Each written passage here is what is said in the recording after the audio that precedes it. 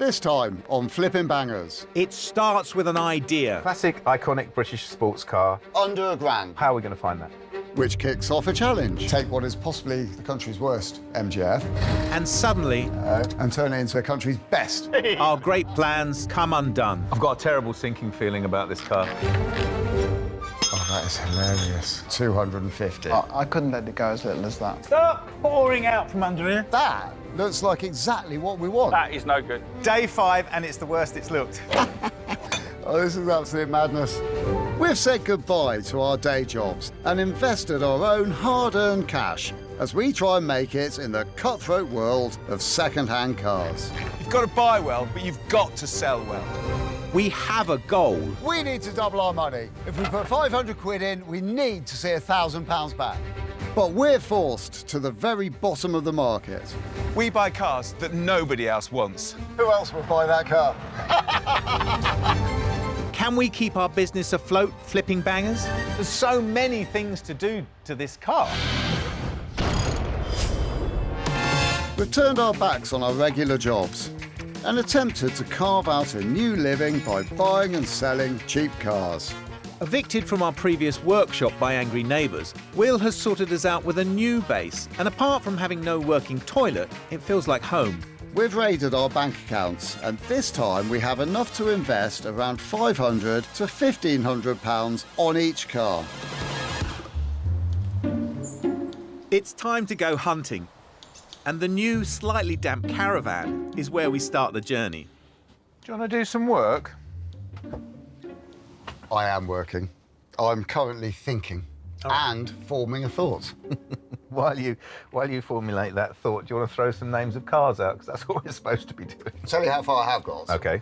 I want something which is fast, British, and the sort of thing that when we drive this around, people go, yeah, look at that. OK. So, first of all, I'm just thinking iconic British sports car. I'm thinking MGB, but A, we've done that, and B, you said fast, didn't you? I did. Spitfire, but oh, hang on, we've done that, and oh, you said fast. Yes. What about V6 Capri or a Mantra or TVR Wedge? No, I don't think we've quite got that in the budget. A few hundred quid, under £1,000. Yeah, well, how are we going to find that? Don't think there is anything like that. We agree to a race. Who will find something good first? With our thumbs worn out from phone scrolling, it's now time to hit the road and follow up the leads we have. But which one of us has found a car? I got exactly what you wanted. I got a car that is, on the face of it, relatively unattractive. It's up for spares or repairs, but it's from a main dealer, and he took it in part exchange and he just wants to get rid of it. Not making it sound very appealing. Two-seater, quite zippy, and I think you're going to like the badge. Tell me now, put me out of my misery. MGF. MGF. MGF. What's that supposed to mean? Well, I mean, look, mate, don't get me wrong. It was a very popular car in its day. It just didn't have the cachet No. of any of the other MG. And we need to make money, so we really need to look at cars that aren't in the limelight. And this ticks the boxes. How much?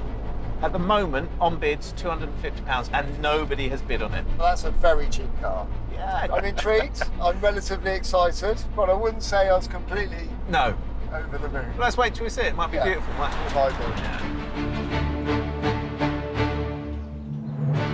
The MGF seller Pete is a dealer in modern-ish cars, and immediately we see why the project MGF does not fit his stock at all.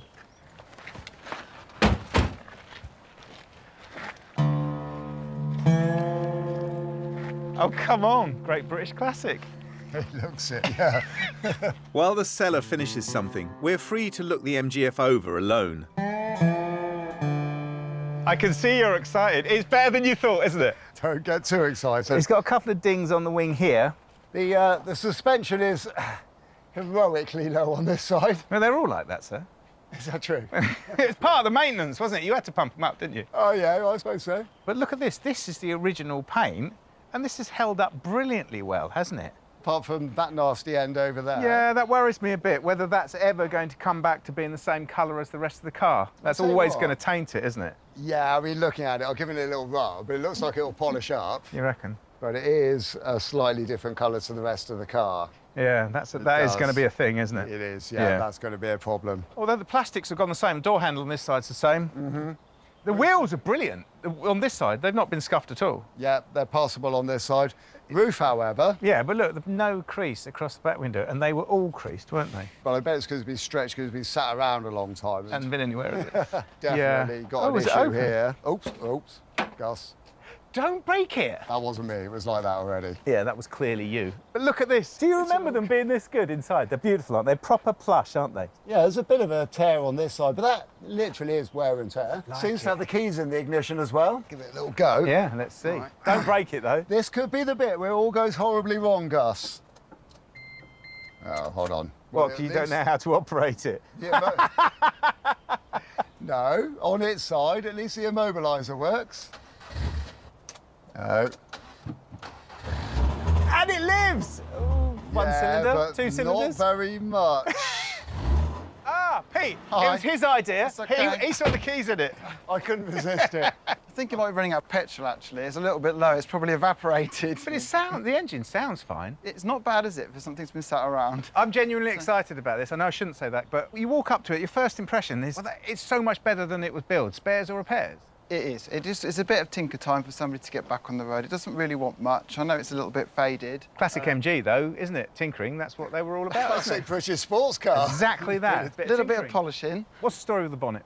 When it's in its younger years, it had a small front end shunt, and so this has all been painted, which is why it's faded. It's been sat in all weathers for the last 6 or 7 years. Has it? Yeah, just round the corner there's a big moss patch where it was. Is there? Seems a shame to take it away. It'd be really nice, to see it back on the road, because it's worthy of it. Be a bit apprehensive about buying it without giving it a little test drive. It's been off the road a long time. There's no MOT on it. Ah. Okay. Maybe we could performance test it around the courtyard, could we? Yeah, of course you can. Fill your boots, I'll leave you to it. Excellent, thank you. Nice idea, Gus. We suspected the MGF might need some fuel, and we came prepared. So we gather our spare clean petrol and take the roof down because we're sun in the hair kind of guys. But can we get the MGF to run? Right, moment of truth. Yes. I have all of my fingers crossed. Don't go too crazy. What could possibly go wrong, Gus? It's time to hit the car park.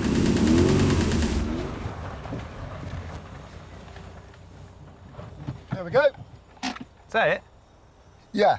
Suspension's right down. Don't want to damage anything on this great big lump here. That's very grown up. I know, I'm a good boy. I'm also like to keep an eye on the temperature for the engine. K-series engine, got a nasty habit of overheating. We could push some buttons. Ooh. And then unpush that. Well, the lights come on, whether they work or not, I don't know. That works. Well, that's good. This one works. What's that? Indicator? Yeah. Oh, God. That works. The wipers don't work. Do they not? No, but if you look carefully, there is one position that does work. Oh, yeah, the off. The off position. I know that's not the biggest test drive. It's made it this far. Yeah. Okay, that's a pass. I've no idea why Will has decided to rob us of the chance of finding out how the car steers, changes gear, rides and sounds. But he's such an awful driver, maybe this is a lucky escape.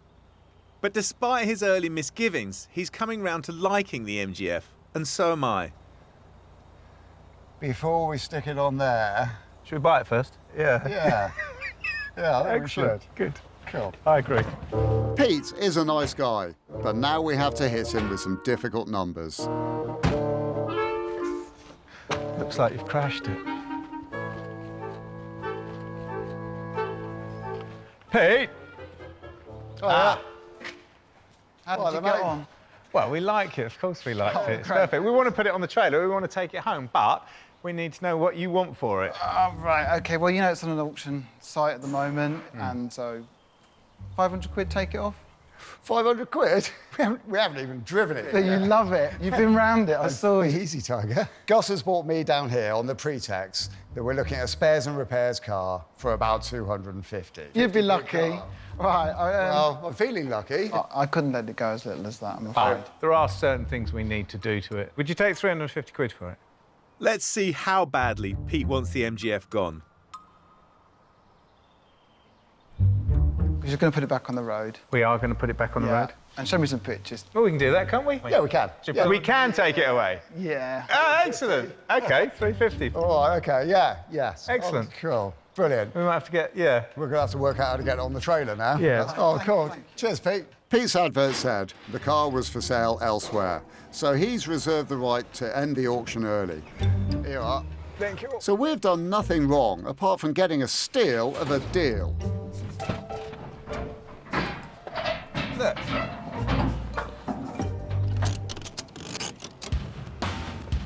The sun is shining on the MGF's faded red paint. We're feeling all right. It's back to base we go. I actually thought it was quite funny being an MGF, but now we've got it, I'm actually genuinely excited about it. I think it's great.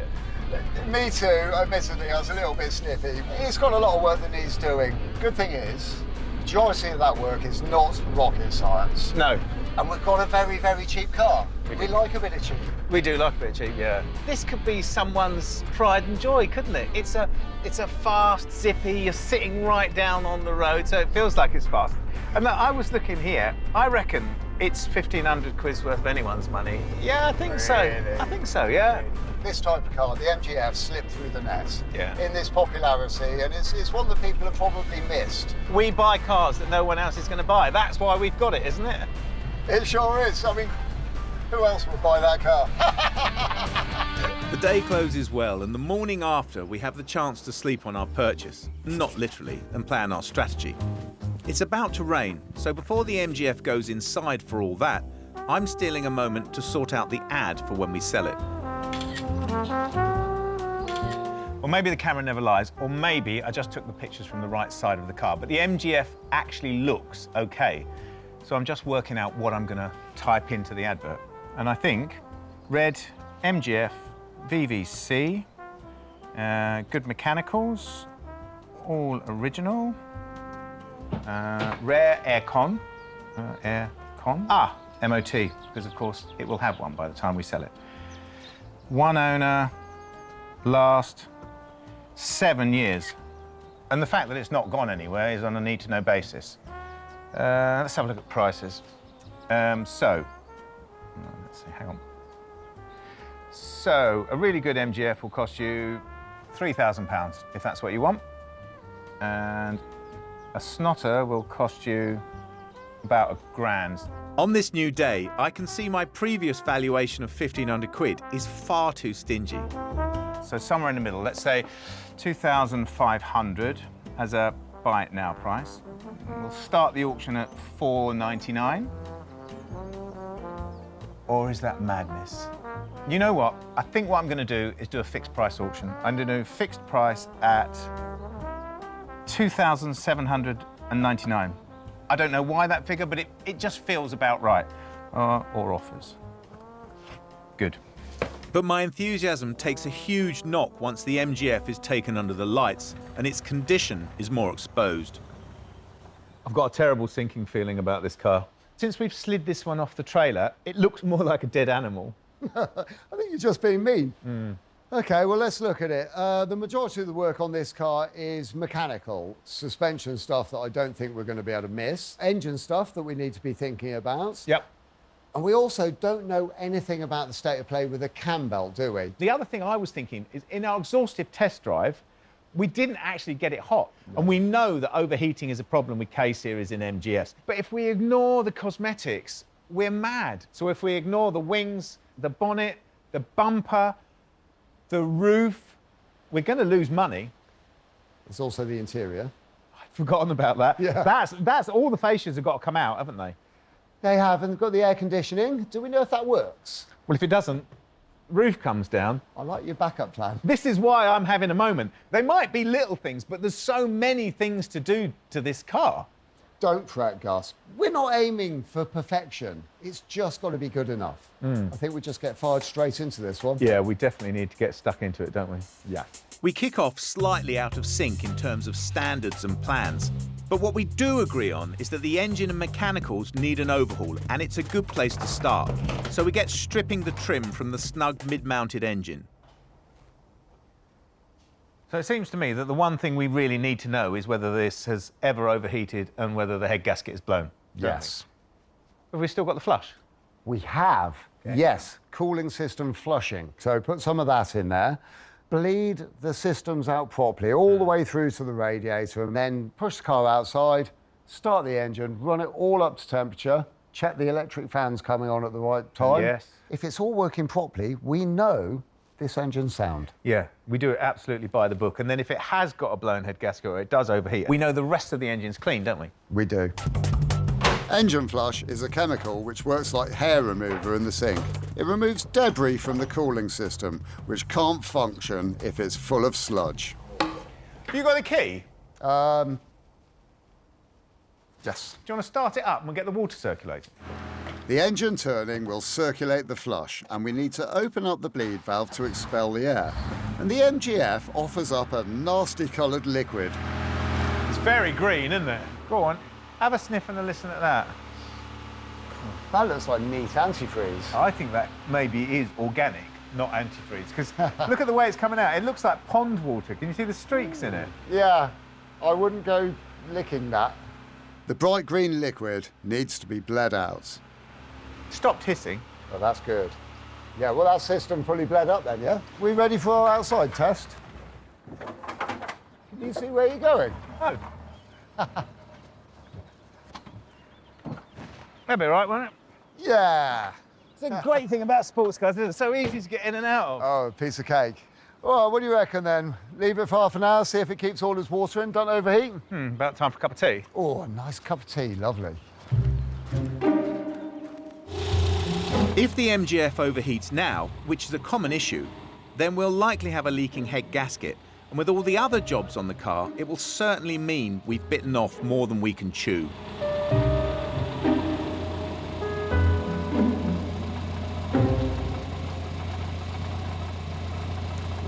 That is amazing. If it was going to overheat, it would have done so by now. So that really puts my mind at rest. We've not got an overheating engine, we've not got a blown head gasket, and we've flushed the coolant system. Let's go home. No, we have done very well, and it is okay.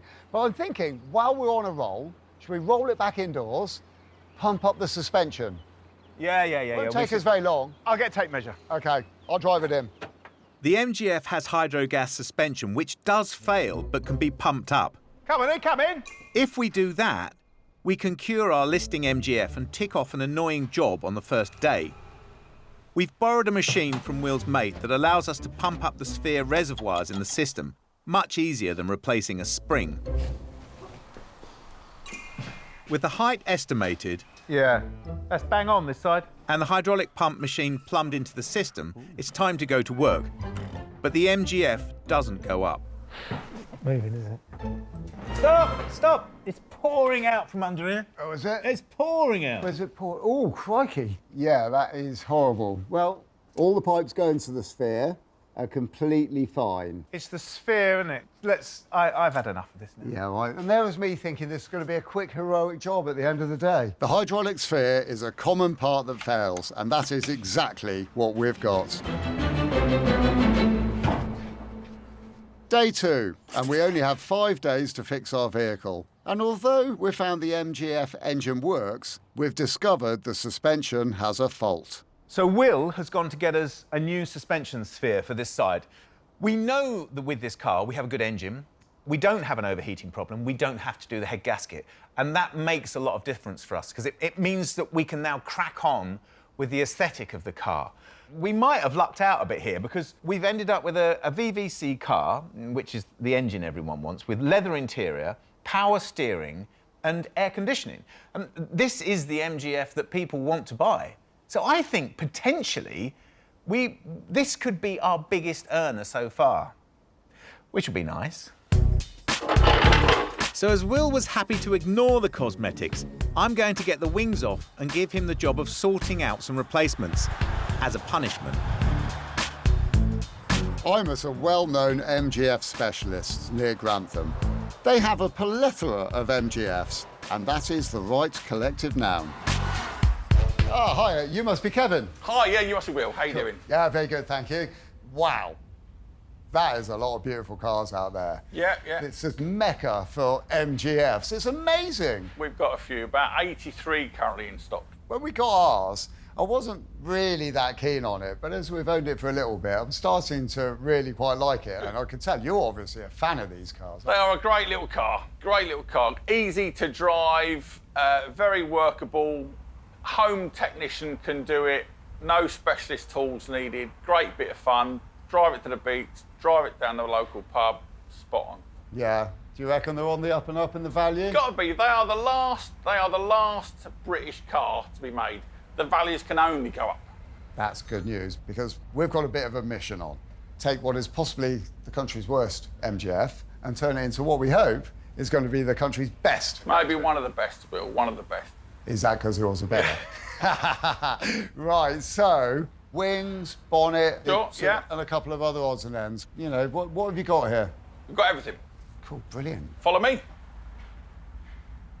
This is where we keep some of the cars we use for parts. Spare parts, spare little nuts and bolts. It's always good when you're rebuilding a car to use the genuine nuts and bolts, and there's no better place to find them than off an old car. This is a proper good selection, isn't it? There's a and I've few. already spotted this one, and that looks like exactly what we want. Great looking wing wheel, but that is CMU solar red. You need COF flame red, which is from an early MGF. Not that one, then. That is no good. Oh, that's a pity. I've got some used parts in my container. We may have what you're looking for in there. Cool. So if you want to head down there, we'll have a look in the container. Right, let's go and see. Back in the workshop, I'm hoping Will comes through with the panels and the sphere. And in anticipation, I'm removing the old one.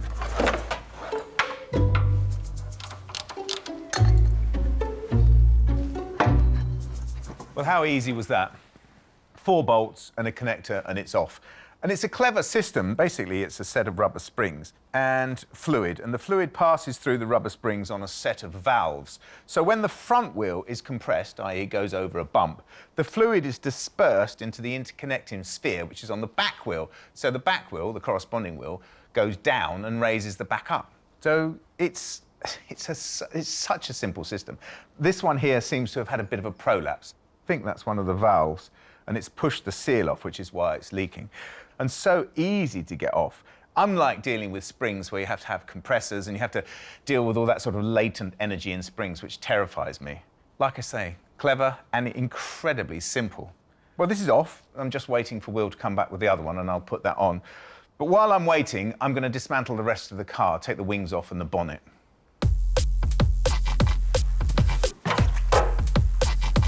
This one here, yeah? Yeah. Cool. Wow. You got some bits in there, haven't you? Yeah, we got a few bits and pieces. With it being an MGF and not a Ferrari, everything should bolt off, something you don't see anymore. The old pink bonnet does indeed bolt off and is a one-man job. What we got there? Looking good? One bonnet, COF, flame red. COF flame red. That looks really nice. That'll do us. Yeah? Yeah. Got any wings then? Well, One pair of wings, COF red. it's like Aladdin's cave, isn't it? They're not perfect, but they're certainly good enough for our little car. That's excellent. Little bit of polish. Right, 1 mirror. 2 mirrors. 2 mirrors. Perfect. I'm grateful the MGF is so easy to work on without needing to consult the internet. Once I've managed to get it stripped back inside a day, and since Will isn't here, I'll sneak home a bit early. So those are the right colour. Yep, straight on they'll be. Well, that's everything on the list, isn't it? Good. Would you be keen on doing us a lovely deal? As you'll keep one of our great little cars on the road, let's just call it £150. The lots, The lot, that is a deal. no problem at all. I'm a happy boy, thank you. I know Gus will be burning the midnight oil, so I'm going to rush back the 3 hours or so it'll take me and show him what I have got. Well, hi. Good morning, Gus. Did you get everything? I have, I've done really well. Got the wings. Yes. They're quite nice, actually. Yeah, they look great. I think that colour to me looks perfect. Yeah, they're polished up, Happy with definitely, those. won't Got a bit of a deal on a pair of these. they? Okay.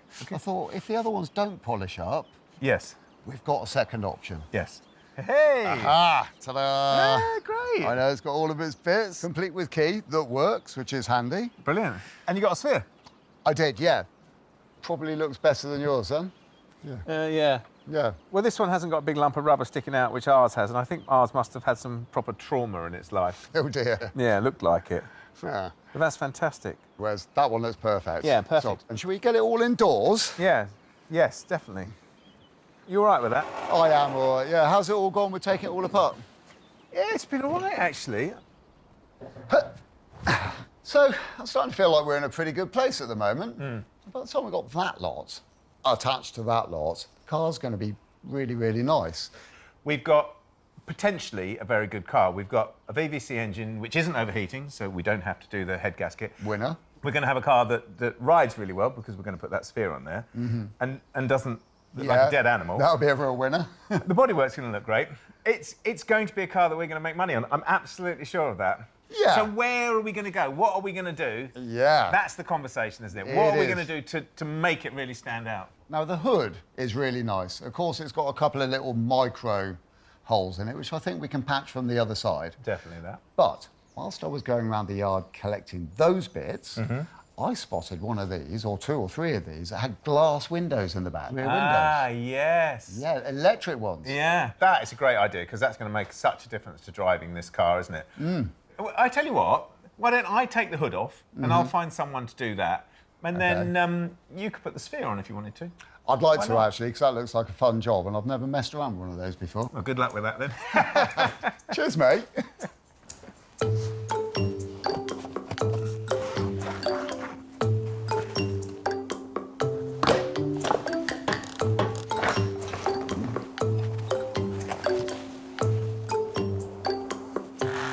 I've got my plan with the roof, but before I can set it into action, I need to make sure it's actually worth the effort. That is really getting it off. I basically need to clean it to make it halfway presentable and remove all the grime. Will could learn a thing or two about the value of cleaning something. It certainly looks better, doesn't it? Now, the nice thing about the roof already being taken off this car is it gives me really good access to this area. There's a panel under here. I unbolt that. I can access the whole of the engine, which means making the cam belt job a lot easier. But I'm not going to do that job right now because I've got to go reassemble all of that suspension that Gus took to bits earlier. So this is the original wing that came with our car. The first thing you notice when you walk up to the car, well, the first thing you notice is that the suspension's down, but the second thing you notice is that the whole front of the car has been resprayed and has got this UV damage on it. And I thought it would be interesting, before I yeet this into the skip, that I will show you how it polishes up. So I've put some masking tape on here and I've made a line of delineage here between the UV damaged and then the repolished. And then I've buffed this up and it looks amazing, but the reality is, if you put it up against our factory finished wing, it's actually a different colour. And it may be infinitesimal, but it actually is a different colour red. So this is going in the skip, and these rather beautiful things are going on the car.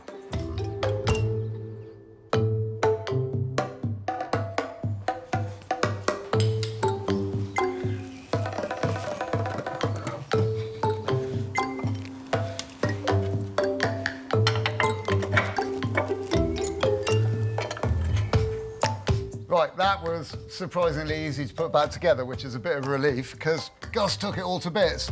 So I can now do up this cover plate. Once that's all done up and the ABS wire is all clipped in, it is ready for the wheels to go back on and then the suspension to be pumped up. But we're not quite ready for that because we need the wings on and stuff. So I'm just going to leave it at that for today and call that a done job, pretty much.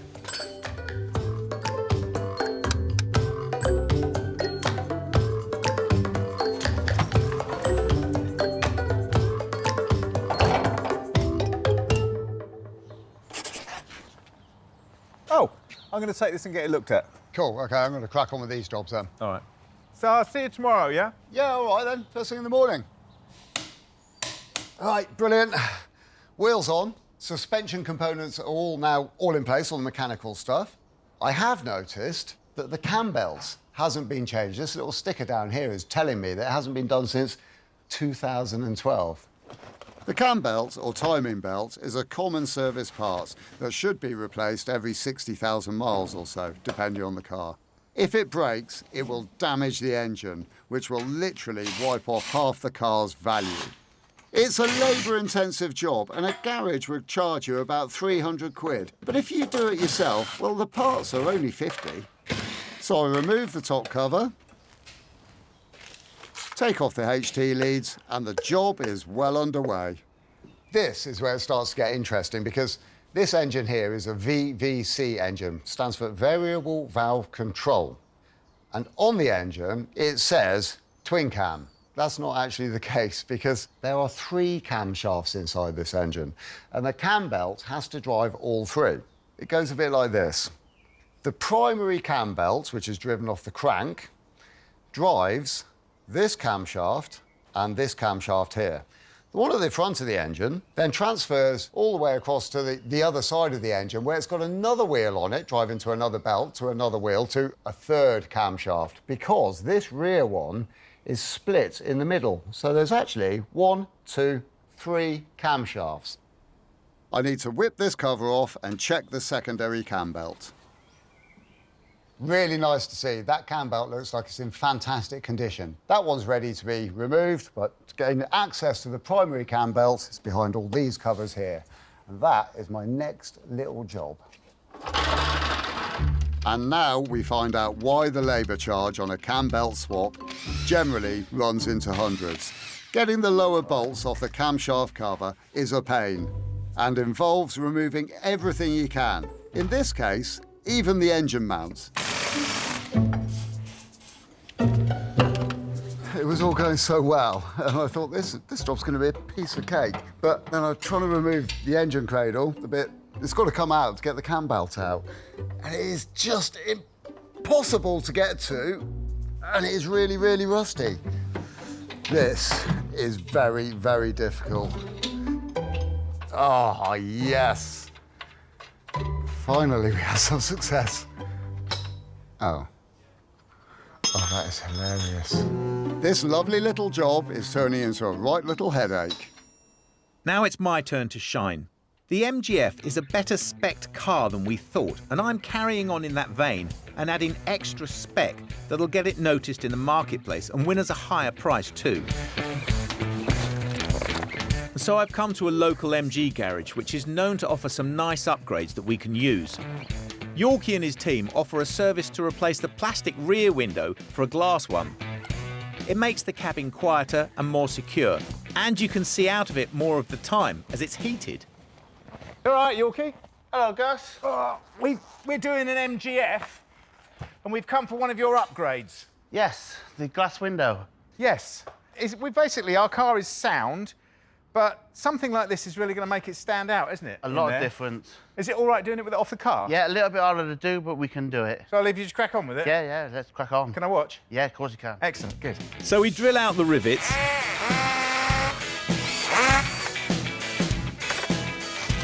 knock out the heads, then the plastic window retaining frame will come away. Like that, and it just pops off, and then the hood just lifts off, and that's it. So what are we doing next? Well, we're gonna flip it over. Yeah. Like this. Flip it over. It's heavier than you think, isn't It is heavier than you think. So we undo the zip, like that, and pull it away. You know, Gus, put that over there, mate. Thank you. That's the last one out. OK, new glass? New glass on the counter, Gus. Ooh, look at that. That is going to look so smart, That's isn't going to it? be nice, yeah. That way around? Yeah, that way around. So unzip that. Right out. Right out. Right, we've got to see if the zips match. Do you mean sometimes they don't match up? Sometimes they don't match up, and if they don't match up, got a nightmare of a job to strip the hood apart. No. Yeah. How much longer? About 2 to 3 hours. So it easily doubles the job. Easy doubles the job. Let's have a look then. Yes, it's And we're match up. matching, so Excellent. we're lucky. So it's just luck whether these match up. Pure luck. Wow.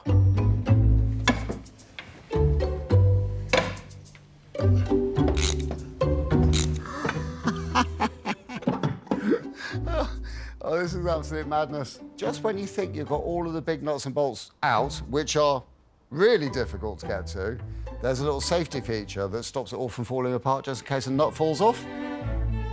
So I thought I was there, but I'm not. Seriously. Not enjoying this job.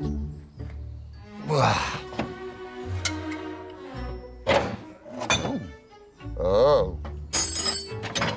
Oh, yes! That was a pure fluke. I thought I was going to have to strip down the whole thing, but it turns out when you can't undo that nut and you force it, it just falls out on its own.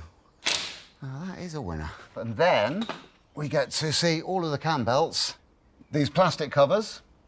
If I remove those, I can get to the cam belts.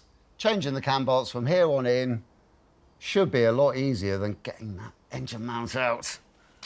You can already see how much better it's going to look. Yeah, it does look nice, doesn't it? This is the fun bit. This is the bit I like the most. See whether it's been cut properly. Yeah. And then we put the bar in. It's very tight, very tight.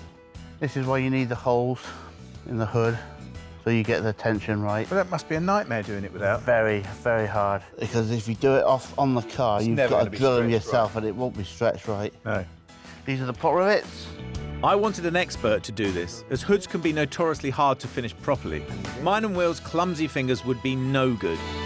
I'm paying £375 all in, which is a deal price. It's got to be a nice one. Yeah. Yes, it's about the same price as the car, but it will make it sell faster, and that's worth a lot. And who knows, maybe we'll get the stupidly high asking price I put on the ad. Well, that's good to see. The primary driving belt looks really nice and new as well, just like the other one, but it needs doing. When you change the timing belt, the actual shaft can't move, or that will throw the timing out. I don't have a locking tool for this car, which I need, but I do have some spare metal in the workshop and a decent welder. That's me.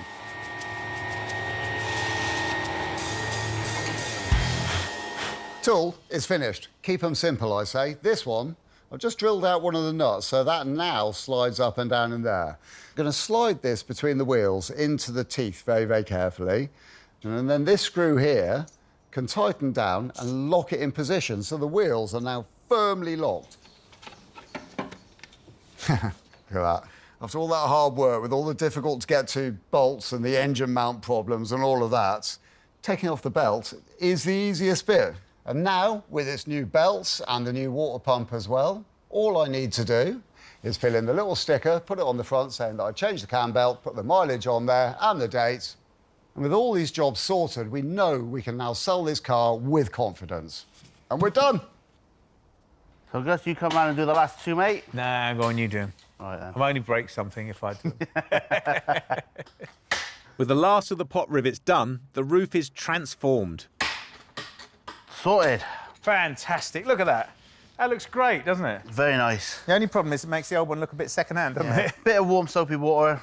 That'll clean it up nice. Will it? Yeah, very nice. Fantastic. Well, I'll tell you what, if we get an extra 500 quid because we've got a glass screen in there, I'll come back with a bottle of wine. I look forward to that. Thank Now you very take care and take it steady. Talk to you later. Bye for now.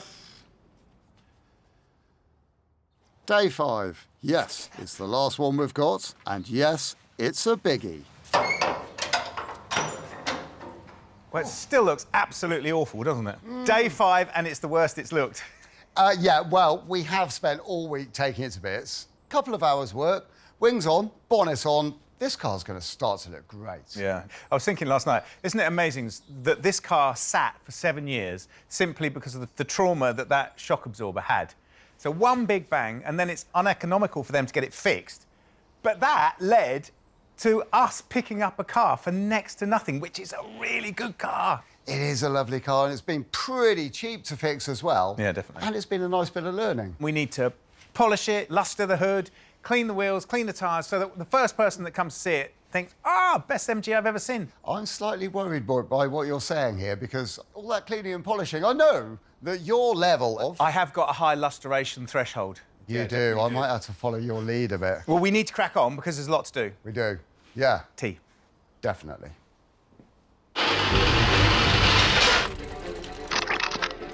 With precision akin to brain surgery and pace as yet unseen in our new workshop, we rise to a steep challenge. Right, it's starting to come into place now.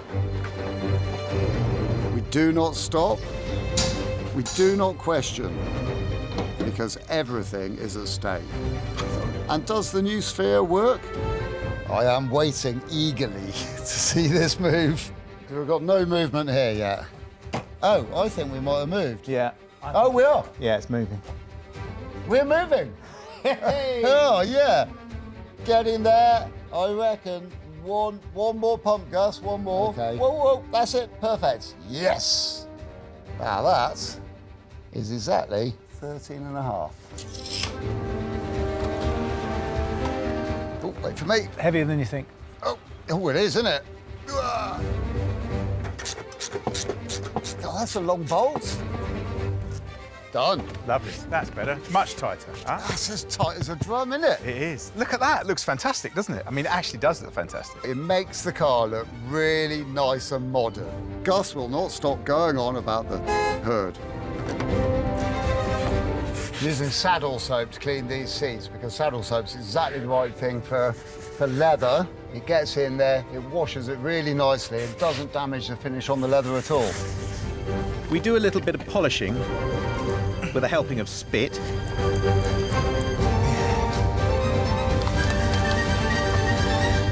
It looks like we're there. The MGF was £350. Will spent £150 on panels and bits, and our consumables bill came to £200. The back window was £375. So the MGF owes us £1,075. Now, I know we're in the business of making money, Sometimes. but I really do feel like we've had a real bonus this time. Yeah, I agree. We get to drive around in an open-top British sports car, wind in our hair. Your hair. But that's what you wanted. That's what you wanted in the first place. It was, an yeah. open-top British sports Yeah, car. and we'll get the wall of the engine too. This is going to be fabulous. I think it's funny because I was only looking for MGFs for a joke because you said you wanted a classic British sports car. Yeah. But it's worked out all right, hasn't it? It has. Because This is the yeah, one. And we've done well by this car because for the price we paid, most people would think this would be in a scrapyard by now. Well, if a car's supposed to be in a scrapyard, it should be in a scrapyard. But this one, we had the opportunity to give it a second chance. Yeah. It's definitely dawned on me since we've been working on it how good this car was and how little money we paid for it. It's got all the right parts for it, hasn't it? And that sort of epiphany that actually it's not just an MGF, it's the MGF that people will want. But it looks fantastic, doesn't it? I mean, it genuinely looks great. I'm really, really pleased with the way it's come out. How are people on the auction? Right, OK, so here's the thing. People are looking at MGFs, and they are looking at this MGF, but nobody actually wants to view it yet. I think if someone came and saw it, they'd like it. They'd probably get a biscuit, which would be good. But I'm not worried because it's going to find its home, isn't it? I mean, really, I don't like to use this line, but this car should sell itself. Look at it, it's gorgeous. Shall we, Oh, we should, shouldn't we? Yeah. Yeah. Are you driving? Wow. Cozy.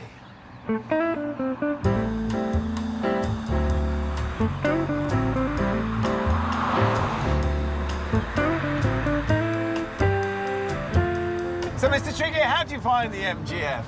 Well, I quite like it. You like it? Yeah. Well, that's fantastic. We spent all that time getting it from being a dead animal sitting on its haunches to being an actual driving car, and you like it? Well done, us! It's quite light, it's nimble, but what I'm really, really noticing is it's pretty zippy. Zippy! Jimmy, it's got the VVC engine, Yep. variable valve control, which means that when you give it a bit of welly, it picks up its petticoat and it squirts along really quite nicely. It does what Rover and MG set out to do. It's a car for all seasons, isn't it?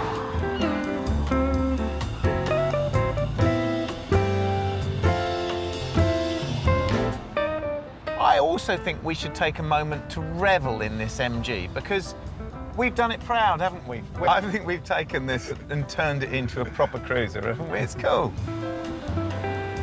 We're here in our classic British sports car, and I feel going around these cobble streets, we just fit in perfectly, you know, almost like furniture. whilst doing a suspension check on the work that we've done. Very much a suspension check.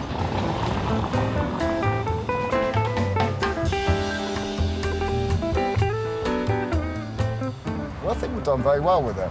Yeah, well, if we sell it. That's the thing, it's all about the sale.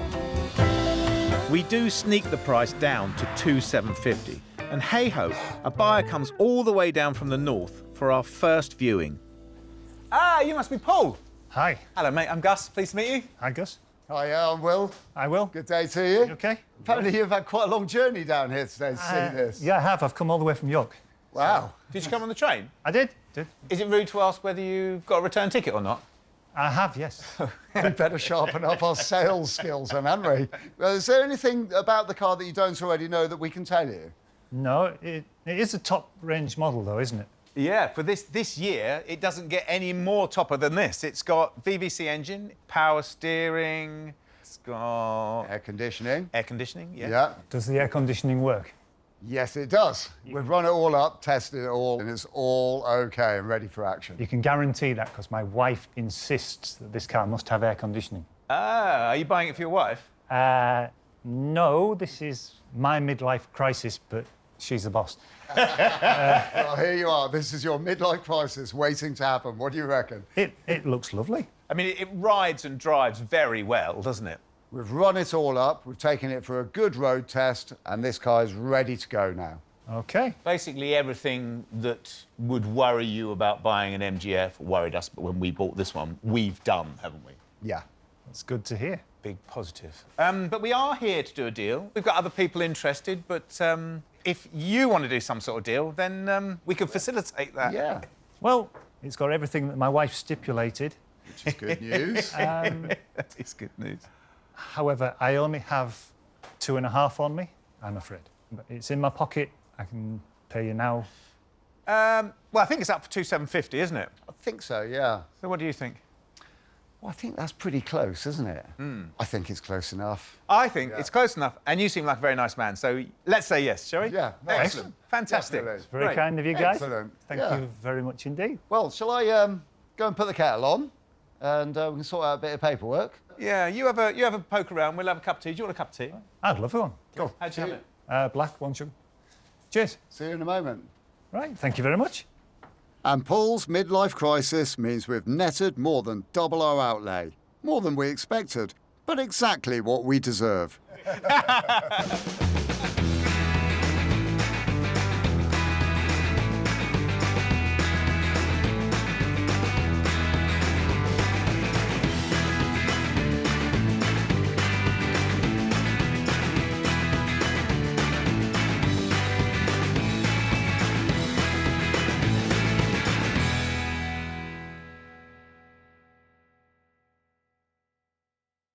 This time on Flipping Bangers, we play it smart. That's quite exciting, isn't it? So simple, so basic. Well done, us! Well done, us. This was a cracking idea, wasn't it? We use all our skill and cunning. It's genius, isn't it? But sometimes the best laid plans Oh, it's going to be a beautiful work of art. If it's not hard work, it's not worth having. Are just a hill of pain. Hey, let's just rip it apart. What? Oh, no. Well, we bought it, so we better get it out, haven't we? I don't think this is going to be able to be done. We've said goodbye to our day jobs and invested our own hard-earned cash as we try and make it in the cutthroat world of second-hand cars. You've got to buy well, but you've got to sell well. we have a goal. We need to double our money. If we put 500 quid in, we need to see £1,000 back. But we're forced to the very bottom of the market. We buy cars that nobody else wants. Who else would buy that car? Can we keep our business afloat, flipping bangers? There's so many things to do to this car. We've turned our backs on our regular jobs and attempted to carve out a new living by buying and selling cheap cars. Evicted from our previous workshop by angry neighbours, Will has sorted us out with a new base, and apart from having no working toilet, it feels like home. We've raided our bank accounts, and this time we have enough to invest around £500 to £1,500 on each car. You know what we need, don't you? What's that then? We need a product of the Ford Motor Company. Oh, Ford, right.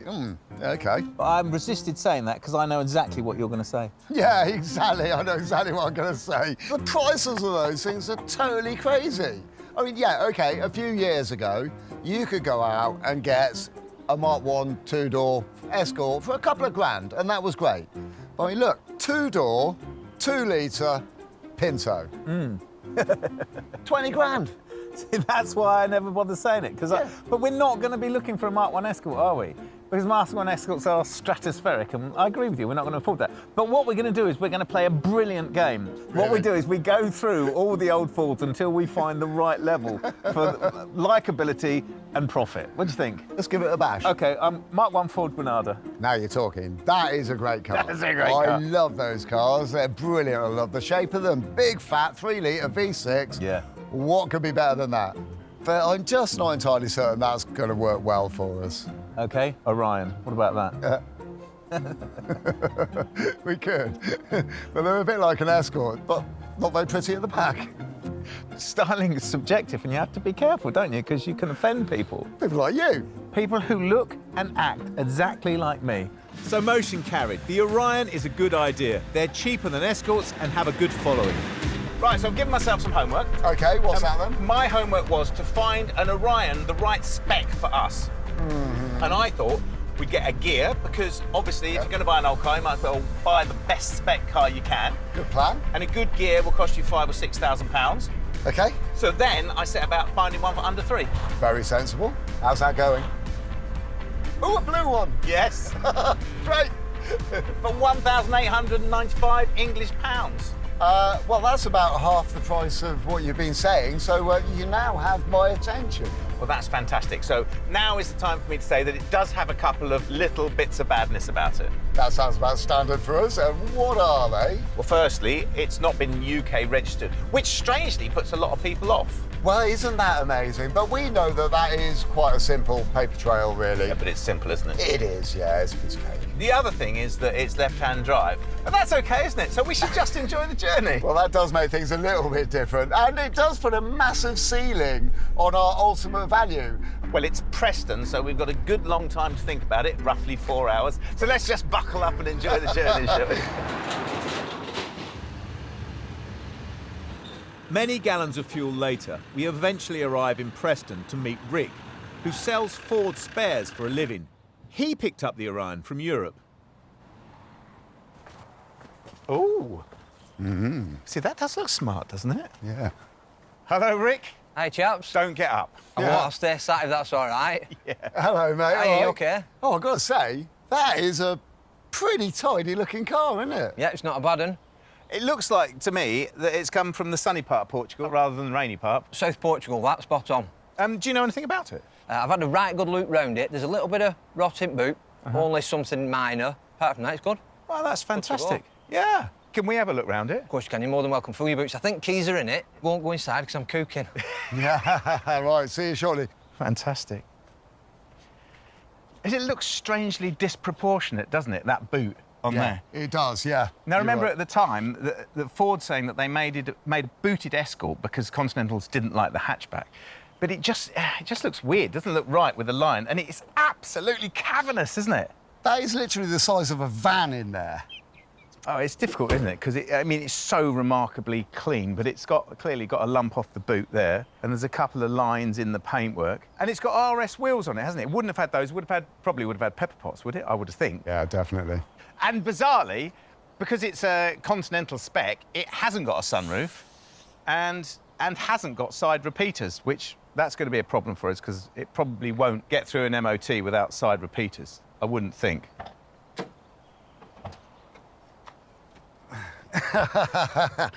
Oh, it really sort of takes me back. Look at it. So simple, so basic, so, utilitarian almost. But Ford produced a good car here, didn't they? They offered all the little things that people wanted to see on their new car. Look at that.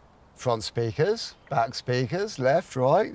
That was cool in its day. I used to love driving these things. They were pretty good. Interior's great, but the door cards are the thing that really, really let it down. Shall we have a little listen to the engine? Yeah, go on.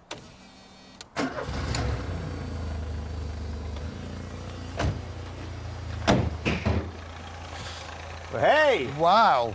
Oh, that's amazing, actually. That is really clean and tidy. We're not going to have much difficulty selling something that's as tidy as that. No, it's funny, isn't it, with that engine, because it was so maligned, wasn't it? Everyone used to say, oh, the CVHs are so harsh and so rattly, but actually, they were really tough and eminently tunable. And this XR3i spec is, I don't know, 108 or 106 horsepower. That's how I remember it, Yeah, yeah. yeah. I mean, this should go pretty damn rapid, shouldn't it? Yeah.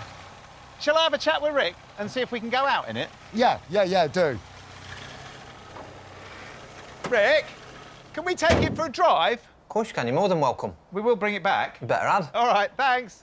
The Ford isn't legal on a UK highway, but a private industrial estate round the corner allows us to drive around, as long as we don't break the speed limit. Sadly, Will's behind the wheel. But we know it looks half decent on the outside, don't we? But we really need to ascertain whether it holds together while you're driving. The clunks, the rattles, the cracks, and actually, we haven't got a lot of road, so we're going to have to be quick, aren't we? Yeah, but I mean, I can tell you already, it does feel quite nice. And the mileage, which is, wait for this, 78,841 kilometres. Imperial kilometres. Imperial metric kilometres. So that would be about 50,000 miles. And that feels quite genuine. I mean, the car feels tight. Could you give me a little bit more solid data on which to base my purchasing opinions on? Well, I mean, older cars are nowhere near as heavy as modern cars, so they're lighter and easier to drive. Yeah. Apart from the fact it doesn't have power steering. I mean, it does feel quite nimble. It does feel kind of nice.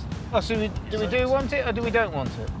I can't see an obvious way that we can actually make any money out of this car. It's a great example of Orion. I know it's an Orion, but it's a Is it? great example of It Orion. is, yeah. I mean, this is a spanking little car, Yeah, isn't it? so surely you buy the car, you make the plan afterwards. Yeah.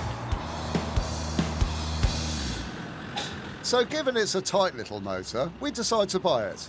But for how much? It's on for $18,950. Well, I don't know, but I was thinking about 15. What was it up for? It's more than that. Let's try and push it a bit.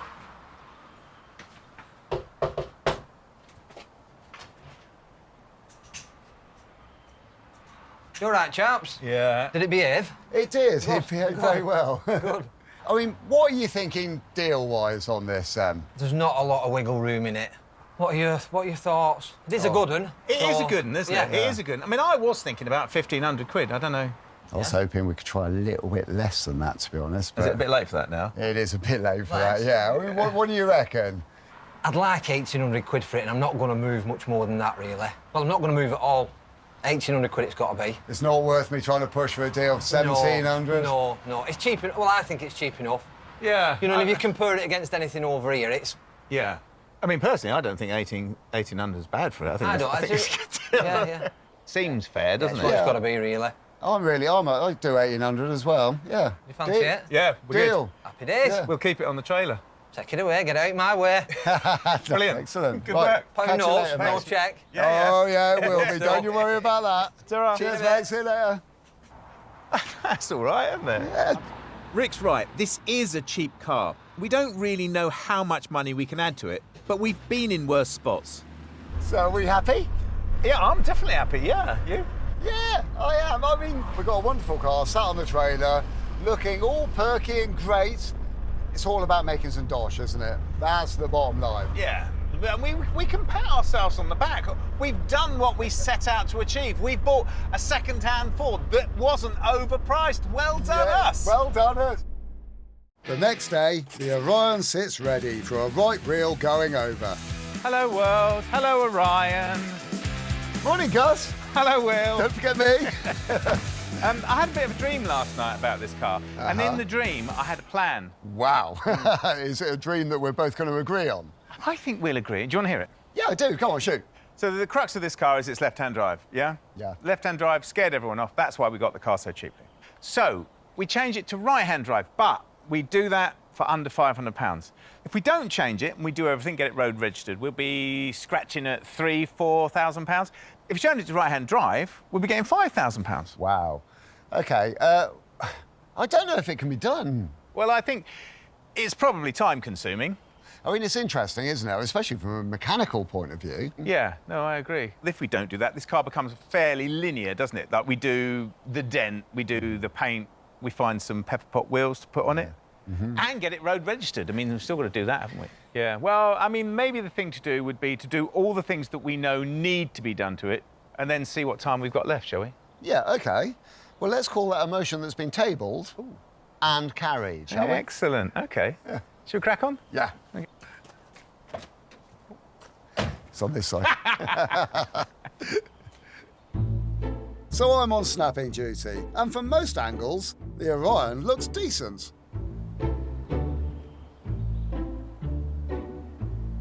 I'm writing the advert for our Orion, and it's not easy because there are some parts of the car that I can't really show yet, like the dent in the back. It might have different wheels on it. It could be right-hand drive by the time it's done, and all of these things really, really affect the value of the car. So I think I'm going to put in some close-up pictures of the car and be relatively abstract with the description of the whole thing as well. It means there is almost nothing to say.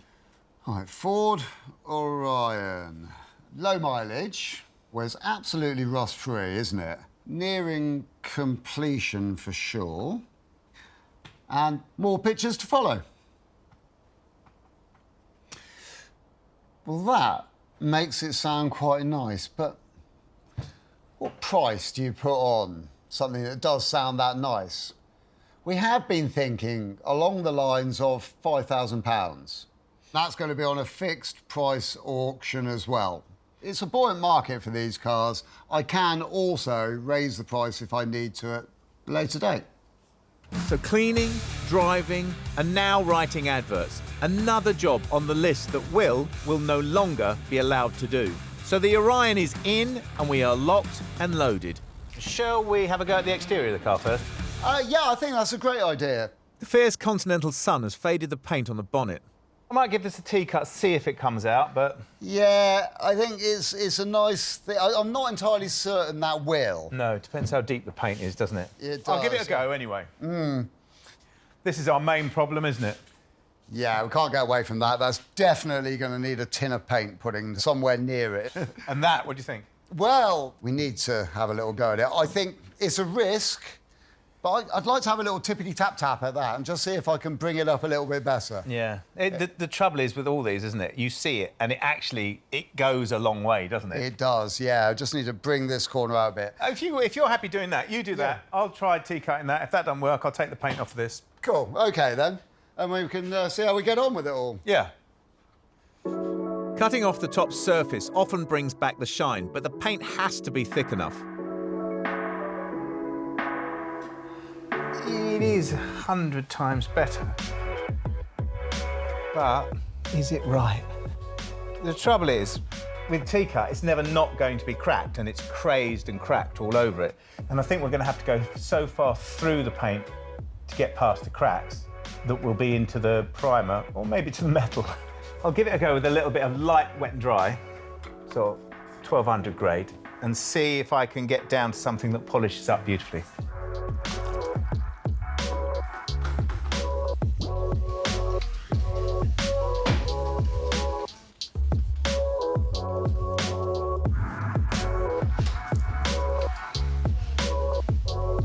It's quickly clear that the paint has faded too much to be savable. So I've taken that back as far as I think I can with wet and dry. If I go any further, I'm going to go through the paint, and in actual fact, where this is polished back up, so I've repolished it, it's a lighter colour, and I suspect it's going through to the primer, actually. We'll need to paint on there. There's no two ways about it. We mask up. Aside from the bonnet, we want to cover all the areas where the lacquer has peeled.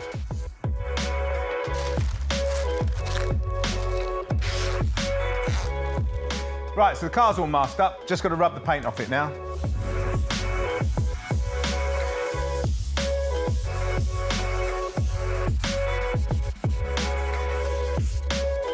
Rubbing down is time-consuming, tiring, and not all that much fun.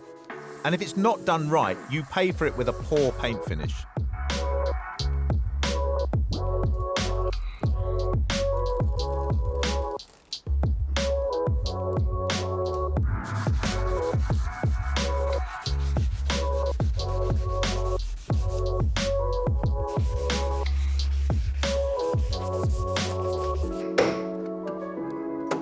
At last, a chance to knock things about.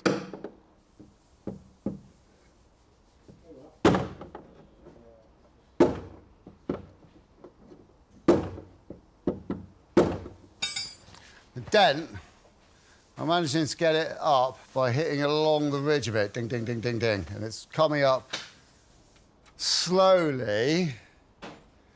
It's quite worrying because I can only just sort of see it and the boot lid's all flopping around. I'm working upside down, but using a rubber hammer actually gives me a much better impact than a metal hammer. It kind of softens the blow.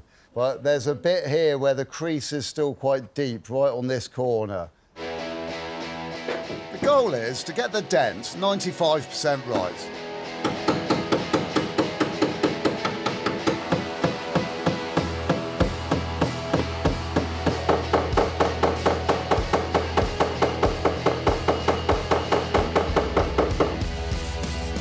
Just using a bit of sandpaper on a block, I can see where all my high spots are.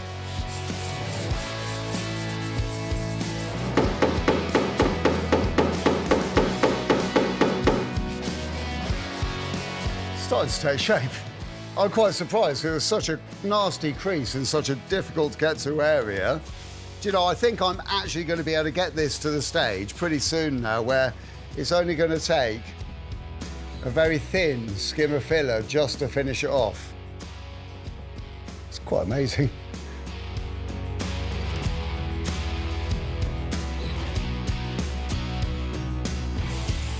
After a bit of sanding and a bit of primer, we can see how we're getting on.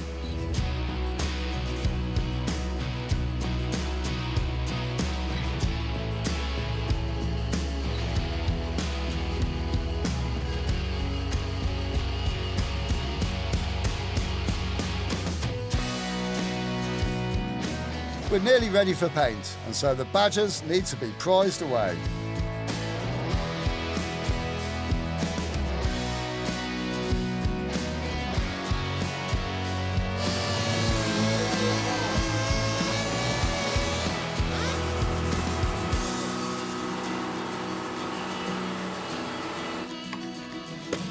And I get into the paint. Oh, look at that. Which we've had mixed locally using a Ford colour code.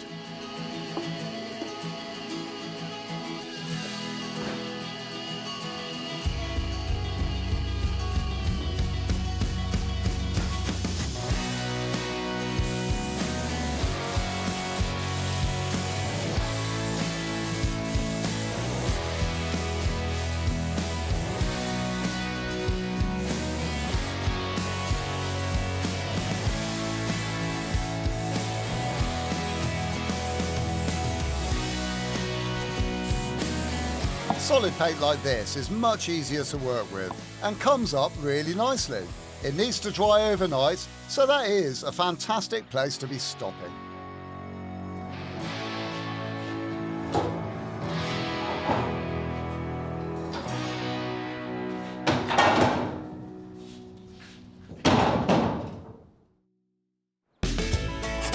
A local trip, and also time for a confession. I had this idea about a right-hand drive conversion, and I really felt someone had to see it through. That someone being me. I found a car that has all the parts we would need. Okay, so the good news is, found a donor car, I bought it online, I couldn't not buy it because everyone was bidding on it, so I just bid on it, bought it, and that's what we're going to go and pick up. You bought it already? Yeah, that's the good news. Oh, brilliant, that's good news. How much? Well, that is the bad news. Oh, no. It was £1,000. What? Oh, no. £1,000? I know, I couldn't believe it. It's not that many years ago that I was taking these things to the scrapyard. I know, it's weird, isn't it? That is crazy. I guess it's just the fact that, to the right people, the sum of those parts of a dead Orion is worth £1,000. Yeah, that makes sense, and we do need all those parts, don't we? So, you know. Well, I mean, theoretically, we could possibly sell off the bits we don't need. The engine, you know. Well, yeah, we're going to have to, because £1,000 for the parts we need, that's on the steep end. It is actually in a field as well, so it might be a little bit of a faff getting it out. You are kidding me. No. Oh, well, at least it should be quite exciting. I do like a challenge. Yeah, good. So, although the price of the spare parts is high, we stand a great chance of seriously improving the Orion and getting our money back on the other end.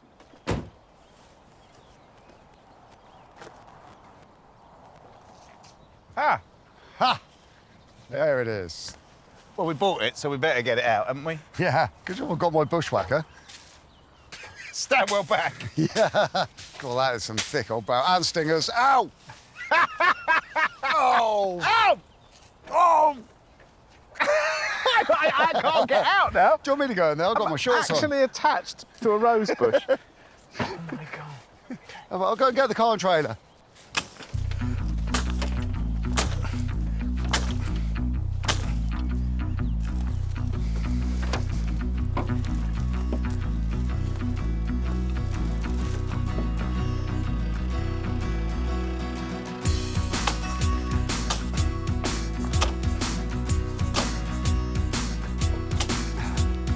Ow! You bleeding much yet? Yeah, Here you are. right. It's right over the other side. Oh, well, it would be, wouldn't it? We're using the tried and tested pulling method to get the Orion out of the field. It's ugly, but it works.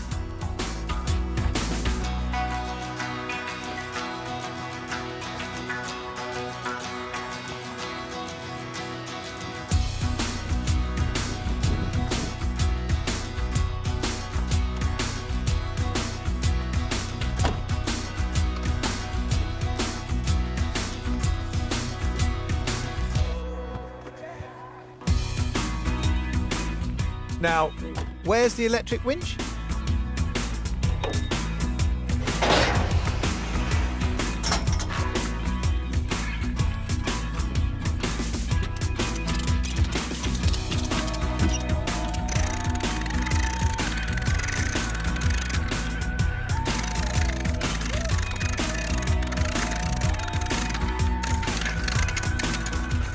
There is some sort of proverb about if it's not hard work, it's not worth having, isn't there?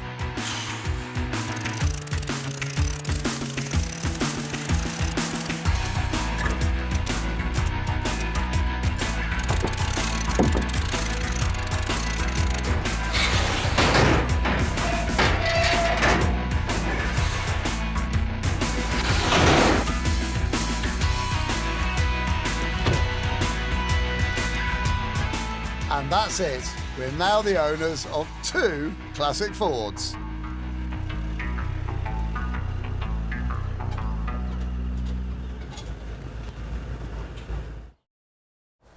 We have 5 days to turn around our cars, and this is a number 3. The idea is that we make one good right-hand drive Orion from a pair of them. On paper, it's very simple.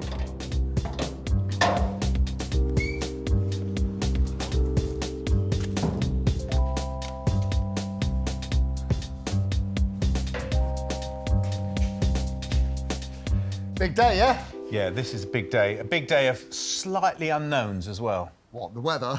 A, the weather, but B, the unknowns about swapping this car over to right-hand drive. Yeah, I am filled with an enormous amount of dread at the moment. Can't wait to get stuck into it, because it's going to be, well, it's a proper job, isn't it? Yeah, me too. There's a lot to do, though. And, yeah, the only way to know if it's all going to work fine is just do it. But I do think you're right. I think it's going to rain. I think we should put that in here. Yeah. Should we move this back? Yeah, come on. Oh, no, there's no steering wheel this side. The old Orion has been off the road a while and doesn't move easily.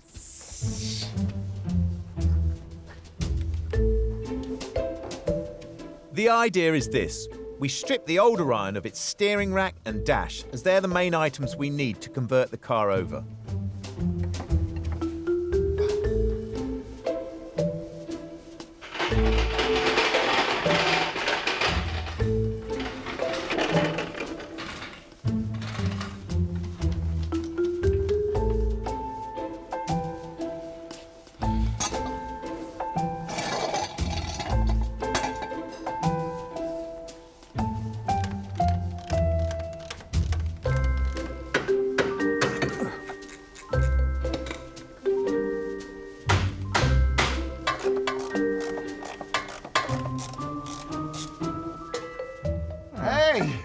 pretty good nick, isn't it? First part of our left-to-right-hand conversion. Yes. That's quite exciting, isn't it? A very small part in a very large jigsaw puzzle. Yeah. Have you washed your hands? Of course I've washed my hands. Look at that. They are almost clean. Well, they're a lot cleaner on the side that I'm going to be using. I was just thinking something that, in my mind, this is our donor car. Yeah. And I'm like, OK, let's just rip it apart. Uh-huh. But this is actually the dashboard we need, isn't it? Yeah, so if any bits get me slightly vexed or annoyed, I've still got to be really careful with them, yes? Yeah, we've got to count to 10. Right, OK.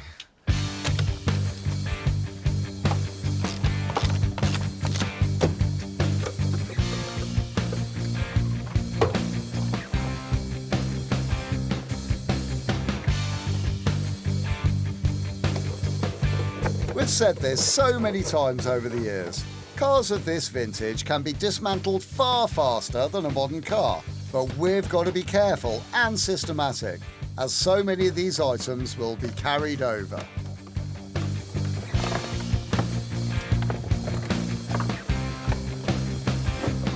Oh, that was close. You broke it. Yeah, almost.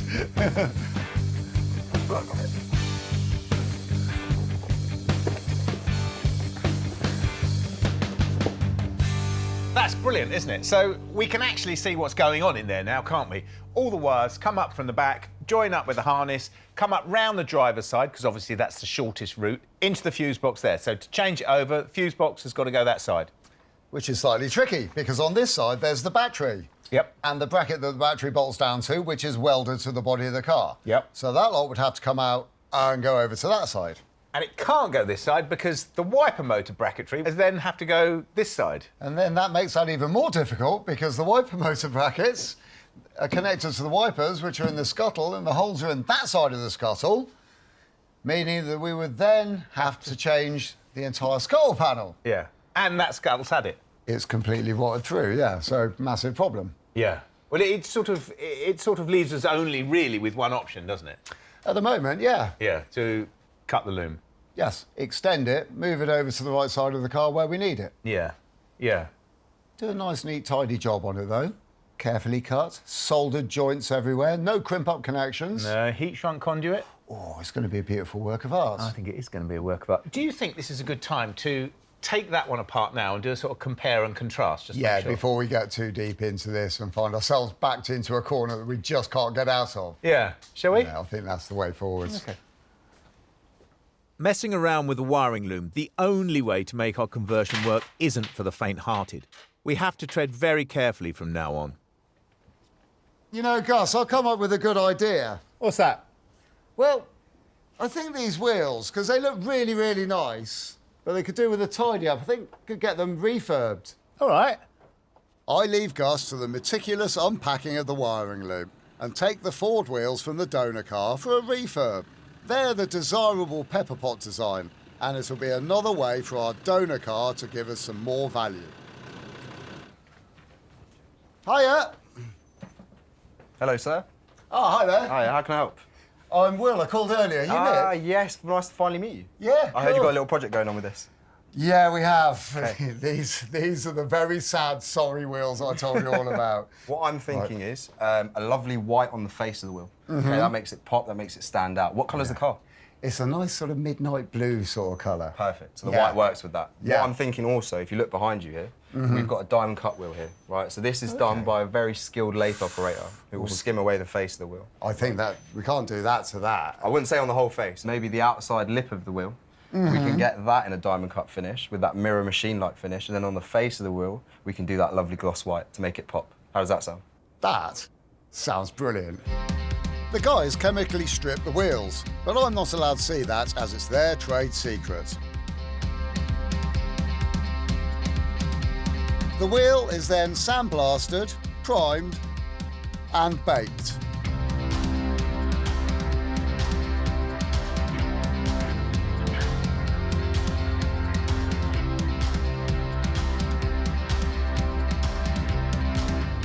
The wheel then receives a glorious coat of Ford Glacier White.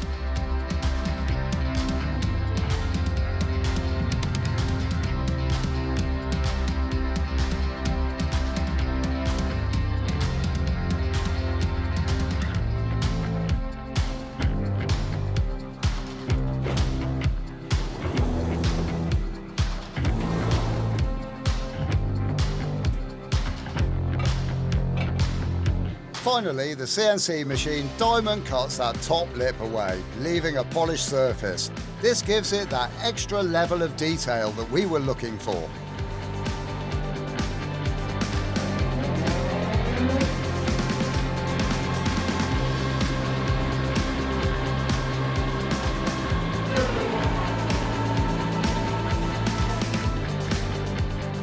Wow. Happy. I am really happy. It looks fantastic. And it's now been through every single one of the 139 processes, That's it, spot on. steps that it needs to be done. So the only thing left now is the one little bit missing. I think that finishes us off absolutely beautifully. And do you know what? It's been a real pleasure seeing exactly how this is all done as well. Cheers, mate. You're a star. Thank you. Since Gus blew £1,000 on the donor car, was it so rash for me to chuck another 300 quid at the Orion? No. Back at the ranch, I've got to the bottom of the wiring, and very soon we'll be able to make our left hooker a right-hander. If I can do this, you probably can too. I'm protecting myself every step of the way with meticulous labelling.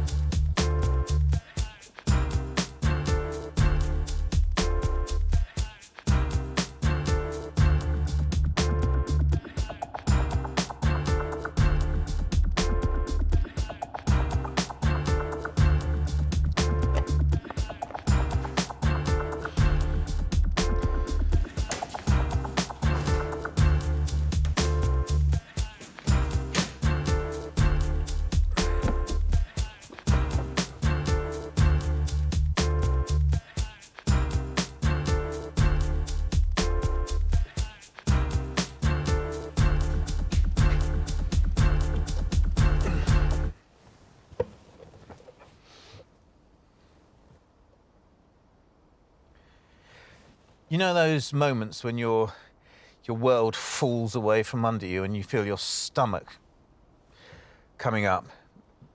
This is one of those moments because it makes me feel so stupid. So, I've just taken a picture of our bracket on our donor Orion, which is supposed to go here. And what's dawning on me, actually, as I'm speaking now, is that a whole premise for this car, to change it from left to right-hand drive, the whole idea of purchasing another car, a donor car, for bits and pieces, which was a genius idea, even if I say so myself, at this point seems to be one of the stupidest things we've done, because this bracket will not fit on that firewall there. Because we assumed that the body shell was symmetrical. There would be one body shell for left-hand and right-hand drive, and we would literally just move stuff over. But it's not the case, which means that I don't think this is going to be able to be done. I think that this has all been for nothing. So we now have a very good donor car, completely in pieces. We have a very good left-hand drive car, completely in pieces. And we just don't have the time or the money to do this. This is a big engineering job to do this. Which is genius, isn't it? Absolute genius. Well, I'm going to leave this. I'm going to have a chat with Will in the morning when he gets back. But, yeah, clever, really clever. Oops, so day 3 ends with a little sting in the tail. Day 4. We have 5 days to turn our cars around, and never has so much needed to be done by so few in just 2 days. Can Will find a way to make our right-hand drive conversion work? Well, the basis of the whole project was that we assumed that this was one shell for left-hand drive and right-hand drive, that it was a symmetrical car, but it's not, you can clearly see. Yeah, so what we're trying to do is get that bracket out of that car to fit onto this firewall here. Yeah. Right, OK. Well, the plate as well. The plate's got to come off, hasn't it? OK, well, let's see if that makes any sense. Let's have a little look and see. Right, no, it's completely different, isn't it? Yeah. I can see that straight away. It's not the fact that I think we couldn't do it, because I think we can do it, obviously, given the time. But it's the question as to whether we should do it or not. I think that's the point, isn't it? Because to get that one to fit onto there, that's going to be a whole engineering epic. And even if we do all of that work, we're still not going to meet manufacturers' standards, are we? No, exactly that. So I think we should put that back together because it's in 1,000 pieces, isn't it? Yeah, that's 1,000 pieces. This has cost us 1,000 quid. We need to get everything we can out of this car. It's time for this car to donate. Well, let's get it out, shall we? Yeah, defo. Since Will has removed the wheels of the donor car, it no longer moves, and so we use our specially designed occasional trolley for the job.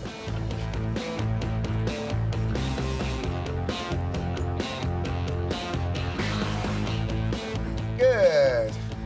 Is that looking good? That is looking good. That's looking really good. It's all right this I'll side. lower the jack. Go on then.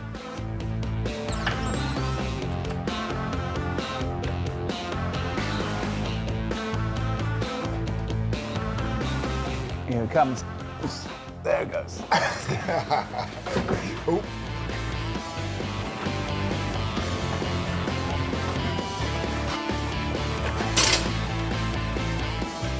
Now we've got to work like mad to get the left-hand drive car back together.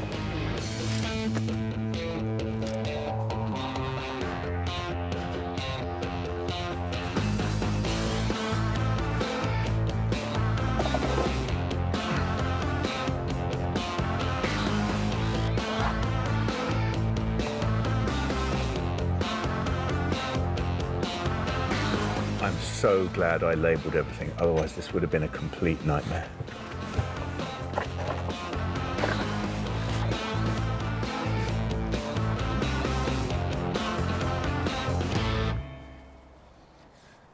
We're trying to make the best of a bad situation at the moment, so it comes down to the minutiae.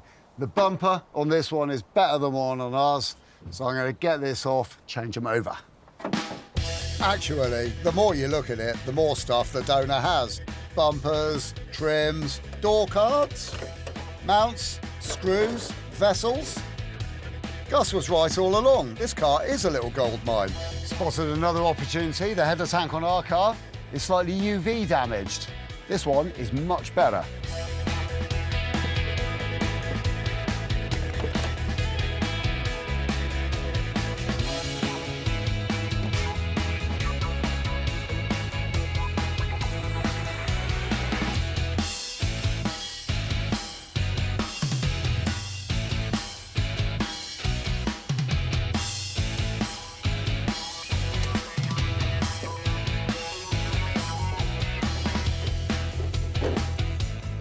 That looks better. Yeah. Well, I think so.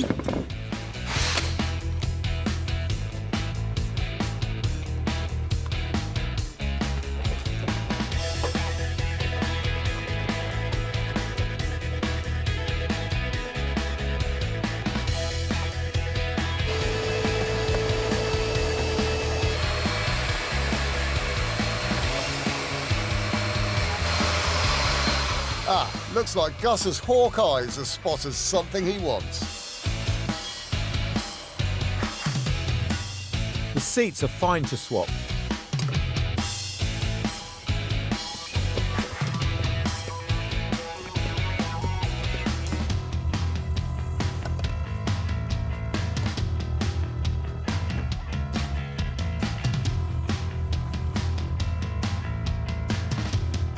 Our donor car has gracefully given all it can.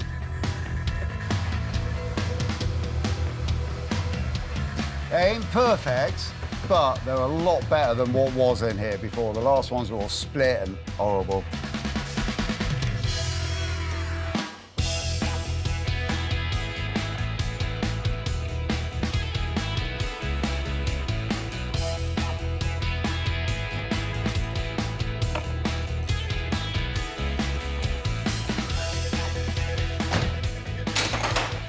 Well, we've got a very tidy left-hand drive car again. We have, and it has progressed a little bit. We mustn't be too hard on ourselves when we look at the bumpers, the door cards, the seats as well. Yeah. Should we go home? Oh, yeah, I think so. Day 5, the last day to make our left-hand Orion the best left-hander out there. Maybe even grab the $5 grand we put it up for. Hiya. Morning! Wow, they look fantastic, don't Yeah, feeling great, aren't they? they? It looks so deep, doesn't it, the paint? I know, look at that. Oh, yeah, nice in silver. Nice, isn't it? Yeah, really nice. I'm going to stick them straight back on the car. Great. If I can stop my trolley from rolling away.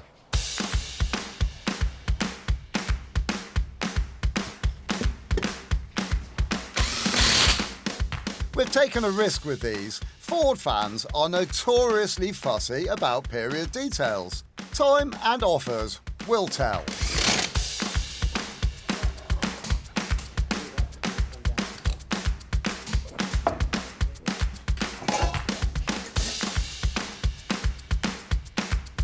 And now to the donor car. What are we going to do about it?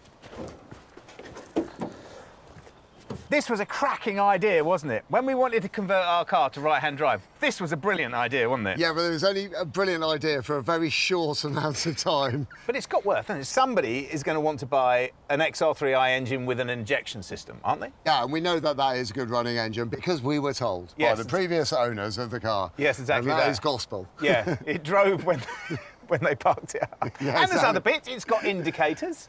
I mean, it's starting to sound like we're going to part this car out. No way, And no way. I don't want to spend any more time on this. It's been a deep upset.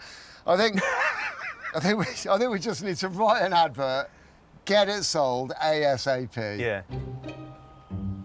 This is going up for $599 or near offer.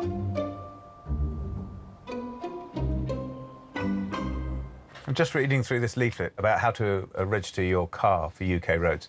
It looks a bit daunting, but it's laid out brilliantly, and it shows you step by step what you have to do. You have to fill in your V555 form. You have to pay your £55. And if you want an age-related number plate, which I assume you would, because otherwise you'll be getting a Q plate, and it's very difficult to sell cars on a Q plate.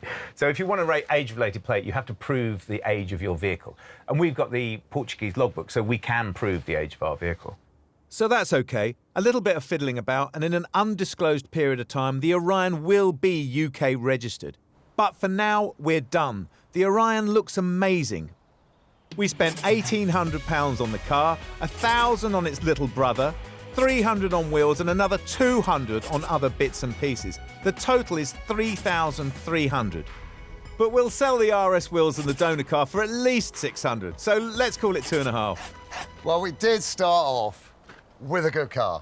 Yeah. But now, we look at it, we have a poster car. That's not a poster car. It's a poster paint colour. And a poster car's like a Dino 308 GT4 or a 914 Porsche or something like that, isn't it? Fords of this nature are hot property. We've been saying that all along. I mean, people of a certain age, a bit like us, are prepared to spend pretty good money on cars such as this. I mean, look at it. It's in a lovely colour, and the wheels are highly desirable.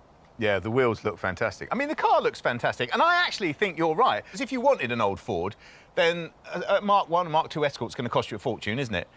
Sierra Cosworth now will cost you 60 grand plus. So maybe this is the hot ticket. Maybe this is now the right car at this moment for the right price.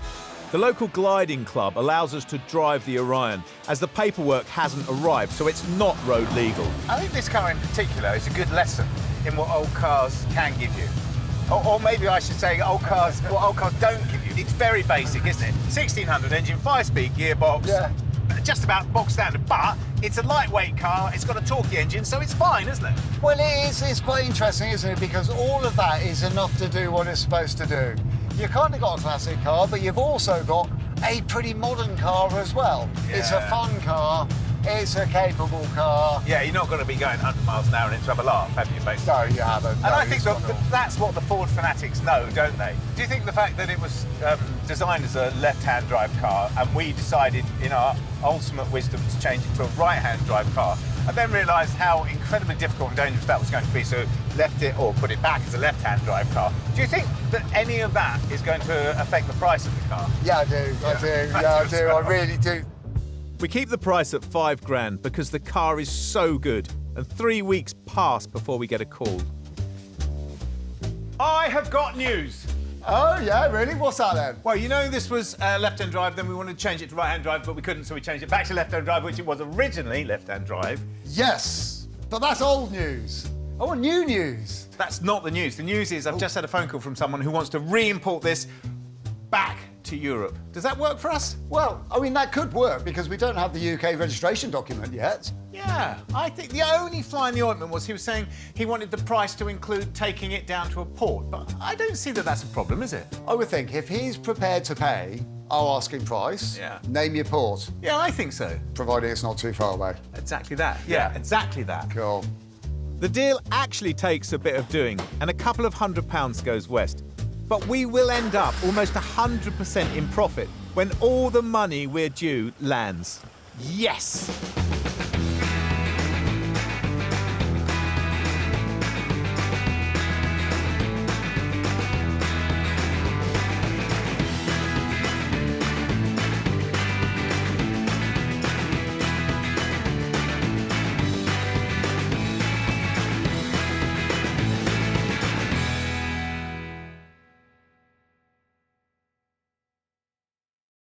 This time on Flipping Bangers. We should notch things up a bit. It's a British classic icon. Oh! This is 1960s Britain. That needs TLC. It's been in the garage for 15 years.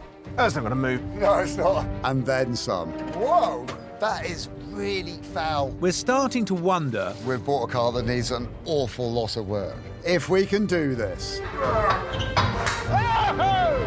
We've said goodbye to our day jobs and invested our own hard-earned cash as we try and make it in the cutthroat world of second-hand cars.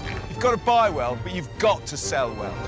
We have a goal. We need to double our money. If we put 500 quid in, we need to see £1,000 back. But we're forced to the very bottom of the market. We buy cars that nobody else wants. Who else would buy that car? Can we keep our business afloat, Flipping Bangers? There's so many things to do to this car. We've turned our backs on our regular jobs and attempted to carve out a new living by buying and selling cheap cars. Evicted from our previous workshop by angry neighbours, Will has sorted us out with a new base, and apart from having no working toilet, it feels like home. We've raided our bank accounts, and this time we have enough to invest around £500 to £1,500 on each car. We need some cash, so the workshop needs a car. So we have to find one. The only questions are what, where, when and how. I think we should take it up a notch or two. That sounds to me like you're thinking something which is going to cause us loads more work, or is a complete basket case. Yeah. I'm going to try and talk you out of both of those. Yeah, OK, well, what are you thinking? What sort of thing? I had a TR7 in mind. Yeah, they split opinion, don't they? They do. I like them. I think they're cool, but... Come on, there must be something else rattling around in there. Triumph Herald. Ah, Triumph Herald. That does sound interesting. Yeah, it's a car for all seasons, isn't it? They're massively popular. They're beautifully designed, beautiful runarounds, perfect for modern coolness. Yeah, definitely. I'm in. I'm going to have a quick look, see what there is. Well, look, I've got one here. I had it earlier. Look, that's a basket case. £1,000. We want to avoid that. There's too many things at the bottom end of the market that we just need to avoid. Well, it just looks like bad value for money. And here, this one's a runner, but it's got a list of things to do to it, the length of your arm, and that's £2,000. Oof. But this is a speculating to accumulate, because look at this. I have found a couple here, and it's looking like the fatter end of the market, the selling, once ours is all done, 3,000 to 4,000 quid. Yeah, that's amazing, isn't it? It is, and that's not even the top of the market. That represents good profit for us, doesn't it? It does. Yeah, I think we ought to go and have a look, see what we can find. Are we about to speculate? I think we should. So we hit the road. So what have you found, then? Well, I knew you'd ask. There's a two-owner from new, early car, 1960, so 948 engine, which apparently is the sweetest engine, if the slowest. Yeah. Family have loved the car. It sounds great. It's a great story. Well, two owners from new sounds utterly amazing for a car that's so old. Yeah. Any idea sort of price? It's on auction for $1,800. It's had no bids on it, and I think the reason it's had no bids on it is because it's too high a starting price, and people are scared because where'd you go from there? Well, yeah, exactly. Yeah, they're trying to get a cheap car, aren't they? Yeah. So no one's bid on it. Good. Yeah. Right, okay. I am qualifying that by the fact that it's been in a garage for 15 years. Really? So it will have all the things wrong with the car that any car that's been in the garage for 15 years will So have. you're telling me it doesn't work? Potentially the brakes are seized? Yes. Clutch won't work? All that, yeah, all that. I would imagine, I don't know, I would imagine. No, it makes perfect sense. But it's a lovely story. They absolutely love the car. They do not want to get rid of it, but they know they've got to get rid of it. Right, okay. Well, this sounds like one of those ideal opportunities to be the early bird catching the little worm. Yeah. Well, yeah. Nice cruise later, we arrive in Essex. We're both on guard not to be too excited, as that will give the game away.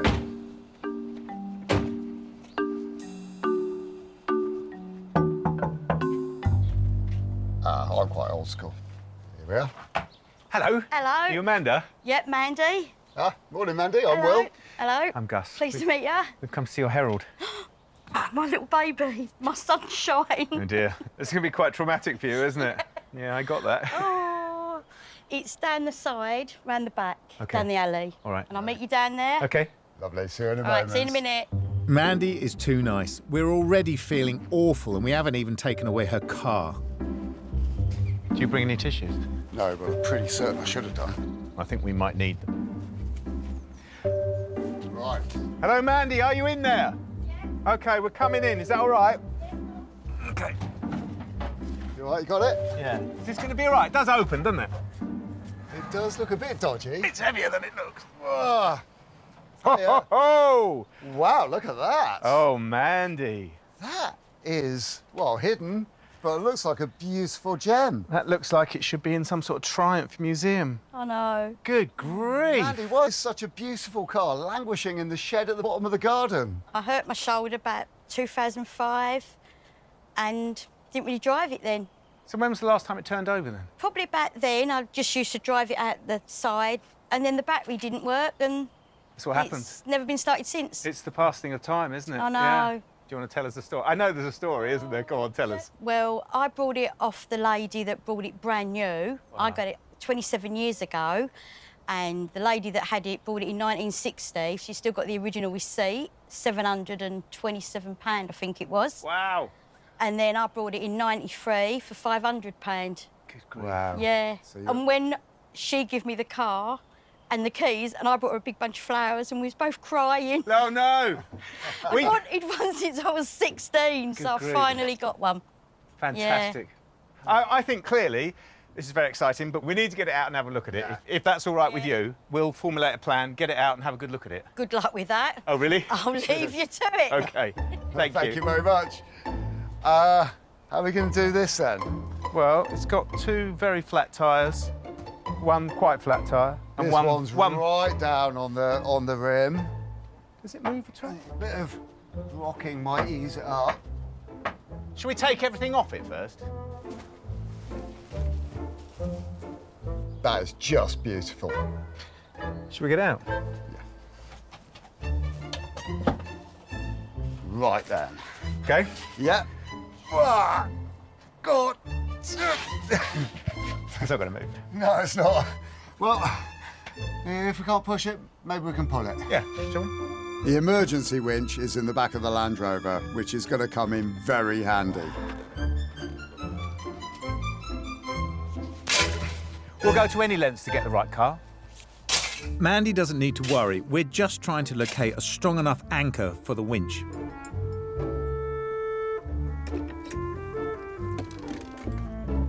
Which is attached to the Herald. And then we press the button. She's on her way.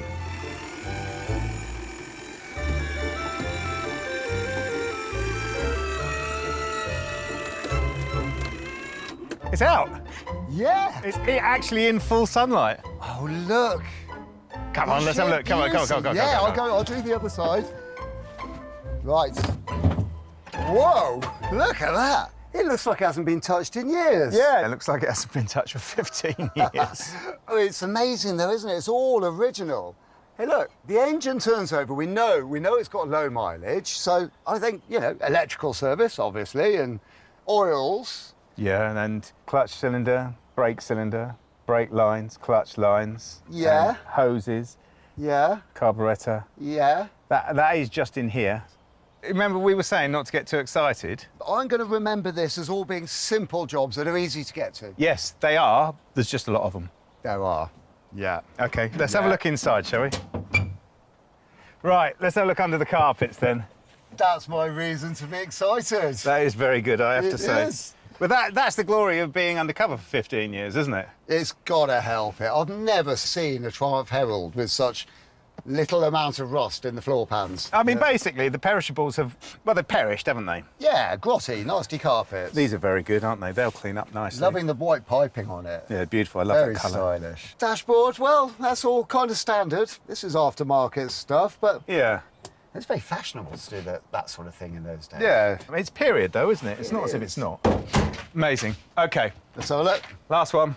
In the boot, and it's perfect, sir. Perfect, yes, good. Well, my enthusiasm is such that I am sold on this car. What worries me is that everything that you would need to do on a car that's sat for 15 years, we're going to have to do on this car. And have we got time to do that? We've only got 5 days. Do you think we'll be able to get them done in that time? Yeah, I do. OK. Well, if you think you can make the numbers work, why don't you go and talk to Mandy and get it for the right price? I'll go and find Mandy. I'm not doing the deal on my own. Yeah, OK. All right, then. Okay. This is the bit we dread. Will's painful attempt to butter Mandy up. Hey, all right. How's it going with you two? Not bad, not bad. So, Mandy and I have been chatting. Uh-huh. And Mandy's absolutely certain that she wants to get £2,000 for the car. I don't think £2,000 works. I think it's got to be near 1,500. Would you possibly take 1,750? Oh, I will if you promise me you'll look after her. 'Cause she's my baby. Fantastic. Hey, we can do that, can't we? We can, we really can. That's what we do. Yes. Excellent, that's fantastic. Shall we get the trailer? Yep. How are we going to get it round the corner there? Just put it. Money has changed hands, and a lovely, original, non-running Triumph Herald is on top of the trailer heading back to the workshop. Look, we've got a beautiful little car, and we just look at his perky little face, staring in at me through the back windows at the moment. It's a beautiful thing. I love it. I love it. I could never get bored of that.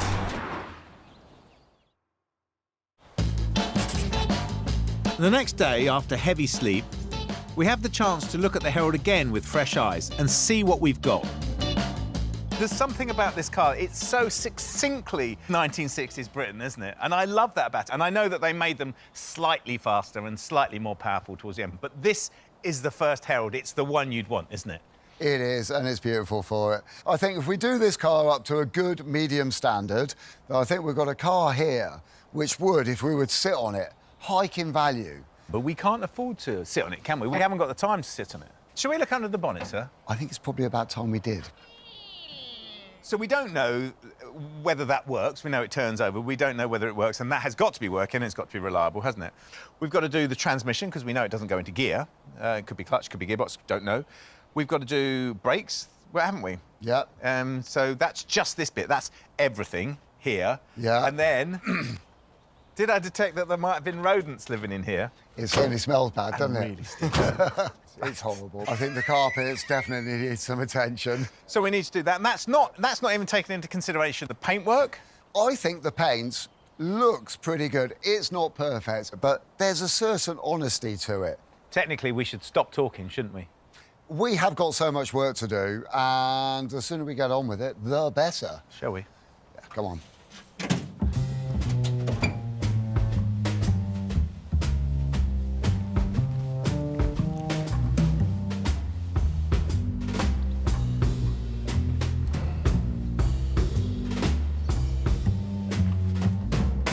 I'm going to set up an auction for the Herald. Heralds are really popular cars, and the older ones, for the obvious reasons, are even more popular and rarer. People will pay £2,500 for a project car. They'll pay 3, 4, 5, maybe even up to 10 grand for a 1600 or 2-litre Vitesse, and that's the 6-cylinder fast version. But what that means is, although there's a lot of work to do on our car, that we don't have to present it to market in tip-top condition, which is great because we just don't have the time to do that. If we can get it starting on the key, we get it road legal, we should be able to get £3,000, £4,000, or dare I even say £5,000 for it. And excuse the smile, but that is a lot of money for us.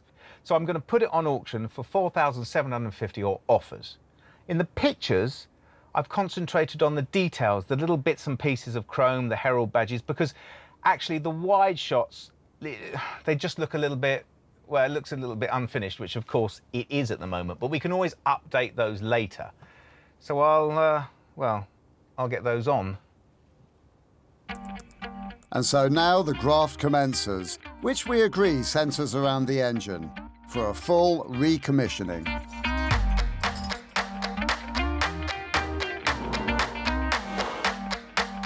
We're going to take the engine out, and before that we need to drain the cooling system and remove all those hoses and cables. That's free. OK. We'll get the last of the water out.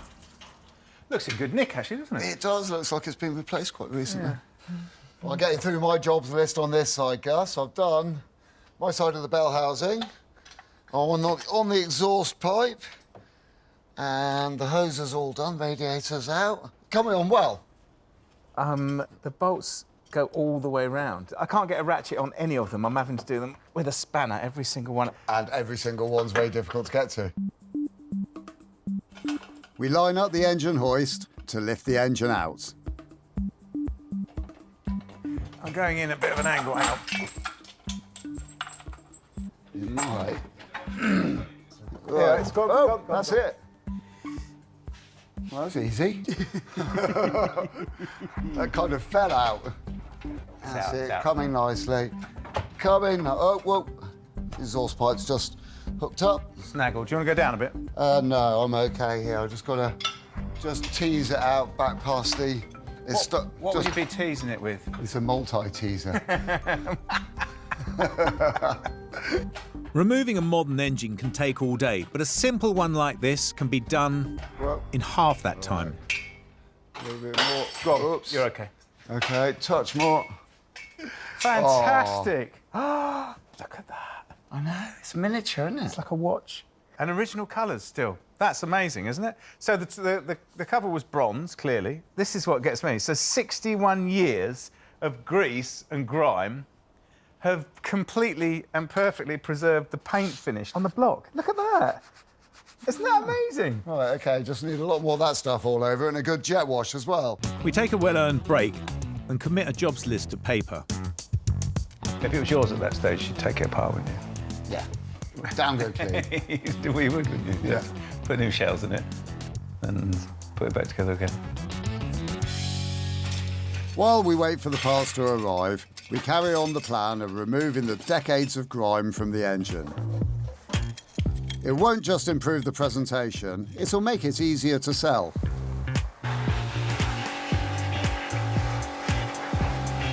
Cleaning out the engine bay is another job you can only really do once the engine's out. Beautiful, isn't it? Wow. Let's keep our fingers crossed it doesn't all come off with the cleaning process. It only takes an hour of scraping away debris, but it all adds value. And that takes us to the end of a fruitful day.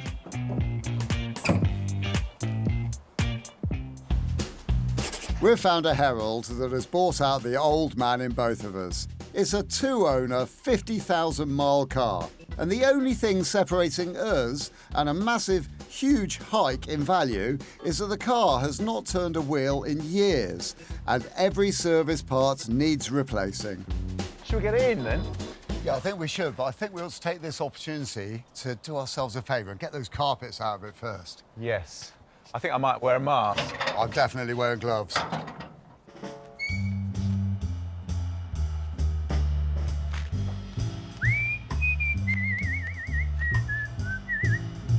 Triumph spares aren't as much of a headache as you might expect. We should be able to locate an entire carpet set.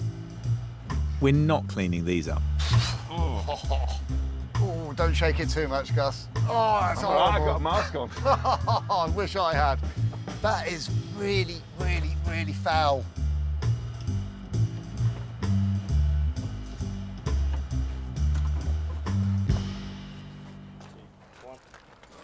And now it's back into the workshop to try and get the clutch going.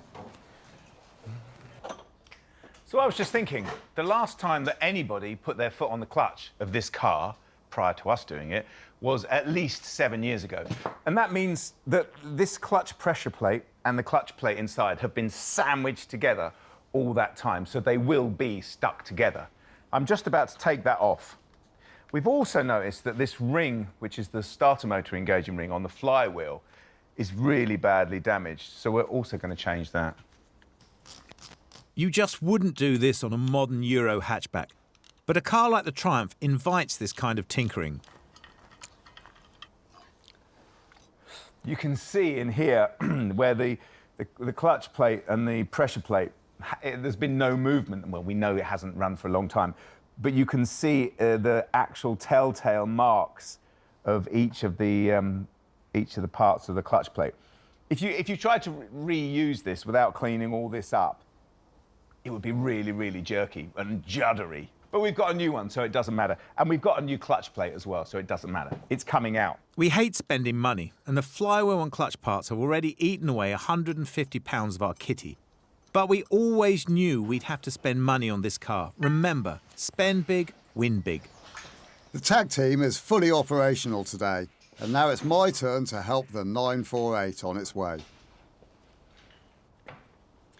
Our little engine needs recommissioning, so I'm going to give it a full engine service. Starting off with the electrical service. I've got all of my components here. And there's big differences between a 1960s car and a modern car when it comes to HT leads.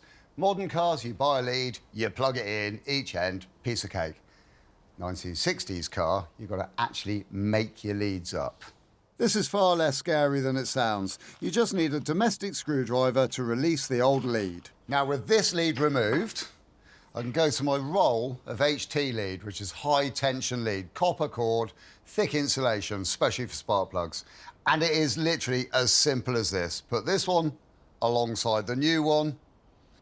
Make sure you get it really well measured up so you get exactly the right length.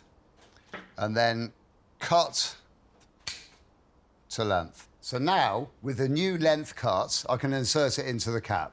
First thing to do is back off the screw as much as you can so that when you push the lead in, the screw doesn't interfere with it and it can go all the way home because you need that lead to be right up in the back of the hole.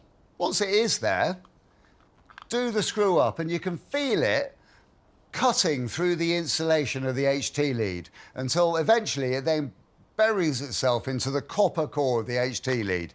And if it's in there correctly, which it should be, because the screw's gone in nice and firmly, it should give you a really good connection, because this thing is delivering 32,000 volts.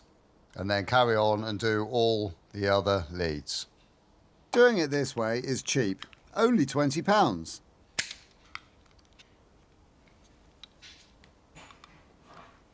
Now that we have all 5 leads fitted into the cap, we can work them out. This one, centre one, that's the king lead. That goes to the coil. That will need bearing back on the end to fit into the coil. Don't do that yet. HT caps need fitting to the 4 leads that go to the spark plugs. HT cap here. They've got a little thread on the inside of them, a little male thread like a self-tapper. And that goes onto the end of the HT lead and screws firmly into the copper core of the HT lead. All 4 of those on there, quite simple, like that. And then this rubber sleeve here just pulls up, slides over that connection there to keep all that nasty water out. You don't want the whole thing cutting out on a wet day, do you? I'm just trying to get the flywheel off. Well, that came off a lot easier than I thought it was going to. I've never taken one off before. So I'm going to clean this up where the pressure plate's been stuck on there, while it's been stuck in the garage. And I'm going to put our new ring on. So the idea is we put this in the freezer so it contracts to its smallest possible size, and we take our new starter motor ring, and then when we marry them up both together and they both get back up to temperature, it's a nice snug fit. Hope he doesn't mind that being in there with the sausages. And the new ring should now expand so it can slip on more easily. Now I need to install the points, and here's how to do it. Points are in position. I then rotate the engine so that the lobe on the distributor is pushing the foot of the points and opening up the points. And when the points have reached their maximum point, then you can set them by slightly loosening off their securing screw, sticking your medium-sized screwdriver into the available slots. And as you twist that, you can see the base plates of the points moving and the gap opening and closing. And because we're on the correct position on the lobe of the cam, I can now open that point up, slip my feeler gauges inside, and then very carefully and very sensitively feel that if I'm closing the gap up onto the gauge, it is just gripping. And when you reach that point, it is exactly right, and your engine should run perfectly. Then finally, nip up the screw and check again.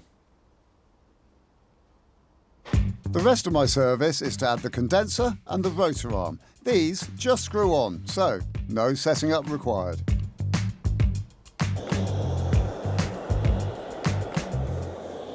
Well, Yeah? do you want to give me a hand putting this on? All right. The starter ring is almost hot enough.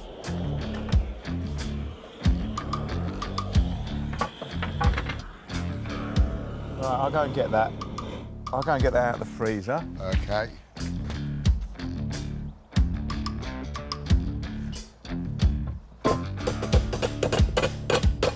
Yes! Is that a success, then, mate? Absolutely perfect, isn't it? Absolutely perfect. I'll tell you what, let it cool down and we'll put it on tomorrow. Yeah, good plan, good plan, good plan. Right, I'll tuck this lot away. Good work. Yeah, well done. Very satisfied. Really pleased with that. Me too. That's our second day of just 5 to fix up the Herald. And although we're making good progress, we haven't started her up yet. It's day 3 of our original Triumph Herald project. It's a perky little car, but we've taken it on as a non-runner. And unless it runs, the plans of doubling our money look a bit shaky. But we've done the groundwork. Well, I'm pleased to report engine is fully serviced and ready for reinstallation. That's fantastic. So I'll get the clutch back on today when now it's cooled down. I've got to do the hydraulic system here, put a new thrust bearing in. Uh-huh, getting on well. Well, with all this go that we're going to have under the bonnet. 948 cc's of raw British muscle. Crazy, isn't it? Madness. It's positively frightening, isn't it? Does make me start to think a little bit about the brakes, though, and whether we should have a look at them. Yeah, we definitely should. Should we do side by side? Yeah, I've got this one. We always suspected that the brakes would need some work, but we didn't know if it was just new pads or if the entire system was duff.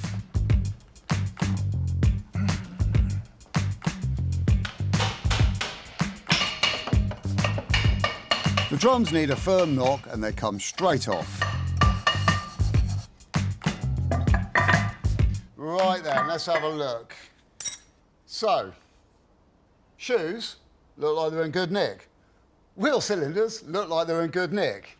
But I've got a sneaking suspicion that if I just try and lever the cylinders out, yeah, as I suspected, they are seized solid, which is no surprise whatsoever. It's been sat in a garage for years doing nothing. Probably why it was so difficult to push out. But we came prepared, and we've already purchased new wheel cylinders, shoes and flexibles. They're all standing by. We can get these brakes to work. My job is to remove the old brittle hoses and sort the hydraulics out, if I can work out which is left and which is right. Ah, yes, that's why. What's that? Oh, it's just that they've got left and right ones. Yeah. But it's not left and right side of the car, it's left and right side of the... Well, as you face it. Of the wheel, yeah. Because in actual right, fact, okay. obviously, they've got the bolt holes on the opposite sides. I use a little copper slip on the pads, which is what you'd normally apply to disc pads to stop them squeaking. This'll make it easier to strip for the next time, if that's needed. The rest of the kit, thankfully, doesn't create any issues, which must be a first for us. And once done, it should stop as well as it did in the 1960s. I connect up the hose and we're good to go. It's raining outside and it feels like a Sunday, and we bed in to finishing the recommissioning. Right, I've got my corner done. How are you getting on in there? Well, I've done that corner, but I'm trying to get these cylinders out for the clutch. Ah, they're out. I've got the cylinders out for the clutch. Well, I'm going to go and do the rear brakes then. This is the hydraulic system for our clutch from the Herald. Basically, you push your foot on the pedal, which actuates this plunger, which goes up inside the cylinder, or it would, but the cylinder's solid, absolutely solid. So it's a good job we're changing it, really. And it pushes the fluid down this pipe, round this rather natty loop-the-loop bend, and into the secondary cylinder here, which pushes a rod out and actuates the clutch. That's the system. Rather gloriously, the British motor industry didn't move forward at a great pace, and you can still buy brand new parts to replace these because they were still put on cars right up until the 70s and actually into the 80s. So I've got a new primary cylinder and a new secondary cylinder and a piece of pipe which I will bend to mimic this precisely. This weird loop isn't an accident, it's a shock absorber. That's because the secondary cylinder is bolted to the gearbox, which moves. It's low-tech, but it's effective. The bending of the pipe is a very simple yet frustrating process that I do manage in the end. And then I reinstall all the hydraulics and fit them back onto the pedal. Another job complete. I've always loved the Herald, but was dubious we'd get all the work done in the time we've got. We're working hard, we're working smart, but time is ticking on. And it's raining. It's day 4, and I'm opening up alone. It's time to take our work in a new direction.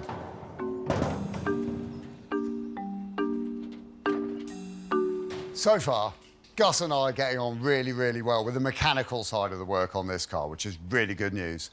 Bodywork, now that already looks very, very presentable, but there are a couple of little bits that let the car down. And one of those is this engine. So I think I'm just going to give it a little bit of a pampering and a little bit of love and see how we get on. Gus always teases me that I'm no good at cleaning stuff. That's both unfair and untrue. For the record, I'm very good at cleaning the nastiest, most thick and persistent dirt, and only rubbish at polishing and all that fancy stuff. And I'm brilliant at painting. I mask up the big gaping holes and pop outside to finish it off.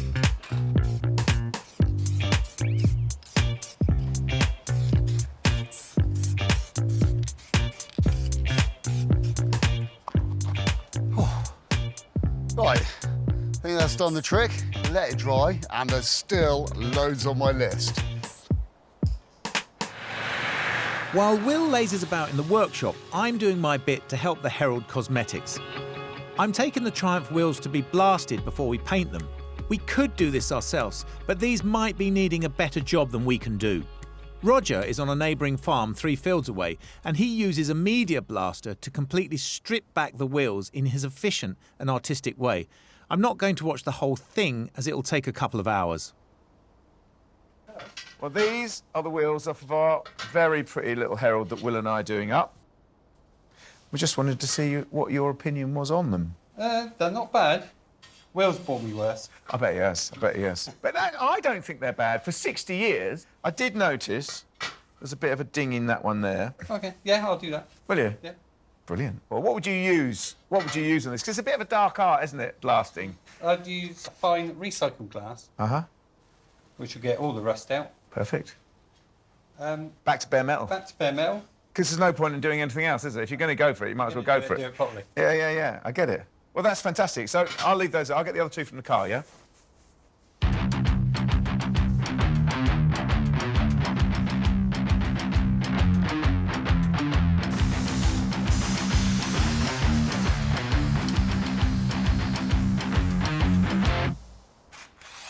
Back at the ranch, the masking is done, but I'm not going to paint it. I've got something more sensible in mind.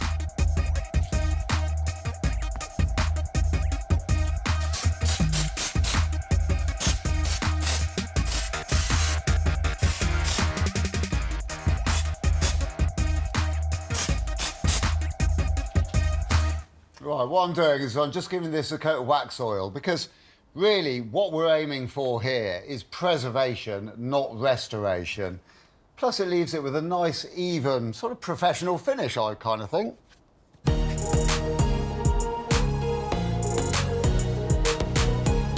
And that's day 4 over. It's our last day in the workshop where we're doing a full mechanical overhaul on an original Triumph Herald.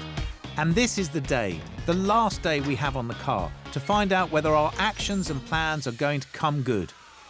I want to say 15 years because it sounds more dramatic, but I think it's 7, isn't it? It's not run for a lifetime, and that is dramatic. It's going to be a big moment if today, when today we can get that going. That's going to be massive, isn't it? Yeah, it is, but that's got to get in there. And we have done well, though. The rest of the car's pretty much there. Yeah, I didn't think it would be by this stage. Do you know what else we've got to do? No, I was just planning on firefighting everything as it came to me, do the best with what we got and make it all happen, ASAP. You want to know? You don't want to know? No, I don't want to know. I'm not going to tell you. So you're going to tell me? No, I'm going to bother. Right, Come on, let's get cracking then. The engine going back in is a critical point for us because it's not going to start unless it's in. You ready? You might have to go up a bit. Right. Good? Yeah, go on, she's going. We'll get to a certain height. I'll get under, see if I can fish a bit out so I can put that jack under the gearbox. Bit of rotational. Yeah. Okay. Yeah. Ready? Yeah. Slowly, slowly. Oh! That's lovely. Keep going. Yeah. Keep going, keep going, keep going, keep going. We're home. Bloody hell. Oh, fantastic. There we are. Now, that's the sort of job you can do at home on the driveway, isn't it? Yeah. Yeah, took me a very long time to get the last one I took out back in, I have to say, on my own. That was a very heavy engine. But that is great. That looks great. Now, the next challenge, we need this to run. Right, OK. Your fingers. Go on, go on, go on. All right.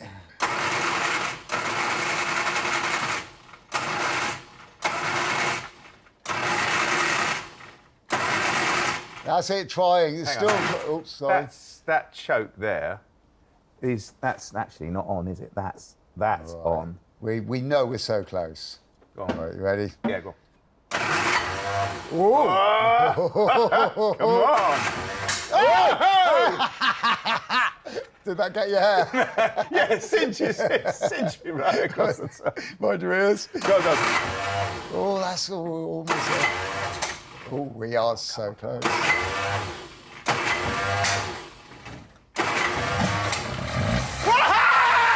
Yes! Oh, yes! Fantastic! Listen to that. So sweet! That's gorgeous. There's no nasty rattles. That's amazing, isn't it? Tick over straight away. How long has this been sat around? Well, I want to say 15 years, but I think it's 7. It's a very long time. I think a bit of running around, that'll be as right as rain. Oh, I'm so pleased. The quicker we get the rest of the car together, the quicker we can take her out for a spin, eh? Yeah, we need to put carpets in, we need to do the tunnel, we need to do the bulkhead as well. This gaiter for the handbrake is, well, it's rather tired and in actual fact it's broken completely. And I was thinking that we should get another one, but just as I was thinking that, I looked in the boot and Mandy had obviously bought one previously. This is the epitome of the British motor industry. It's on this piece of card, and I was thinking, oh, that's weird. So obviously it's just stapled onto this piece of card to sell it. But no, it's stapled onto this piece of card because the piece of card actually covers the hole in the transmission tunnel. That's wonderful, isn't it? Who knew card was waterproof? Well, it's not, of course.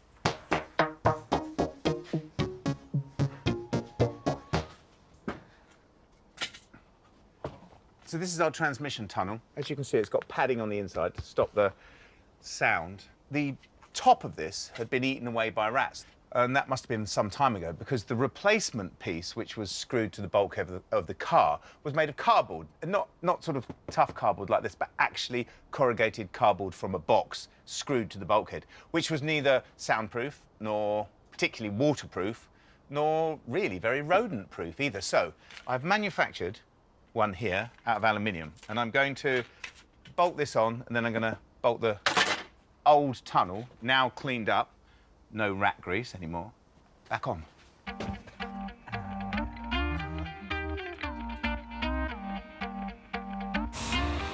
Our blasted wheels are ready for paint, tyres and hubcaps.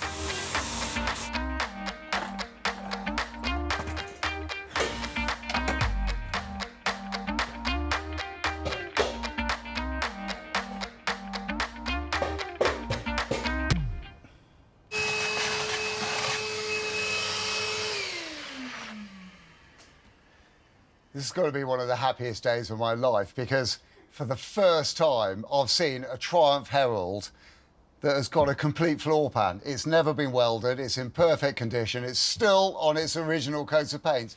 It's carpet time. Look at that lot. Deep blue. Ooh, yeah.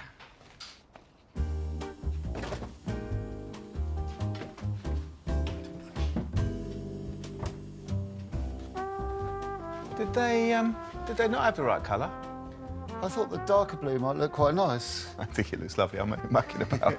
To be honest, Gus, they did only have 2 choices of colour, and this is the only one that might get halfway near what we wanted. It's going to look But great. they did me a deal because it is all they had. It's going to look great, isn't it? It is gorgeous. Look at I that. love the piping around here. That's very that is special, isn't lovely. it?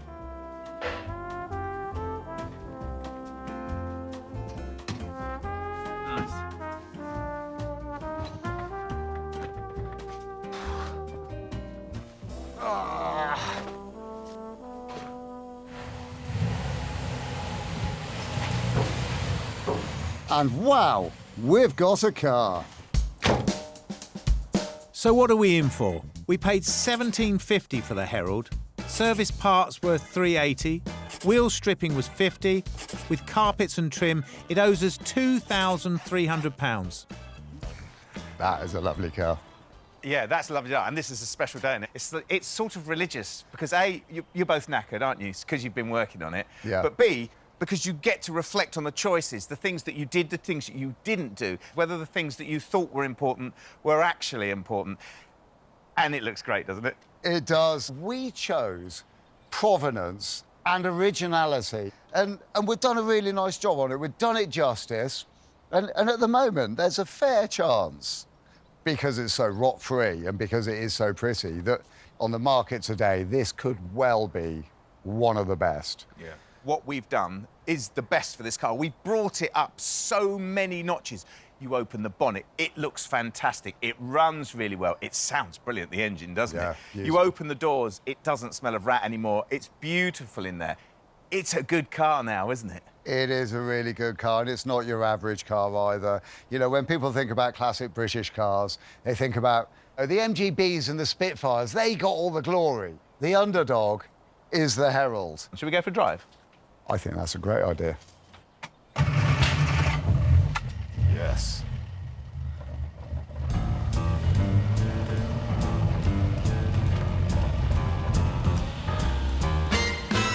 Now, I wouldn't say that I was a particularly nostalgic person, but sitting in the passenger seat of this car at the moment and just looking at our great little car and the smell of a vintage car, it is lovely. And it's just so pleasing. It's also simple. There's enough knobs and buttons and stuff to make it work, but it doesn't have any of that extra clerks that you get in a modern car. There's no LED screen, there's no sat-nav, there's not even anywhere to plug my telephone in, and there's certainly no electric aerial. This is just brilliant. It's brilliantly fun, and it seems like it's just fast enough to have a bit of fun. How is it driving? It's brilliant. I think the combination of all of its parts is fantastic. And just think, so it's a 948 engine, isn't it? Which is probably, I don't know, 40 horsepower. Yeah. But it was made at a time when people were getting off combinations and motorcycles, and they were taking these cars and they were driving them to work, and then they'd drive them up to Scotland with 4 people in them, like my grandfather did. It's just a great package, isn't it? Yes, you've got to be careful with it, you've got to be steady with it, but actually, it's a brilliantly designed car because they work now like they did in 1960. This car drives now like it would have done when it came out of the factory, doesn't it? Really chuffed with the way it's turned out. It looks fantastic. It's driving nicely. What could be better? But who's going to buy this car? We've got people that are interested, but as ever with us, there's no one that wants to pay the actual asking price for it. It's difficult, isn't it? People know the classic car market so well.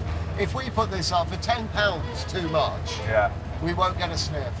But if we're 50 quid below the price that they all know we should be, they'll be climbing over each other to get to us. Yeah, well, maybe that's the answer. But I do think that we shouldn't sell this car short because it's a good one, and we know that, don't we? Yeah. And I think maybe we just bide our time.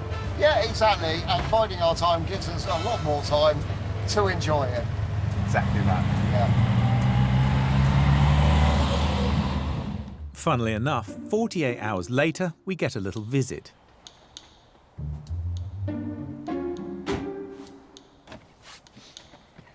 Ah, Michelle, hello. Hi. Have you had a good look round our beautiful little Herald? I have. What do you think? It's very nice little car. We love her, don't we? Yeah, we do. That's really good news. I mean, is it a Herald in particular that you're looking for, or have you just been looking at classic cars in general? I do love a Herald, and I've always wanted one. Every time I look at one, I tend to get pipped to the post, often by traders. Oh. And, Well, this might be your lucky day, because this is an exceptionally good Herald.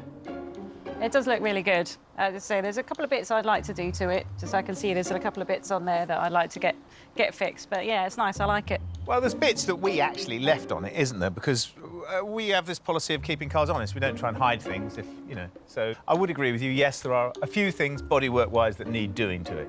So bearing that in mind, would you take an offer? 4,000? Is what my head is saying. Well, I think we are open to offers, but probably not that one, don't you think? Yeah, I mean, if you could maybe squeeze that a little bit more, then we might be able to make a deal today. Okay, I do like it. So, 4,250? Go for that? I think we would go for that. Yeah. I think, madam, you have bought yourself a Herald, wouldn't you say? Oh, yeah, definitely. You're a lucky lady. If you'd like to come into our office, we could do the paperwork. Brilliant. 42.50 is decent. We'll not have doubled our money, but it's very close, and we'll have made almost £2,000. That's great, isn't it? Yes, a lovely little success, I would say. What a fantastic car. Oh, it's been a fun one. Cheers.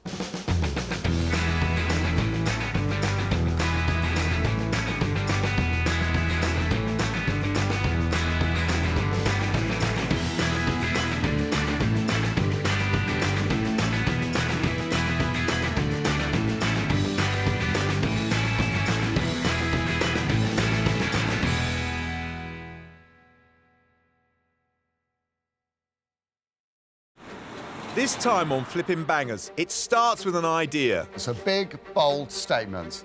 There it is, that's our jackpot. That develops into a dream. So it's all your Christmases come at once, isn't it? This is a once-in-a-lifetime opportunity. That is fantastic! And what happens to that dream? Well, Mother of God! oh yes, it turns into a nightmare. That's not right. We've said goodbye to our day jobs and invested our own hard-earned cash as we try and make it in the cutthroat world of second-hand cars. You've got to buy well, but you've got to sell well. We have a goal. We need to double our money. If we put 500 quid in, we need to see £1,000 back. But we're forced to the very bottom of the market. We buy cars that nobody else wants. Who else would buy that car? Can we keep our business afloat, Flipping Bangers? There's so many things to do to this car.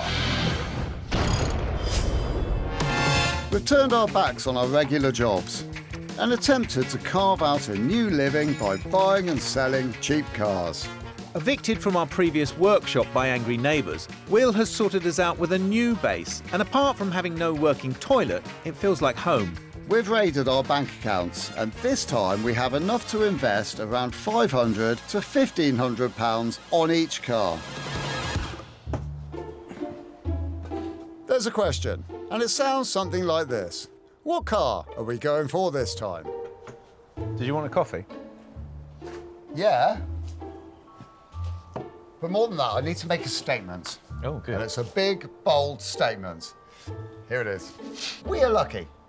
Because we get to choose the cars that we want. Yeah. Yes, and in actual fact, commercially, I think that's right, because if you look at our personalities, there's absolutely no point in buying cars for us that we have no emotional investment in, is there?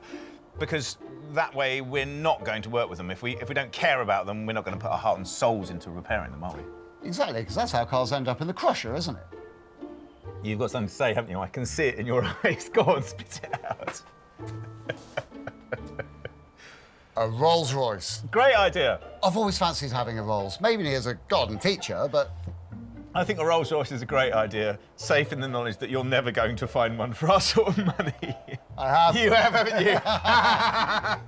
Starting bid's 2,500 quid. That is atrocious. What have you done? I think that would be interesting from a sort of biochemical point of view by the amount of green on it. But I can see, as I'm sure you can see, that this is not the sort of car that we're going to be making money out of. I think you should find another one. There must be hundreds of them out there. I thought you'd say that. Come on, don't sulk. Just find another one. I will. I shall. I'm on it. Watch this. OK, and we're doing this securing the knowledge that we're not buying a Rolls-Royce to rot away in your garden, yeah? I'm going to keep looking. In fact, there aren't hundreds of cheap rollers online. There's Will's one, and he clings to it like a desperate man. A man desperate enough to take us all the 5 hours to North Yorkshire. I still don't really know why we're doing this. It's a very, very long way to go to see a car that is clearly not going to work for us. And it's setting out all wrong. OK, well, let me give you a little bit about it. Right, this car, it's been bought by a guy who's a plant dealer, you know, tractors and such like. Yeah. Not little flowers.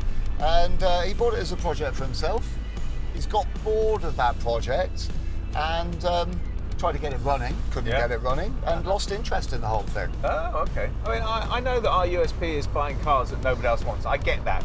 But with this car, the information that I have seen on it, it just seems to me that we will never be able to do what we need to do in the time that we've got.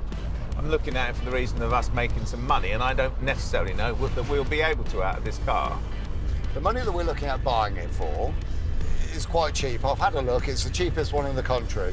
I'm going to have to spend a lot more time working on you, aren't I? No, let's just have a look at it.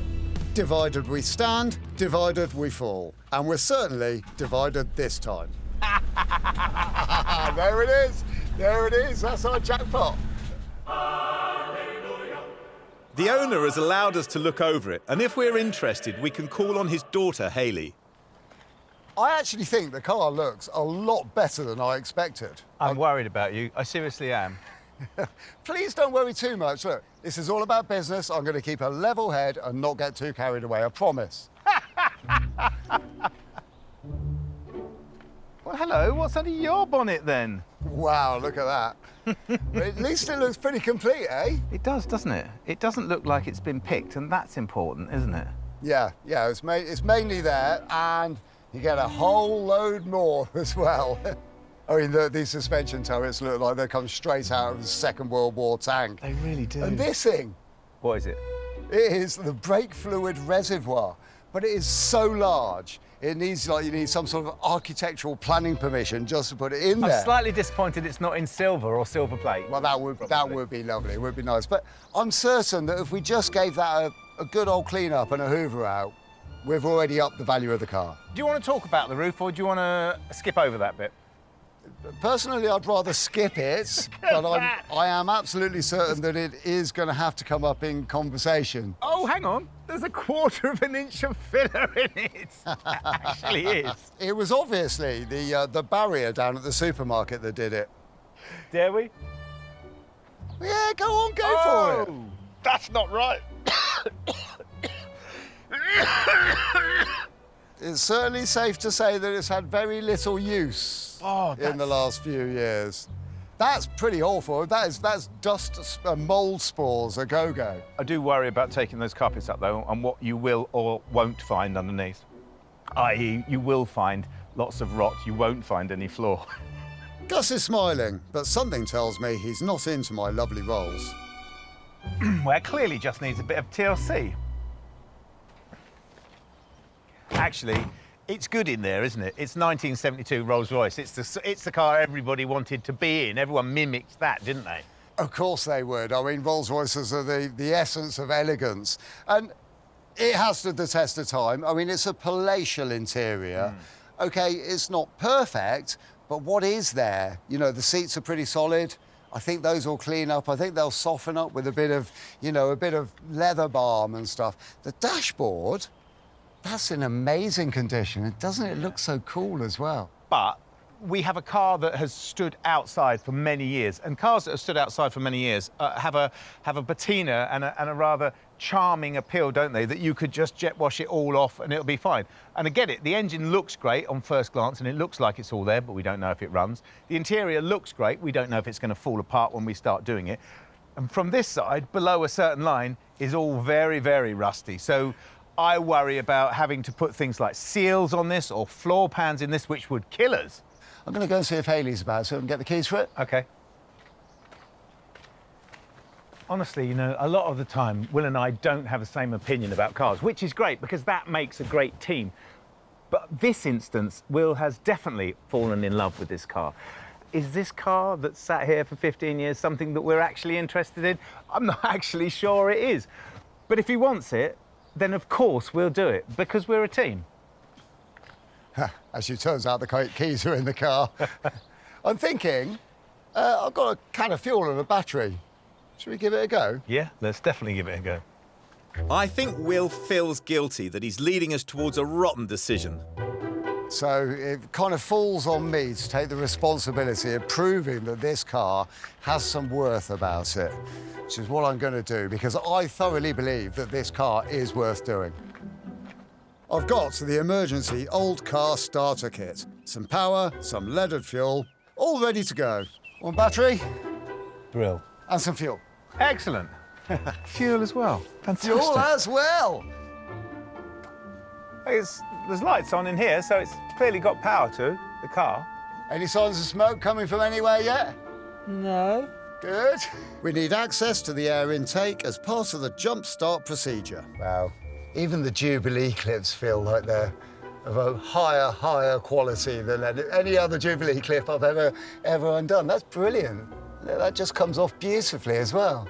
Do you think we might have built this up to be something that's not going to be now? I mean, this is a big moment for you, isn't it? Is this you trying to show me how brilliant this car's going to be? I'm just asking, just so I know when it roars into life what to do. Oh, I tell you what, I have. Yes. Okay. Right. Okay. Right. You spray, I'll turn. Well, I'm not going to spray. I'm just going to do this because look at that system. Oh yeah, it does. At least it moves. Go on then, give it a little whirl. See how we go. Fingers. Yes.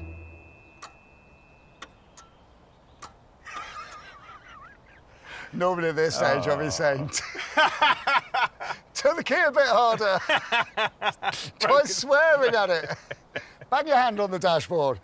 Hang on, I'll give it another go. Oh! That's a great hooter. You did that deliberately. Right, OK, the starter motor's jammed. OK, so there's no point giving it a rock because it's an automatic, isn't it? Yeah. So we clout the starter motor. Yeah, well, apart from the fact that I've already had a look for it and it is impossible, totally impossible to see without getting under the car, which we can't do. Until we pump the wheels up. Come on then. OK. We'll pump them up. Gus is being oddly helpful, and this might just be a ruse to prove there is no possible reason why we should buy this little roller. So I've got my electric pump and I know where to plug it. Because in 1972, if you were sitting in the back of a roller, you would be smoking.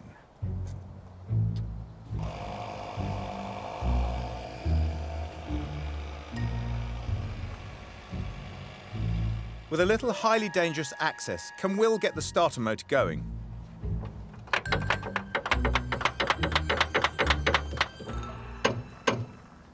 Do I give that a go? Ready? Yeah. I mean, there is another possibility, isn't there? What? That the engine might be seized. Actually, it's worth coming here and having a look at. So I think, you know, it looks actually surprisingly better than I thought. Again, you know, you can see the front subframe, the front section of the chassis all looks nice. I think some mileage in this car. I think it's crunchy around the edges and sturdy on the underside. Right. What do you reckon then? I think we need to take a reality check about this car. I think bodywork is intriguing, but it would have to have a little tick in the poor column. Yeah. I would say the structural rigidity in the unknown column, definitely. That would go in the unknown column in my little book. Almost Possibly, definitely. yeah. The interior was actually complete, but poor. That would have to be poor. Yeah. And electrics? Well, I'd say they were unknown, really. It's a risk, yes. But I think it's a risk that's worth taking, because if we do take that risk, then we stand the potential of reaping the reward of what this car might offer. I think there's money in this car. I think we can do with it. And it's, for me, for us, this is a once-in-a-lifetime opportunity to buy a Rolls-Royce at this sort of price. We might earn some money for it. I think we should go for it. I really do. If we could get it for 2,000, that might work, mightn't it? But clearly any more than that, and, well, we're really going to lose our shirts on this. OK, then. Right, we'll speak to Hayley, and I promise I won't offer her 2,500 quid. Yeah, well, see how we get on. I'll go everything crossed. Will goes off to see if he can do one of his not-so-very-good deals, and I have one more look over the rolls. I have no idea why.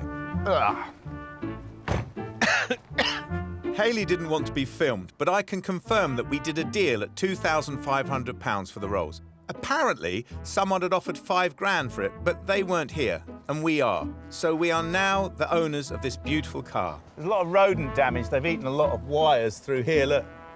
All these. Oh, that looks nasty. And look, there's this. You know, they were saying in the advert, saying it turned over. I wonder if they used that to bridge the solenoid. Might have done. All right, let's give it a go. Let's give it a go, see how we get on. Right, ready? See. Yeah, go on. Oh, hold on. Oh, something. Yeah, good.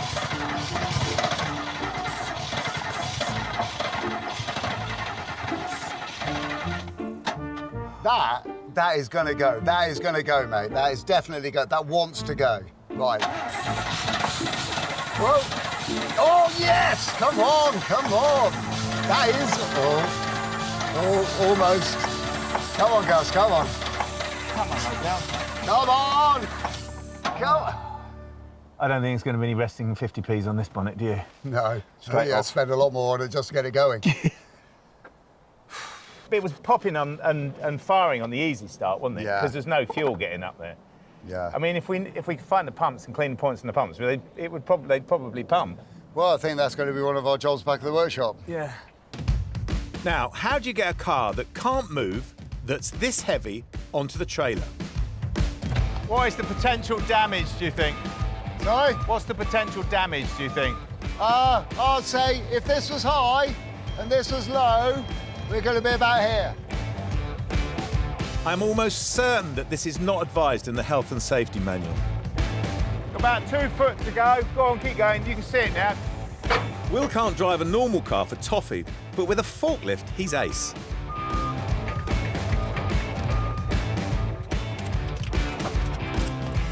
Spiders. It's always big, nasty spiders in rotten old cars like this. And there we are. Now all we've got is a quick 5-hour drive back to base. I think I can speak for both of us when I say this is a great moment. Yes, we are putting our head directly into the lion's mouth, but the lion may not eat us. It might just squash our heads. Well, we got our Rolls-Royce, didn't we? We got the wreck of the Hesperus for a price of an Empress, and it's all your Christmases come at once, isn't it? Yeah, OK. But I am drawn to this car, and I know it's one hell of a challenge. But I think if we put our effort into that challenge, it'll pay off for us. Well, we've definitely paid too much money for it, in my mind. 2,500, double our money. We've got to find 5,000 quid from this car before we pay anything of it. So bizarrely, although it was the cheapest in the country, it was still strangely expensive. Yeah, well, at least I got you on board, though. Just took that little push to get you on board, and then here you are. We're now both own a Rolls-Royce. What could be better than that? I'm going to put everything behind this car. There's absolutely no doubt about that. And I know you will, because you got us into this. But I want you to know that I had reservations, and I'm putting them behind me for the team. Well, that's good news. I believe you should take one for the team, because this is going to be a great car. We're going to earn some money out of it. And sometimes you just have to throw caution to the wind and run with what you got. Actually, you know, I think you might be right. I think we do need something to push us, and this may well be it. Will can be convincing when he wants to be. But the next day, back at base, when we've got a chance to assess it, well, let's just say it. We've bought a crock. I think the reason we're not talking is there's nothing left to say that's not been said before. Let's just for a moment pretend there's absolutely no tension in the air at all. Because we just need to look forwards with this car. We need to look up and we need to look ahead with it as well. OK, well, maybe I should just say my piece, should I? OK. We're clearly never going to paint it, are we? No. It's never going to be a wedding car. No. It's never going to be a Minter, is it? No, it's not. But this is where we have to get clever. And we have to think about all of the unknowns that we've got and go through those with a fine-toothed comb. You know, the engine. Yeah. The electrics, the hydraulics, the brakes, transmission, and make sure that we turn all of those unknowns into knowns. Then I think we've got a car that's a lot more sellable. Well, as much as that list fills me with absolute dread, I think you're probably right, because we fell over ourselves, didn't we, trying to buy a car that looked like that. So if we move it along a bit, then somebody's bound to buy it, aren't they? Yeah, exactly. We're not aiming for perfection here. I mean, mediocre will do. OK, well, as long and terrifying as that list of things that you have suggested we need to look at on the car is, there's still other things that come to mind that we haven't mentioned, which is, well, what about the bodywork? What do you think about the bodywork? Well, I think we might need to clean it for a start. I think you need to be careful there, because there might not be anything left by the time you've cleaned it. Funnily enough, that brings me on to the next part of exactly that. We need to assess the rust. That's, of course, if it has any. If it has any? Of course it has any. And what about the sunroof? We haven't mentioned that, have we? Yeah, I don't know. Maybe vinyl roof? Yeah, maybe. I think that the basis of your philosophy is sound. Mm-hmm. If we can get the car running, then at least we're in with a shout, aren't we? Bingo. Yes, exactly. I'm going to get the jet wash. All right, I'll go set up the auction, all right? Right. It's pouring with rain, and so shamed, Will gets the job of preparing the body for cleaning. So I'm going to do the auction setup, because Will's so excited he can't speak, and I'm, well, just speechless, actually. So what am I going to say about this car? I'm going to say, just in, Rolls-Royce, fun project, complete car, solid car, good mechanicals, can I say that? Steers, drives, stops, £6,000?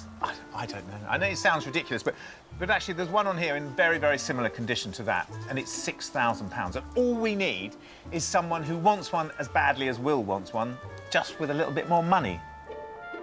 So that's it. The Rolls lists as a buy it now for £6,000. A complete car needing TLC that stops, starts and goes. I've started the bidding at £2,000 to get people in, but there is a reserve. The rain continues, so Will volunteers to stay outside. At least, that's what I think he said. As soon as it stops, I step in. My job is hoovering leaves out of the engine bay. Will! Will! What's that? I think I might have found the trouble. I think that might be the trouble, isn't it? Some of our electrical troubles. That could. Where did you find that? Down in there. Oh. The Rolls is remarkably good under all that dross. Now we can take our auction pickies. Hope you're pleased with yourself. Doesn't it look 1,000 times better? And strangely 1,000 times worse. Yeah, it is strangely disappointing, isn't it? Strangely. If we want to get it in, shall we utilise the ancient Grecian pole and push method? I'll get the forklift started up, yeah? OK, I'll get a plank.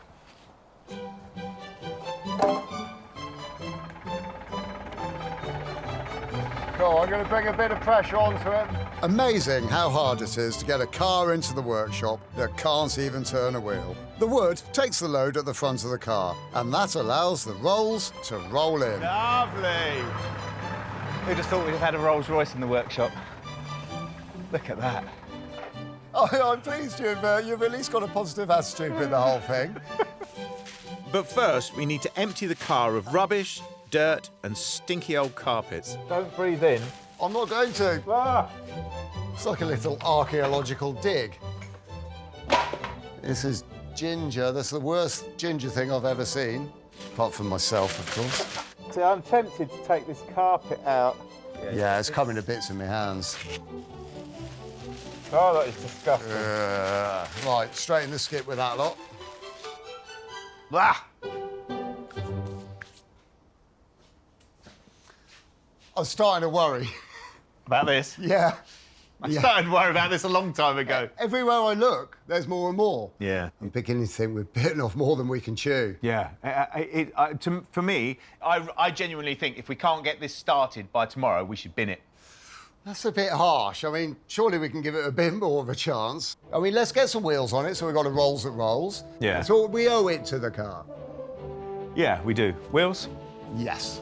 The first day has been one full of extraordinary highs and quite a few bad smells too. And now we have Gus threatening to throw in the towel if we can't get the engine started.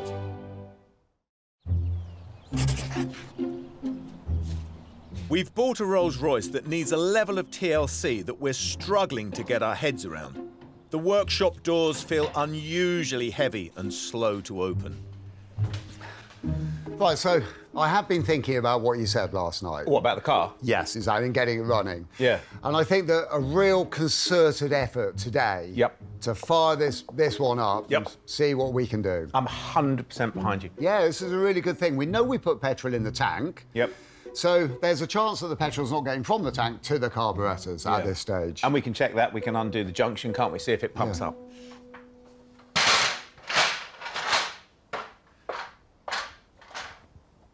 So, we know our engine turns over because we flashed the solenoid, we got it turning over. We know it fires because we actually had it running on the ether we were spraying into it. So, if it was lifting fuel, the fuel would come up to the carburetors would mix the fuel with air, vaporise it, that would suck it into the combustion chamber, the engine would be running, and it's not, so we assume it's not lifting fuel.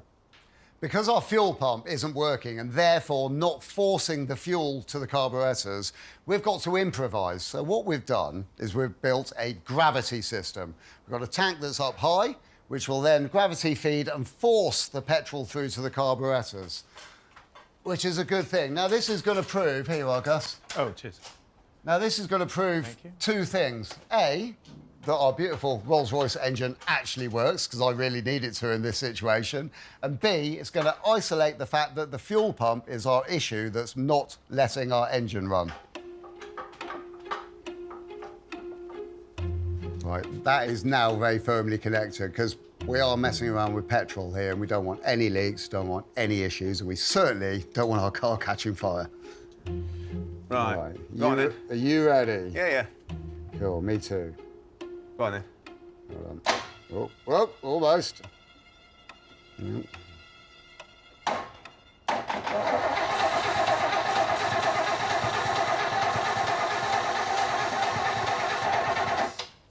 That's interesting. Well, OK, so we've got no spark, so we're going to have to find out why we've got no spark. First thing to do is see if we've got power going into the coil.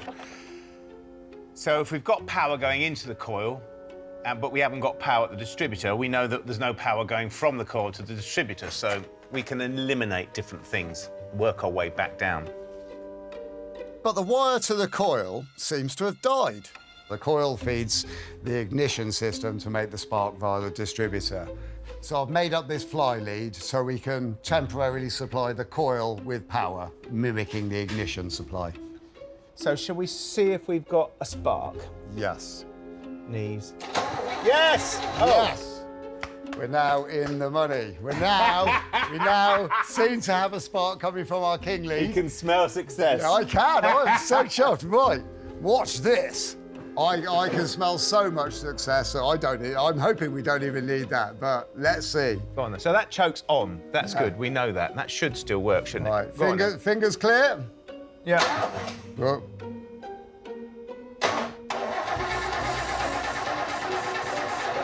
Come on! Oh! Oh! It ran! It actually ran! It ran for momentarily, right.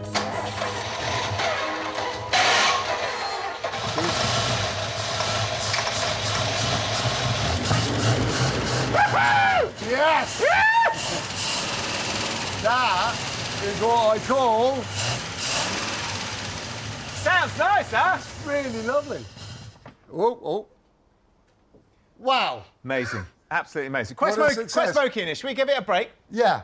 That is fantastic! Brilliant. She's earned her right to stay in the workshop? Definitely no questions. Absolutely no questions. We Yes. should get on with it. The only problem is we're never going to sell a Rolls-Royce with a fuel tank on a ladder. True. Fuel pumps? Yeah, I'm going to get straight on it. I'm not going to waste a single Brilliant. moment. In a modern car, the fuel pumps are small, cheap, electronic disposable boxes. In a car like this, the fuel pump is a larger unit and it's known for going wrong. While Will digs into the pump, I check out the fuel tank, worried it's as nasty on the inside as it is on the out, clogged with dirty fuel. That's in very good condition. And the whole tank generally is in good condition. I was going to wire brush it and satin black it, but I don't think I'm going to bother. And I have just about wrestled the pump out. So this is the offending article. It's the electronic SU fuel pump from our Rolls-Royce. And it's just not working. They've got tons of bits inside of them. They all go a bit crunchy.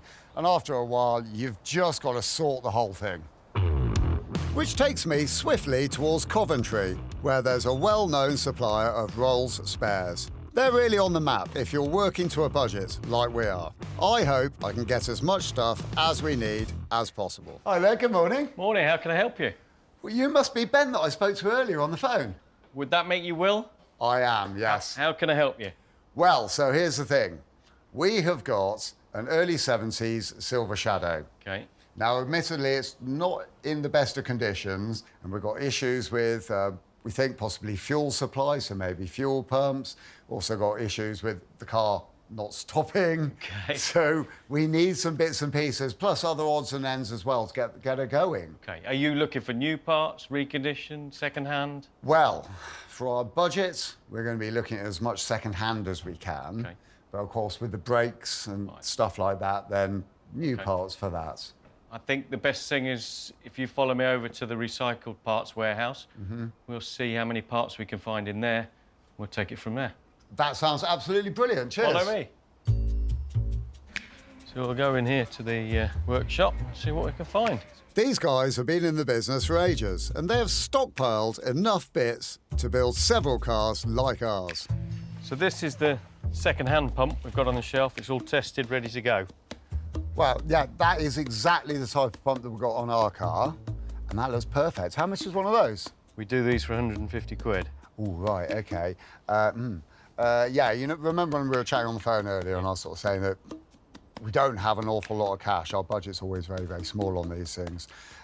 Is there a sort of cheaper option at all? Well, given it's been stood for so long, it's probably the points that have stuck. So perhaps we need to look at a rebuild kit with new points. Ah, now I think we're talking. Yeah, that sounds a lot more affordable. Let's go and check we've got them on the shelf. Cool, OK then. Follow me. You have got tons of things in here. Wow. For an extra 30 quid, I get the brake pads, and that's probably enough to see us through the next stage of pain the Rolls has in store for us. Without further ado, I'm going to grab this lot, tuck it under my arm, bid you farewell, and also safe in the knowledge that if we can't get our car going, you might be interested in buying it for spares. Thanks a lot. Bye-bye. Bye. He thinks I'm joking. Back at base, I pull the fuel pump apart and apply the kit. Gaskets, diaphragms are swapped, but the strip down and rebuild takes a while. Saving 100 quid has its price. This is a fiddly old job, But this side's all done now. Just do the same with the other side. It can all go straight back in the car. It's day 3 for our battered Rolls. It's been a roller coaster so far, mostly in sick-making downward spirals, but we're rising to the top again. Good morning. Hi. Your timing is perfect. I've just finished. Just finished what? Well, the fuel pump now works. Ah, fantastic. Which is a really good thing. It's been a mucky, horrible job. I'm covered in sticky stuff and nasty things. But yeah, I can tell you I've successfully fixed it. Fantastic, that's great. Shall we fire it up? Well, no time like the present, is there? No.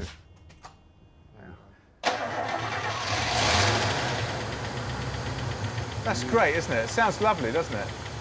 What a sound little engine that is. There's nothing little about it. It's massive. It's nice, That, however, won't clean the interior, will it? Are you trying to tell me we've got to go and do that horrible job, which I don't want to do? Well, I would have thought so, wouldn't you? Right, OK, then. Cleaning the interior, go. So when we were up at the farm, I was saying to Will, the seats, they're so crispy. And he was going, no, they're all right. And in actual fact, he's right. They're pretty good. In actual fact, they're better than pretty good. They're really good. So this leather is called colonised leather, and it was a process of spraying on top of leather. So you spray the colour on top of leather. It's made famous by the Connolly Company. And I think if we get some saddle soap on here and clean the spores of mould off, this interior is going to look fantastic. That is ignoring the fact that there's mushrooms growing in the footwell, and I shouldn't really be spending any time in here without a mask, but I'm going to take these outside because they rather handily come out. Oh, mind the door. And naturally, I'm on hoovering duty. So here's the thing. Gus actually knows that I hate cleaning of any nature whatsoever. I don't mind jet washing, that's fine. I don't really like cleaning interiors, so I just leave the hoover running and sit down and read a magazine for a bit. Well, when I say I'm not going to be lazy, I might be a little bit lazy. Depends if he's keeping an eye on me or not. Good. He's outside. So that's saddle soap. It's rather lovely. I've ditched the being lazy plan. The Rolls is one of the most filthy cars I've ever seen, and I can't afford for Gus to go upside down on me again. So I'm getting on with it. It's starting to come off, but it takes quite a lot of effort because it's incredibly dirty. But it is strangely rewarding. So this is amazing. I mean, the carpets we ripped out of this car were utterly minging, and they were rotten, they had mould growing on them, they were disgusting. But I'm now just pulling up the under carpets, as it were, and revealing the floor pan, which is really solid, really sound. It's filling me with a lot of hope and a lot of pleasure. Because basically, the Rolls only has to be good enough for the next person. Good enough for someone to say, yes, I'll take that on. Any good points are critical for us. You've got to admit, that looks better, doesn't it?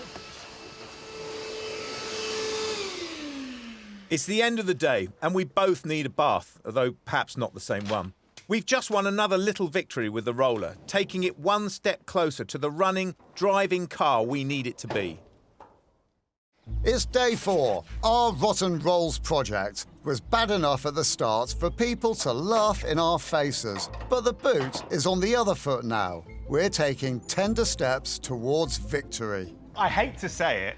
Go on. I hate to say it because I actually still think this belongs in a scrapyard. No. But we're actually in a pretty good place with this car, We aren't are. we? Yeah, I'm feeling particularly chuffed at the moment. So we've got an engine that actually runs rather nicely. I always had faith in that little engine. It was going to work well.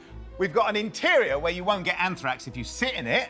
So you've done a fantastic job of cleaning that. We have done a fantastic Well, yeah, job. but I only did the hoovering, and you know how much I hate hoovering. It's an awful thing. The important thing is, what are we going to do next? Where do we go next? That's the thing, isn't it? Well, you have seen the wheels have turned off, haven't Yes, you? let's drive it! Come on! These are old truck tyres, the same size as the Rolls. The originals are horribly expensive. Well, too expensive for us. And these were just 120 quid. Woohoo! Oh, yeah! Look at that. Is that the brakes working? So well. They stop it. They do Yeah, stop it. something's happening. Wow. So it runs, it rolls, and it stops a bit, after a fashion. We do have a little problem. Reverse. We did have reverse, but now we don't. And power steering, that seems to work. Are the lights working? Lights, anything? Yeah. Yeah. One, yeah. Yeah, High three. beam, low beam. Three. We've got 3 lights now. Indicator.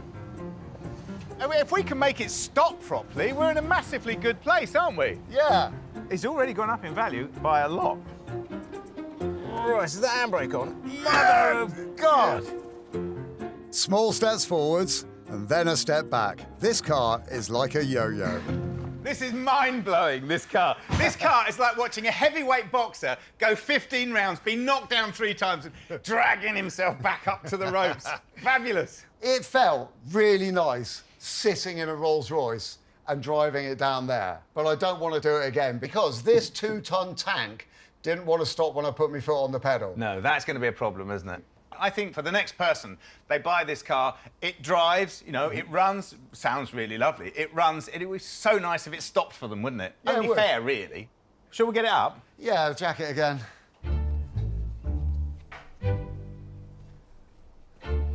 Our poor Rolls-Royce has been sat on a farm in a damp environment as well as muddy and stinky. That's why the brakes are all seized on. So, using a bit of skill, finesse, I'm going to gracefully manipulate the pistons in the calipers and start to get everything moving again. A little bit of lubrication. And it is starting to work already, which is really, really, really good news. Which shows that our Rolls-Royce stands a chance of stopping again. And just get a tiny bit of lubricating oil in between the gator and the piston. It's going to start to move more and easily. We don't want to strip the calipers or buy new ones. They're 165 quid each. But we've got some pads, and the name of the game is just to make the system move, really. Brake pads can actually tell you quite a lot about the whole thing, obviously. These ones are like 2/3 of the way through their life, and they definitely want replacing. We're just trying to get the brakes working. We're not rebuilding the whole system. So we're going to put new pads in and clean the discs up and see how we get on. I'm on a research mission in the pub across the road.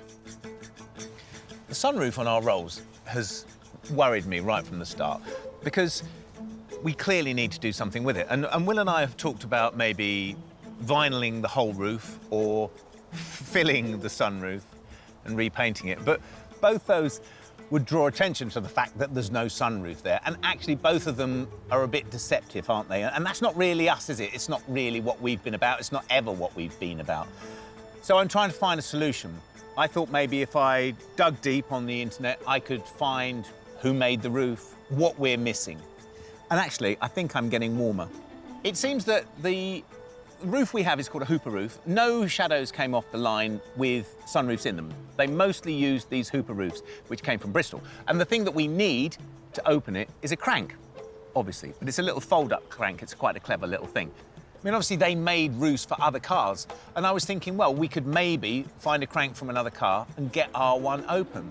And I think that may be the answer. While Gus remains absent, I'm making solid progress. The discs are slightly cleaner and new pads on all 4 wheels. After what seems like hours and hours and hours, because it has been hours and hours and hours, I've actually got all of the cylinders moving. That's been so much hard work, but I had to get it all done. I had to prove to myself and to Gus that this was all going to be achievable. It's good news. All of the calipers are now in a position that when we get it all bled up, they should all work, and this car should stop. Happy boy. It's our last day, and we've only got 5 to complete our projects, and the Rolls is a biggie that's made us smile, but also had us pretty worried. Well, who thought we'd get here? The last day in this car. Yep. And this car has super exceeded my preconceived expectations of it. Well, it is a great car, isn't it? I told you it No, would be. this car is in a fantastic place. This is not a fantastic car. OK. So last night I did a lot of research about these sunroofs. They were fitted by a company called Hooper, and a Shadow with a working sunroof goes for a fantastic premium. We will make more money if we can get this working than we will just by selling the car on its own, because people will cut this out and put it in their car. It's that prestigious. Really? Yes. That can of worms? Yes, that can of worms. Riddled can of worms that... Well, you say that, but this has been delicately covered with filler and protected over the last few decades. I know it's come off now. That's because it's totally stuffed. No, very robust. Online, I saw far worse than this opening up. I would say, even if it is something that is fitted to a Rolls-Royce that's supposed to be top quality... Definitely. If you've got to hit it with a hammer, that means it's long since dead and should not be woken from its rusty grave. Yeah, I think your hitting with a hammer and my hitting with a hammer are two different things. I'm gently tapping it. I'm going to get on with it. I'm going to do that first. Just the Allen key inside, a little bit of wiggle round. Yeah. That'll drop down nicely. You watch. I think that's going to ruin our day. Right at the beginning of the day. That's what I think. It doesn't look like it's going to open, does it? I have to say it doesn't look like it. And although I was quite bold when I was talking to Will earlier, I don't actually think it's going to open. But I'm going to see, because it will put money on the car if I can get it open. So, fingers crossed. So you put in an Allen key. Simple. No. So, apparently, we go anti-clockwise for a tilt and clockwise for a shift. Tilt and shift. I can actually feel it moving. Ah, well, that's either really good news because it's starting to move, or really bad news because if it doesn't go any further, it's just going to leak like a sieve now, isn't it? I'll see if I can loosen it with some gentle persuasion.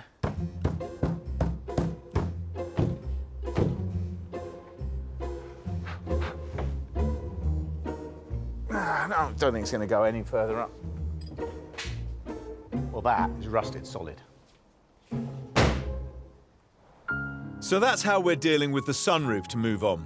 But it fails to negatively impact on a job well done. The rolls cost us £2,500. We've spent £120 on wheels, £255 on brakes and parts. That's just £2,875 all in. And we won't count the extra shower gel or whiskey we've also needed to get it there.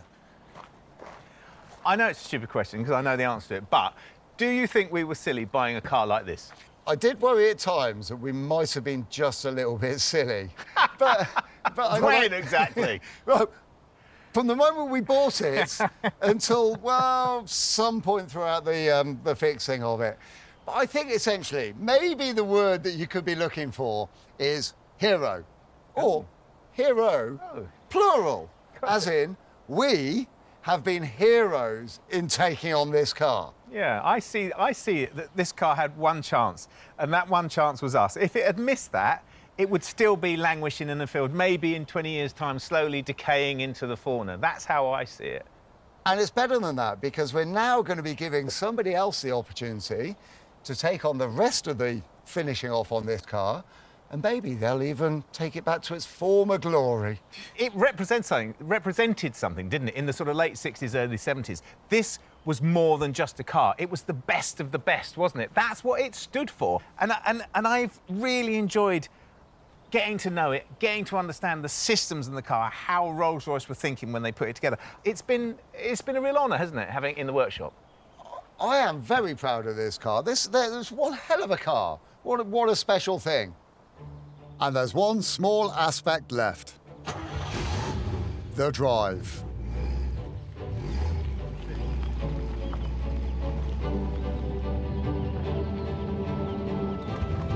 Well, who's the daddy? Who's the daddy?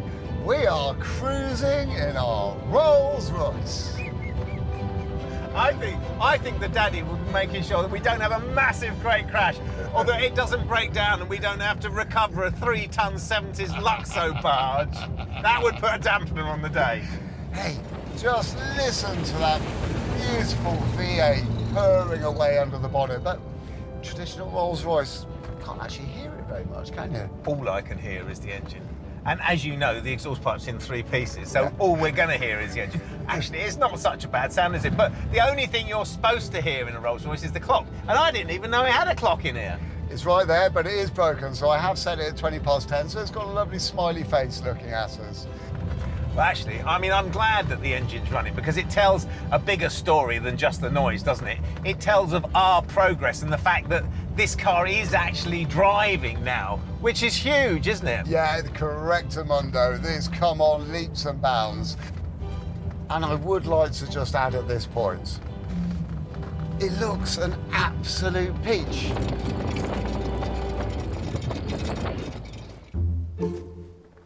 And what do you know? We've had Ian over to have a look.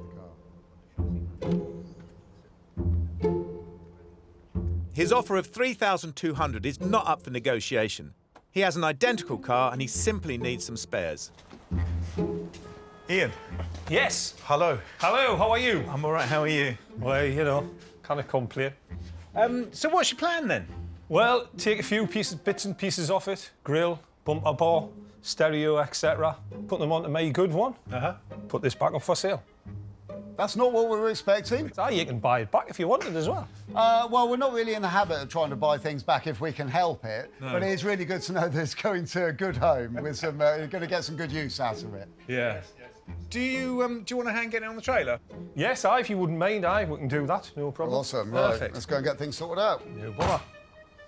If we'd waited longer, we might have got our £6,000. But the Rolls had to go, and we consider a few £100 profit an absolute triumph.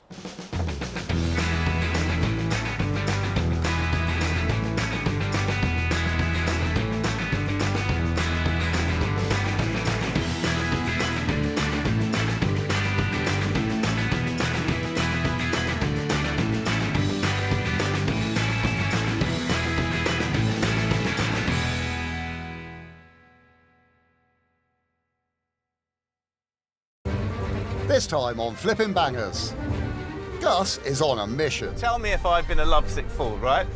I'm all ears. He sees a diamond in the rough. You're going to love it when you drive it. I don't want to go anywhere near that, 'cause that could blow up in my hands. And if we can smooth off the rough edges, we'll get a chance to shine. We have definitely turned back the clock on this car. It's definitely got a new lease of life. We've said goodbye to our day jobs and invested our own hard-earned cash as we try and make it in the cutthroat world of second-hand cars. You've got to buy well, but you've got to sell well. We have a goal. We need to double our money. If we put £500 in, we need to see £1,000 back. But we're forced to the very bottom of the market. We buy cars that nobody else wants. Who else would buy that car? Can we keep our business afloat, Flipping Bangers? There's so many things to do to this car. We've turned our backs on our regular jobs and attempted to carve out a new living by buying and selling cheap cars. Evicted from our previous workshop by angry neighbours, Will has sorted us out with a new base, and apart from having no working toilet, it feels like home. We've raided our bank accounts, and this time we have enough to invest around £500 to £1,500 on each car. It's time for us to choose a new project. But what will it be? Yeah, I was thinking, I don't want to see anything fancy, nothing fragile. Yeah, I don't want broken, and I definitely don't want rusty. No, I think something strong, some sort of robust engineering. Yeah, quality and substance. I think our collective minds are drifting towards Stuttgart and Munich, aren't they? Yeah, well, we are here to make some money. So let's not mince our words. Let's think BMW. Let's think Mercedes. Yeah. So maybe 5 Series or some sort of E-Class. Yeah. I'd say at the moment, A90S 5 Series. It can be a little bit underpriced. Yeah, to sell, yeah. Yeah, maybe you're right. But I just think that 5 Series, E-Class, C-Class, these are the sort of cars that everybody goes for. I think maybe we should go a bit more off-piste. You know what we haven't thrown into the mix? Audi 100. Audi 100 Avant, the estate. Really rare. Yeah. I think they'd be worth more than either of those. Look. Yeah, no, I've not seen one of those for years, and no, I'm sticking with the 5 Series. 5 Series, 5 Series. I can't say it enough. I really like the look of this Audi 100, though. Oh, you? Yeah. It's only done 130,000 miles. Is it? Mm. How about you call up the owner of the Audi? Good idea. Yeah, see if he's got a nice 5 Series. I might call him anyway. After a little spell on the dog and bone, that's phone, we pack up and head off. Which car will we see? A 5 Series that Will wants, or do we disregard his feelings and look at the wonderful Audi 100?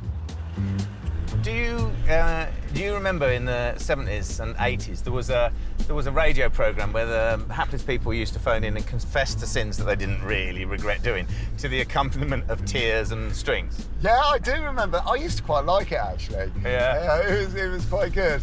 But what I'm not liking about it at the moment is this is beginning to make me think that you have some sort of something you need to get off your chest, maybe? No, what gives you that idea? Well, nothing, of course. Well, a bit, I suppose. Go on, what? I know what it is. I know exactly what it is. I've worked out already. Right, so we're off to see a car, yes? Yes. Right. Let me just hazard a guess that it's not the BMW 5 Series that I want. It's that Audi that you want, isn't it, Gus? Okay. Let me tell you the information about the car, and you can tell me if I've been a lovesick fool, right? I'm all ears. Go for it. You know there's that website where you can type in the type of car you got, and it will tell you how many are on the road in the UK at that point, yeah? So Yeah. if you do that to an Audi 100 Avant, it comes up with 25 cars. And in my mind, low supply means high price. Okay, yeah. But that car, it was on auction, this car, and it was bid and sold, but it was never paid for. So I took the opportunity to sneak in and get us a booking for it. Oh, well done you. It was a great point in Audi's development, and I think they're just an underloved car because Audi were trying really hard. They had that whole sort of flush fitting glass and that sort of 0.3 coefficient of drag. You know, they were on fire when they were making these cars. Yeah, they were quite technologically advanced. Yeah. But if I'm not happy with it, then you've got absolutely nothing to worry about, I'm sure. That's exactly what I was hoping you'd say. Oh, well, that is good then. There we are. The owner of the Audi is at work, so we're left to our own devices. Look, Matty said he'd left the keys with his sister, so we can get the keys, you can drive it, and then you can see the whole picture. I mean, look at this side. This side looks Gus, fantastic. you're creating a diversion tactic, I can tell. Look at those wheels, original wheels. Yeah, lovely. Rare, very rare. Oh, hi. Hi. Matty said he'd left the keys for the car with you. Yes, he has. Let me just grab them for Brilliant, you. thank you. You're going to love it. You're going to love it when you drive it. It's sophisticated. There we Lovely. go. Thank you. I reckon we'll be 10 or 15 minutes. Is that all right? Okay, All right. enjoy. Thank you very much. What, sophisticated like me? No, sophisticated like a sophisticated thing that's sophisticated. Got some nice bits on it, hasn't it? Look, tinted green glass, an electric sunroof. It's got all these period features. Paintwork, not too bad. And the wheels, look at those wheels. They're rare and they're in really good nick. They're good. Admittedly, yes, it's got a load of nice features on your side, but starting around here, there's been some damage on this bonnet, which has been repaired, and the repair's all fallen off. This side of the car actually looks like it's been to war and I'm lost. not looking at that side, I'm looking at this side. And look, it's got its original load liner in there. Brilliant, but look down here. Look at that valance. It looks like they've reversed over a cow twice. OK, let me show you something down here. A piece of beautiful automotive art, which no one can say isn't a brilliant thing. 2.3, 5-cylinder Audi engine. Are you sure? Oh, yeah. Oh, I do know these are good engines. So, I mean, let's see what it looks like. Ooh. That's amazing. The bonnet actually works and stays out. That's handy, isn't it? Yeah. And, well, actually, it doesn't look too bad in there, which is kind of pleasing to see. I mean, they're sort of bulletproof sort in there. If it runs all right, then it's a corker. Yeah. It's just old, isn't it? It is, yeah. I think we should drive it. I think you should drive it, and I know that you're not a very good driver, but I think you should drive it just to see you're going to like it. This is a diversionary tactic, Gus. I know what you're doing. I don't know what you're talking about. I mean, anyway, this is supposed to be your treat, not mine. You're going to love it. Well, let's see. It's headlining, right? that is falling down there, and then it's the whole of the back of it's held up with carpet tacks by the looks of it.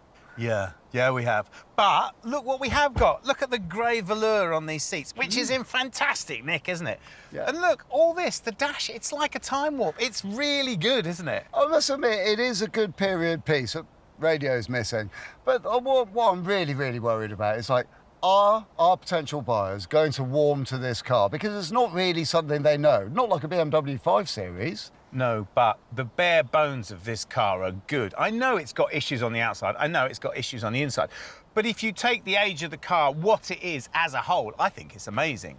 Is this your last-ditch attempt to try and win me over, is it? Go on, You are, I can tell. Go on, Will, you're going to love it, you're going to love it, you're going to love it. Actually, I think I might. I'm sorry I'm being a bit down on it, but... Ooh. Does sound nice. Does sound nice. The Audi even has a current MOT. What more do you want?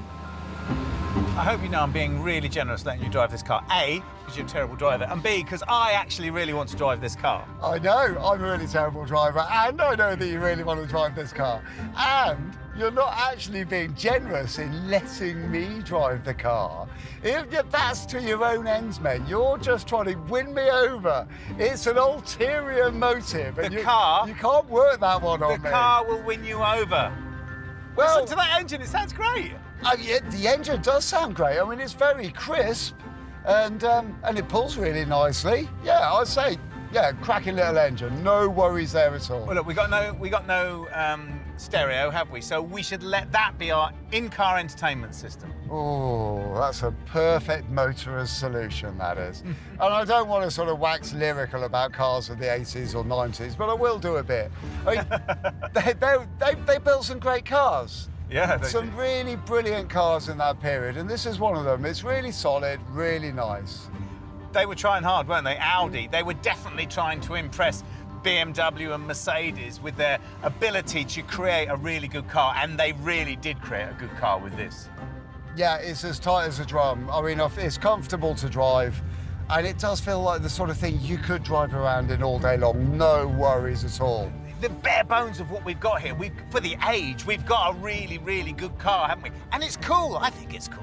Surely sticking to the standard stuff that people like, you know, the mainstream thing, isn't that a better idea? I don't know. I think if you find the car and everything else will work itself out, it'll all fall into place.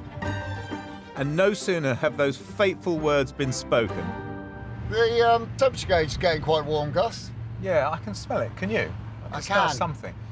Yeah, you can smell vaporising coolant. Yeah, it smells like it's leaking something somewhere. And in actual fact, there's a little bit of steam coming out of here as well. Oh, dear. Yeah. That's not good. Right, OK, I better find somewhere to pull over a bit sharpish, then. We should have a look, shouldn't we?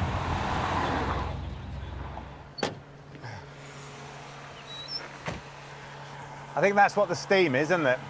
Oh, that's leaking.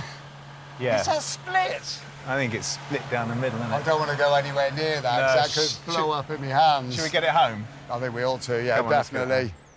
Slowly and steadily, I think, will probably be the best thing. There is a saying, you break it, you buy it.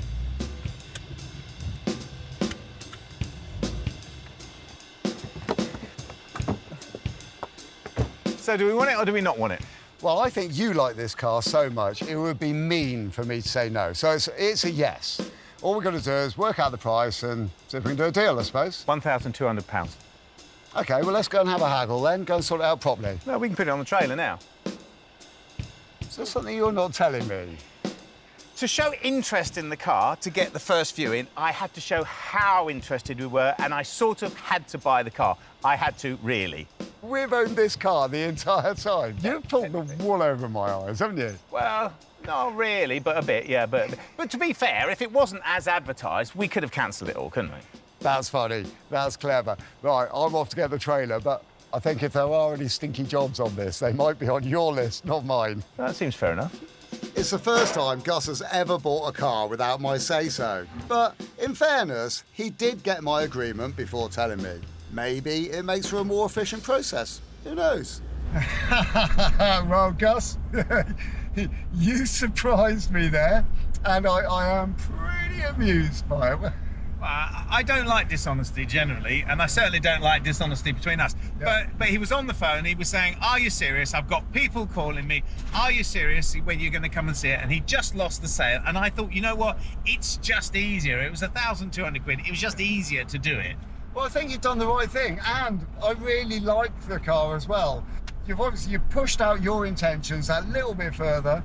You've clinched a deal. We've got a very smart car there. Yeah, I'd like to have met him. That would have been nice. But, you know, it's not. It's just, it's not. If it's not to be, it's not to be. But he seemed a very genuine man, I have to say. And I don't think £1,200 is too much. I think it's probably what the car's worth. Not too much, not too little. About right, I think. We've only looked over the Audi quickly, so the next day we come at it fresh. You know, since we got this car in that rather unusual way. Yes, granted. I've actually started to quite like it. Good. Which is, I mean, but it's different, isn't it? I mean, it's a different car. It's quite a cool-looking car. For the money we paid for this car, it seems like we have actually got a real bargain. Yeah, I am genuinely pleased that you've come round to it in that way. I really am, because I'm not proud of the way we got it. But it had to be got, and that was just the way of it. But I agree with you completely. I love the lines of this car. And it's the estate. It's not the saloon. The saloon does nothing to me. It's the estate. I just think it's cool, don't know? Yeah, I think it's really groovy. So let's start thinking about the jobs that we've got to do on this car. And I think it is quite fair to say the car speaks for itself, doesn't it? So we've got all this paintwork down the side of the car, the bonnet, and those great big dents in the back as well. Yeah. Well, what worries me about this is, slightly, looking at it, that it's a metallic, isn't it? And we've done flat colours before, but we've never done a metallic before. And I wonder if that just needs a bit more research or something. OK, well, let's approach it from this point of view. How about we get stuck into it and do all of the prep work for the painting, and then see how we feel when it comes to the big moment. Yeah, see how brave we feel. Yeah, exactly. Same as usual, then. Yeah, sort of. OK. Well, there's the dent, isn't there? The dent. Yeah, this dent and that dent down there. Now, both of those are going to need pulling out, and they're going to need a really good job doing on them, because that's not just a straightforward filler job. No. And the one in the back as well, that's definitely not a straightforward filler job. Bit of panel work's required on this. So, if we recap then with this car, yeah, we've got a header tank. We know the header tank's leaking, don't we? Because it was on the test drive. Yes, we do. So we've got a window that doesn't go up, so we need to investigate that, see what that is. And we've got a headlining, which one of us, get it, possibly me. OK, got to do that. But that's it. So that's all we've got on this car. So that's amazing if that's all it is. It is, yeah. I mean, the rest of the interior is mint. Yeah. The car drives really, really nicely. Yeah? Yeah. Is it conceivable that this car will go through the workshop without any extracurricular activity needed? Yeah. You know that saying about counting chickens before they hatch and all of that? And I've just done that. Yeah. Our machine-like process is primed and ready. Pickies first.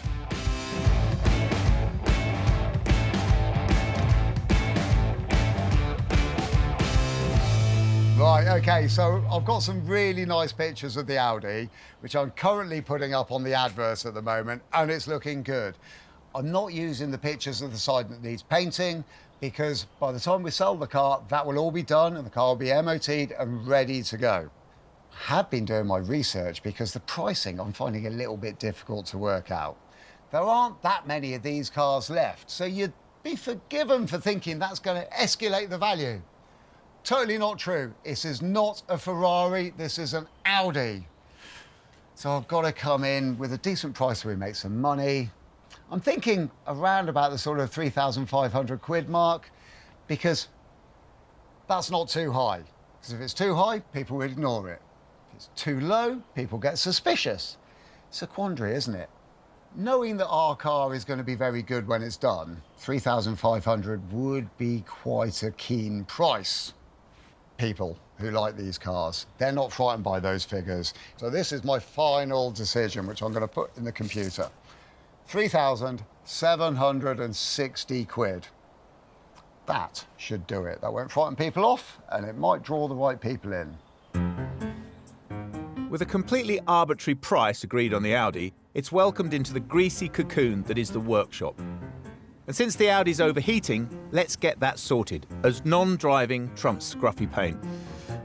Well, we know from our test drive that the Audi has got a split in its header tank just here. So I'm going to replace it. And they're not difficult to get hold of, and they're not expensive, which is great. But what it's going to do is it's going to mean that this Audi engine, this 5-cylinder engine, is going to run beautifully smoothly and beautifully reliably. Because the person who buys this car isn't going to be buying an estate car to pop down the shops in. They're going to be buying an Audi 100 Avant. They're going to be super cool and they're going to have their double bass in there and the rest of the band in the back. Or they're going to be surfers and they're going to put their surfer boards on the back and they're going to go down to the Witterings or down to Newquay. That's the plan anyway. Poor old Gus is away with the fairies today, but he gets the first job, which is removing the header tank, which allows for expansion of the water in the system. He unscrews it and removes the plumbing. We ordered a new part on the way back here for 35 quid, and it's arrived already. And once it's topped up with coolant, it's good to go. So that's a relatively cheap fix to get our Audi up and running reliably again, which makes a bit of a change in this workshop. An uneventful first day then, but cheap. The overheating is cured, and we're off home to dream about how we find those cool owners that Gus is obsessing about. It's the second day on the Audi project, and another niggle is a potential issue with the brakes. And since we're getting it to run right, before we get it looking right, we're having a closer look to see what's wrong.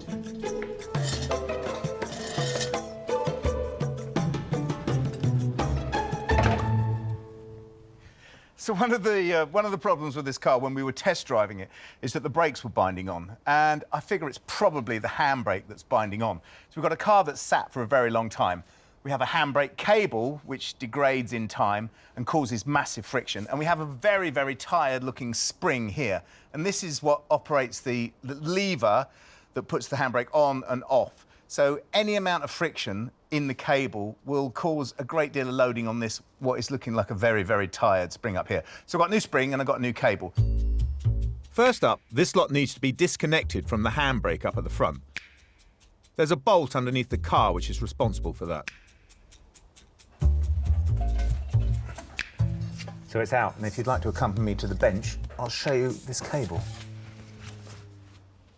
So here we have our old handbrake cable. As you can see, if you pull it, there's a lot of friction in the cable. So just think, every time you let the handbrake off, that little spring has got to let this cable all the way back round. And honestly, I think it's going to struggle, because the new one... Oh, hello. Look at that. Easy peasy.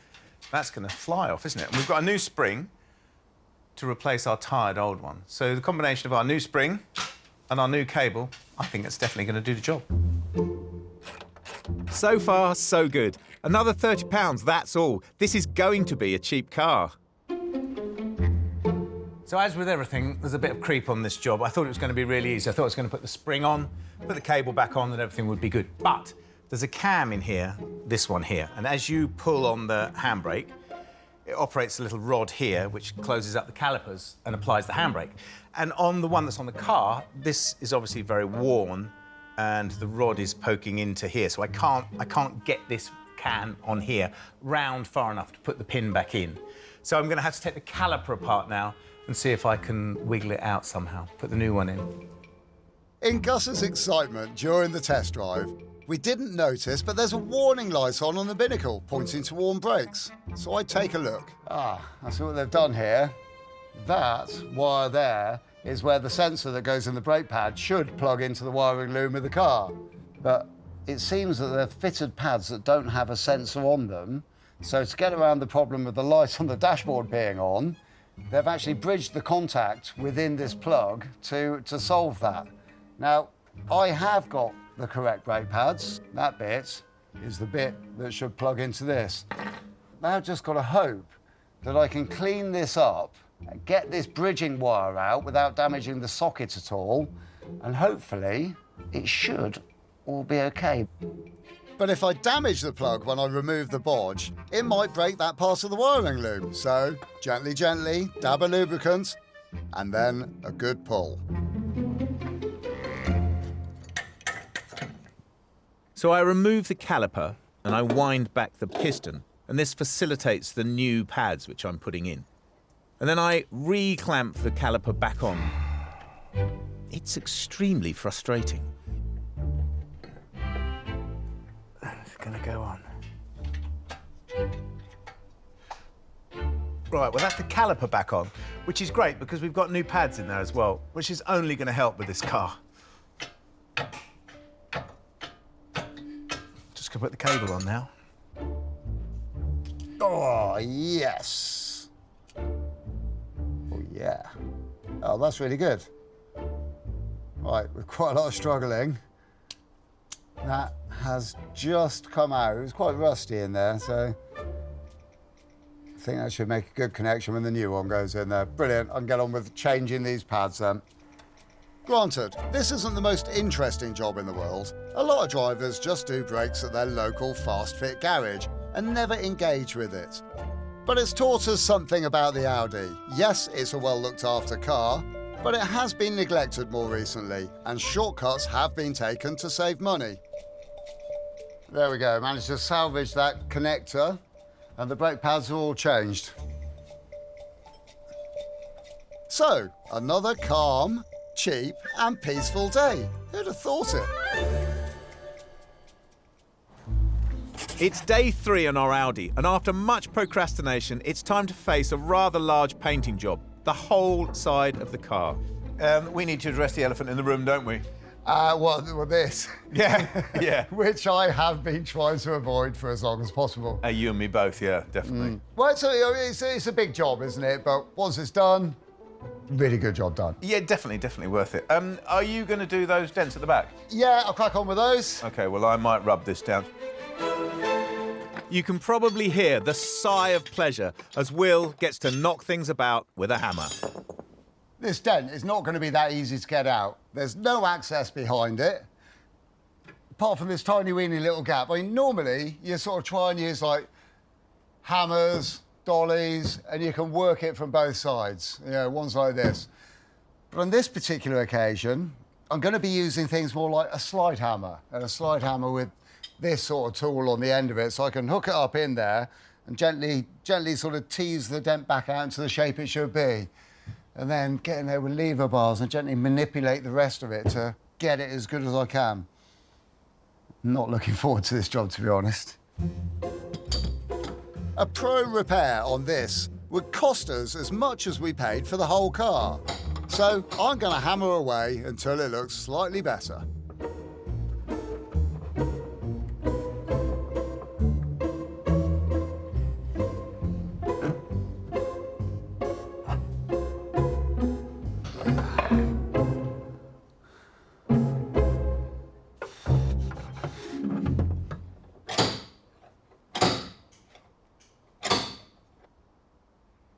Well, I'm certainly not saying that that's perfect, but it's been very, very tricky to get that back into the shape that I got it to.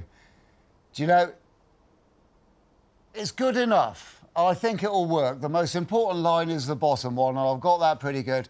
Yes, tiny skimmer filler. Yes, a bit of paint. That will be a great job.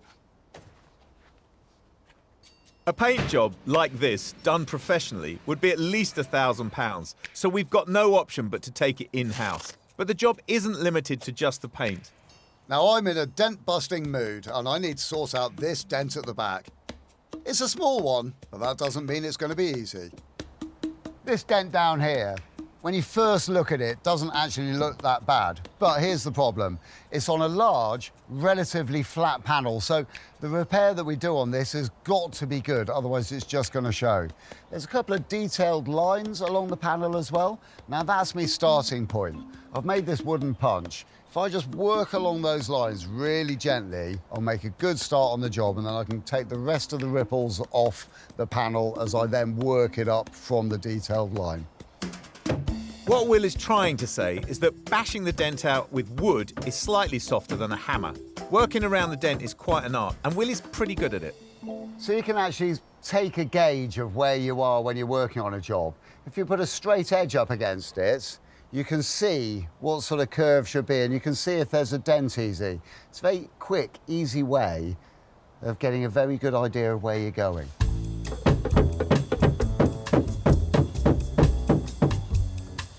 The detailed lines are managing to come out really well. I'm getting a very good edge on those, which I'm measuring with my rule. But there's still a ripple in the panel, which I've tried just tapping gently from behind. But because there's so much spring in the panel, I can't actually work against it. So if I use a dolly, a flat dolly on the outside of the panel and just sort of tap next to it, I can use this as an anvil, something to take the flex out of the panel as I tap it and see if it will just bring it into line. And it's not pretty. Not yet. While Will does that, I'm using the high-pressure airline to clean off the faded lacquer. Right, so I've run my rule up the dented area and I can see it's coming out really, really nicely. There's very few shallow points. And so I can work out where the shallow points are and the high points are. Flat block with a bit of medium sandpaper on it. Gus is sanding with a bit of 240 grit paper. And I'm priming, ready for filler. We use as little as possible. That is the golden rule. Right, I'm done. Are you done? Huh? You done? Yeah, I mean, I'll say I'm getting there rather than actually done, but yeah, I think we could... Just going to roll it in. Yeah, get it in, get it masked up. We could do getting some primer on this as soon as possible now. It's starting to look pretty good. We don't have a lot of drying time left, so the race is on to get the Audi where it's ready for paint. We're quick at masking now. It's a skill that we've definitely improved on.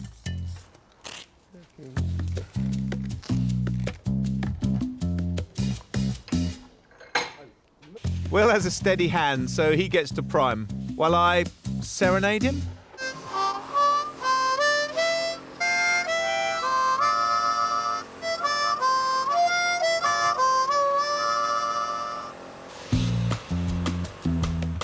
Metallic paint has really put us off in the past.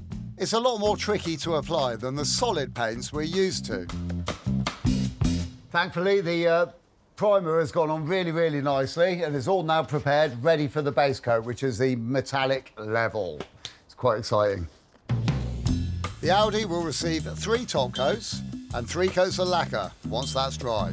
The worrying thing is you never know until you've had the patience to step back for at least 5 minutes and wait and see how that coat has gone. It's looking pretty good. The first coat's always a very dust coat, very, very light. You can start to build it.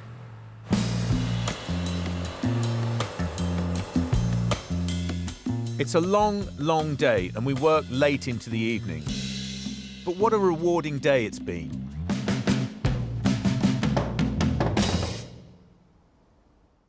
It's day 4 out of 5 on our cool Audi. We haven't spent much, but we haven't tackled any of the truly nasty jobs. Have we been putting them off? As it would seem to me that we've spent an awful lot of time on this car already, and we've only really just got it up to the point where any normal person would buy it.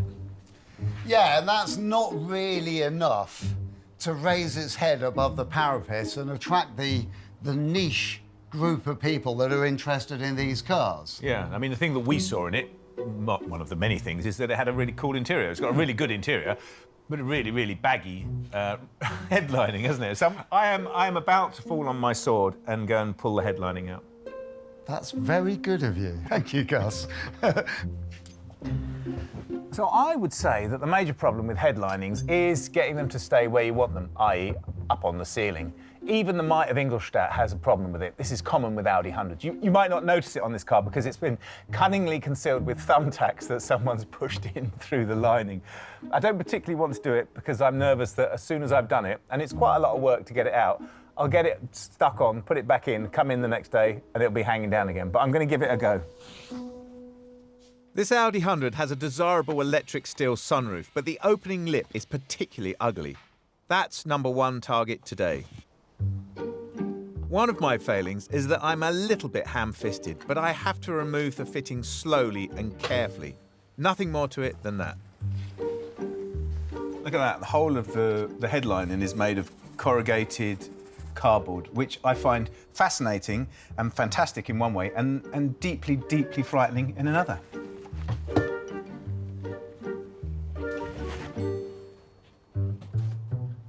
One of the small inconveniences with this car is this window not going up and down, which is pretty annoying, isn't it? And we can't sell the car like that.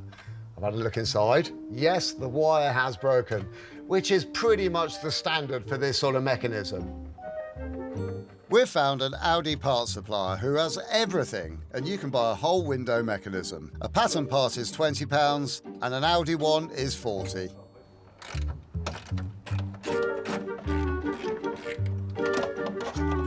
Our budget means we had to go for the cheaper one. This part here is the bit that goes up and down in the slider. It attaches the mechanism to the actual glass in the door. There's a circlip on the other side, which is impossible to get to. But Audi have made it easy for me because the actual door splits in two, so the mechanism all comes out and the glass all comes out on the other bit and gets to the other side, put it all back together, piece of cake.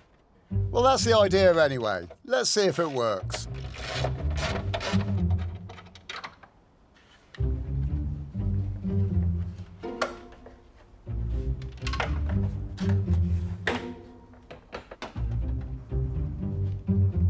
Well, that's a really class bit of engineering. The fiddly job is done fast, and once I've connected the motor up, we'll be in business. And now is the moment of truth. Has it fixed the job? Yes. Yes.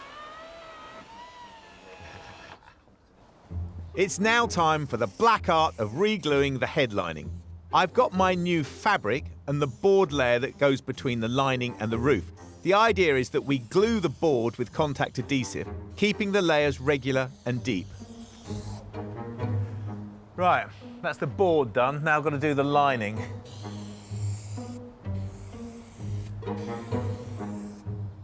And the hideous bit now, where we lay the new fabric over the board. There is only one chance to get this right. OK, so I'm going to lower this down, yeah? Well, I would, yeah, It's got plenty over. Is this a good time to tell you I haven't washed my hands? No, I asked you if you'd washed your hands. Oh, I thought you were joking. I don't know about you, but it's nerve-wracking watching from this end. It's nerve-wracking down here too. Right, OK, am I coming down at the right speed? Yeah, you are. And then what I'll do is I'll go across this bar here. You know, you kind of want it to move in a three-dimensional way. Yeah, that's passable, isn't it? I'd say. And we'll cut this, and then we'll be able to work it without the stress of this bit in it, won't we? When I say we, I'm roping you into doing this as well. No. I told you I haven't washed my hands. You didn't wash them for a reason. Is your heart still up in your throat, is it? Yeah, a bit, yeah, but it's not too bad, is it? I'm going for the hoping that my jumper's cleaner than my hands approach. That looks all right, doesn't it? I'll come around that side, do a bit there. We'll spare you the things that don't go exactly according to plan.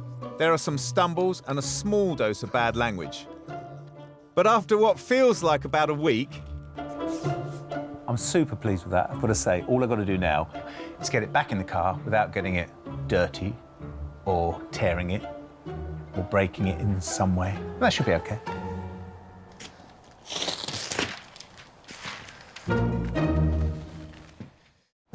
We've got that way. We have, yeah. Day 5. It's the last one to complete our Audi Avant. Or Avant? That looks great. Yeah, much, much better than it was, isn't it? So much better than it was. And it's upping the value of our car. Exactly that. We've got a lot to do, haven't we? I've got to put that headlining in.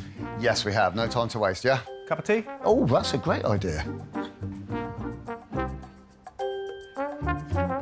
The really worrying thing about headliners is they have a terrible habit of not staying where they're put once you've got them in the car.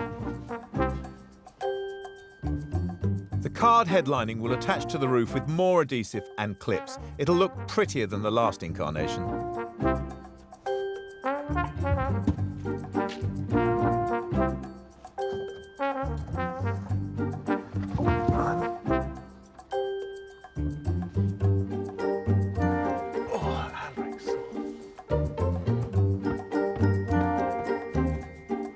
But while I wrestle with that, more issues are coming thick and fast. Yet another thing we had not spotted before. We've got a problem with the dashboard in our Audi. The LCD screen doesn't work, and worse than that, it actually looks slightly broken as well. So in the past, it's been okay because we've been able to find engineering companies that can fix things like this. But this being a slightly older car, we've had to draw in our friend Mark, who's a whiz with this sort of stuff. And we're sorting the problem by buying another binnacle from another car, which isn't exactly the same model. But Mark's skill is he can tease this one apart, get the component out that we need, put it into our binnacle. End result, we have a fully functioning binnacle that we can stick straight in our Audi, and the problem is completely sorted. Without the LCD working, the Audi's interior loses a tiny but visible bit of its appeal. We're going to have to hope that the LCD in our used binnacle works just fine, because if it doesn't, we're stuffed. Wow, this really is the world of tiny little screwdrivers and millions of fiddly little screws, isn't it? It's a good job I can see. Yeah, it is. I mean, I need my glasses on for all of that. So these are the components which did contain, or still contains, have you got it out yet? It did contain this very small LCD screen here, which I've now matched up with that one there. Yeah. There were some very small differences, but thankfully the LCD at its core is exactly the same. So I've now removed this unit here. Yeah. And ready to strip that unit down, get it in there, test it, and then should be good to go. Brilliant. Well, I'm going to watch and learn, if you don't mind. That's fine. What I'll do, I'm going to crack on and strip this unit down. Wicked. Mark is principally an electrical engineer for Mercedes, but he's able to apply his logical mind to our Audi.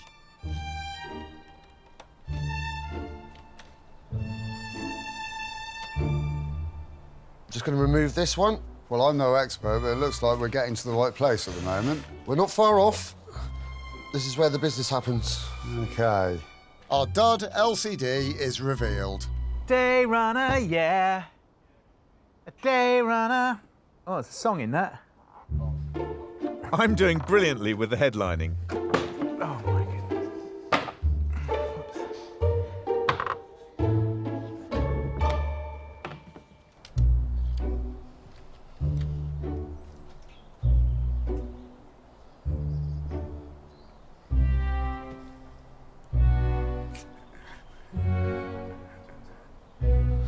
OK, it's all back together. Would you mind passing me the rest of the instrument cluster, please? There you go. I knew what you were wanting there, didn't I? Well, straight down here, yeah? Fantastic, thank you. Cool. I'm a good little helper, aren't I? Not too bad. I love it when I fish for a compliment and it pays off. The new LCD is plugged in and working.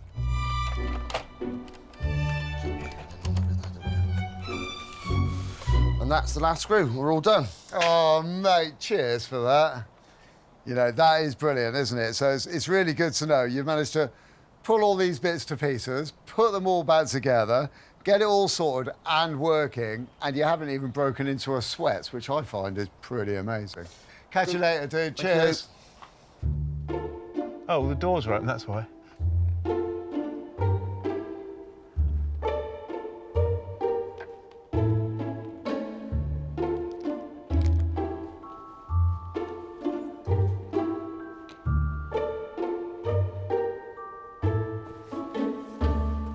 And that looks like a finished car. We only paid $1,200 for the Audi. Braking parts were 150, and we spent $285 on electrical items, $200 on consumables, and $100 on a headlining. So that's a total of less than £2,000. Amazing value. I think this is an unusually glorious moment for us, isn't it? It's when we can finally breathe and take in the fantastic work we've done, revel in the glory of what we've done to this car. Yeah, but you did really like this car, so for you it wasn't a massive leap. But for me it was a bit more so. But with a little bit of time and owning it and working on it, I started to really recognise the fact that, yeah, this is a cool car. Yes, it is a really, really nicely built car. They're fantastically made. The engineering is fabulous. and it turns out they're really cool too. I think we try to give all our cars new leases of life, don't we? Everything that comes out of the garage. And we do that to a lesser or greater extent on each car. But this car in particular, we have definitely turned back the clock on this car. It's definitely got a new lease of life, hasn't it? Yeah, I think you're leading up to a but somewhere. No. Oh, no, but I think you should drive it. I think there's still a but. But I hate it when you drive. Now, that was the but I thought you were going to come to. Cheers, mate. Right, I shall drive it, and I am going to enjoy it. You might not.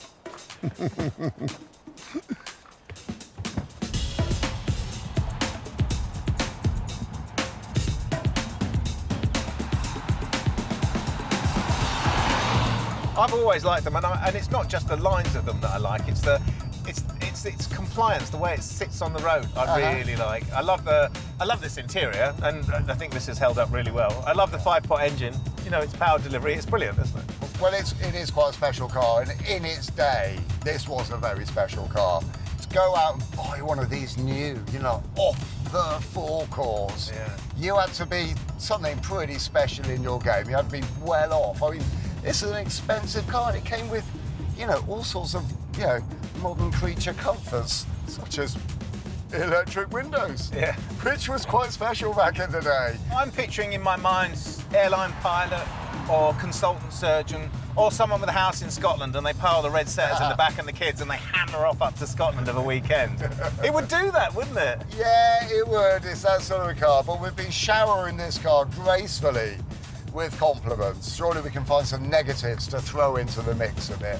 I don't think there should be. I don't think there has to be. I can't think of any. I mean, actually, the one thing I do think is a negative, the biggest negative, is the same old story that I have to tell you every time that we try and sell a car. No, I can guess that already. No one wants it, yeah?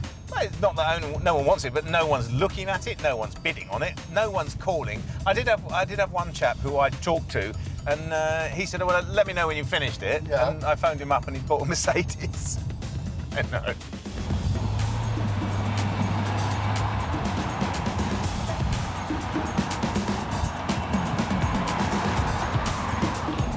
To think that we were going to sell this in the time that we've got is naive, because the person will be out there, and the person, when they see this car, they'll want it because it's great. But it's just going to take longer, I think. Well, that is our strong point. We know we've got a good car. We know if somebody is looking for one and they come and see this one, you know, we have the confidence to know that this one's a corker and it should then sell. Yeah, it's definitely a good one, isn't it? I mean, it's just purring along, isn't it? It's beautiful. It's not a rattle. No, not a single thing. I mean, it is just as it should be. Yeah.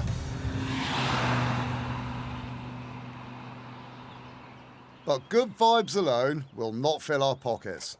We advertise the Audi, we sit, we wait. It's pretty good, actually, so we seem to have some interest. Interest in what? In the Audi. Oh, good. Seem to have 2 people on the thread at the moment. Right, so option A. Yes. It was a Mr. Burke. Mr. Burke has offered 2,000 quid. OK, well, yeah, I mean, at the moment, that seems attractive, but it's not enough, is it? No, it's not. Well, it's better than option B, which is a Mr. Austin, as it turns out. Oh, that might be him upgrading it. See what you've done there. Well, that's good, isn't it?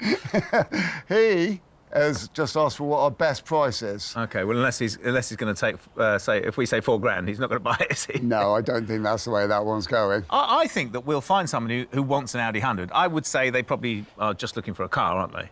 Yeah, they're not offering serious money there. That's not a good offer, either of them. I think we wait, don't we? Yes, definitely. Yeah. And what does the Audi eventually go for? An internet pledge at 2,800 wins. And we say an extraordinarily grateful yes. I told you though, didn't I? Yes. You did tell me. I know. I never had my doubts. No.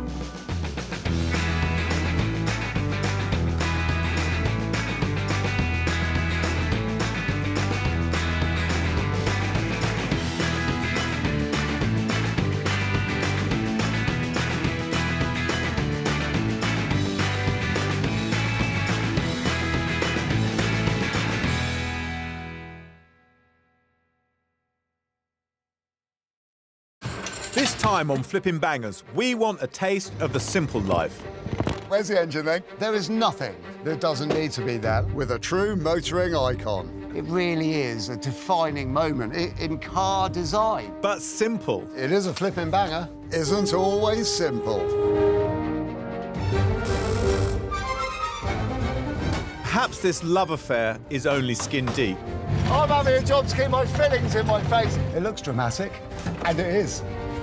Oh, we bought the car, and now we've got all the problems. We've said goodbye to our day jobs and invested our own hard-earned cash as we try and make it in the cutthroat world of second-hand cars. You've got to buy well, but you've got to sell well. We have a goal. We need to double our money. If we put 500 quid in, we need to see £1,000 back. But we're forced to the very bottom of the market. We buy cars that nobody else wants. Who else would buy that car? Can we keep our business afloat, flipping bangers? There's so many things to do to this car. We've turned our backs on our regular jobs and attempted to carve out a new living by buying and selling cheap cars.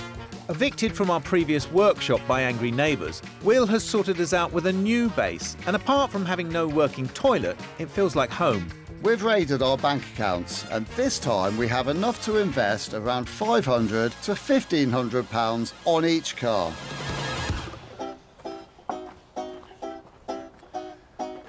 Oh, lovely. Can we get a French car? Of course we can get a French car. We can get any sort of car you want. If you want a French car, you can have one. Just depends what sort. Well, I was thinking of maybe Renault 5, or my absolute favourite, Renault 12, or maybe something really obscure like a Fuego. Don't know if we'd find one now. Renault 16, 11 Electronique, something offbeat, I think, and that's where we should be. Interesting.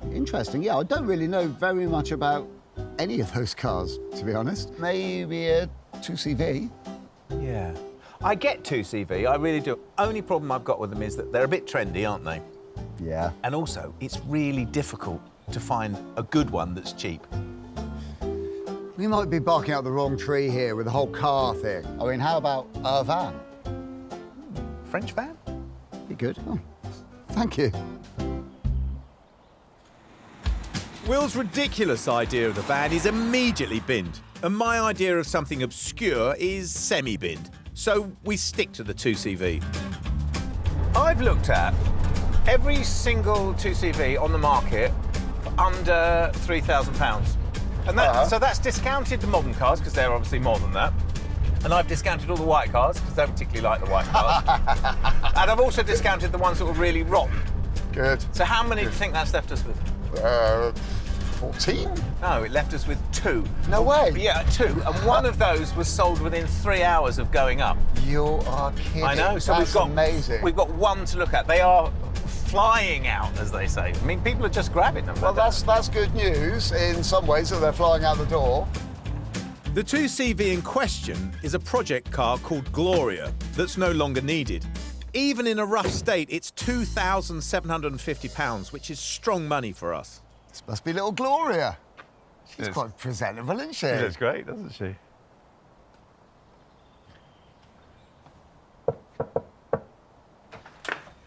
Hi, Kai, is it? It is. I'm Gus. Hi, I'm Will. Nice to meet you. Thanks for coming. We've come to have a look at your glorious little car there.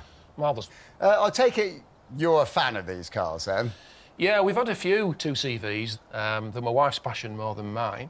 But I mean, we bought Gloria because she's got all the right ingredients. So, galvanised chassis, engine and gearbox run well. Most of the car is fine. It needs some TLC. And unfortunately, I can't take it to the next stage. So that's why we're selling her, really. I see. Right. Make yourself at home. I'll be out in a moment. All right, bro. Cool. Thank you very much.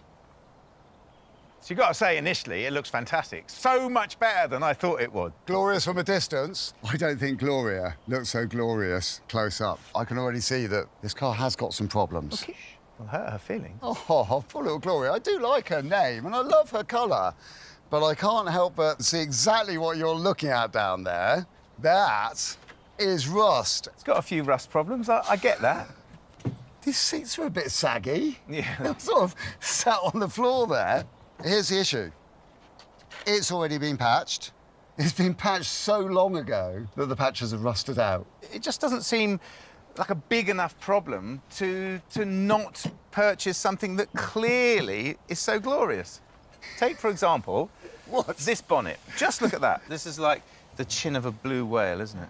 It feels rather gritty. Look at the patina in this rust here. Somebody is going to fall head over heels for this, because if you want a 2CV that looks like it's been lived in the south of France for 20 years, this is the one, isn't it? I just think it's absolutely fantastic. Oh, where is it? Where's the engine then? Go on. It's written there. Aye, so it is. And look at that, it's got 602 written on it. What does 602 mean? That denotes the capacity of the engine. It's a really diddy little engine. How many horsepower?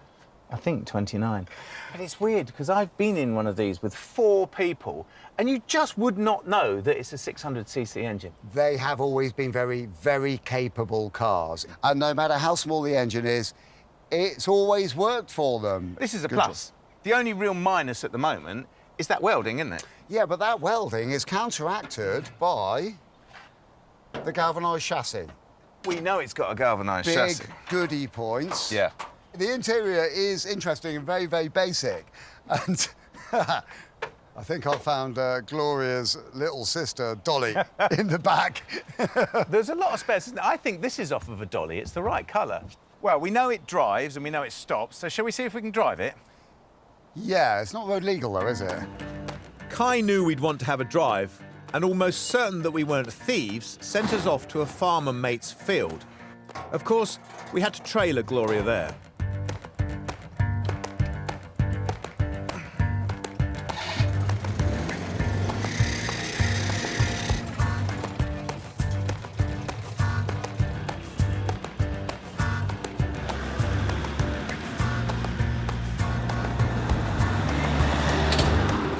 As test drives go, it's a bit severe.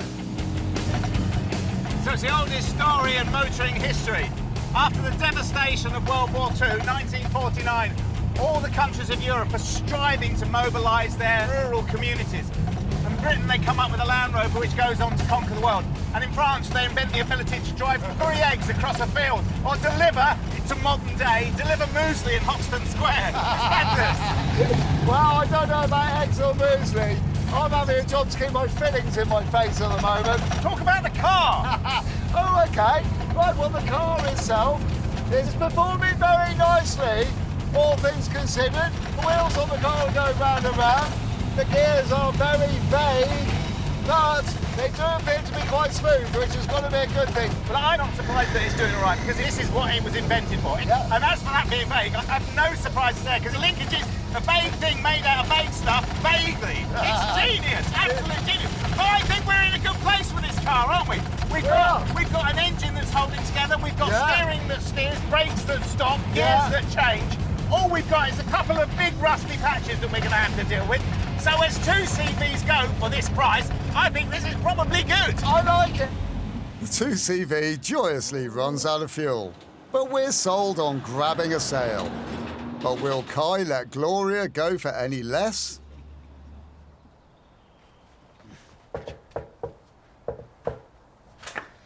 Hi guys, how are you getting on? Well, we love it. Of course we love it and want to take it home, but it really depends on how much you want for the car. Well, we're asking $27.50. Yep. I think it's worth every penny of that. Ah, right, OK. So we've been having a chat, and we were sort of thinking we might sort of come in with an offer of about sort of 2.2. I can't let it go for that. I think the car's worth more than that. Okay. But what about we split the difference and say 2.5? Go on, you got yourself a deal. We'll leave it on the trailer. Excellent, thank you very much. You're very welcome. Nice to meet you both. Yeah, you too. Yeah, cheers. Thanks, Kai. You too. Bye-bye. Bye. I think we've done very well. One internet bank transfer later, and we hit the road. Well, I love a deal that goes like that. Honest guy, honest car. Totally brilliant. Absolutely, I'm completely with you all the way. There's nothing better, is there? They're not trying to hoodwink you, you're not trying to rip them off, and actually, if you were nasty, you're not going to get it any cheaper, are you? No, well, we're going to be nasty anyway.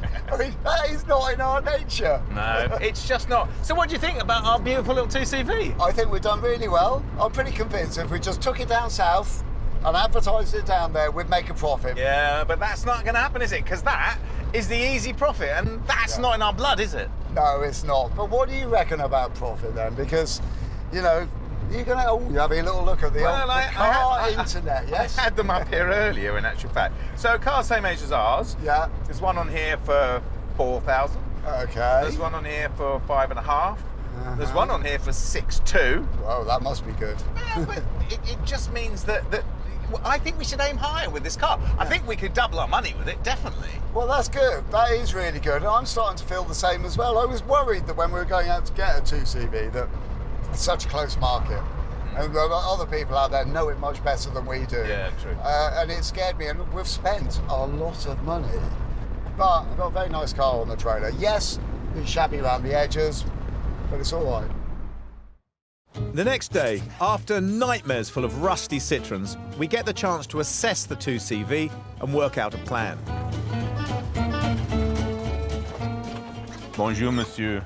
Bonjour. You know, from back there, I was just looking at this paint, and I could never get bored of looking at this. The sort of chalkiness of it and the depth of it. It's just beautiful, isn't it? They are one of the classic car designs. They're so beautiful in their simplicity as well. Yeah. And that's what I like. You know, there is nothing, I mean, absolutely nothing on this car that doesn't need to be there. Yeah. It really is a defining moment in car design. Yeah, I think you're right. I think you're completely right. But we need to define what we're going to do with this car, don't we? We need to work out what our master plan is going to be for it. Yeah, oh, right, OK. Well, here we go.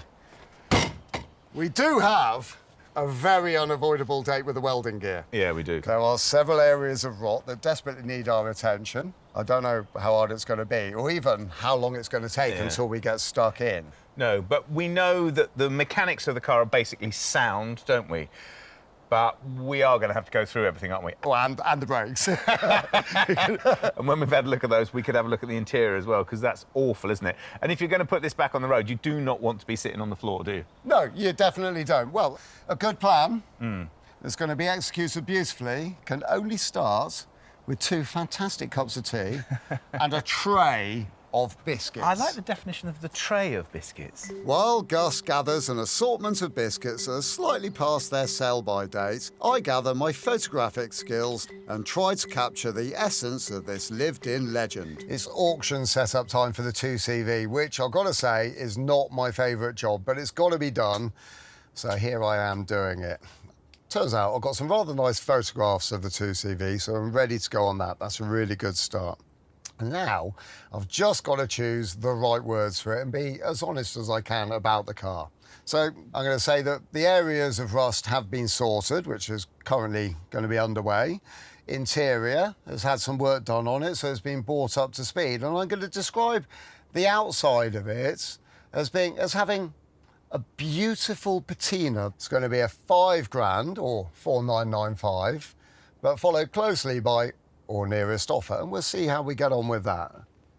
Now that Will has committed us to underselling the 2CV, it's time for Gloria to enter the workshop to receive a facelift.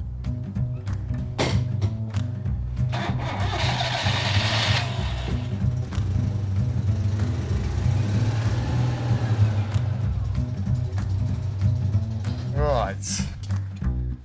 All right. Yeah, well, it's kind of nice that we've got a car with lots and lots and lots of spare bits. Yes, but it's all got to come out, hasn't it? Yeah, and these seats are so uncomfortable. So I vote we lose the seats at the same time. Yes. And for good access to the welding, the doors.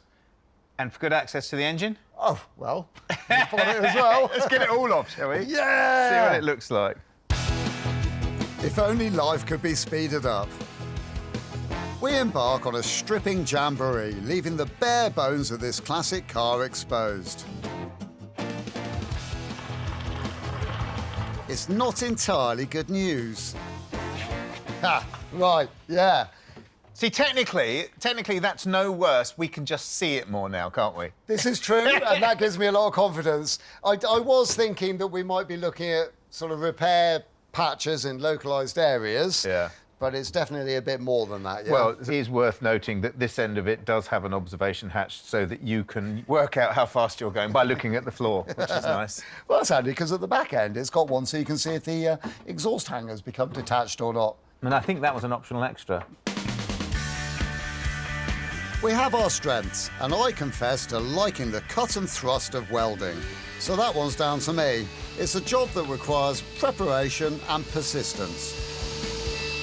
I'm giving the engine a decent service and will cover off all the consumables which probably haven't been touched for years.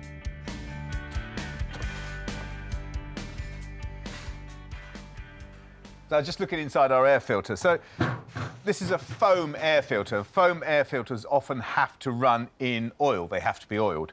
But there seems to be an excessive amount of oil in here. And I was just looking in the bottom there. The pressure vent for the engine comes into here, so it vents pressure and also oil as the engine gets older and older, into the air cleaner to be reburnt in the engine, actually, so that nobody notices it. The great thing about cleaning is that it costs very little. Our sponge filter has rather deteriorated, and I think it's probably seen better days, so I'm going to have to get a new one.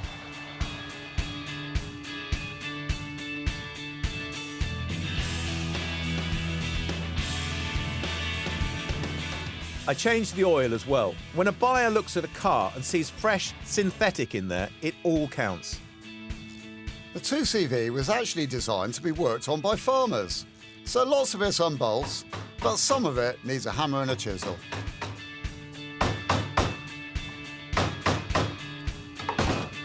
I have the oil out, but the filter is a pain. There must be some sort of special code, some sort of key to getting the oil filter off, which maybe if I looked on the internet I could find, but it's in such an awkward place. It wouldn't surprise me if it hadn't been changed for a bit. Oh yeah, I've done it. Ooh, yeah. It's a small success.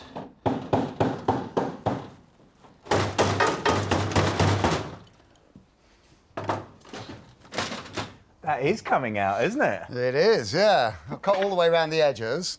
Still means I've got to cut off all the nasty, snarly bits where it joins onto the car, but not entirely certain how far we're going yet, and I've got a feeling it's further... Always. ...than just a floor pan.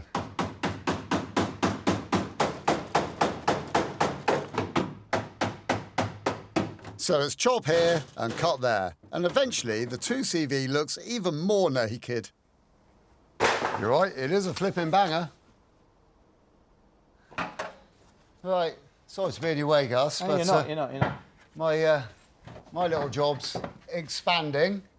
I basically need to unbolt the front wing to get to my welding areas.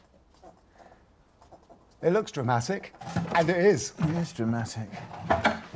So that's indicators. That is horn. That's better.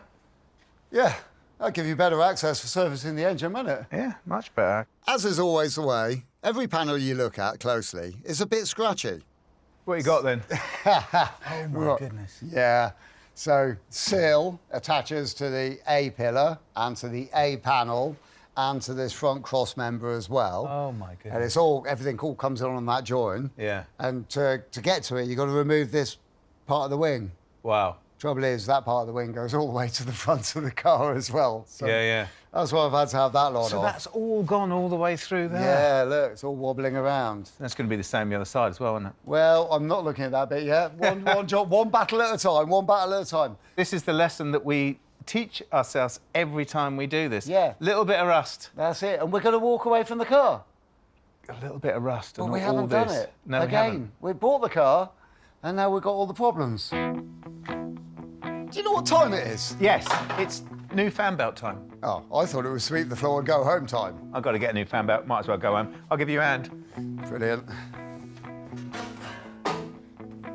What a mess you've made of our car. So the 2CV is not full of rust, but it's not as clean as a whistle either. Still, it's been a fantastic first day.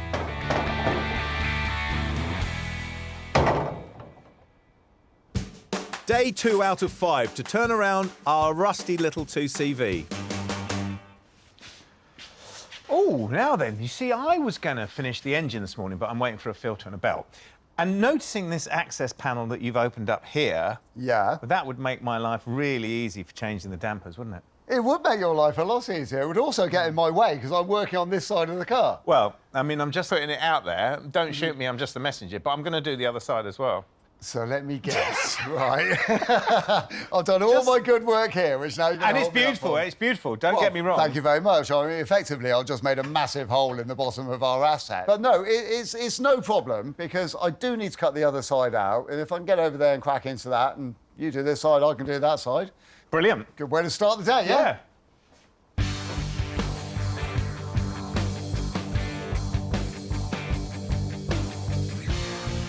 You know how this goes. I cut out the rusty bits and then find some more.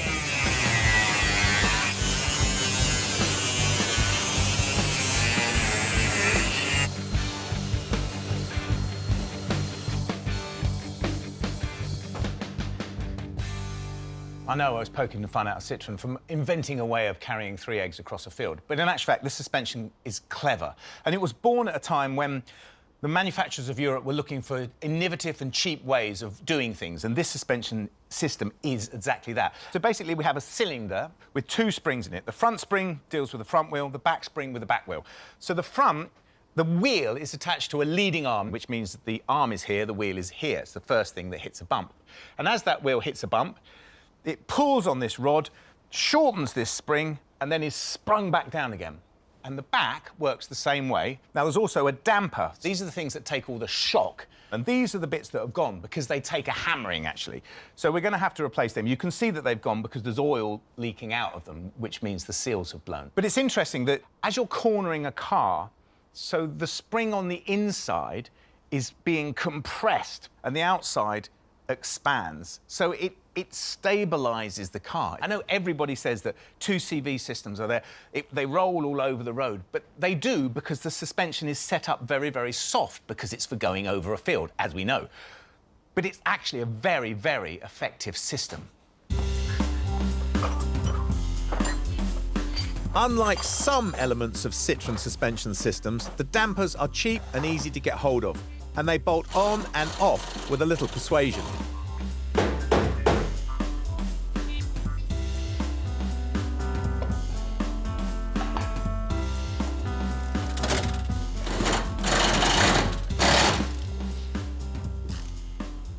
So the front one's got a retaining plate here, just a little hanger for the suspension unit. You have to put that on first. Well, it's obvious you have to put it on first because you can't get the nut off with it on there because it's up against the arm. Onto there and onto here. And then put these little 14 mils in here.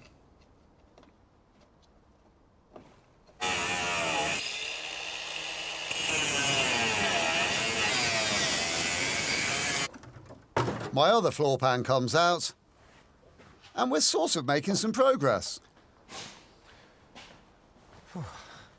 Well, just quite a lot of holes in the bottom of the car. There are so many holes in this car. I've been through sort of stages of depression and deep upsets and anguish, and it's been growing and growing and growing, and I've done all I can. Every single last bit of prepping, and it turns out that now I'm just a couple of panels short of a 2CV. Cool. Well, are you going to go and get them then? I desperately need to go and get them ASAP now, yeah, definitely. The 2CV is well supported in spares, and I've found a place up the road who'll hopefully have a few bits we need. Hello? Hello. Ah, hello there. Hello. Are you the Darren that I spoke to on the phone earlier? I am, and you must be Will. I am. Yeah. Good day to you. Yeah. Well, I've just come through this way, and I can see you've got an enormous amount of stock in this place. It looks really impressive. And you've even got a whole body shell up there by the looks of it. Yeah, we do brand new body shells. We do brand new chassis made of licensed from Citroën galvanised. We do bumpers, tyres, brake pipes, you name it, we got it. Right, OK, I'm going to name it. Floor pans, A, B, C pillars, sills, and that sort of stuff, really. What have you got? Follow me, the panels are round here. Nice one. Here, Will. Seals left and right, help yourself. So that looks like a left sill. That looks like a right sill to me. What about floors? Yeah, complete floors. Cool, I see. So that's the whole of one side. Yeah. I like that, cool. It was his partner. And that's its little friend. Oh, that is good news. Right, OK, what else do we need? C-post, A and C-post repair section. Yes, that's exactly what I need. Let's have a little look at that.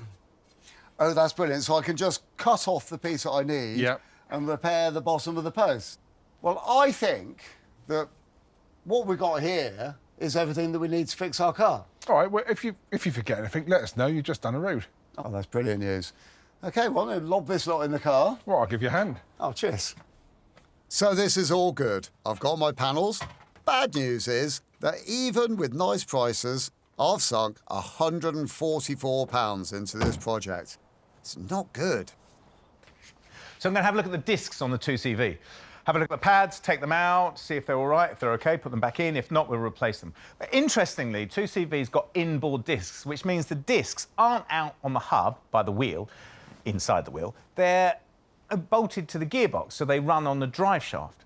The reason being, and this is an old motorsport thing, keeping unsprung weight and sprung weight separate. You have to keep the unsprung weight, which is the wheel, basically this side of the springs, as light as possible, which means to keep it compliant with the road, you can use really light springs. And we were talking earlier about the innovation of this Citroën suspension system. It's very light.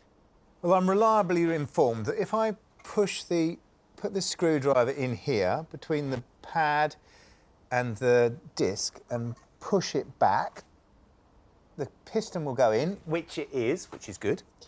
And then I put it in here and push it back again in the middle. And then you push the spring down and the pad should pop out in your hand. There's a lot of wear left on that, so I think I'll probably take it over to the bench, clean it up and put it back in. The 2CV has a little rust, but its mechanical bones are well on the way to being pretty good.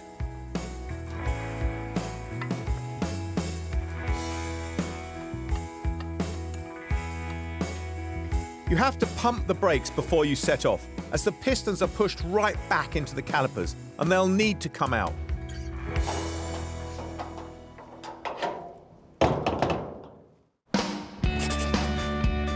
Day 3. We're loving our 2CV. Its cleverness and charm, winning over huge patches of rust which we have to re-weld. Coming through. Lovely. We don't have a ramp in the workshop to lift the 2CV, but we do have something almost as good. We call it our occasional trolley.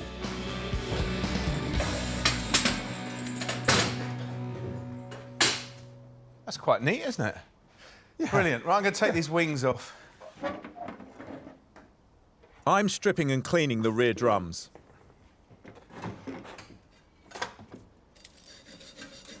I'm just going to go through the brakes and have a look at them. Actually, I think someone's been in here relatively recently. But I'm going to go through this one, check that everything's all right and that they're adjusted OK, do the other one. Then we know we've got the security of knowing when we put everything back together that it'll stop properly.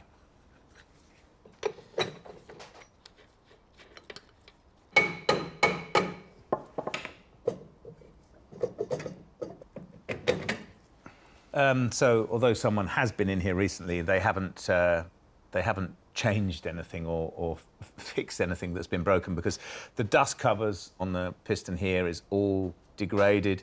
There's very, very little meat left on the leading edge of this shoe here. So now I've got to enter the world of pain of taking apart the brake lines here and trying to get bleed nipples, trying to get new pistons for the wheel here, and trying to get new brake shoes. Well, I'm sure we'll be able to get them, but it's time and money, isn't it?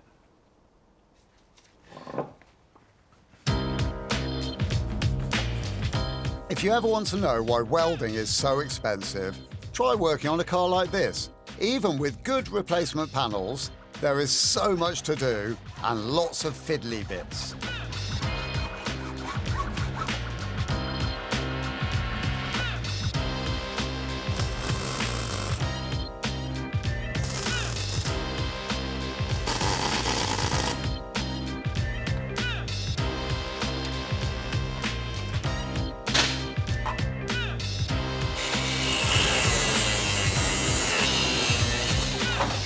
The nastiest aspect of this job is replacing the sills. The old ones need to be cut out, and the new ones need to be fitted accurately. It's a good job on cheap and easy.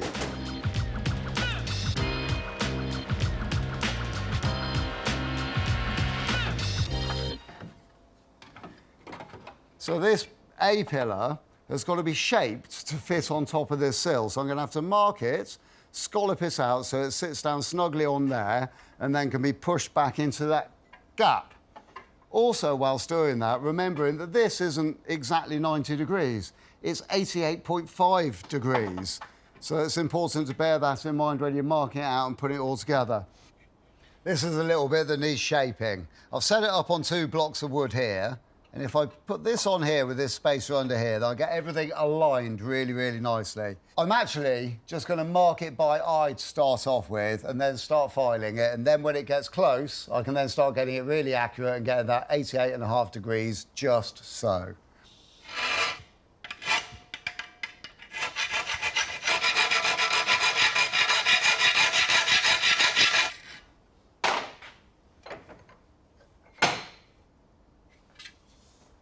This now fits really nicely onto the top of the sill.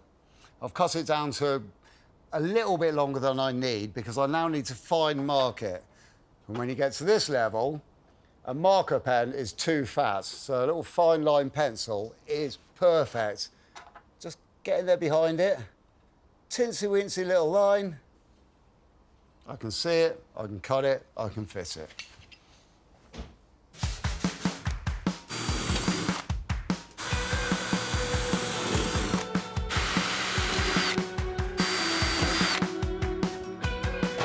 And this is a very important bit. This is called internal sleeving. This piece of metal is going to be slid inside of this, hidden away. The whole thing's going to be put into place, and then this is going to be pushed back out like this, up into this section here. But it's very important to make it really sound and secure.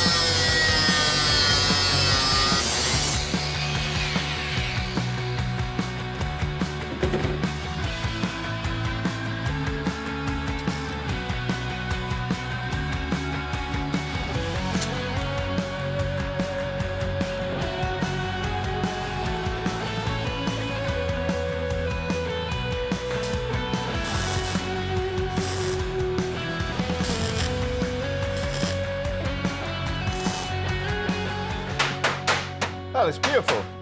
Oh, thank you very much. Proper work of art. Well, it's been taking some time, but I think it's worth it. Yeah, no, definitely. It's going to make the car worth something, isn't it? I've done the brakes. I'm just waiting for shoes. So, shall we go?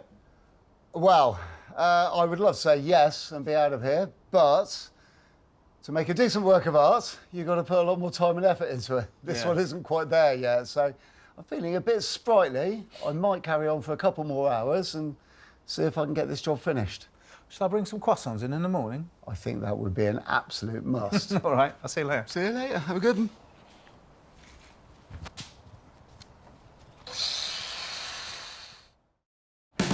Can it really only be day 4? It feels like 44. Will's busy and I'm waiting on bits, so it's time for a trip out. Well, I brought the seats with me and I'm going to go down to the 2CV shop. Darren down there said that he'd show me how to put new donuts in and recover the seats. And I know it's normally Will's thing, but I thought I'd show Willing, see what goes on. I'm rather regretting putting them in the Mini, though, with the top down, because the degraded foam is swirling around in the cabin, and I think I've swallowed most of it. The 2CV seats are almost as simple as a deck chair, but if you get the refurb technique wrong, you'll lose the little comfort that they do have.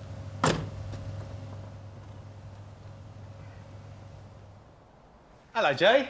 Hi, you all right? Yeah, I see you're already on one. Yes, yeah, no, always. Older than ours, though, is it? Yes, much, yes. Look at this. This is a disaster. It's Yes. absolutely falling apart. Yeah, they normally look like that after a while. So you're going to show me how to do it, then? Yeah, by all means. OK, but Yeah, I know nothing about what I'm doing. Yeah, no, it's just a process. Jay and I get rid of the hangers and clips, and the seats can be stripped. They're just held on with these wires. Your one's a bit bent, but we can always straighten that. So these, that just bend it out. That's it. Oh, I see. Yeah. And then it just pulls out. Yeah, just pulls out. There, it slides out, and then there's Again. another one if you want in the front as well. There you go. And then you can just peel the seat cover off. Oh, and then there's the dust. That's going to go in the bin, isn't it? Oh yeah. There are still salvageable parts of the chair left. This is the aerial, is it? The antenna? Yeah, that's it, DAB. Well, we'll keep the back because that's original. Yeah, I like There's it. nothing wrong with it. There you go. And that's it? That's it. Wow. Right, so what have we got here? So this is like the new seat base webbing. Oh, OK. This is then we've got the little rods that go up through. It only takes 15 minutes for us to rebuild the chair frame. We fit new rubber donuts,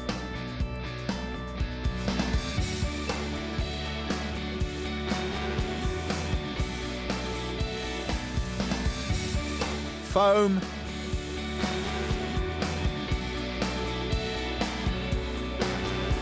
and finally seat covers. It's cost us £300. Not buttons, but it's a tangible sign of quality in the cabin. That is amazing. I mean, yeah, so simple, so brilliant. That's good, isn't it? It really is, yeah. It absolutely transforms it. Can I bring the rest in? Yes, please do. Fantastic. Yeah. Thank you. Well, I might as well take this with me, mightn't I? you can take Thank that. you. Covering the seat fits in perfectly with Citroen's philosophy for the 2CV. It's incredibly simple and it's incredibly effective. Lovely.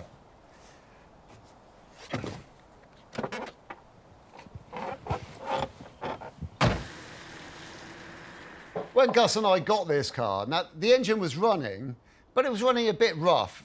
And the common faults with things like this is often the points adjustment. Now, on most cars, the points are within a distributor underneath a little plastic cap. You can take that off, you can get to it all very easily. On a Citroen 2CV, the points are well hidden. They're behind a grille, behind a fan, behind the fan belt, then behind this cover. And this is the reason that the maintenance that they need on a regular basis is often ignored.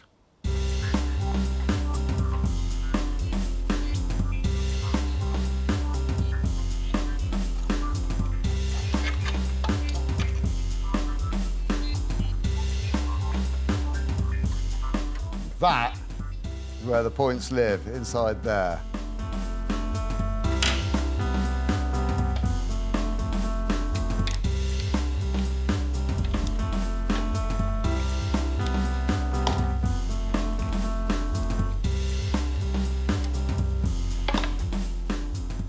Right, this bit here holds the points.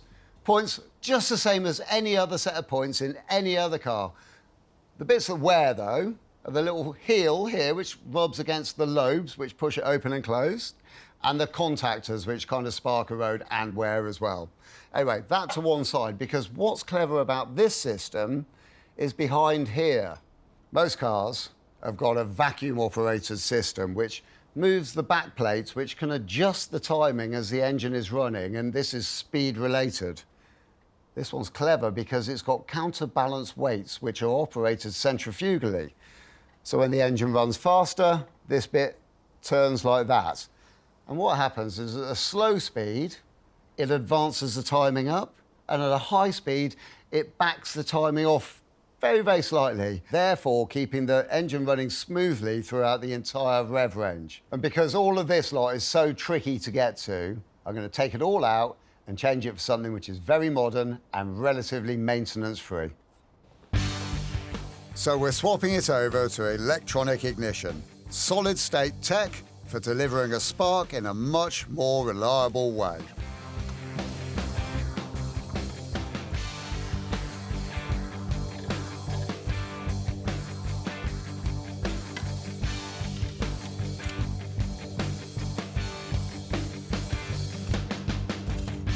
Because ignition coils lose a bit of their vigour with age, it's only sensible to fit a new one. The maintenance-free electronic points take nothing away from the purest nature of the 2CV. Cost, around about 100 quid. You need to set the position of the flywheel by inserting this little rod. Another clever Citroën idea. So with everything now set in exactly the right position, it just leaves the timing to be set. And this is the absolute beautiful simplicity of the whole thing. Starts off from the fully anti-clockwise position and then very slowly and carefully rotate it clockwise until the LED light comes on there. And without turning it any further than that, I keep it in exactly that position. I can now lock it off and the timing is set perfectly.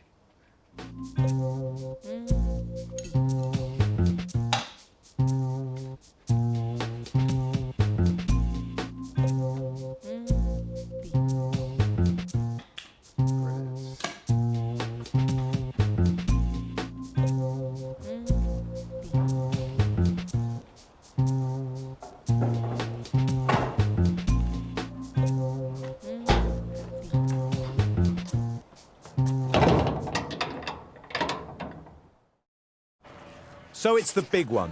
One final day to sort the Citroën out. You're wondering if I've got the keys in my pocket, aren't you? No, don't worry, I've got them in mine.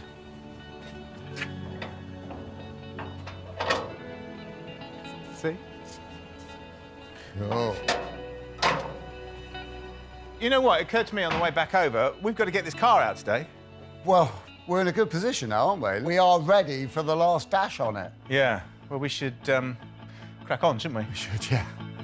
My brake parts are here, and that's all good to go.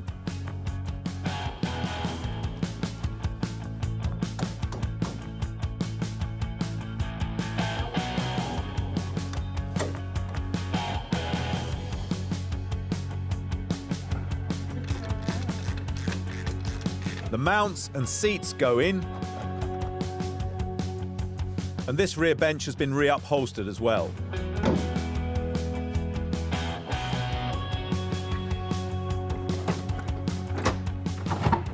Lovely. You're in. Hey! Fantastic, well done. Doors rather brilliantly slide in.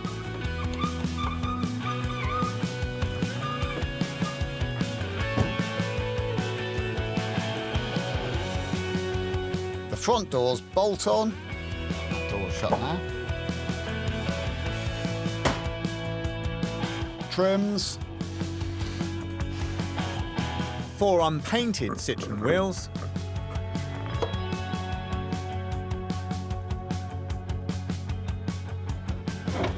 Panels showing their original patina.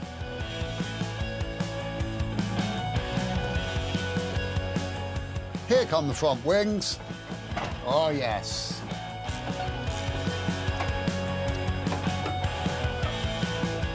All dents and age-related marks are welcome.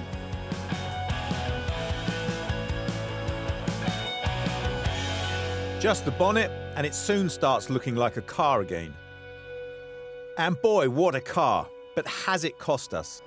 The purchase price was £2,500. We spent £144 on panels, £300 on the seats, £280 on other spares. That sounds a lot like £3,224. Underneath it's sorted, but on the outside it looks exactly the same.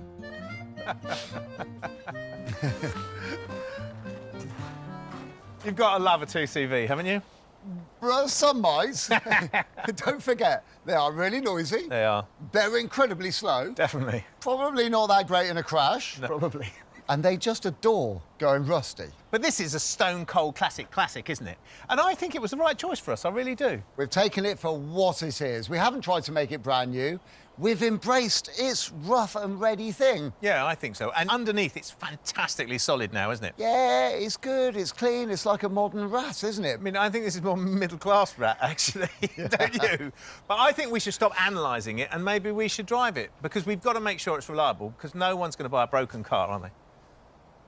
Apart from us. Bad news. Will is driving. To say it's fun to drive is one thing, exciting, that's another thing, slightly noisy at times. But, you know, you've got to go through the whole process of trying to find the right gear, yep, which feels like it's connected with a rubber band. Yeah. You've got to get through the whole fear experience of approaching a corner, right? We're just about to do one. Ready? That whole lollopy rolly over thing, that puts a lot of people off. I think it's just had a life, hasn't it? And I like that. And in a sea of modern cars which have no personality whatsoever, it's a breath of fresh air for me. Yes. Yeah, this is a very desirable car. I mean, it's peachy with a few dings.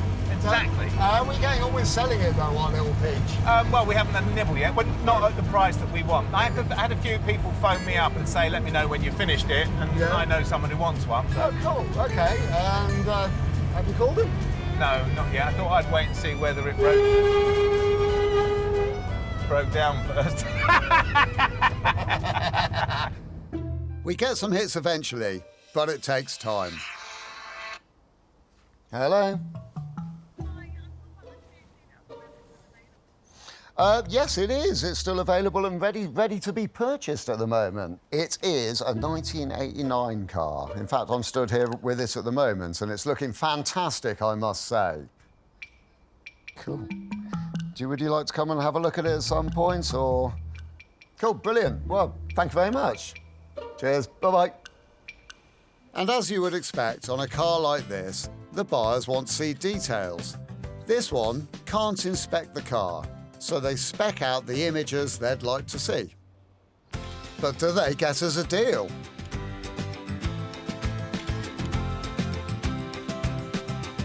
There's a little horse trading, but we do sell the 2CV for £4,900, a profit of over £1,500, and we can live with that.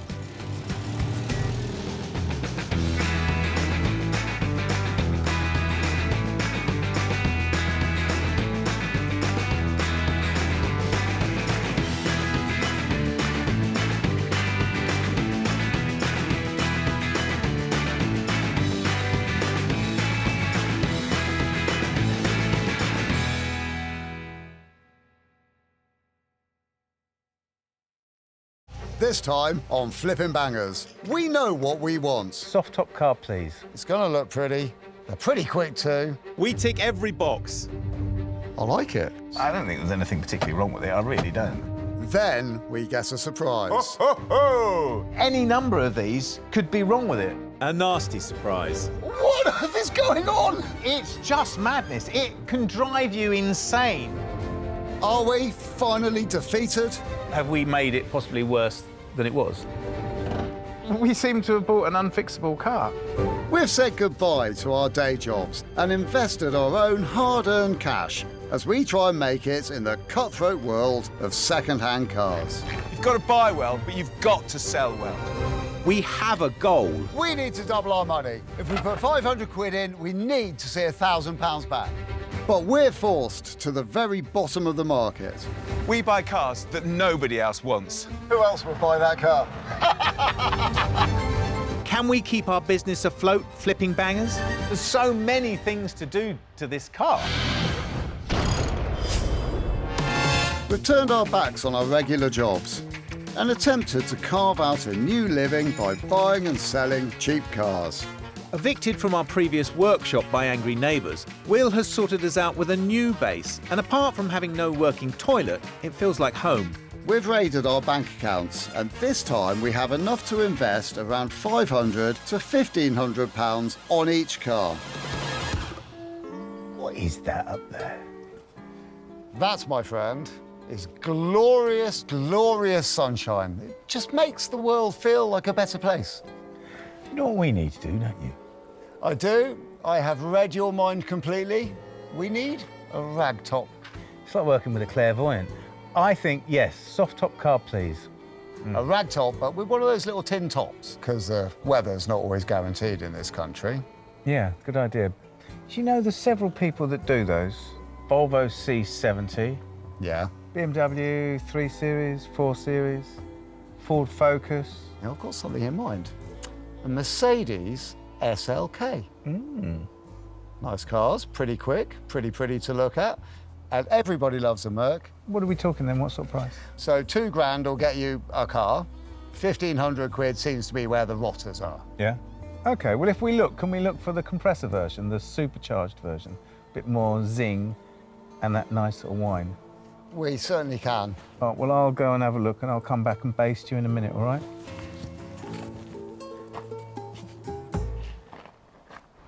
So we're on the trail of the cheapest SLK we can find. It's amazing. I have looked at hundreds of silver SLKs, all with rust spots, and then I found one blue one. Oh, that looks rather nice. That looks far too good for us. No, well, don't worry. It's got plenty of issues. Oh, thank goodness for that. It's got some limp home mode thing going on, so you can only drive it 25 miles an hour. Scary black boxes, we hate those. Yeah, potentially not good. But the guy said he's had the car for years and years, absolutely loves it, and then this limp thing came on and he's sort of fallen out of love with it, which, you know, he said he can't get it resolved. I don't really know why, whether it's a cost-effective thing or not, I don't know. But it's got other issues, it's got some trim issues. It's not him who's showing us the car, it's his wife. How much are we looking at on this then? Last time I looked, it was £600. 2 days left to run. But this car is the 2.3 compressor. It's the proper engine. So it should be a genuinely good car. Nice car, yeah. How far are we going to roll to go and get it? Oh, yeah, no, it's Leicester, 125 miles that way. Technically, we're just south of Leicester. We arrive in a nice cottage in a building project. We're told this won't be a guided tour, as Anna knows very little about the SLK. Hello, are you Anna? Hello.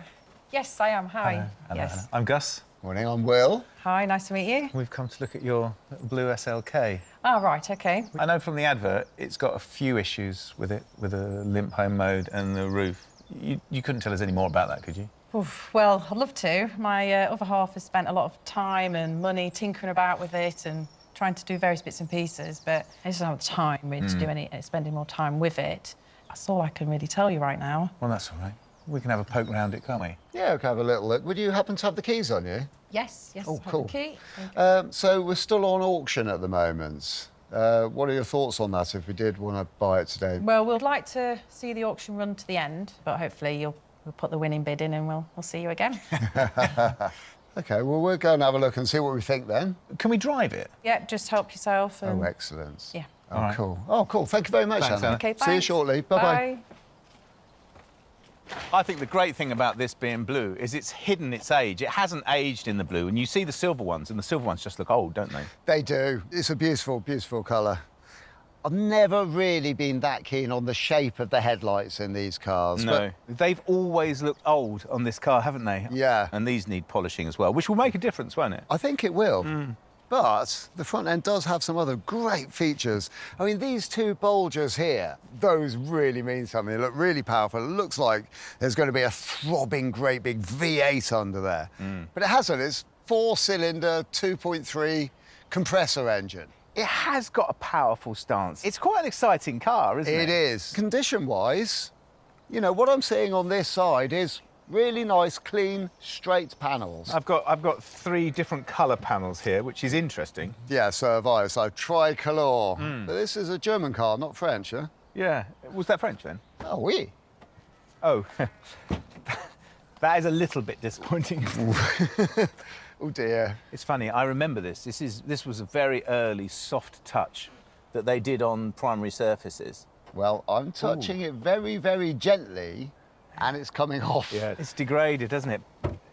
Was that heavy? Very heavy. Oh, I think this could be... it's that lock, does it, or...? Yeah, it's supposed to do it automatically, isn't it? I don't think it's supposed to have a load of oil around the bottom of it. No. No. But it looks good in there, doesn't it? 20-year-old car. Yeah, it looks really nice. It's very clean and very tidy, isn't it? But it's amazing that the way that they've presented it, it looks powerful, doesn't it? It looks racy. So we got some sort of engine fault with this, and we don't know what. Right, you got it? Yeah. Cool. Let's drive it. Yeah, all right then. Maybe I should drive it. Huh? It's my turn. Because Will's such an awful driver, it's never his turn.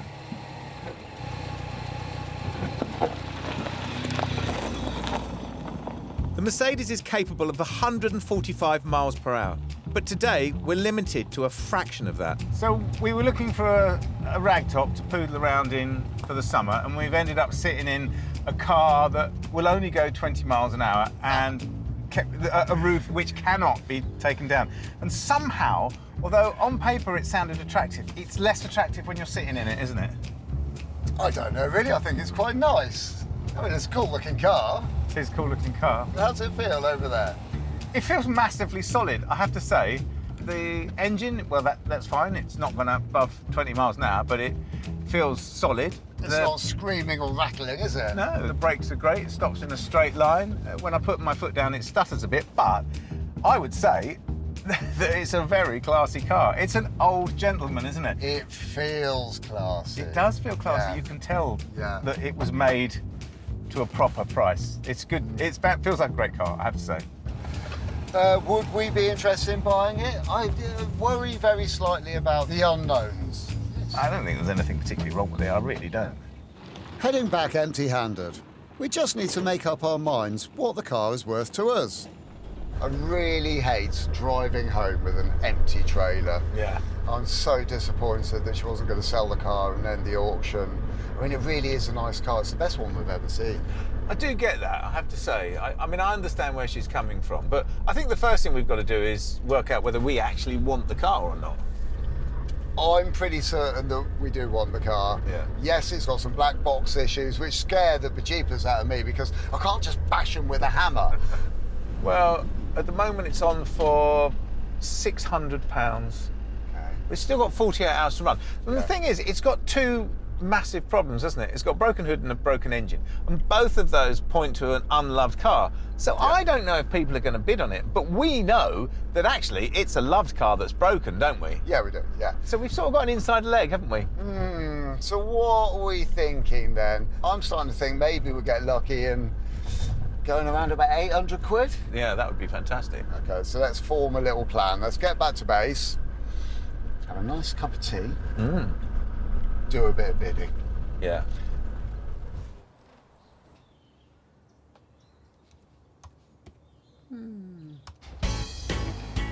And did we win the bid? Put it this way, 2 days later, we zip back up to Leicester to collect our Mercedes. And did we get our bargain car for a bargain price? Well, no. Will put in a maximum bid of £1,500 to see off the competition, and we ended up buying it for £1,200.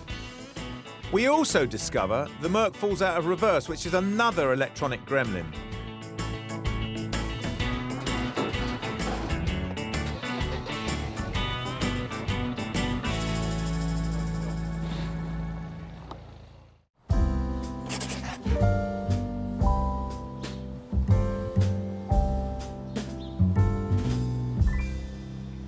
And you think it's absolutely typical. We find a car we really want, and guess what? Somebody else really wants it too and bid against us, and now we are completely on the back foot. We are on the back foot. We've had to outbid everybody else to get what we want. Yeah. But this is a lot of car. We've had to pay what this car is worth right at this moment. Yeah, I get it, but that's not clever, is it?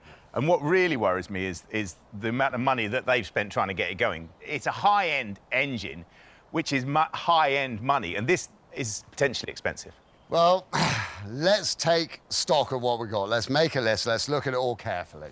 OK, well, we need to start with the engine. I think we should do a deep dive into the internet. Other people will have had the same problems as we're having now. And maybe, just maybe, that'll stop us having to do any sort of expensive Mercedes diagnostics. I'm already panicking. Look at that interior. I mean, I don't know what to do about that. Is that something we can repair, or are we going to have to get some second-hand parts and use those? It's got to come out, because nobody would buy a car of this quality with an interior like that. And my worry is that whole thing about it rubbing off. I suspect they all do, so I don't know what we're going to do. And we don't know about the roof yet. No. We know it's supposed to go down, and it's supposed to go back up, but on the test drive, I was actually too frightened to press that flashing button. We have actually, rather spectacularly, bought a convertible that doesn't convert. Gus is usually our resident photographer for some reason. But today, my elderly smartphone and my moderately elderly frame is standing in. And I'm pleased to say the car looks amazing. So it would seem to me one of the things that the SLK has got going for it is its looks. I think the blue looks fantastic. So in the pictures, it looks OK. I haven't showed the interior because the interior is atrocious. It's only done 75,000 miles, which is great because that's nothing for these cars. And also, it's the 230 compressor engine, which apparently is the one that everybody wants these days. It was the top of the range when they came out. So I'm willing to stick my neck out and say we want £3,495 for this car. And I know it seems like a lot of money, but when you think 20 years ago, this car was worth £30,000. I know there's other cars out there that will be competing with ours, but I just think ours is going to be better. So as in the old cliche, there's everything to play for, or more accurately, everything to fix. And the work starts here. Well, we know what our jobs list is. Yeah, we do. But what are we going to start on first? Why don't we see if we can manually get this roof down? Because Okay. give us some space. Does sound like we're going to be manually opening a can of worms. Yeah. I like it. Manufacturers always build in a manual override for when these things go wrong. And, well, this hood's gone wrong, so we're going to manually override it. Shoving a hex key into the slot in the roof is where the magic starts. So apparently, these two cables here are part of the whole thing. It's kind of like pulling a ripcord on a parachute, isn't it? You don't know if it's going to work or not. But that feels unlocked now. OK, I'm going to give these... Oh, hold on. While struggling to get the roof on this car opened, I've found the key fits in there. That comes as part of the kit of the car. Take your key out. Not only do you use it to undo the front, there's a little pressure release valve here. So if I just give that a little turn, that should release the pressure in the rams. Now we're thinking that this lot will come back. Right. OK, that's out. Yours out? Yes. Oh, not only is it out, it's moving. It's moving. Right. It's on the move. Hold your horses. Ho, ho, ho! OK, so... OK. Theoretically, so this push from here... Yeah. Oh, come on. Oh, that's ace. OK, that's cool. Oh, yes. And I've still got all of my fingers. Me too. I like it. Just into the workshop, and the roof is already in place, even if it's still dead. I've left Will to see if he, with the smell of sausages, will just hurry up and find the fault before lunch. Where have you been then? Barbecue. Ooh, good lad. You not smell it? I can now. Oh, that's great. Looking forward to that. That's not an easy fix, is it? I think that's this car all over, isn't it? I think it is, yeah. I just need something now for the rest of the day. Come on, let's do that. Do the interior. Shall we? Yeah, come on. When Mercedes launched the SLK, they were very proud of this dashboard covering. I remember them talking about this soft fill, but it hasn't stood the test of time. In actual fact, you can rub it off with your finger now. I don't think we're going to find another interior that we can put in that will be any better than ours. So I think we're going to have to find something to do with it. But before that, it's all got to come out, which is a headache in itself. But there's two big slots down the side here, which have got "turn me" written on them. So I'm going to start there and work my way round. Some cars that we do are made to be tinkered with. Some are built to last forever, not to be fiddled with. I suspect the Merc is in the second camp, but I'm not daunted. It's always best, if you think you might be running into trouble putting it back together, to take some photographs just to see how everything goes together. So I'm just going to get my camera. And yes, the skills needed to remove the panels can't be that far off neurosurgery. But first piece out.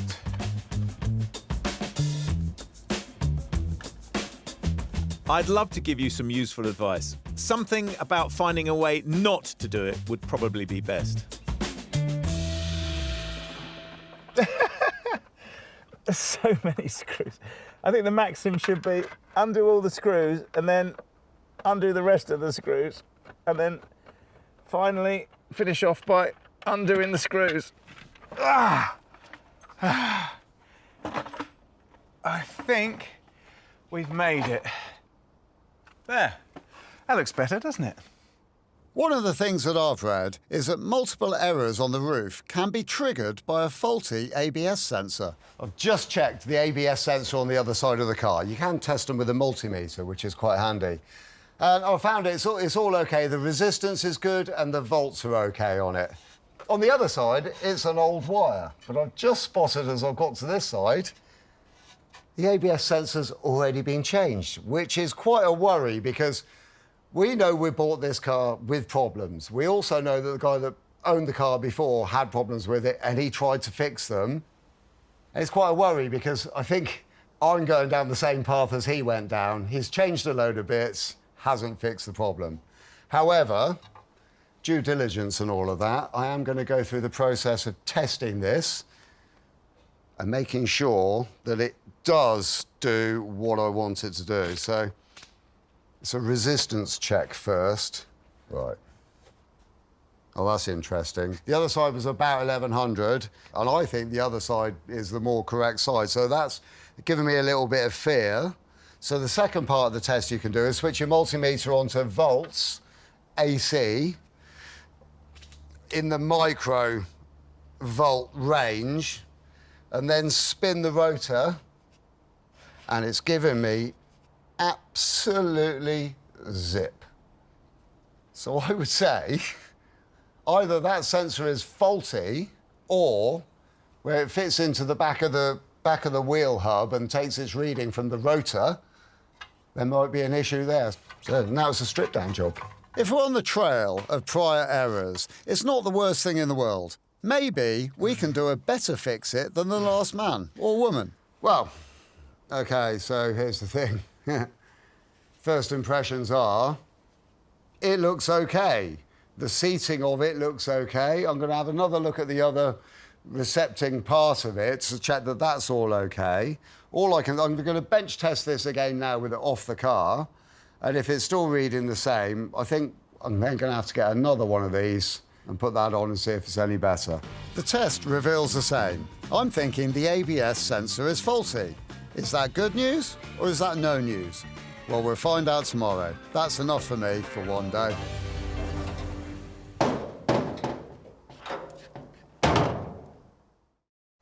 It's the second day on our Mercedes project. It's a great-looking car, but it's sick. The engine limps, the roof is dead, and we don't know why yet. Morning, Gus. Oh, God. Ha! Got you. What have you been up to? This is a lot of bits. Oh, you will not believe it. I have looked and looked and looked online. There are so many combinations of so many things that can stop this car from running properly, stop it going into gear properly, stop the hood going down.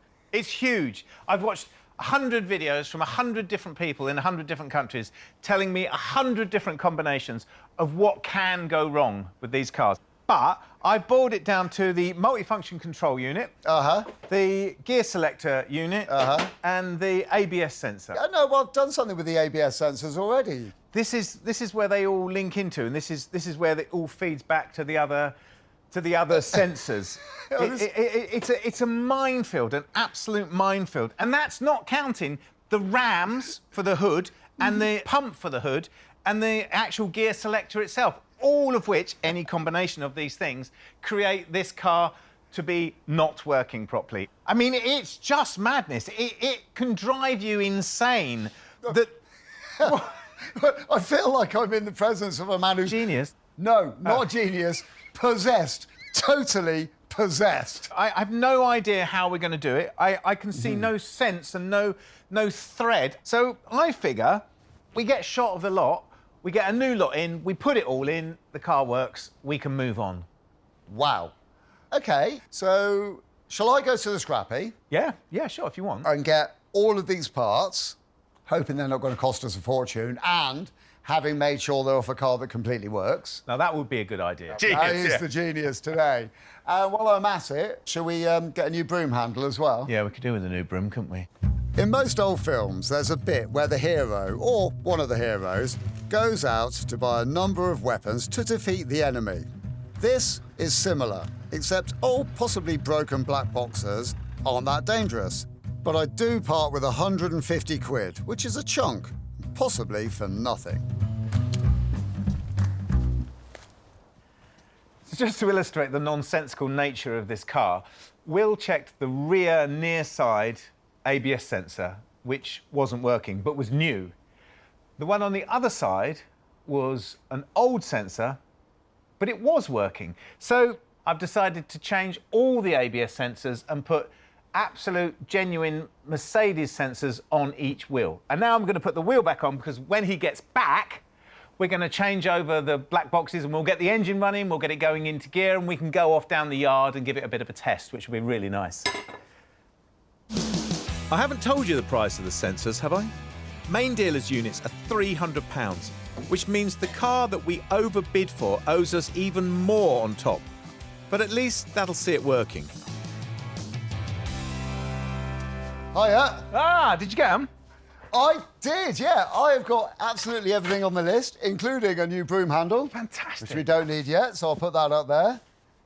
Well, I reckon if you've got the gear selector and the gear selector sort of modulator thing. Last thing I took off, so yes, that is on the top of my pile. Watch out, because the bolts are all still in there. Oh, that's handy, because you know me, don't you? Yeah, I do know you, but what I didn't know was this was hidden. Oh, sorry, I should have said Behind about that palace. That took me ages to find. Yes, a secret panel, It isn't it? was, yeah. So what are you going to do, those? I am, yeah. Well, now I know how it all goes. I'm going to stick them all in there, see how we get on, eh? Brilliant, OK. We're poorer, but by changing every single element that can be known to foul the SLK, we're close to our only victory with this car. Everything that I have looked at has pointed to the switch in here being the problem with this gear lever. This is why it lurches when it goes into gear, or this module here. Either of those two things. So let's hope so. Mercifully, the new black boxes just clip in. It seems dangerously easy. This is an ABS control unit, and this is a multi-functional control unit as well. Both brilliant. Both these bits control all of the things that we know we've got problems with on our car. So here's the solution. We wang both of these in here, plug it in, and it's all fixed.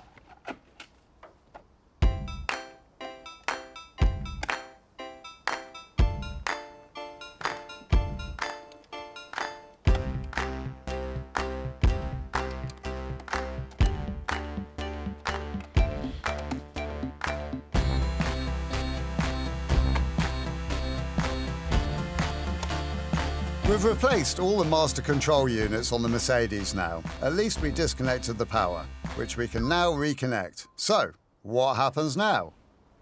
Right, OK. All the black boxes are in. Oh, good. Battery's on. Oh, we can start it? Yes, go on.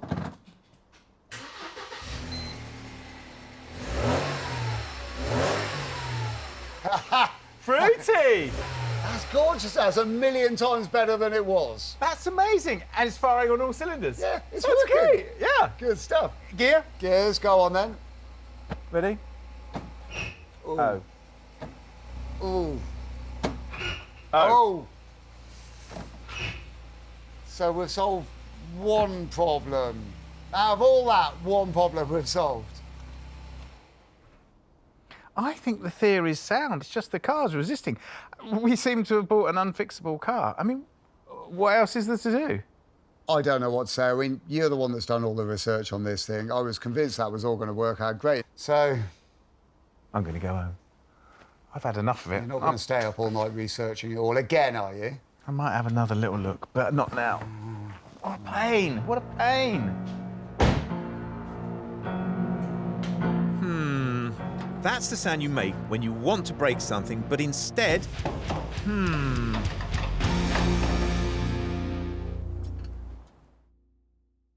It's only day 3, and we've got 5 to turn around a beautiful Mercedes SLK. That has a roof that doesn't work, a gearbox that slips, and a limp mode that might have gone. we're not very happy. So we're not in a good place with this, are we? No, we're not in a good place at all. It's sort of unsaleable at the moment, isn't it? Yeah, it is. I mean, the engine does sound great. It really does sound great, doesn't it, Yeah. ironically? So that's got to up the value a little bit. You know, we're heading in the right direction for sure.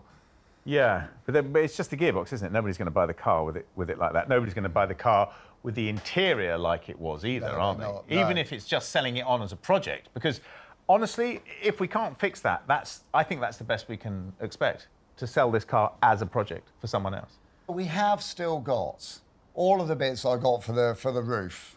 I've still got people coming in to do the interior, so... There we go. So if we get the interior sorted out, get that in, actually, then it's looking better, isn't it? Well, it's then a really good car with everything working, apart from a slightly dodgy gearbox. Yeah, so you're selling on a project that at least has the sort of shine of a complete car. I think you're right. I think that's what we should do. I think that's definitely what we should do.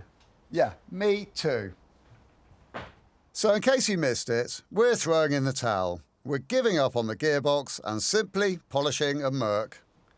Because we're changing the tack on the way that we're going to sell this car, i.e. it's now going to be a project car rather than a completely finished car, we still need to iron out some of the issues that it's got.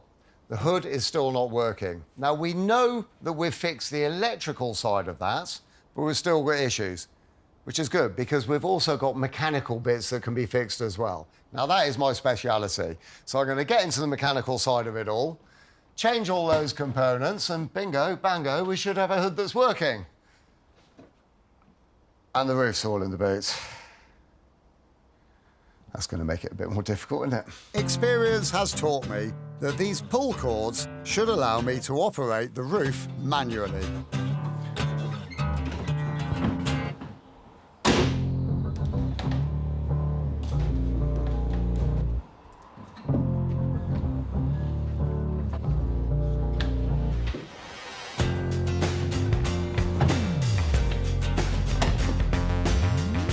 And for my last salvo, I'm going to replace the pump that powers the roof system.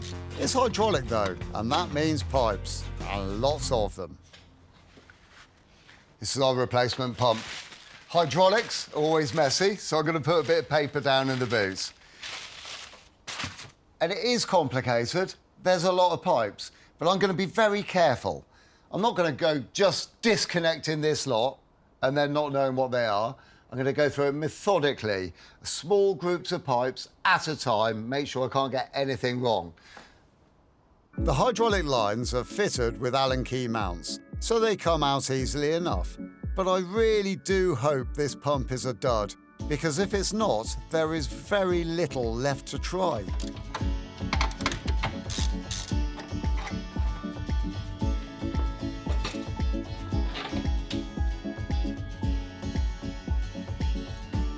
All the hydraulic lines are all transferred to the new pump, but I still have to put these hydraulic rams in as well. And I'm going to do those before the pump goes back in to get good access to them, because this one goes in here. And I shall also be connecting up the hydraulic lines to the pump as I go. All of this sounds a bit scary, but the resources online are amazing. And I would say, try this yourself, providing you have strong nerves. Got to get all these pipes the right way round. So the bottom hose, that's the one that goes to that port there. Let's see where the top hose goes to. That goes to this port here. There's a control cable that locks into this position. I'm going to go and put that in position first.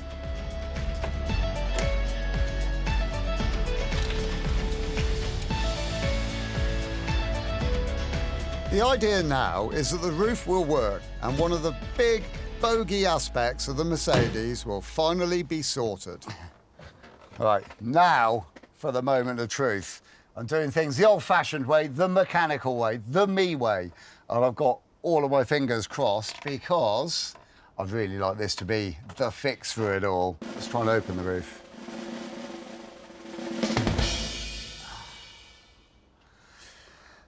So I think the flashing light means it's not working and it hasn't done anything. Gonna try closing the roof. Ooh. Ooh. Ooh. Oh!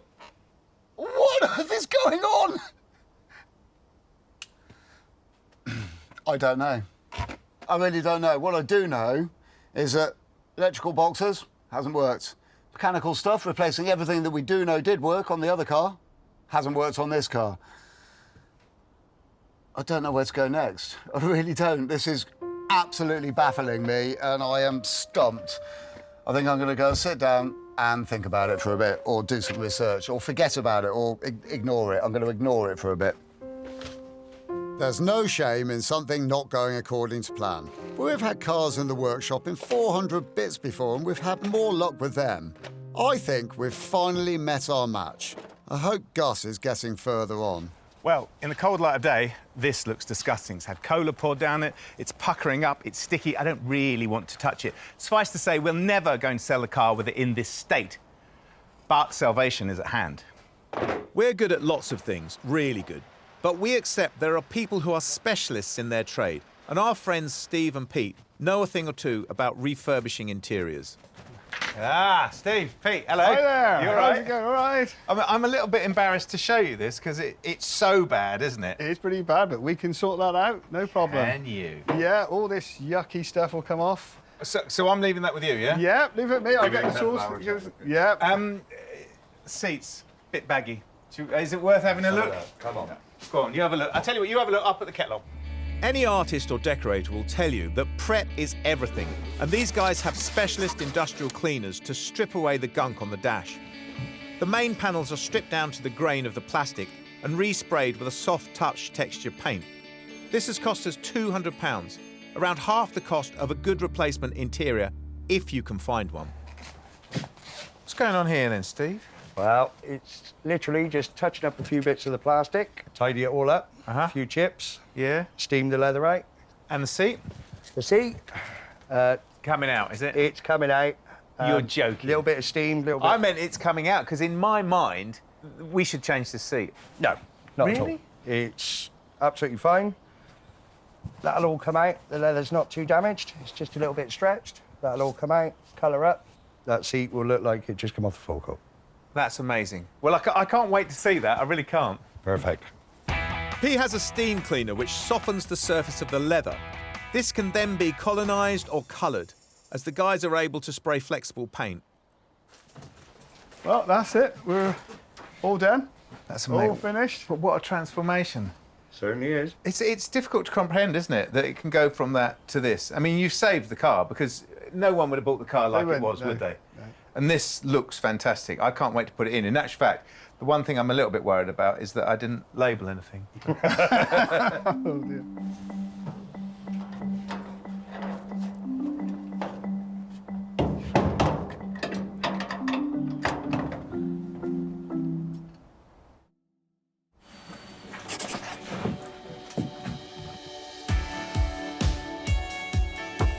We're going to park the fact that the Mercedes, while able to drive, still slips out of gear and the roof doesn't work.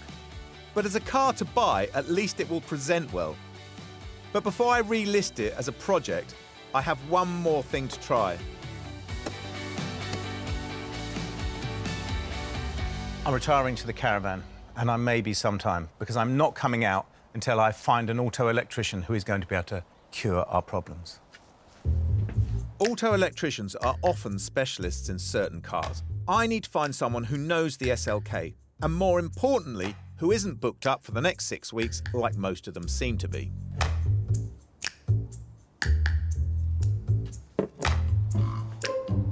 That stupid, overcomplicated tin top, which is driving me mad. I'm running short of ideas. All bar one, which I think I'm going to go and try now. While Will disappears in a cloud of smoke, in the end, it's a friend of a friend who knows someone, who's heard of someone, who is a Mercedes electrician who pops in on the way to another job. Ah, Mark. Hello, how are you? All right? Well, I've had better days, to be honest with you. This has been an absolute nightmare. Well, I mean, what's the deal? So we bought it, and it was in limp home mode. Engine wouldn't run, hood doesn't go up or down, and it lurches when it goes into gear. But we've changed absolutely everything. Everything that we can get hold of, we've changed, swapped out. The engine now runs quite nicely, actually, but hood doesn't go up or down, and it lurches when it goes into gear. Oh, and the dashboard's lit up like a Christmas tree. do love a good Christmas tree. Yeah, I've owned a couple of these and I've worked on God knows how many. Would you mind jumping in and starting the car up for me, please? Certainly will. Can you pop it in gear as well, please? Right, into drive. Oh, switch that off. I don't like the look of that. No, it's horrible, isn't it? Let's have it off. Let me go grab some kit and let's get it sorted. OK. I think Mark might be our man. Can you imagine if he can fix that? And he said he's had several and he's worked on lots of them. It would be better still if Mark operates a no-win, no-fee setup, but I don't think he does. Right, here we go. What you got then? What is that actually doing? This would be a Bluetooth interface for be able to carry out a full diagnostic, and we hopefully be able to find out what the problem is. Oh. OK, if you wouldn't mind, be able to turn the ignition on for me, please. Of course I will.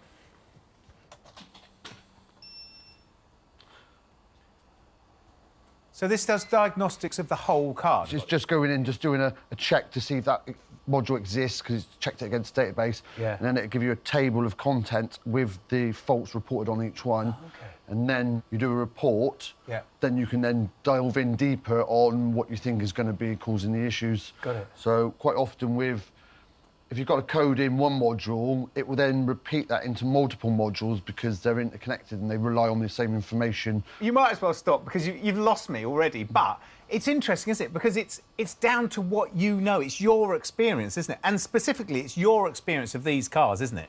I do love these cars, but they have had some headaches and some trouble, but there's not one that's beaten me so far. Well, that's good. Well, it's now finished scanning.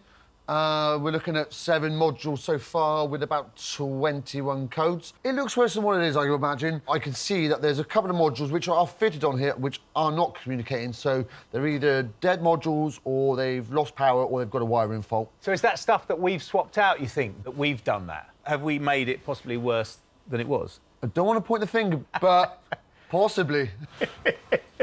OK. OK, so where do you go from here, then? Let's have a look at what's been changed and do some wiring checks and power checks, and hopefully we get to the bottom of it. Mark goes around every single module on the SLK, a car that seems to have an endless number of error codes and trips. He resets all the units until he's left with 2 faulty ones. Which one are you going in on, then? So you've got the power distribution module in here, which is responsible for powering up multiple components throughout the vehicle, right? Which is my favourite one to go for. Are you saying that's a common fault? They're that common, I even keep one. You're joking. You would not believe the hours of research that I've done on this car and the hundreds of videos I've watched about things that go wrong, and no one has ever mentioned that. Good old Google. That bit checks out OK. That's the fuses, yeah? Just going to pin this one out a second. So, connector C, pin 4, there's no output. I'm just going to power them up. I can already hear that the ABS module is kicked in, and if you'd like to check, I would imagine the ABS and BASR light have gone out. What? Well, they have. Excellent stuff. Does that mean we're on the right path? I think we're going to be getting there. Let me get this module out, check the part number, and see if it's one I carry in stock. Wow. OK.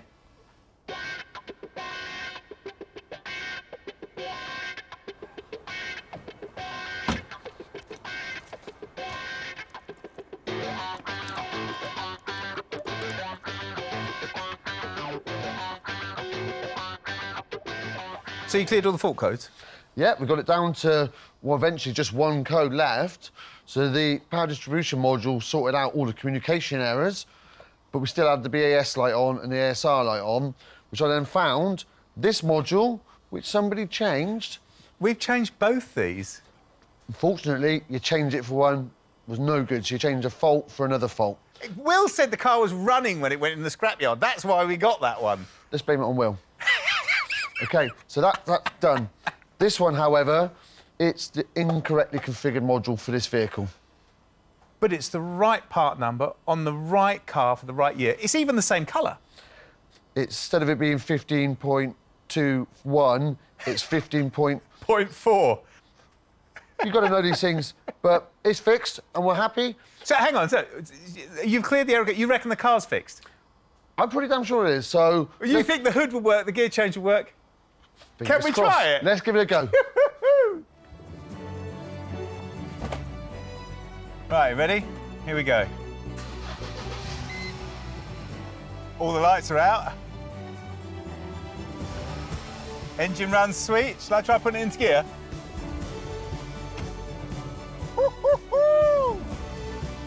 That is fantastic! Oh, come on, that's great. Oh, yes! Oh, yes! Look at that. That is fantastic. That's not worked since we've had it. That is fantastic. I don't know what to say. I honestly don't know what to say. Thank you a million times. God, it worked. It's fantastic. I can't believe you've done it.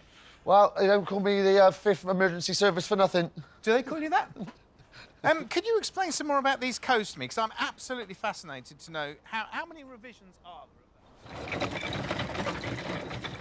Will has made a 4th trip to the scrapyard, and he's back with gifts. So you've bought a silver roof then? Yeah, I have. The reason for that is it's a bit of an admission. So, you know, you thought that it was all electrical faults with this car? Yeah. I had to disagree slightly, so I thought I was going to get stuck into all of the mechanical parts at the back. All right. So I've changed over the pump. Oh. I've changed those rams. Yep. I've had a really good look at it. Excellent. And still, I've got absolutely nowhere. I've driven myself around the bend with it, almost into depression. I didn't know what to do. No. So I've gone back to the scrapyard. Yes. I thought I'd continue in the same vein of changing things until it starts working. Yes. So I've got a whole roof with all of the bits we need. I got it. We need to have a talk. Come and have a cup of tea.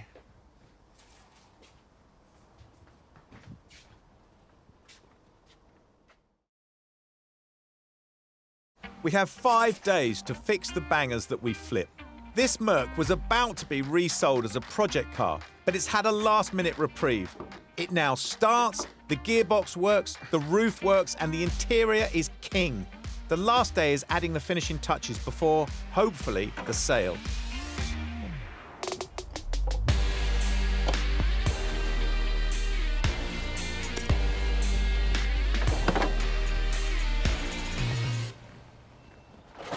Our SLK is starting to look really, really good. But there's still one thing that's really letting it down. It's these headlights. They're showing their age. The sunlight, the UV has got into them and really, really damaged them. I know a neat little trick to restore them, to make them glow again and look really, really fantastic. And it's not even going to take me very long.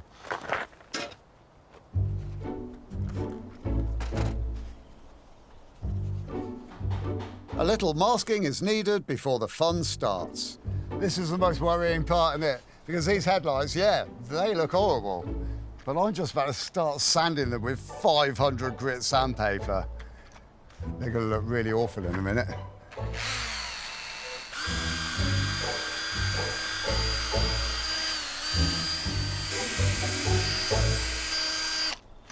Consistency and being very, very careful, even strokes all over the whole thing is the trick to getting a nice job with this. I use finer and finer papers to grind away the discoloration. Followed by a similar process with the cutting compound. Sandpaper seems to have done the trick. Going down through the grades has really worked. Last thing to do on it is a bit of polishing compound now, and I think we are there. Apart from there is the other side to do as well.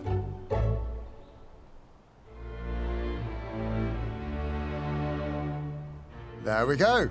Very nice. It's really pleasing. What a remarkable difference that makes. They just look fantastic. Then, new plates, and a clean, and the SLK is back to a proud best.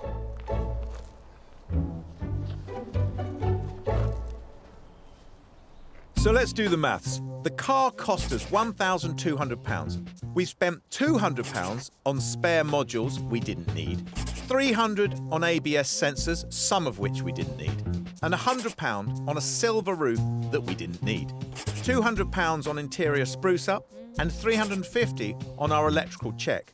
We're in for £2,350. It's a chunk of money, but at least we've got a chance of getting it back. On Wednesday, I wanted to beat this car with a birch twig. I wanted to kick this car, and I wanted to punish it for what it's done to us. I can quite understand. I mean, let's look on the bright side. At least we now have a cracking little car, and the best thing is, it now works. Yes, that's true. That's absolutely true. And I think we should try and apply some Eastern philosophy and maybe learn some lessons for this, do you think?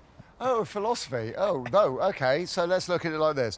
Perseverance will eventually lead to triumph. Nice. But in this case, let's change it a little bit and let's go, hey, if somebody else has bought the car and they've spent loads of time trying to fix it and loads of money trying to fix it and can't, then don't buy it, because the chances of us fixing it are really slim. Yeah, and that does sound like good advice.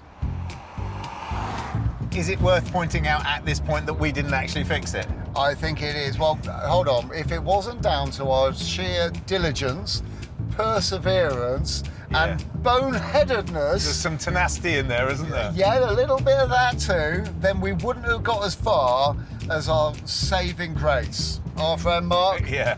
What a diamond. He really pulled us out of a hole then, didn't he? Yeah, he really did.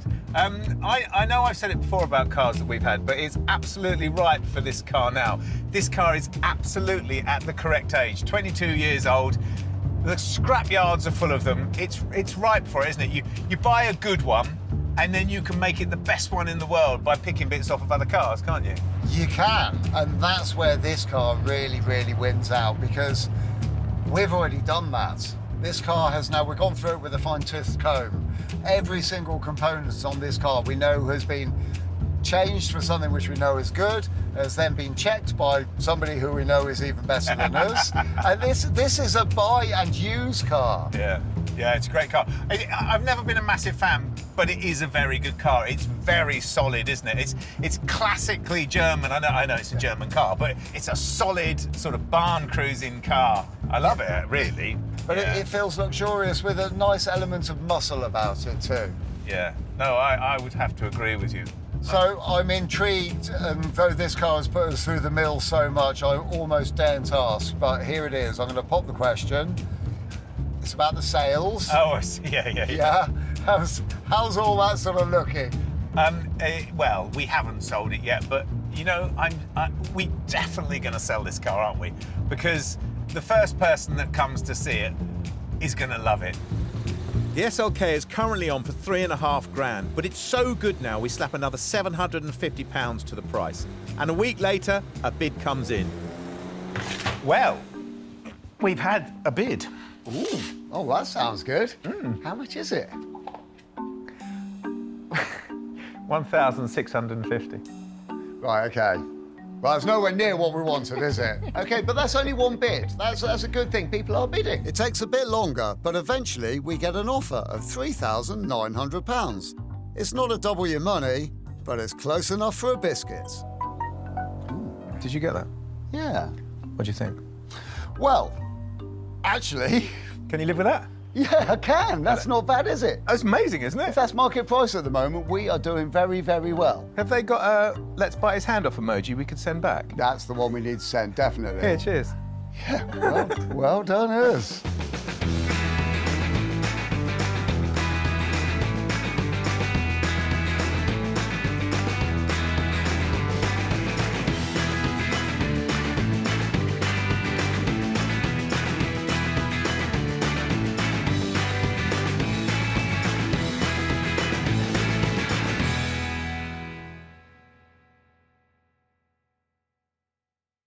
This time on Flipping Bangers, it all starts well.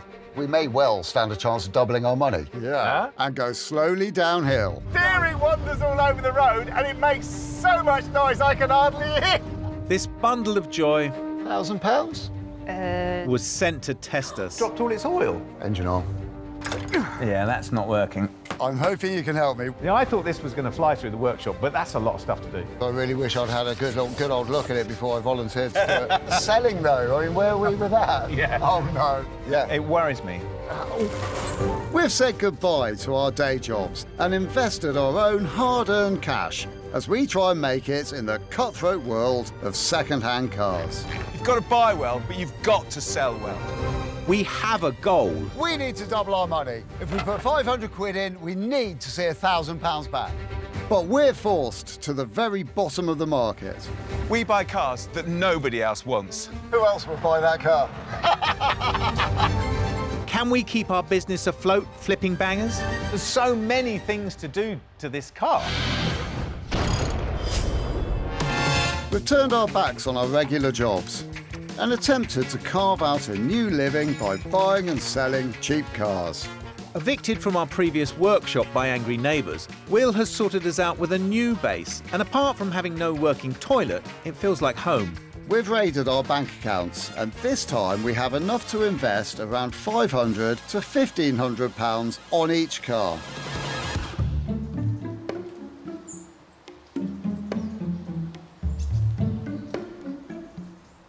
You know, sometimes sitting here, I really feel that we're living the dream. I absolutely do. I love the fact that we can zero in on a car. I can tell you've got something in mind. OK, well, I have got a suggestion. Have you? Yes. Go on, then. Fiat 126. Fiat 126. Let's have a little look, then, shall we? Fiat 126, produced from 1970 onwards. It was a replacement for the much-loved Fiat 500. They still sold 5 million. 5 million? And they're becoming rare. Do you reckon that's anything to do with the rust? It's a lot of rust, isn't it? It is an awful lot of rust. You're going to like this bit, though. 4 grand for a nice one. 4 grand? 4 grand for a good one, Exactly. They were sold here until 1993. Really? So we should still be able to find a runner. You know, someone may be still driving around on the streets using it as a daily driver.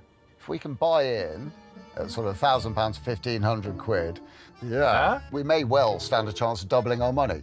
Yeah? Well, shall we have a look? Shall we? Yeah, go on. Go on, then. Are we allowed to put our feet on the furniture in the new caravan?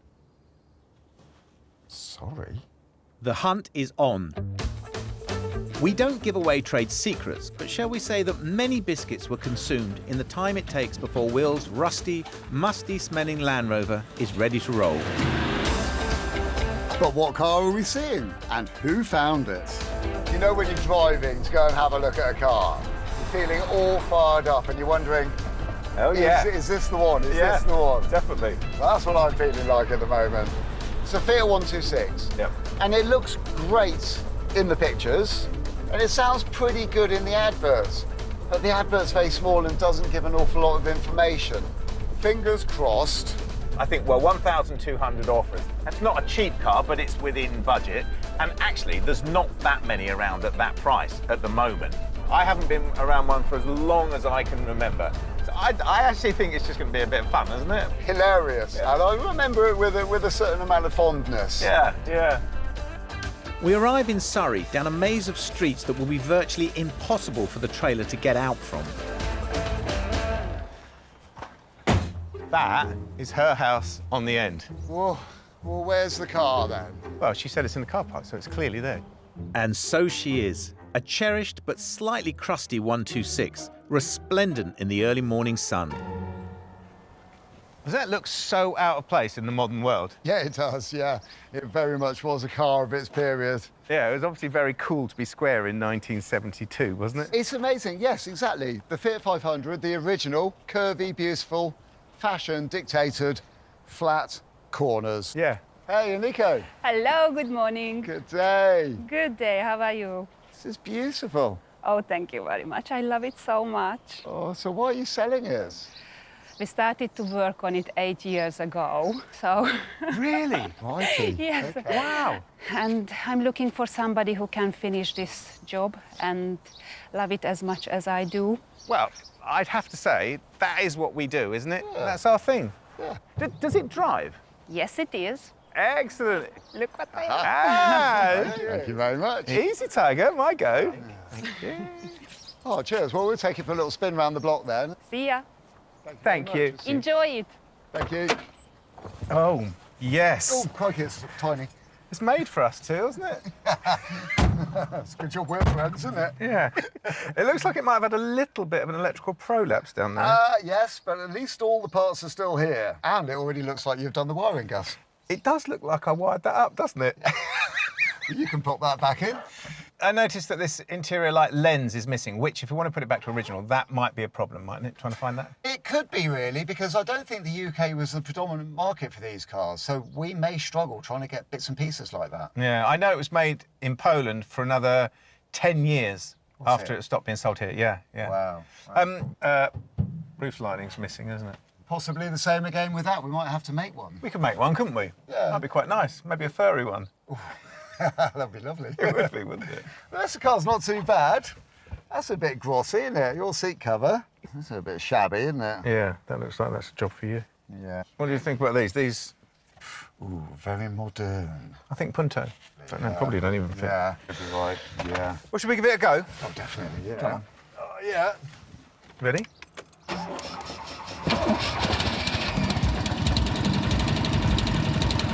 How big's the engine? That's ridiculous. It surges with power. In our excitement, we have not checked for any signs of rust, essential on a car that's known for it.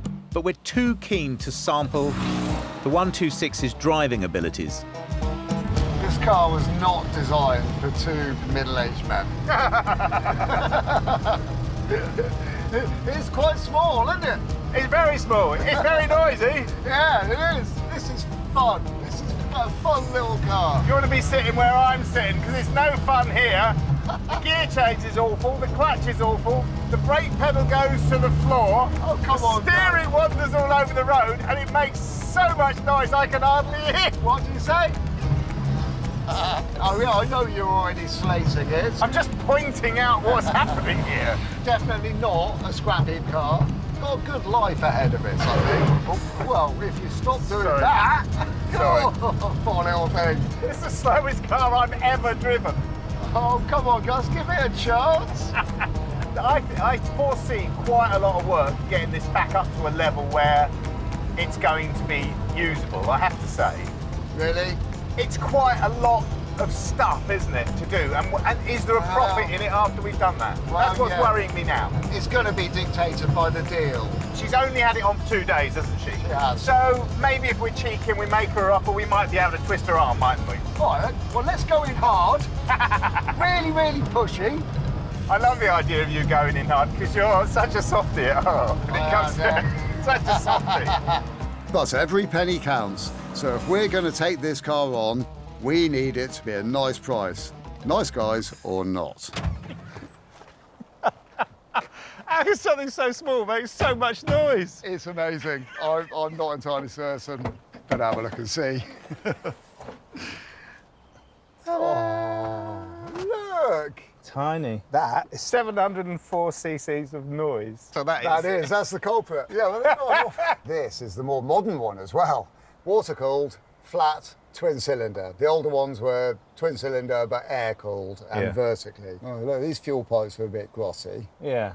That needs some attention. And that looks a bit dicky, doesn't it, on this cooling pipe? Yeah, it looks like somebody either chopped that off, which is supposed to go somewhere else, or maybe it's a pipe that they've made do with her. I don't know, but we need to fix that. Yeah.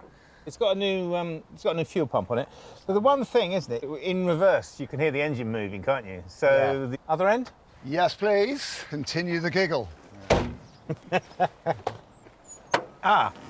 No spare wheel. I reckon that is the spare wheel. What do you think? Yeah, this one. Yes. Because that one and that one don't match. No. Yeah, that's a shame. Nice to see it's got all of its mats, though. Yes. One of these. Suspect that fits on the heater there. It's not bad, actually, is it? No. Got another cover here. Fuse box. Don't you think that's funny? Because that is a modern 90s fuse box. This car looks like it comes from the 70s, but actually it's a 90s car. Because it's got fuses and relays as well, look. That's posh. It's weird, isn't it? Yeah. I see we had a bit of welding done down here. Yeah, but it's relatively solid, isn't it? Looks it. Yeah. Will. Oh, sorry. That's right. Hello, how was it? Amiko, we love the car, of course we do. But us taking it home depends on how much you want for the car. I'm glad you love the car. The starting price is 1,200. Mm-hmm. £1,000? The offer needs to be higher than 1,200, not lower. Well, there are quite a lot of these on the market at the moment, so... Nothing in this condition below 1,800. Nah. You know the market better than we do. OK, what about this? We'll look after the car, we'll get it back up to the level it needs to be. We could even send you some pictures of it. We did all that, but we pay you £1,500. Watch and learn, Will. Watch and learn. You got my heart. Take it. Yes, excellent. Dear Dad. Yes. Thank Excellent. you. We'll load it up. OK. Great. Lovely. Shall we? Yeah, let's load it up. Thank you very much. Bye-bye. Bye. Poor Nico, she's actually about to cry. And our cheeky prize is ready to load up and take a ride back to a place where the days never end and this car truly belongs. Our workshop. Well, it ain't the cheapest car we've ever bought. No, it's not. But it has made me laugh. It has made me laugh too. I'm just looking at this online. This car was made in Poland, 72 up until 2000. And in Poland, its nickname was Mulch, which means the small one. That's quite a sweet name. It is But sweet. In England, mulch doesn't sound that great. By the end of the production run, they were actually badged Mulch, which I think is very sweet, isn't it? That is nice. So a nickname that actually stuck. Yeah. Okay, in some regions it's called the Kazlak, the cough, because of the way it sounds. Yeah. In Slovenia, it's called Picky Pocky. Picky Pocky means fast and loud. 50% there, isn't it? It is odd. Yeah, it's not fast, is it? So it's also known as translations of the little spider, Oh, the child. Child's nice, isn't it? The little petulant little child, maybe. Polish man, Okay. and the mouse's truck. The mouse's truck. Oh, it's little. Got it. Yeah, yeah, yeah. Oh, That's sweet. my favourite. Yeah, that is gorgeous. They really love them. Come on, Em. The next day, we trailer the Fiat up to its new home. This is the first of only 5 days we have in the workshop, and we like to look over the car freshly and pick our battles. It seems to have disgraced itself on the trailer. Oh dear. Not nice. What is it? Don't know, 2050, I think. What do you think? It's engine oil, isn't it? Engine oil. Oh, another job on the job list, eh? Come on, let's get it in. Oh, Come on, actually, then. I'll get the strap. You do the straps, I'll do this. The Fiat hadn't been driven for a while before Gus's heavy right foot was involved. So we know who to blame for this one. You ready? I'm ready, yeah. I can't stop it, you know that. I'm hoping these brakes will work well enough that I can.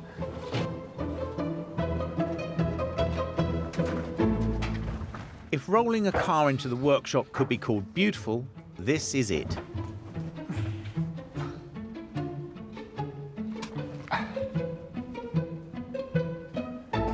What really worries me is how, between us test driving it and us putting it on the trailer, that it's dropped all its oil. I really don't know. OK, let's take stock of what we have got here. Well, a really messy little car. Oh, come on, don't be mean. Initially, this car doesn't look horrendous. No, it doesn't look horrendous, you're right. Not from 20 yards, it really doesn't, does it? Let's look at the jobs. The mismatch on the paintwork. I mean, this trim is a bit awful in all this gloss black, isn't it? Yes. Go for a bit of satin black, Maybe, possibly. yeah. It could be a job, couldn't it? It could. I'm thinking wheels. Yeah. Could put trims on there. Or we could find a matching one for that one that looks like it's from a Fiat Panda. Yeah. The interior. Yes. Trim issues. The seats, well, they need a bit of attention, don't they? They do. Now, I think we can repair those. Well, you could, I couldn't. Thank you. And the headlining as well. We haven't got a headlining, so perhaps we can find one and fit it. Yeah. And if we can't, then we can make one. Yes, that's a good idea. And then the rest of the interior, well, it's really mainly that radio and the wiring that goes with it. Yeah. If we check the radio out, if it works, put it straight back in, tidy up that wiring as we go, job done. Yeah, so at least then you open the door and it's like, oh, oh, instead of, oh. That makes a big difference, doesn't it? It does, yeah. But also, apart from all that, we've got to do the engine, haven't we? I mean, yeah, it runs terribly. So we've got to do at least electrical overhaul, probably fuel system overhaul. But I don't know if we're going to have a chance to do those now we've got an unidentified oil leak, something we didn't think we were going to have to do, but we are. And it's quite a major leak. It's a lot of oil on the trailer. It is, Yeah. yeah. See, already, it's a big list, isn't it? You know, I thought this was going to fly through the workshop, but that's a lot of stuff to do. If we want to earn some money, we're going to have to really work for it and prove our worth. On this car, definitely. And we should get on with it. Not until after a nice cup of tea, though, eh, Gus?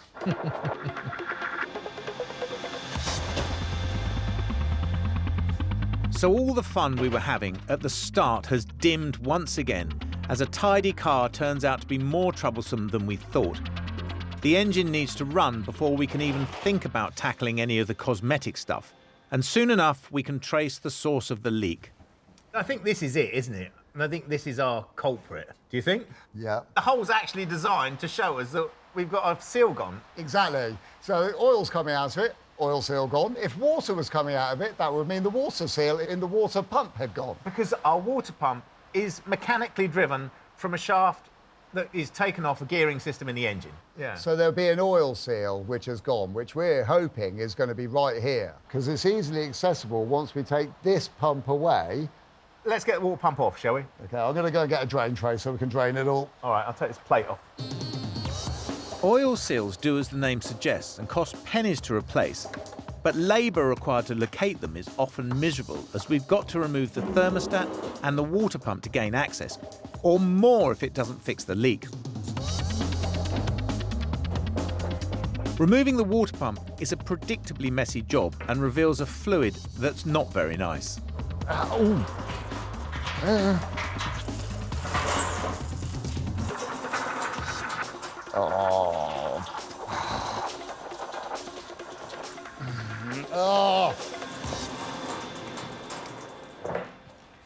that all right? Yeah, good timing. Yeah, last one off. 3 hoses, 1 big one, 2 small ones. There's as much water that's gone down my sleeve as there is in that pan. So, to be honest, this might be looking like I'm smiling, feeling a bit soggy. Doesn't that look lovely, that rusty water? Yeah, that's been in there a long time. All that there. Oh, yummy. There you go, you'll be able to get to that now, won't you? Yeah, perfect. I'm going to leave it with you and go and get dried out. All right.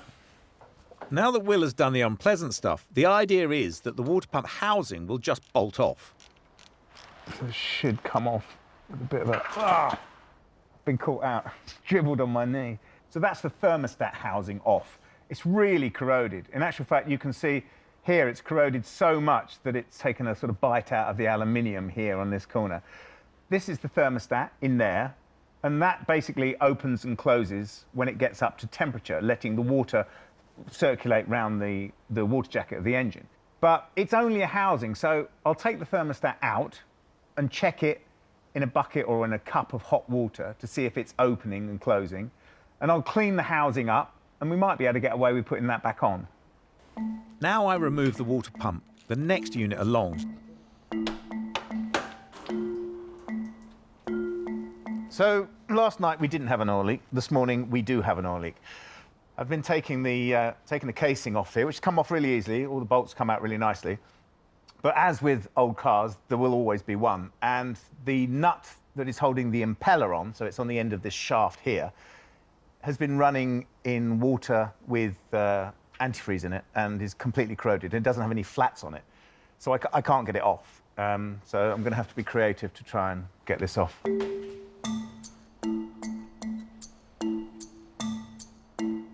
In the end, the grips do the job, and I managed to remove the bolt and the impeller.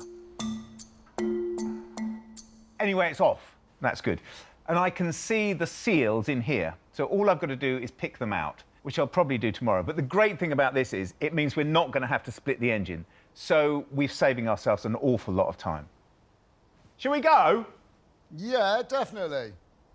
The first day closes with a lot of mess everywhere, but a feeling that we're moving in the right direction. Just before home time, there's another quick job to do. I usually take pictures of our cars for an online auction. I forgot earlier with the drama of the leak, so I've rolled the car back outside to finish the job. My usual headache is that I don't know how much the car will change inside and out. Right, Fiat 126 auction. What am I going to say? It's a small car. We don't actually have to say much. We have to say it's a good runner, it's got good cosmetics, and this is important, no rust. It has an issue. It's got black wheels on it at the moment, and we're going to change those. So I'm going to make a note about that. As for price, the strange thing about 126s is if you move away from the auction sites onto the listings, the price goes up. I've seen them on sale at the moment for £3,500, and that's for a very ordinary car. People are asking £5,000 and even £6,000 for a good rust-free version. So I think what I'm going to do is put the car on for £4,500 on a listing or near offers. What we want to do is cause a bit of a splash, find the person who's been looking through the listings for a really good rust-free car, and that is our car.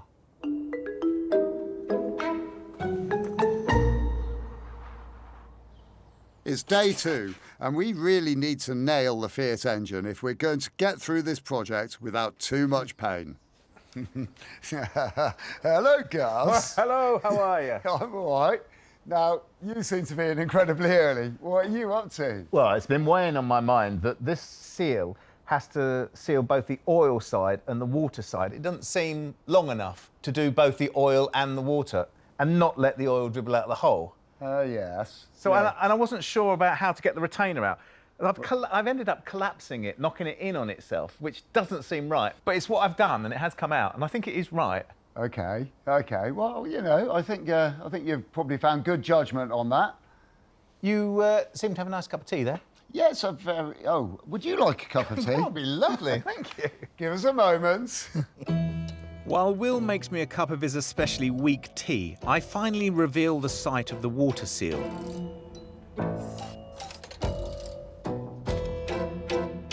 We feared we'd have to go deeper into the engine, and sure enough, that's the new plan. Before Gus loses his stuff, I've popped to a local trimmer to pick up some material for the seats and for the headlining. We've got to re-trim some bits on our Fiat, and because I happen to be an absolute whiz with the sewing machine, it's down to me to find the fabric and buy the fabric. But I don't really know what to do. Do I get traditional fabric or non-traditional fabric? But I do know that there's a lovely little trim shop just down the road from our workshop. Gary's a nice lad. He's been around for ages and he's well known for doing great work. Hi, Gary. Hello there. Hiya. I'm Will, I phoned earlier. Hi, Will. You're a trimmer. I am indeed. I'm hoping you can help me. What sort of trimming do you do? Whatever trim you want.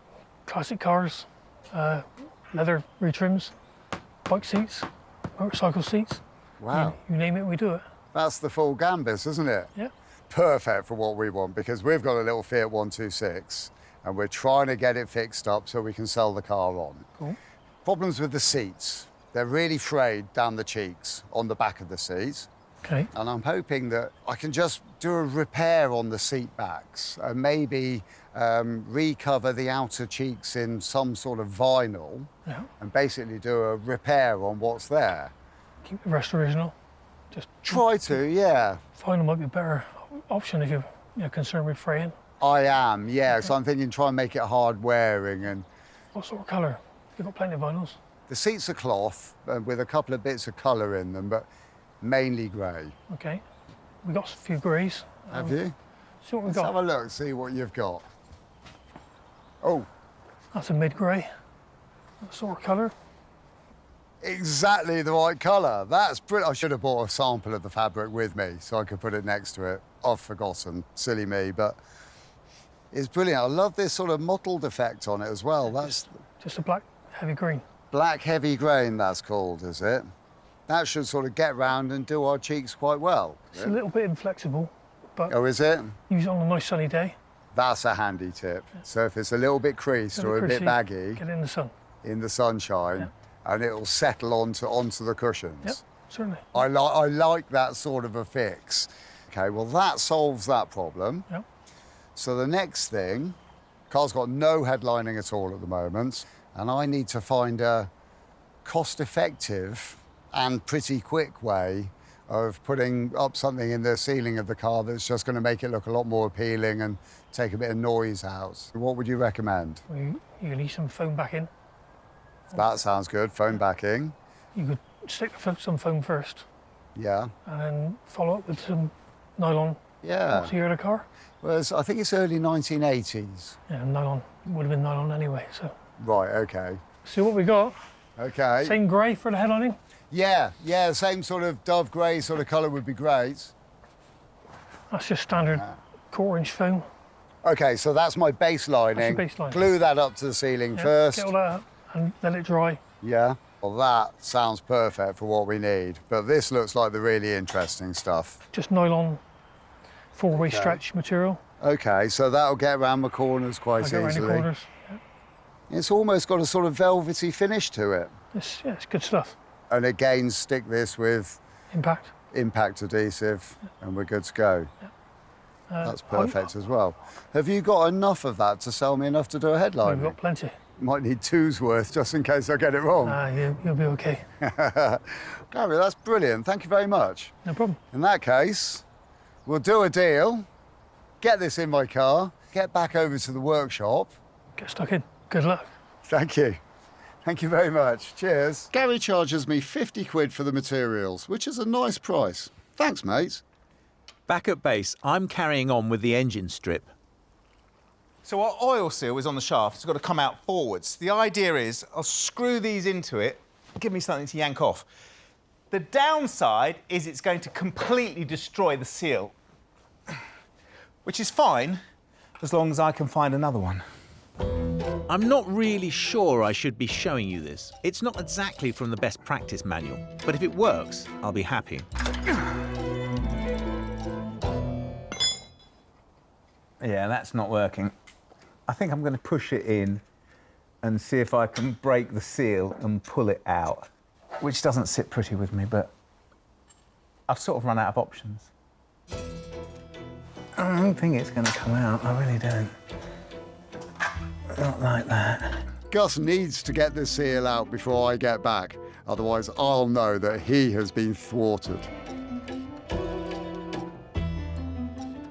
Hey! It's out. All I've got to do now is find one. The battle between Gregory and the oil seal is over, and there is one victor. Will is on his way back with the fabrics, and at the end of the day, awaiting parts, I decide to look ahead at the next stage of work on the Fiat. I thought I'd give Will a hand by taking the interior out so he can do his seats. And I might be in luck. I think they just slide off. Could that be right?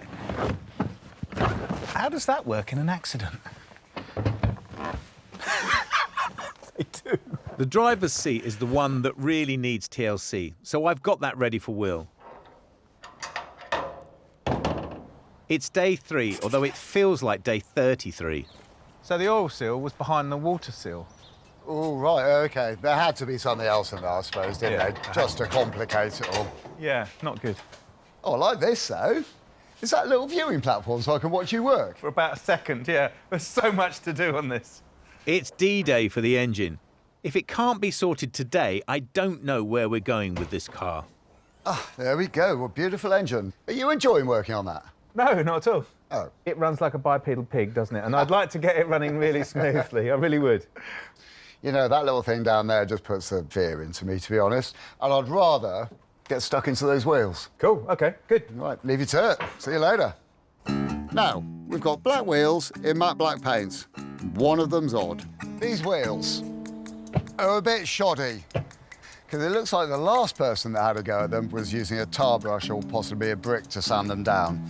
So I'm going to give them a good bit of sanding, do a really nice job, and then that way we stand a good chance of earning some proper money. If the wheels look nice, cars sell well. And for once, I'm not refurbishing alloys. Gus has found a spare wheel online for 30 quid or so at least we get a matching set. I've only just started sanding these wheels and I've already come up against a massive problem. The paint that's on here is like rubber, it's like elastic, and it's sort of peeling off in great blisters at the moment. The sandpaper's just not having any effect on it. So I think I'm going to have to try something a lot more aggressive. And while Will hides out, the engine work carries on. For this engine to run properly, it relies on a delicate blend of fuel and electricity to cause the explosion within the cylinder head. But that is a subtlety that is completely lost on this engine because it runs absolutely terribly. So I'm going to take it all out and change it. This is supposed to be a DIY job, but of course it won't be. There's no air filter in here at all, which is not fantastic. This is just a baffle in here which needs cleaning out. When you take an air cleaner off of a carburettor, it's always best practice to cover it up. It's very easy to drop stuff down there, very difficult to get it out. The coil is my first target for removal. You wouldn't necessarily change the coil when you were doing an electrical service, but they're just not very reliable. And we've got one, so I am going to change it. Done the experiments, bit upsetting. Hot air gun, didn't really touch it at all. The wire wheel on the drill, far too aggressive. So the sad fact of the whole thing is, it's back to basics, sandpaper, elbow grease, and a lot of time. And unfortunately, it's not time that we have. And it's going to take me absolutely hours and hours.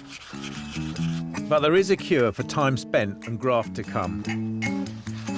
You want a cup of tea? I'd love a cup of tea, yeah, definitely. How's it? One of those jobs I really wish I'd had a good old look at it before I volunteered to do it. But then I couldn't wish it on you, could I? I'd just about had enough. So, plug leads come off.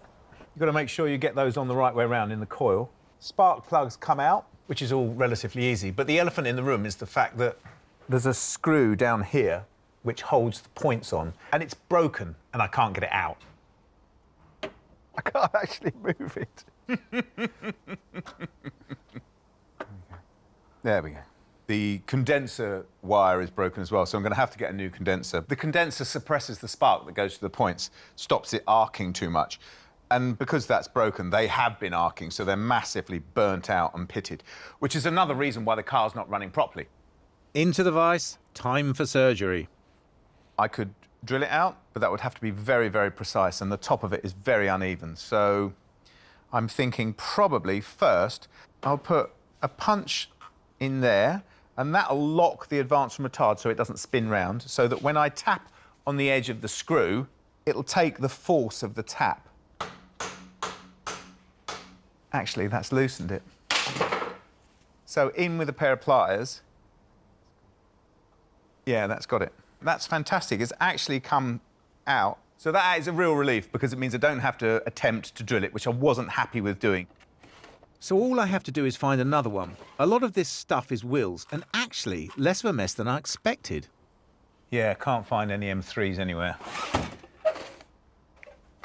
Ah. But there's these little brass M4s. So it would be possible to tap the hole out to an M4 thread, cut one of these down, and use that instead. I think that's what I'm going to do. Tidy it up. And then that should go in nicely. So I'm cutting a thread which our little screw will then fit into. Now that feels nice and loose. So hopefully this will now wind into here, which it is. But the proof of the pudding is if it tightens up, which it does. Fantastic. So I can order my parts, rebuild this, put it back on the car, but that is a job for tomorrow. Of the workshop, though, I've had enough.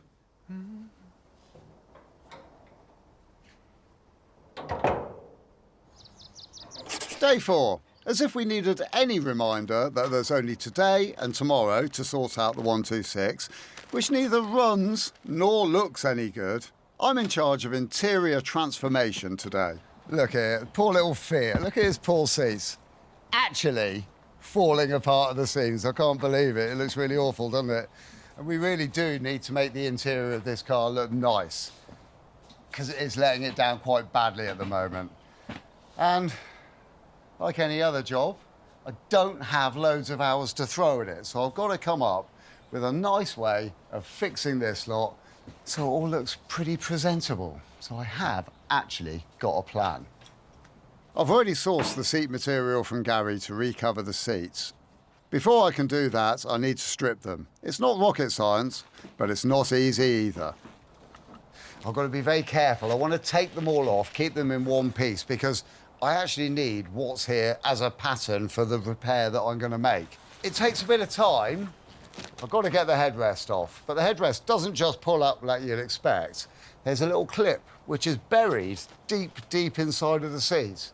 So you can't just go in there gung-ho, and then it will actually come apart without damaging anything, and it makes your whole job a lot easier. There you go, just like that. This is the bit that I'm after. So my thoughts were that I'm going to be repairing this section down here, and in order to repair that section, I need to take a template from something. But as we can see, there is very little left of the bit that I really want to template. Thankfully, there's another little layer below, which happens to be exactly the right shape and size. So that is going to be the bit that I take my template from. Making a template is exactly what it says on the tin. The sides of the seats are the only bit I need to repair, so I draw carefully around the seat squab sides and use the durable grey material to make the new ones. I'm very chuffed. The template has worked a treat, and it really simply is a case now of just stitching this bit to this bit and then putting the rest of the seat together. I'm off to find Fiat parts, which are notoriously hard to come by, and I've run into a little hiccup. The traffic from here up to the shop I was going to, which was just south of London, is atrocious, and it's going to take me half a day to get up there and probably longer to get back. So I thought, I'll swerve off, I'll sit down, I'll try and find the stuff online, and I'll have a bit of a break. But in actual fact, is it just my age? I just find it so frustrating. I can't find anything I want on here. So maybe I have to do what I much prefer, talk to someone. Good afternoon, Recambio. Oh, hi, Recambio. Hello? Hello? Hello. Oh, I think I might have pushed mute on my phone, sorry. It's this new technology. It's not good for me. We've got a 126 biz, and I need some parts, or I need to see if you've got some parts. Can I run a list by you? Yeah, sure. OK, so we need a water pump oil seal. I get through the list, including a 126 bis badge, learning that the points I was going to buy were the wrong sort, and the leads I'd spec'd were not good. That's a save. Could you give us a quote for that? You're probably looking around £54 Oh, that's in total. fantastic, absolutely fantastic. And could you get that on a courier down to me? There you go. You can't beat talking to someone if you want to get something done. I'm not doing the internet down. It's a fantastic resource. But sometimes the old ways, especially when you're old, are better. And now that's done, I can have a little sleep before I go back to the workshop. Poor old Gus has called and is trapped in murderous traffic and won't be back for more than 2 hours. At least the workshop is running well. So that actually holds the panel in place, that's stitched there. But the bits that really makes it look pretty is when I now fold this edge over and pull it tight against itself. And I'm now going to run another seam down here to give it a bit of detail and a lot more strength. A professional trimmer would charge around £300 to £400 to trim a pair of seats like this. And so our sweat equity is making a big saving. Second side done. It's coming on really nicely. But here's the trick, right? I've now got to line this up with the original back panel. So when I took it to bits, I actually marked datum points here and here. Those line up with these seams here and here. Carefully line that up, get it over to the machine before I drop it or it slips. It hasn't slipped, and I've made a kind of glove for the seat frame. At this stage, I'm full of worry and dread because I spent so long cutting it all apart carefully, making up new bits, stitching it all together carefully. And in theory, and theory being a brilliant thing, it should just work. But that doesn't stop me from being worried about it.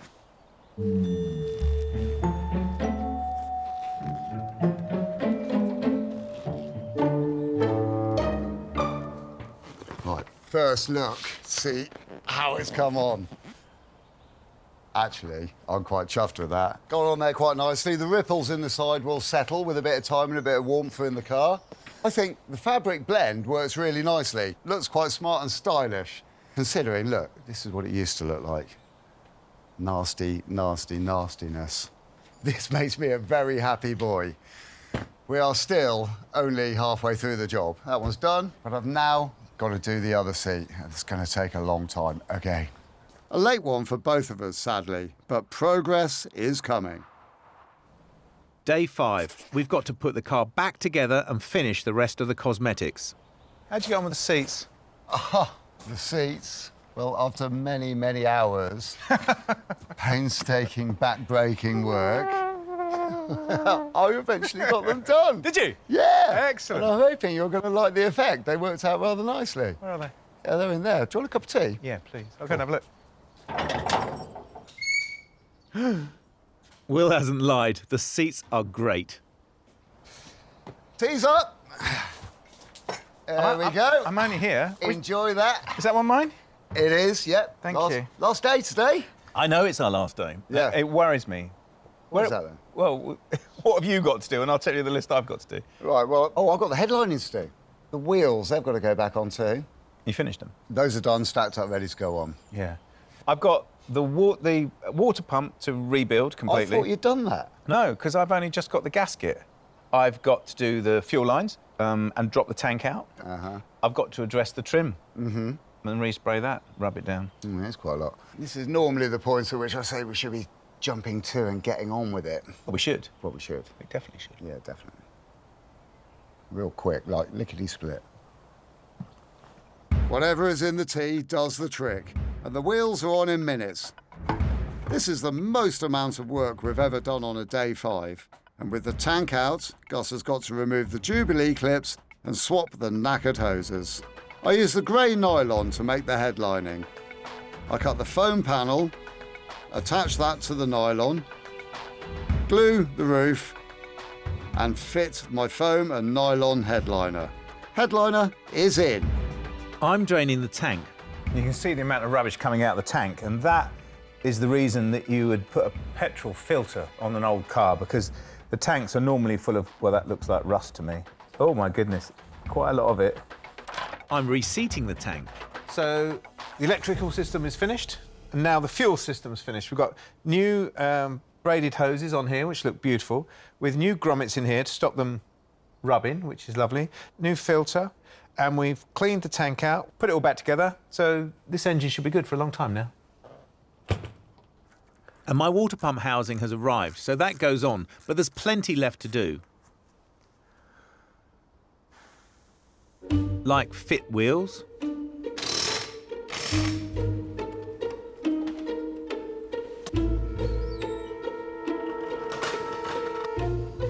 refit the satin painted trim, and install the radio. Look at that, lovely. Seats are done and ready to go in. Oh, yes. And as a final touch, I'm rubbing down the rest of the trim and spraying it with satin black. And we have a Fiat that looks great. The Fiat cost us £1,500. We had to shell out a fair bit on materials and parts, none of which were easy to find. The total still comes in at well under £2,000. If you can find a better one at that price, please don't let us know. We'll simply cry. It's fun, isn't it? We do a lot of cars and we build up a lot of affection. I know we both do. Not all, but for a lot of them. But this car was special, isn't it? I would definitely take this car home. I'd pay my money for it.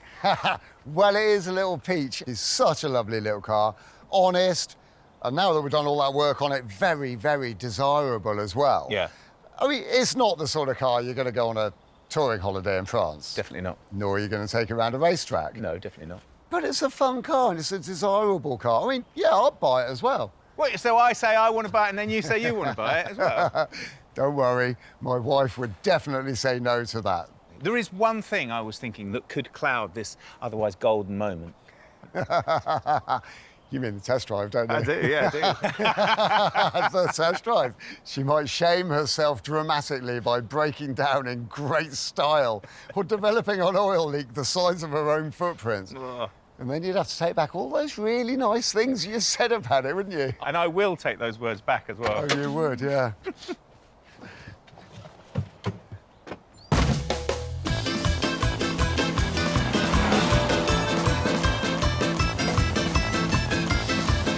Oh, yeah.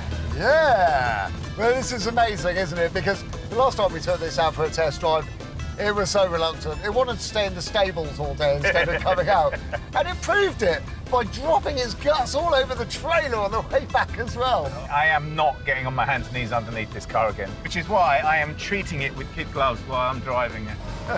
What was it feeling like then? Well, it was always slow, wasn't it? But it feels less slow now. It was always really noisy, wasn't it? But it sounds quieter now, doesn't it? Yeah, which is amazing. Yeah, the car seems to be pulling together rather than trying to pull itself apart, which is what it felt like before, didn't it? It did. Yeah, that makes me think about the selling, though. I mean, where are we with that? Yeah. Oh, no. No, well, it's fine. It's the same as ever. Lots and lots of people looking at it, but no one pushing the magic button saying buy now. So I've lowered the price by 250 quid just to try and entice some people in. Get all these people off their fence that they're sassy on and get them to come and buy it. Yeah, exactly. Seems like this guy's interested. He sent me one message, then another message, and then another message, all questions about the car. Oh, good stuff. He lives in East Sussex, though. Cool. Is he coming down? He's coming down electronically. Oh, right, OK. I hope you're dealing with that. He's coming now. Ah, Neil! Is it Neil? Yes. Hi. How are you? I'm good, thank you. Now for the video walk round. Trying to get a good composition for you. There you go. It looks great. I'll show you in the back. Let me just show you the drivers. We really need to see around 4,000 for it. Yeah. After an entirely torturous process, we're getting somewhere. Well, yeah, 3.8 would definitely be of interest to us. If that's a proper offer, we would accept that, yes. Thanks very much. And with that deal, we grab around £2,000 profit. We've doubled our money. Well, that all seems very positive. Yeah, I think we might have sold it. Yeah. I was a bit nervous. Were you? Oh, that's funny. Well, we go and celebrate with a cup of tea? Yeah, the bourbon.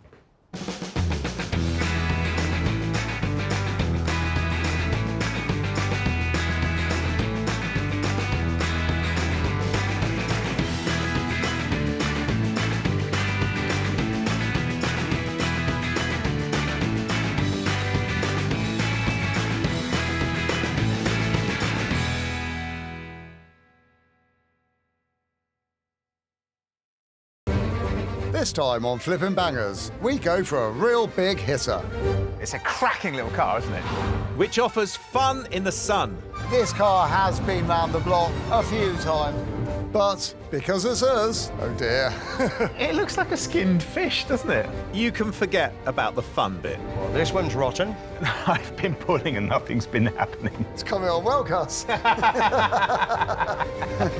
We've said goodbye to our day jobs and invested our own hard-earned cash as we try and make it in the cutthroat world of second-hand cars. You've got to buy well, but you've got to sell well. We have a goal. We need to double our money. If we put 500 quid in, we need to see £1,000 back. But we're forced to the very bottom of the market. We buy cars that nobody else wants. Who else would buy that car? Can we keep our business afloat, flipping bangers? There's so many things to do to this car. We've turned our backs on our regular jobs and attempted to carve out a new living by buying and selling cheap cars. Evicted from our previous workshop by angry neighbours, Will has sorted us out with a new base, and apart from having no working toilet, it feels like home. We've raided our bank accounts, and this time we have enough to invest around £500 to £1,500 on each car.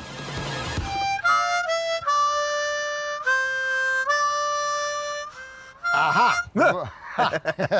Right, I've got it. I am currently forming a plan. Oh, good. And it is a brilliant and cunning plan. All right.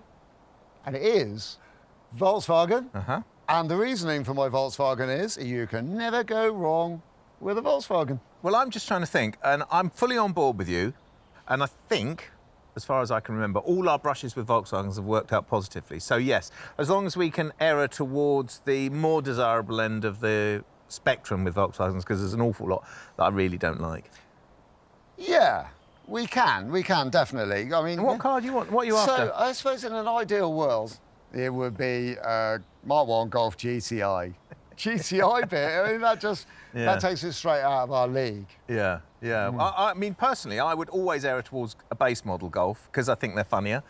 A good Mark 1 GTI would be 15 grand. A base model is 8. So really, all we could afford, bizarrely, is a convertible. 4 or 5 grand, 3 or 4 maybe. That's amazing, isn't it? Yeah. You know, remember back in what we call the day, you know, those days, the coolest car you could imagine owning would be a white Golf convertible. You know, that was it, wasn't it? Yeah. Well, I think we should look around for a scratchy one of them. Good news. All the scratchy ones are ex-write-offs, which look like they've been stolen. That's at the 2K mark, but Will appears to have a lead at a shade over that. Right, come on then, where are we going? What are we up to? We're off to see a Mark 1 Volkswagen convertible. All right. Yeah, so we need to have a good look at it because a rusty one is not worth having, but if it's not rusty, then they do sell. And people want them as well. There's a serious scene out there for modding these things. Yeah. But you did find one, obviously, otherwise we're just going for a joyride, are we? I did find one for sale, yeah. So the guy that's selling this one, he's an ex-engineer, as it turns out. It's a Clipper, and it's the 1.8. It's quite a nice-looking car. There's a picture on my phone if you want to have a look. Maybe that. It was for sale, and then he sold it, and then he got messed around by the buyer. So now it's back on the market, which is our opportunity. So we're going to go and see it right now. Oh, fantastic. It's weird how that happens, but it happens all the time. We run across it all the time, don't we? People bidding on cars, buying them, and then not turning up. Why would you do that? I don't know. I don't get it. But I think in this instance, it's actually working in our favour. Yeah, I guess so. So what are we going to look out for then? What's the things we need to be careful of? Well, what we're going to look out for is rust. Yep. If it's got any rust in it, then we're going to be very sensible and just walk away from the whole thing, and that's it, game over. Yeah, the other thing with them is hoods, isn't it? Because replacement hoods are extremely expensive, aren't they? Yeah, they are. So that's it. But I mean, if we can find one with a decent hood that's not rusty as well, I mean, they're bulletproof cars. Yeah. I mean, that's why people want Volkswagens, isn't it? Yeah. So we want a Golf with a good hood that's not rusty, that's about half the market price. Well, something's got to give, hasn't it? We arrive in Newark, Lincolnshire, and clap eyes on a possible candidate.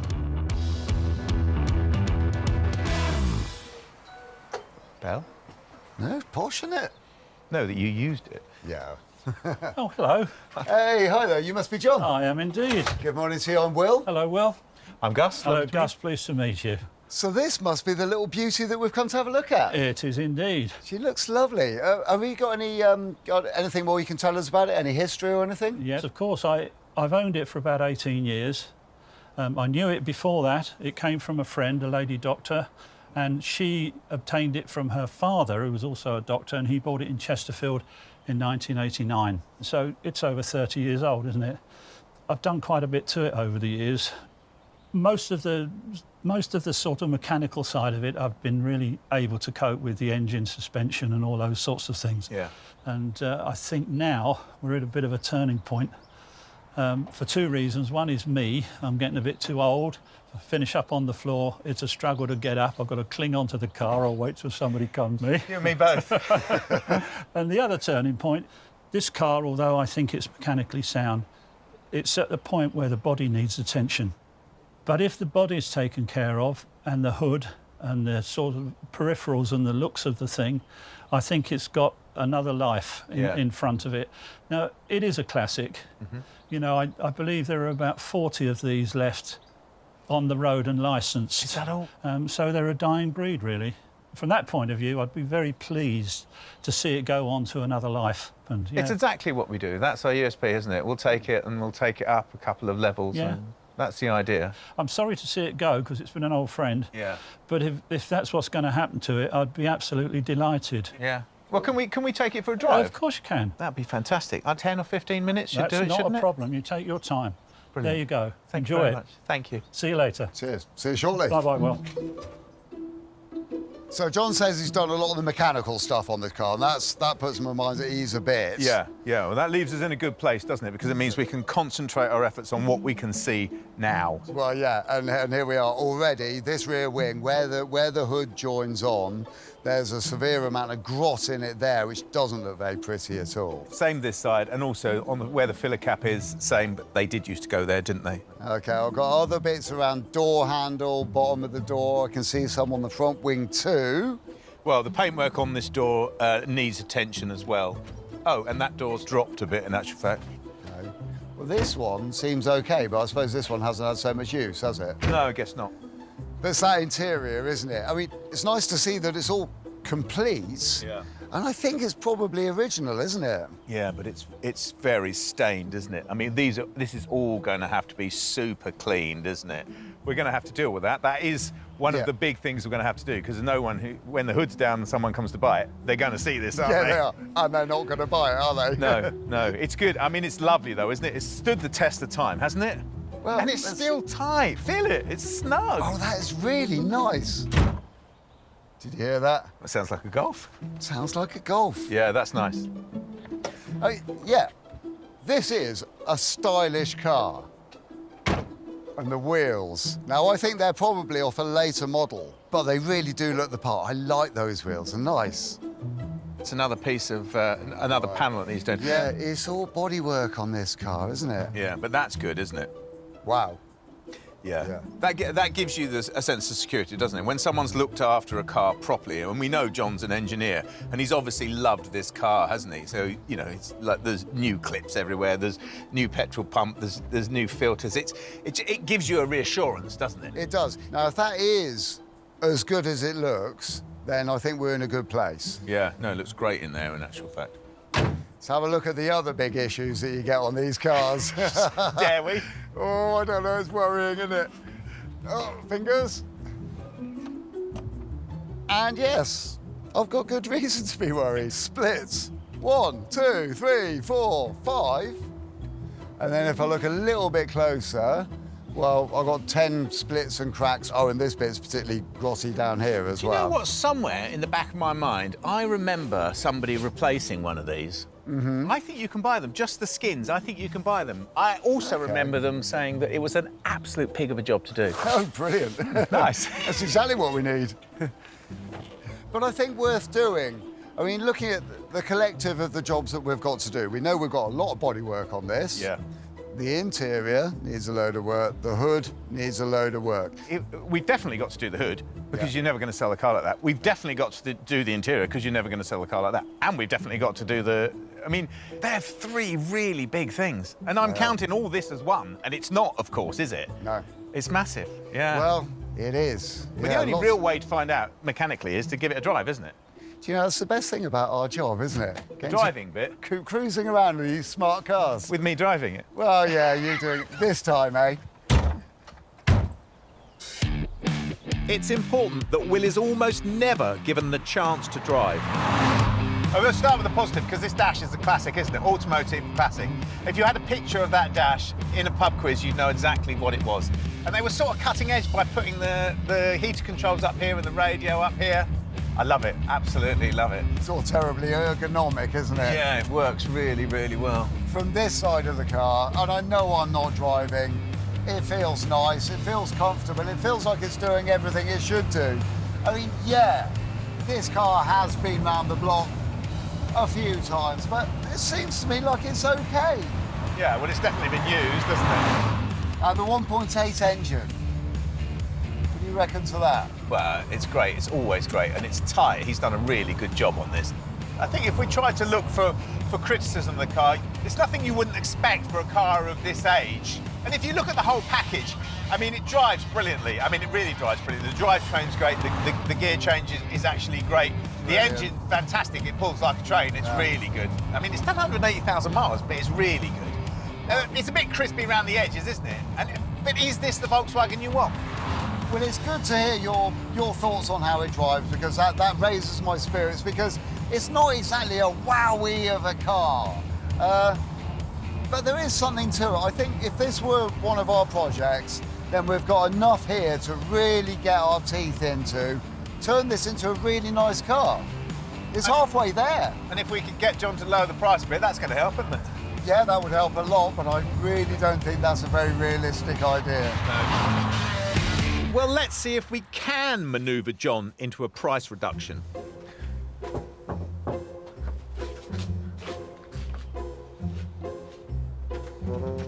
Oh, hello, gentlemen. Hello. How do you get on? Well, of course, we loved it. It's brilliant. Oh, I I'm mean, you've done a pleased. great job with it. It drives fantastically. Oh, I'm really pleased. That's kind of you. It's very Really tight. kind of you. And of course, we want to take it home, but it rather Oh, do depends you? on, but it depends on how much money you want for it. I've advertised it, and I'd like 2,200. I think that's a fair price. I think if you turn the car around, you could make a good profit on that. It's a no-haggle price, gentlemen, so if you're interested, that's it. Well, what do you think? I'd say that was probably about fair, wouldn't you? Yeah. Yeah, I think we ought to go Brilliant. for it. Yeah. Absolutely brilliant. It'd be a pleasure to own that car. It really will. I'm really pleased. OK, so we didn't get any money off, but that's the cheapest road-legal golf clipper in the UK. And John threw in a free door as well. You know, when we're making business decisions, we are calculating and we are cold, and I think this time we've also applied a little bit of logic as well. Well, I think we beat ourselves up. Every time we get something on a trailer, we start thinking, well, what are we going to do to it? How are we going to make the money on it? What are we going to do? Where has it got to be? But in actual fact, what we should do is just pat ourselves on the back and say, we've just bought a really cheap Mark 1 Golf for probably quarter the price of a tin top. That's clever. Yeah, it is actually, and it does drive, and it's not a total shed. Exactly. So let's park the thoughts, wait till we get home, and then we can make a plan, work out what we're going to do. Yeah, with you, cool. So for once, Will is a little subdued. What has he seen in the Golf that is worrying him, beyond the hill of work we already know about? The next day, we come at it fresh. So what are we going to do with this car? First thing we're going to do is agree that it's a cracking little car, isn't it? I think it is. And then we're going to come up with a plan.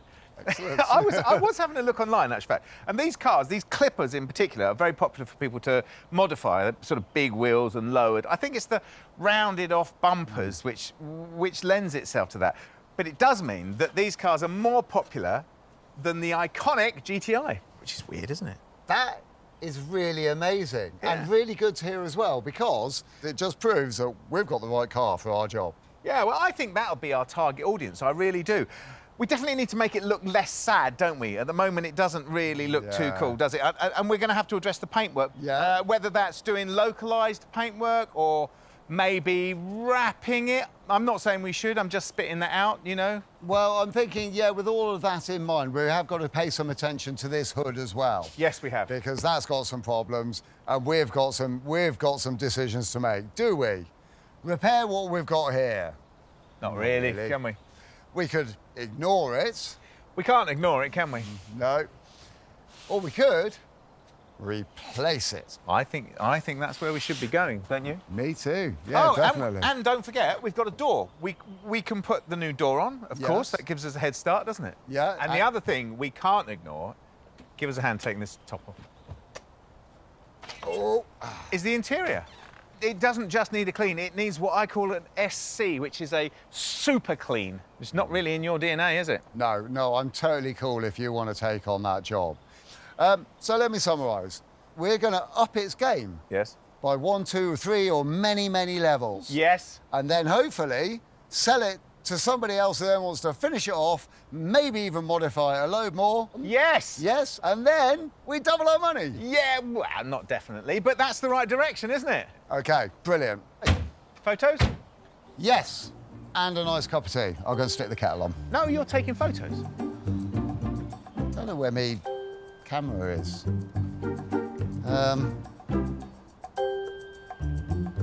Gus is reasonably good with the pickies, but he wants me to do it this time, so I'm using my first generation smartphone.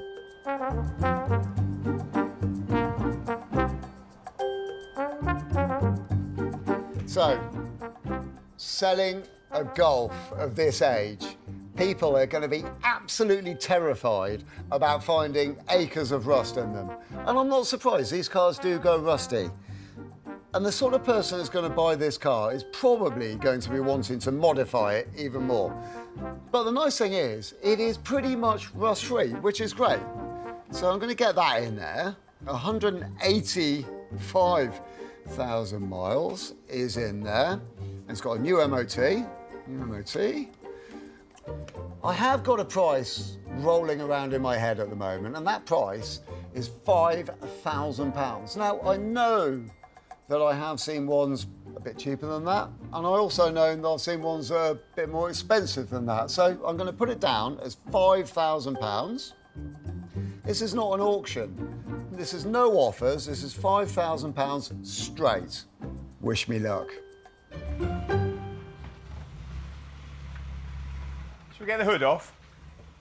I'm ready for action. If we get this hood off, we can get access to this scabby bit of paint, can't we?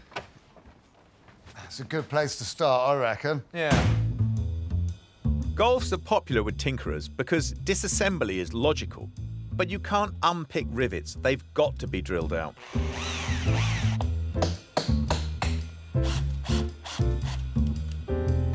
Do you think we have to open it up, peel it back, and then do the next level? Yeah. Shall we have a look? That's what I'm thinking. That's what I'm hoping. I think we're sort of good on this stage. Right.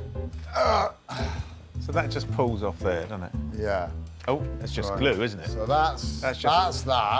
That's the horsehair matting, isn't it? That looks a bit like it's seen better days, doesn't it? It is actually horsehair. I think that is serviceable, though. It doesn't look that pretty. So we want to replace just the skin and not the frame or interior. Do you think it might have been a good idea to have photographed this as we'd gone along, so we knew how it went back together? That could have been quite a prudent move, yeah, for sure. We've also forgotten to take out the rear window. Well, if I jump inside... Yeah, go on then. Release the edges and push them to you. All right, let's see. What we want to avoid is breaking the screen. Oh, that's out, yeah. That's it.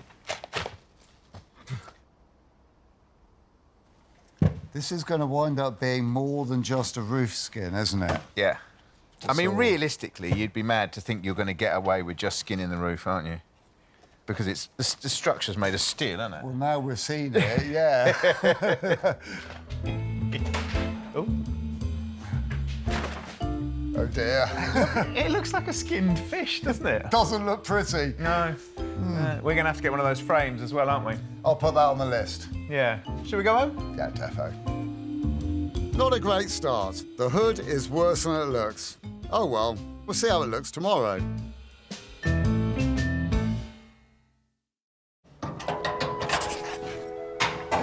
morning. Oh, the bar's in. Good morning, little car. And it looks a bit sad. Right then. We need to have a talk. We do, about the patchwork quilt. We need to have a process of assessment, don't we? A damage assessment of our car. OK, I've got it. I am going to draw on the windscreen with your white pen the Malaga Airport hire car damage accumulation chart. That'll just bring back horrible memories of every time I've taken a car back to the hire centre at Malaga Airport. It's been a horrendous experience. Another 150 quid. Yeah, that I wasn't expecting. That scratch was there. It was always there. It wasn't me. There are no pens in the garage, of course, except in the most obvious place. We desperately need focus. With the essential tools in hand, we draw out each panel and confirm which need lots of work, or little, or none. You're going to call them out as you see them, then? Yeah, OK, I'll start right here. This is the NSR... NSR... UP. What's that? With such magnificent planning, we will minimise wasted effort and maximise materials. It's all about picking battles. That is more than a deposit, isn't it? Yeah, that's more a case of just run.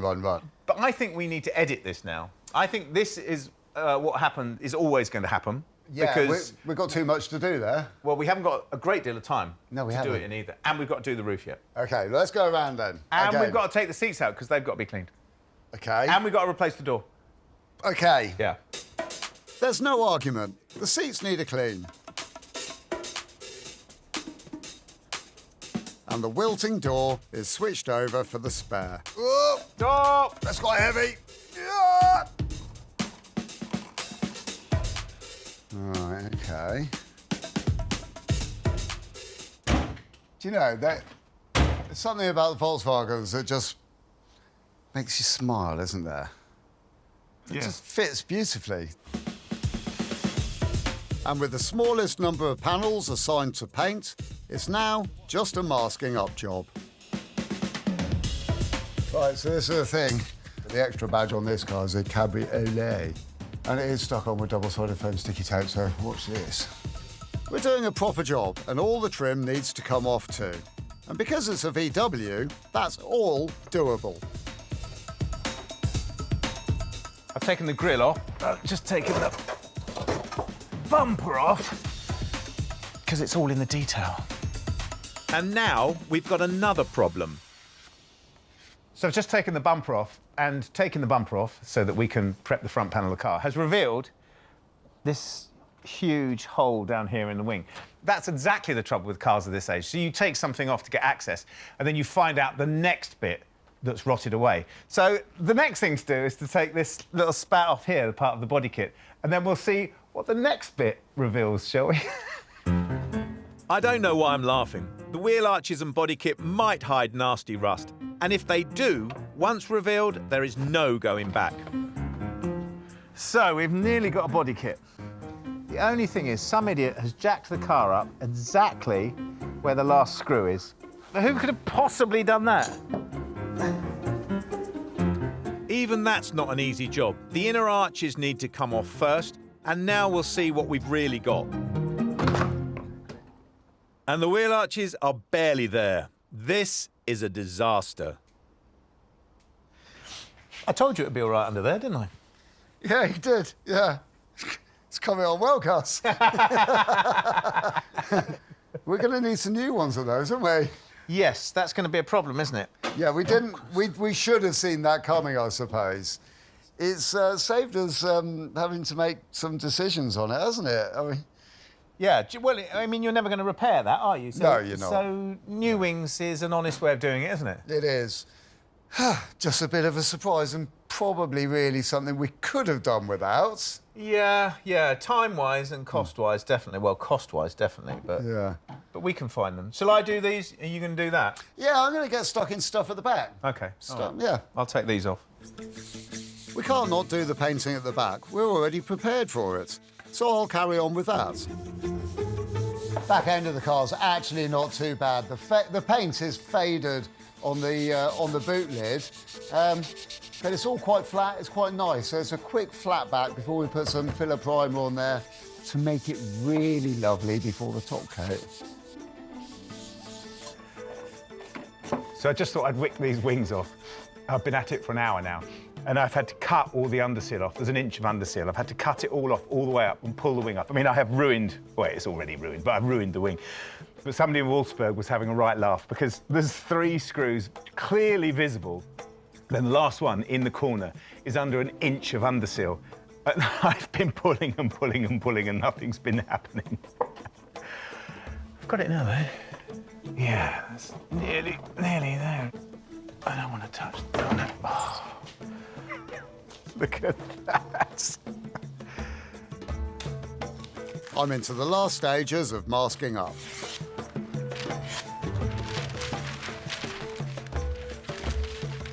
It's a bit like wrapping a Christmas present, isn't it? And unfortunately, that's exactly the reason I have to wrap all the Christmas presents at home.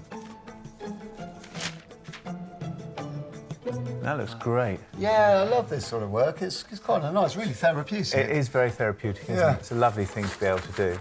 All right, then. Well, I'll see you in the morning, all right? Cool. Cheers, mate. Have All right. a good one. OK, while Gus gets the wings, it's primer time. Like with everything, preparation is 99% of the work. It's taken hours to get to this stage. Putting on the paint, and this is the primer I'm putting on first, is a fraction of that time.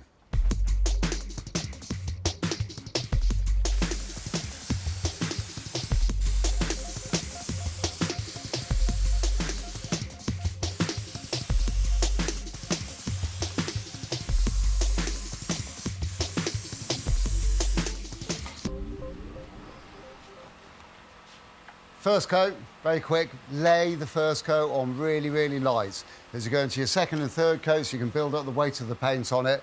First coat needs to absorb some moisture from the second and third coat, so it's really important. Dust coat first.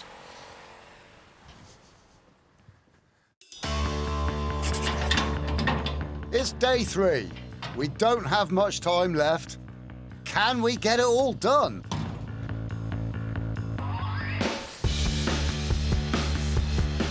These are our pattern wings, so instead of patching the car up, we've bought a set of wings for it. And it sounds strange, doesn't it, that you can unbolt a wing and bolt another one back on rather than going through the rigmarole of fixing what was there. But you saw what was there. It was a horror show, and it would be a nightmare to repair in time and money. So you buy a wing, which effectively looks like a bit of new car because it really is a bit of new car. It's the same as the wing that was on there. You unbolt the old one, you bolt on a new one, you spray it, and then, maybe not the person who buys the car after us, but the person after that does the same again because it's just what happens. They rot away. They're not made of very thick metal.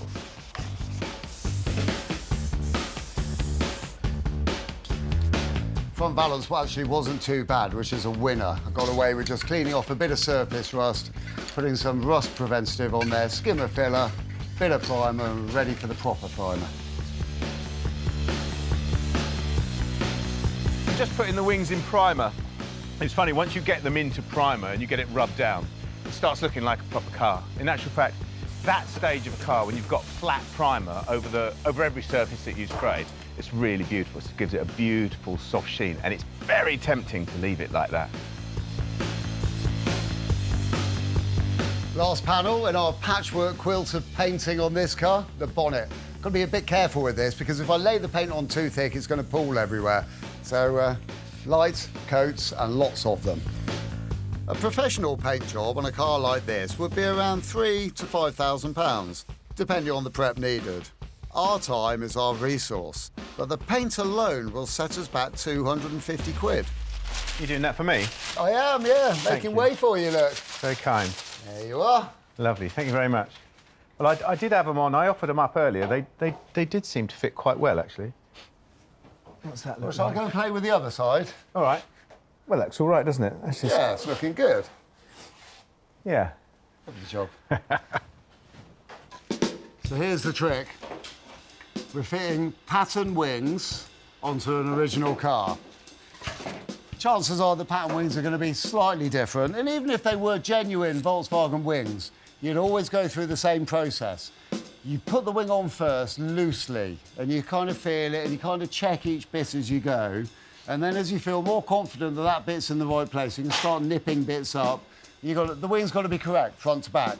The wing's got to be correct in and out. And if you just go wanging a load of bolts in there a bit tight everywhere, you'll never get it into the right place, and it'll always look like rubbish. So we carefully work it in a bit at a time. How's your side looking? It's about the same, I'd have to say. A little bit bigger down there than it is down there, exactly. Right, OK. Yeah, mine's about the same. I'm going to try and pull this out, smidge in then. Oh, yeah, it does move. The bonnet? Yeah, no, the wings come out a little bit. Well, yours isn't done up down the bottom, don't you? No. Well, you know what, Gus? I would say this is a beautiful position for you to crack on with painting it now. And wouldn't it be a good idea for me now, as the rest of this looks like a one-man job, and I'm desperate to go and get that interior cleaned by our nice friend. Yes. The interior, yes. Yeah. Cleaned. Yes. You're you're in utter disbelief, aren't you? Me, it's thinking good. about I can't cleaning. wait. I can't wait to see it. Well, I am envious. You get to do the paintwork, but there you go. I shall see. That's beautifully smooth. I shall see you later. Have a good one. See you later. Our little Golf holds its own quite well when it comes to quality, cleanliness, and all of the bits being there. But there is one massive bit that lets it down above everything else, and that's the upholstery on the seats, the interior, basically. It looks like somebody has had a nasty accident involving a can of pop on a hot day and there's this sticky residue everywhere. Cleaning seats is not really my speciality. I struggle with getting my own hands clean. So I've taken this opportunity to get in an expert, this expert, involved to help me out. Hello, Nick. Hi, Will. How you doing? So these are the seats that I told you all about on the telephone. What do you reckon? Well, I like a challenge.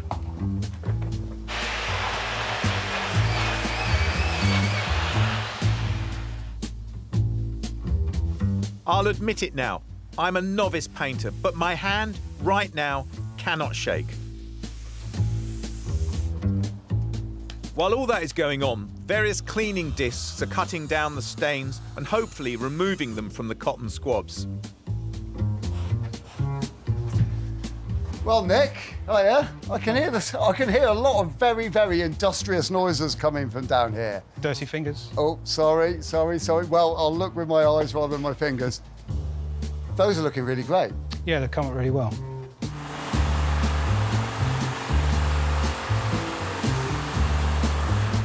That paint is looking superb. So I'm going to leave that for 20 minutes, but I've got to get the masking off it because you've got to get it off while it's still relatively wet. I get to have a break, and the last bit of the interior goes on the bench. Now, I thought you would struggle with that bit. I haven't tried it yet. Oh, haven't you? No. Oh, well, that's good news, because that is a particularly nasty stain. I have got a bit of a confession here. OK. Because when we got this car, I'm pretty certain that it didn't have that stain. Right. And I'm also pretty certain it wasn't Gus that did it. OK. How are you going to get that out, then? Same process. And I know straight away whether it's going to work or not. Well, I'm totally amazed, because to me, that looks like it's come off the underside of a rather nasty engine or gearbox, or potentially even worse. So I'd like to see how that is done. You're welcome to stay and watch. Cool. Come on, then. Right, you crack on, then. Show me how you work your magic. Right. OK. First of all, we'll try a bit of spot and stain remover, spraying onto the cloth. Uh-huh. And we'll see what comes off on the cloth. OK. OK, I see. So that really is picking us up on the cloth. I can see it. I'm going to try something else now. OK. Degreaser.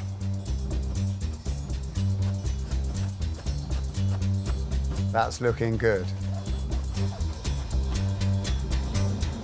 All done. Wow, look at that. That's brilliant.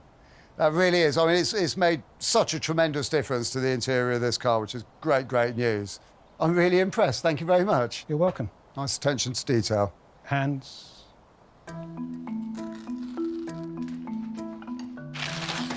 The paint is touch dry at last. And I didn't mess it up. It's time to go home.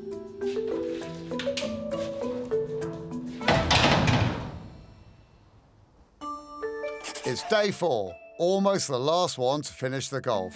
And we've got our trimming guys to help with the hood. That's had a bit of shot, isn't it? Frame's all right, though. The factory skins are on a 6-week wait, and they cost 600 quid. But these guys can get the job done now, and it's cheaper. Pete and Steve are here. We're going to put a new roof on the Golf.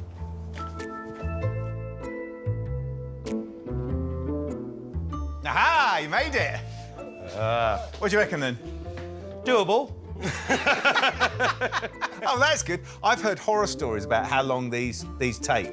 8 hours. 8 hours. That means I'm going to have to get lunch, doesn't it? No, we'll do it in 4. You will get lunch. Did you get a frame? Yeah, we've got one. You've got your hand on it. Well, this one's rotten, so it's a good job we brought another one with us. Did you bring one with you? Let's get this swapped out. OK. And get the roof on. Fantastic. Shall we crack on? We shall crack on. Brilliant. It's such a relief they came prepared, as the only frames I found online were £250 plus, and really no better than ours. But I can lend labour. In typical Volkswagen fashion, the assembly is well made and difficult to unpack. All right, Gus. Yeah, how does that come out, Pete? How is that in there? Literally, it's a little nylon pin. Oh, so this, I'm doing the right thing. You're doing the right thing, yeah. If you lever that out, it should come out with a little screwdriver, and then sometimes there's a little pin that will appear. Uh-huh. And you've just Oh, a that's little it bit of there. fiddling about, That's it. A bit of a wiggle. Wiggle, there we and go. it comes out. Most people have a habit of just cutting them off. No. Yeah, and it causes so much... What, cutting the webbing off? They cut the webbing off, and the webbing goes halfway up the length of the roof, which causes you a multitude of problems. I can imagine. And just doing that, and that's it. I'll look after that, yeah? Yeah, you must keep that.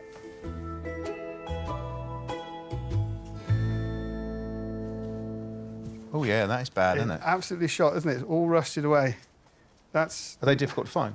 They are. They can be really hard to get hold of, these. And this bit holds your window in, so, yeah, so the metal flange has to be on there. Yeah, and it's not. No. So that's exactly the same, isn't it? Yeah, you can see the difference. See how more pronounced Yes. the metal is? Yes. Not being rotten. Yeah, yeah, yeah. So actually that goes that way, goes doesn't up, it? That's it. Yeah. So do you want to put those in there and I'll bolt these on here? Yeah, no, if you put these in first... Oh, these got to go in first. Yeah, Right. because it's easier to... They're a little bit awkward, so you just you keep this up straight, tuck them in first. Yep. And then, so it's just a little bit of a wiggle. Yep. Get the pin in. Yep. And little tug, and it's done. Perfect. The pin in. Put it in, spin it in. A little bit of wiggle there. That's it, Ooh, done. That's it, isn't it? That's it, done. The fabric underskin is replaced. And then it's time to get the actual hood tensioned up. Gus and I should be checking the internet on a regular basis to see how our auctions are getting on. But we don't. And the reason we don't is because it's a little bit disappointing if we're not doing very well and if there are no bids. Today, however, is slightly different. We still have no bids, but we do have 28 watches, and we do have one question.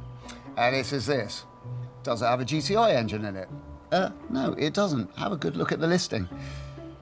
Is it the same engine as a GTI? Good question, internet user. I don't know the answer to that, so I, like yourself, shall be checking. The answer is a resounding yes, if you want to know. You got it. That's it. So I've got to keep this cable on the outside, have I? Yep, the tension cable's on the outside, and we've got to basically put the tension bolts... Oh, so we're tensioning it now? Tension it first? Yes, Yep. yeah. Oh, OK, great. Yeah.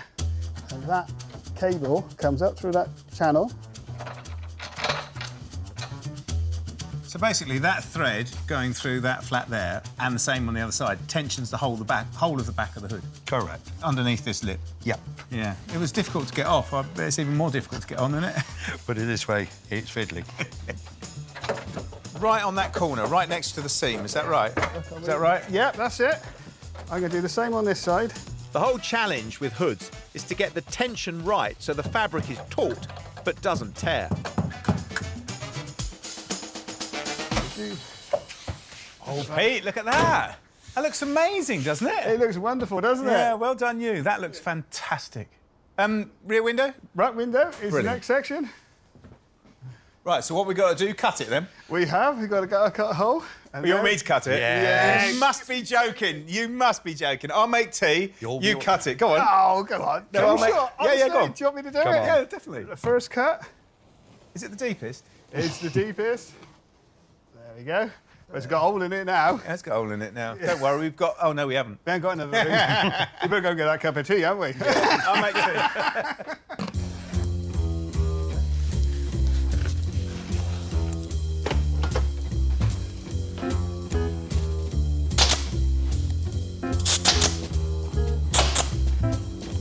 And finally, the back window is ready to be inserted. All ready for us? Yeah, all ready for you boys. He's all in now. Right. Oh, that's There you amazing. go. Yeah, you actually feel it gripping in, don't you? It's not that difficult, is it? No. Come on, Brilliant. Gus. We got you for that. Oh, sorry. You were spot on. Hard half day, isn't it? And the result is superb. We have 5 days to do our cars, and this is the biggie. The last one on our VW Golf Clipper. Wow, that's a nice colour, isn't it? It looks amazing, doesn't it? I'm resisting that inert feeling that I should stand back with a cup of tea and a biscuit for 20 minutes looking at it. Do you know what I mean? With a pipe, maybe. Yeah, that'd be quite nice. I don't see the reason why not. I mean, no point rushing it. It's absolutely chucking it down with rain out there. Yeah, but it's got to go out today, this. Today? Yeah, Yes. Is it today already? Yeah, this has got to go out. We've got to put all the interior in and all the bumpers and, I mean, there's a huge amount of work to do on this car still. I hadn't realised what day it was. It's really flown by, hasn't it? Yeah. And I don't remember where most of the bits are. Only joking. I can remember where some of them are. Good. Well, we should get on then.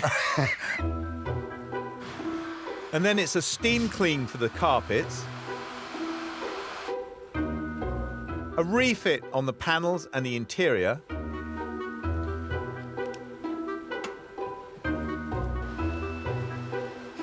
and yes, even a little bit of cleaning.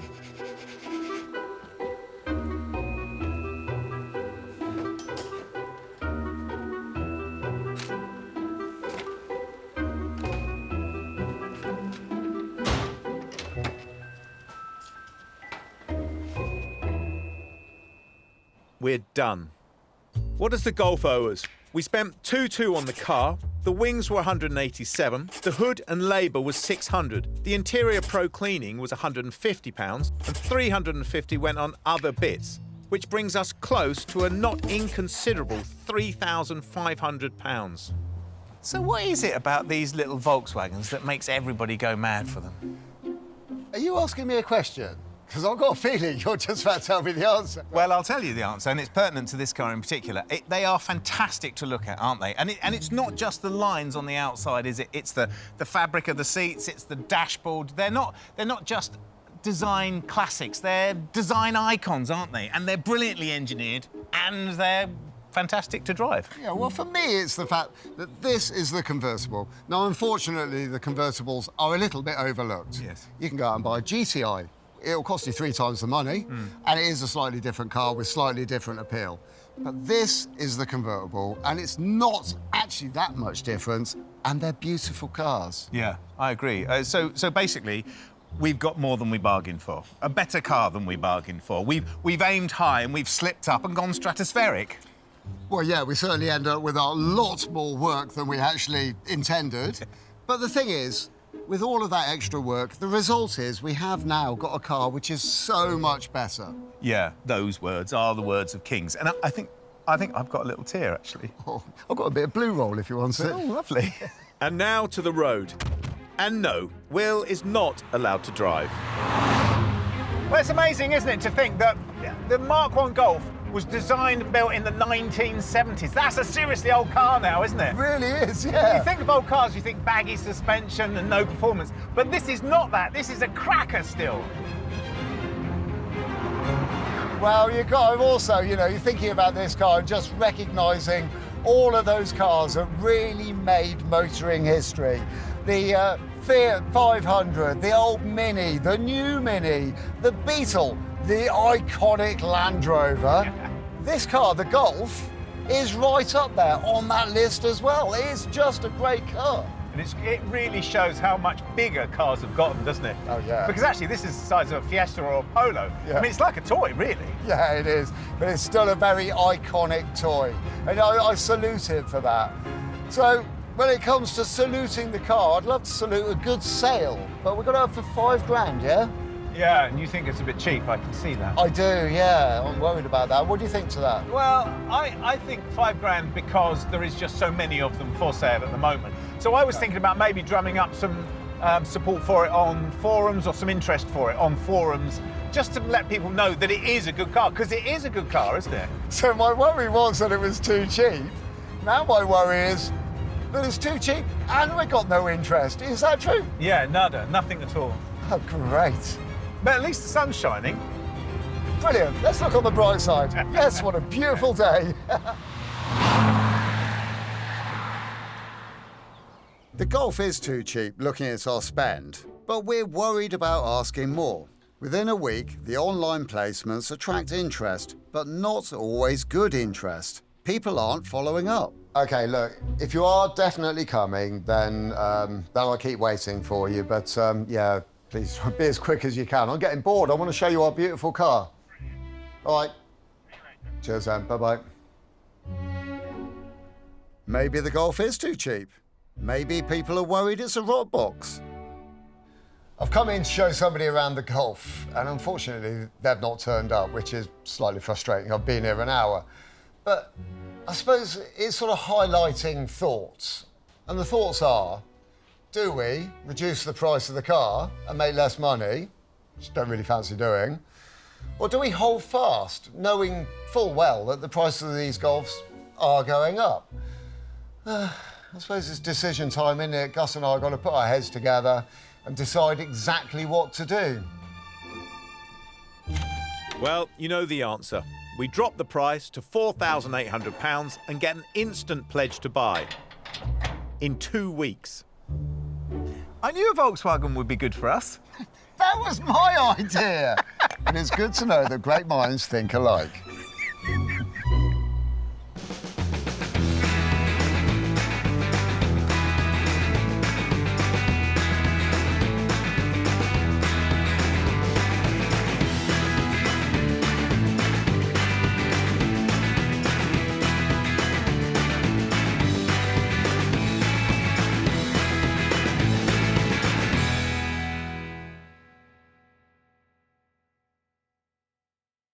This time on Flipping Bangers, a future classic. Ooh, now that's a nice car. They sold shed loads of these cars. That costs buttons. There's got to be good opportunity for us to make some money here. But it's head-scratching fault. You break it, you buy it. Well, there he goes. Whoa. What a brilliant waste of time. And dull appeal, just a bit boring. That's not pretty, is it? Threatened to divide us. I knew you'd bring it up. That's crazy. If it runs, it sells. It's still the same car. Anything else you want to get off your chest? Should we be in business? We've said goodbye to our day jobs and invested our own hard-earned cash as we try and make it in the cutthroat world of second-hand cars. You've got to buy well, but you've got to sell well. We have a goal. We need to double our money. If we put 500 quid in, we need to see £1,000 back. But we're forced to the very bottom of the market. We buy cars that nobody else wants. Who else would buy that car? Can we keep our business afloat, Flipping Bangers? There's so many things to do to this car. We've turned our backs on our regular jobs and attempted to carve out a new living by buying and selling cheap cars. Evicted from our previous workshop by angry neighbours, Will has sorted us out with a new base, and apart from having no working toilet, it feels like home. We've raided our bank accounts, and this time we have enough to invest around £500 to £1,500 on each car. Right, what car do we want? So, Gus, can we just decide to do a car that we both like this time? We always do a car we both like. Oh, no, you always play the game with me, don't you? You always trick me into suggesting something that you like, and then I'm on your turf. Anything else you want to get off your chest? Not really. Okay, what do you want? What do you want then? Well, I don't know, actually. How about we play it like this? You suggest a load of things, and then I choose. Okay, what about Peugeot 205? They're too expensive. Volkswagen Golf? They're pretty expensive too. Subaru Impreza? Love to do one of those, but I'm just not feeling it at the moment. I got it. Mini one, BMW version. Ooh, now that's a nice car. Fun, nice to drive, and plentiful. Yeah, I'm down with that. As you know, I have one and I love it. I used to have one, so that's a good knowledge base, really. Yeah, and there is loads of them on auction sites with issues. So it's looking like, you know, a good everyday runner is about £1,000. And a rotter, 600 quid. It's not a big gap, is it? We're going to struggle to double our money there. OK, come on then, let's find one. Maybe you'll find one. Maybe.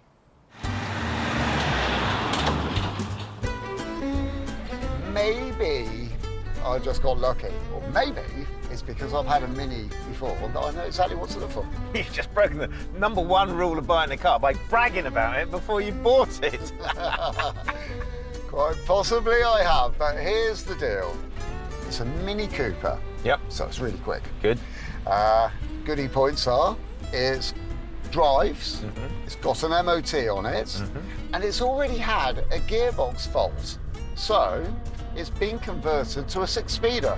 That's fantastic. I didn't know you could do that. But, gotta say, there is a but. Well, there's always a but, isn't there? There is, yeah. And the but is, it's on auction. And the person who's selling it says they won't take it off auction. It's around about 400 quid. That's all right, isn't it? We've done that before, it's fine. Yeah, it's all right, we'll just bid later. Yeah, it sounds great, I have to say. Oh, well, I'm glad you're sounding positive, because there are some other issues too. What? It's not that bad. Small potatoes, really. Great, well, that's great. So your raft of knowledge has led us down the line of running your finger down the list of cars and getting us to go to the first shed that you come to. That's great. A leafy suburban road in Herefordshire bodes well. Nice house often equals nice car. Not looking forward to reversing the trailer down here. Well, we haven't bought it yet. No. You didn't tell me it was green. No, I thought I'd save that little nugget of information for you. Hi, morning. Morning, Simon. Morning. I'm Will, Gus. Nice to meet you. Hey, Simon, I've got to say, the photographs of this car don't do it justice. This looks far better than I was imagining. Well, that's always good to hear. Can you tell us a little bit more about it? Yeah, we've had it about 12 months, and it's been absolutely great until about a month ago, and it's developed quite a serious cooling problem, and has been pumping out all its water. So we think it's probably beyond economical repair for the likes of us, but we thought we'd put it online and see what we got for it. Well, seems like the sort of thing that we might be able to investigate, doesn't it? Yeah, it does. Yeah. It's got a 6-speed box, hasn't it? Yes, yeah, that was the previous guy, the mechanic. He'd fitted it, upgraded it from the 5-speed to the 6-speed. Yeah, so. well, that's brilliant. It'd be interesting to try it with a 6-speed box. We should take it for a drive. Do you think that the cooling system would take it if we just took it up to the roundabout, went round and came back? Yeah, no problem. It should be fine, 5 or 10 minutes, but obviously if you break it, you buy it. I'd better drive then, had I? Yeah, definitely in that case. The Mini seriously overheats, and a warning has been given. If we drive it in the red, the engine gets cooked and we're forced to buy a lemon. So how fast does it go, and how long do you reckon we've got? Not very, in actual fact. I reckon if it goes over 100 before we get back, we'll just park it up. Degrees? Degrees, yeah. Well, how's it feel, though? Has it got good bones? Yeah, definitely. I am eminently qualified to comment on this car because I don't know if you know, but I have got one of these cars. I do know that, yeah. And the steering is very good. The gear change is exceptional. The brakes are great. In actual fact, it's embarrassing how much better this car is than my car. Well, it does seem like a nice little car. I mean, really, for us, this could be a good, honest little seller. Yeah, well, so what's it worth to us? What's it worth to us? 600, 700, 800 quid? I mean, in actual fact, I would definitely think swapping this in for my car would be a better thing to do. Really, we're trying to run a business. We can sell this quickly and easily. This is a nice car that seems good. Your car has got toffees stuck to parts of it that are almost unmentionable. Yeah, it's done 1 million miles as well. The temperature is rising and it's time to head back. We've got to give the engine and the rest of the car a private check before we hand it back to Simon.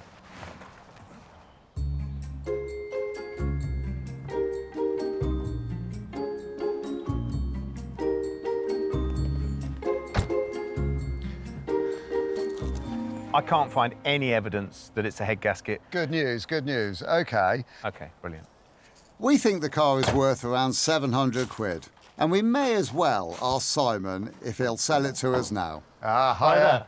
How did you get on? Drives brilliantly. Yeah, we're really quite sold on it. Very good. We were wondering, would you be prepared to do a deal on it now? I think I'm inclined just to let the auction run its course and hopefully get the best price we can, if that's OK with you. Well, to be honest, I don't blame you, really. This is definitely what I'd do. Yeah. OK. Well, we'll go away and do that, and, you know, hopefully we'll see you again soon. Yeah, I hope so. Thanks, Simon. Cheers, Thanks Simon. Oh, hang on. I didn't give you the keys. Aha. That old chestnut. Thanks a lot. Cheers, Simon. Bye-bye. Disappointed, but accepting fate, we walk away, waiting for the auction to close in 2 days. We allow a maximum bid of £865 when the auction price is only at £400. Seconds before the end, it jumps to £602. And the lucky buyers are us. And once settled up, we arrive to claim our prize.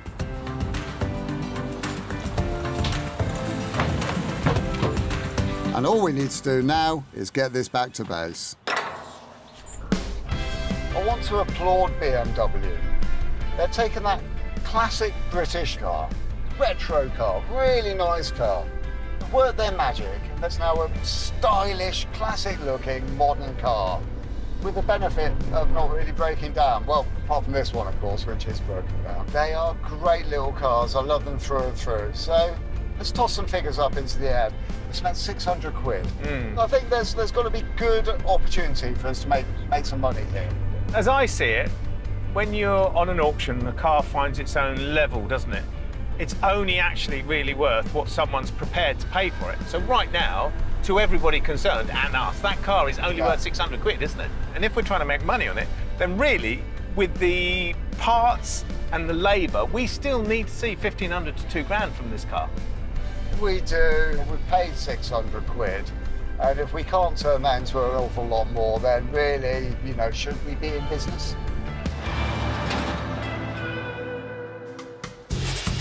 The next day, as is our method, we park the new car outside our workshop and gather our thoughts and hopefully translate them into a plan. Wow, it's amazing what the cold light of day does to a car. It really is. When we got this car, I was so excited about it. But now we've got it sitting here. I'm not liking the colour scheme. I think it's a bit dull and a bit boring. Really?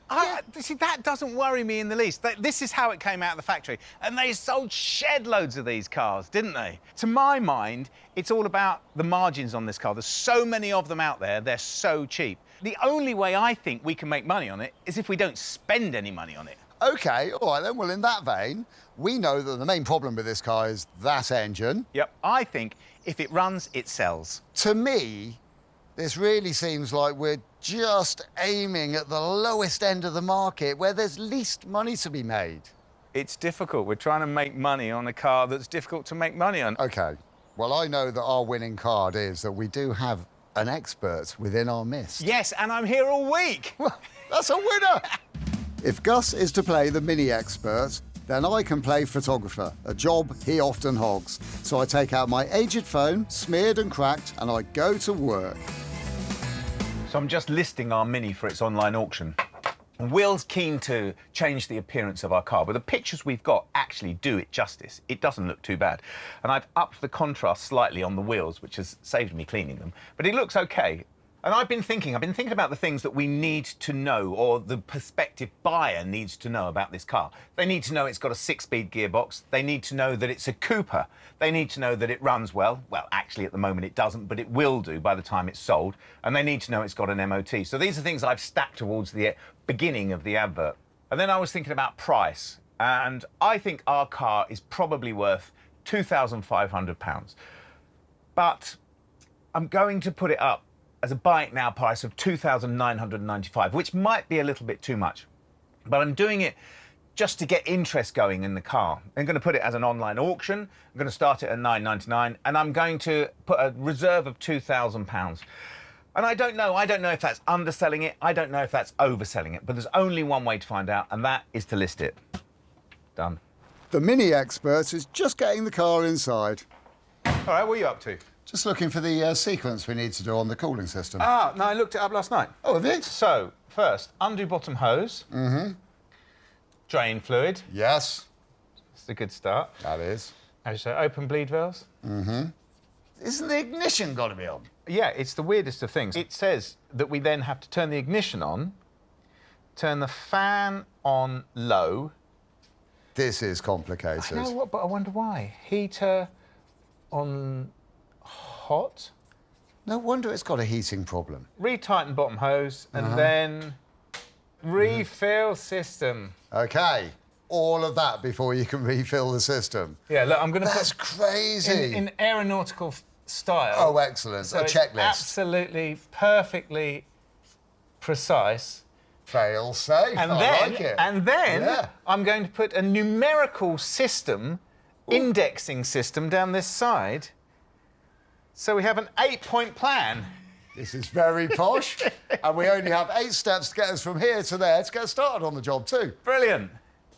I'm not even sure Gus has the right car, but he seems happy with his ideas, and I'll play along until the trouble starts. The garage lift we ordered hasn't arrived, so we'll make do with the limited access and uncomfortable proximity to the workshop floor.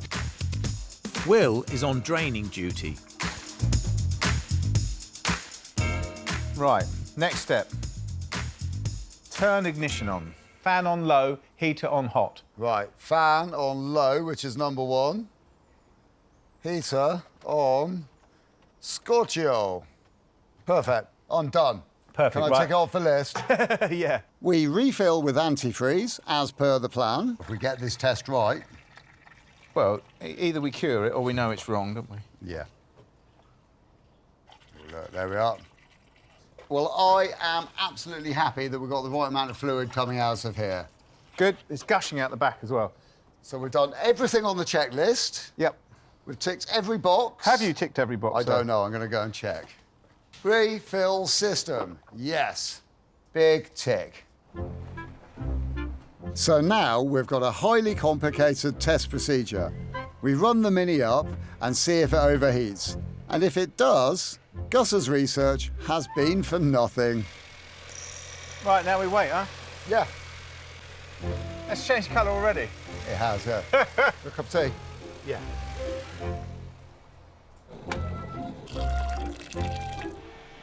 Gus? There you go, mate. Thank you. What if it does overheat, though? It'll be the water pump. It's always the water pump. I mean, that car's done 87,000 miles, I think, Yeah, hasn't it it? is 87. It'll need a new water pump. This is brilliant for me, having the in-house experts that you are. It could be the thermostat as well, so it would be prudent for us at this stage to change that. Yeah, definitely. Without a shadow of a doubt, yeah. Okay. We know it's not head gasket, so it's either water pump or thermostat. We'll have to change the water pump anyway, and while we've got it all off, why don't we? That's it's probably it. Well, there it goes! Whoa, turn it off! That wasn't a resounding success. Well, maybe the residence expert will be right next time.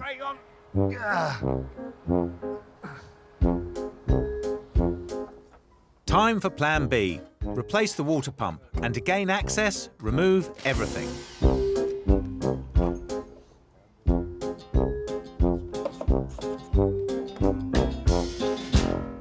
Well, this is the sort of crash protection for the front of the Mini. It's a clever system because it's got a plastic bumper which basically bolts onto this, and this is all the protection.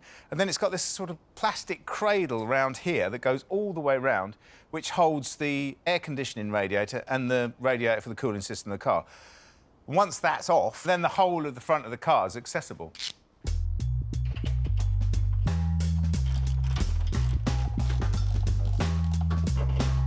The Mini front end is tightly packed, and all the layers have to come off to gain access before I can drain the coolant.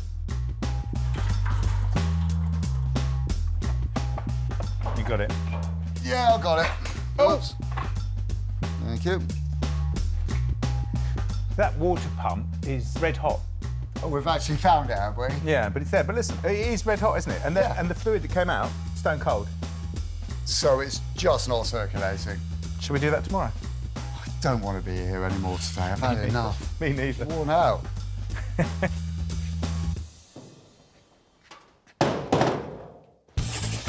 It's rainy day 2 out of 5 on our Mini project. It was cheap, but it hasn't made us cheerful, with an overheating problem that we can't fix. But we're adding a big fat yes onto that because we might be close. Well, we've gone a long way in, but we're going to have to get this off, aren't we, if we're going to get access to that water pump properly? This is exactly what I was talking about. This is my fear. It's like you've got to remove so many layers to get to that bit there. OK, but we take these extensions off here, and then this comes off, doesn't it? And then, oh, it's all just there in front of us. Excess. Yeah, but it's great big chassis parts to move, Gus. Look at this. I bet those won't come undone very easily. I don't know, we'll have to try. Gus suspects the issue is with the water pump. And if he's wrong, I'm going to have it made into a poster. Right, that's my side done, Gus.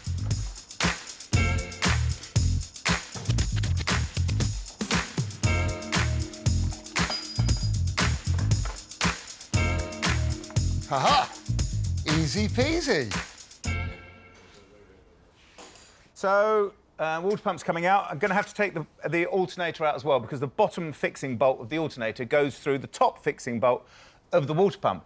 But it doesn't matter because the access is fantastic. I mean, look at it. You can do what you want.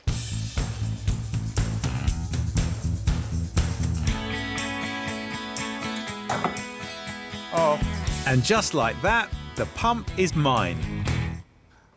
Just getting access to the thermostat, because when we've been running up the engine, I've noticed that there's absolutely zero temperature in the top of the radiator. So Gus thinks it's the water pump, which it probably is, and these cars are well prone for having the water pumps gone. But as a precautionary measure, I'm going to change the thermostat as well, because I've got a sneaking suspicion that with the top of the radiator and the top of the hose being freezing cold, there's zero movement of water. There's not even any thermosiphon happening, which would indicate that the thermostat is stuck closed. So, which dog will win the fight? Water pump or thermostat? This could be one of the tensest moments we've faced in the workshop. And may the best man win. So, it's the water pump.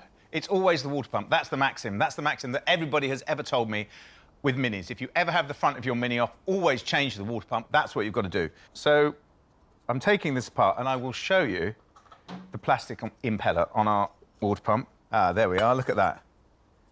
It's absolutely perfect. Yep, there's nothing wrong with that at all, other than the fact that I've broken almost every screw taking this off, so it's now completely unserviceable. But it's OK, because I've got another one. What a brilliant waste of time. With my head hung in shame, I install a new water pump, which, if you're counting, costs us £45. At least it looks good. Thermostat on this car is on the back of the head, which is an unusual place to put it, really. But BMW, in their wisdom, I think have done quite well, because they've actually managed to use it for the coolant filler neck as well. So this is the thermostat housing here, and then up here at the top, that's the filler neck, which means it's quite easy to find and identify. And also, it's a real bonus having the whole of the front of the car off, so we can get to it easily. Oh, Will, it just looks so easy. There was me thinking it was going to be an absolute piece of cake. Instead of it being the 2-bolt flange, I was hoping it was. It's actually a 3-bolt flange, and number 3 is well buried. So I need to spend a bit of time just trying to get to that. Not too bad, not too bad. I thought it was going to be really, really tricky. Battery cable and a couple of other bits of wiring were in the way. I've got access to the 3rd bolt. I think I can just sneak it out past everything. Wow, we have success. And now my quarry is revealed. Well, there we go, there we have it. That is the thermostat. I'm going to run a little test, see if it works. If Will's homemade test works, I'm in the doghouse. And if it fails, then the car has a worse issue, and we're both in the doghouse. Thermostat, when it gets up to temperature, which is, you know, pretty hot as I can get the kettle, the valve should open. Now, basically, I'm working on the principle that if it's hot enough to melt a plastic spoon, and it's hot enough that I can't hold on to it, this thermostat should have opened. And I can quite clearly see that it hasn't. Is it opening then? Because, actual fact, if it didn't open, it would be good, because the water pump's absolutely fine. Oh, sweet, sweet joy.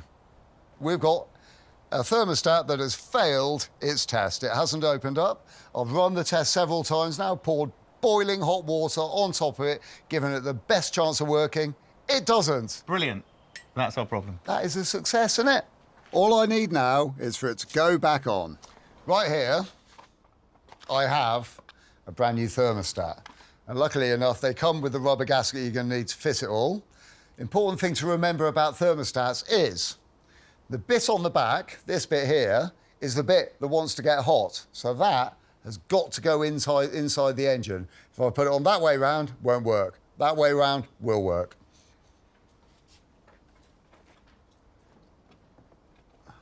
I thought this was going to be a bit tricky because you can't really see very well. So I'm working a little bit by feel and a little bit by seeing. And when you're trying to wedge a rubber gasket into a very tight recess, it ain't easy. After a long, painful interval, Will is getting nowhere. I've had to give up on trying to get the thermostat wedged into this rebate here because it was just too difficult to see, and it is absolutely essential that this goes in correctly. So I've had to work on getting it all apart and making sure that I can see it all go in there correctly. Gus has finished sulking outside, and we're a team again as we refit all of the bits that had to come off earlier.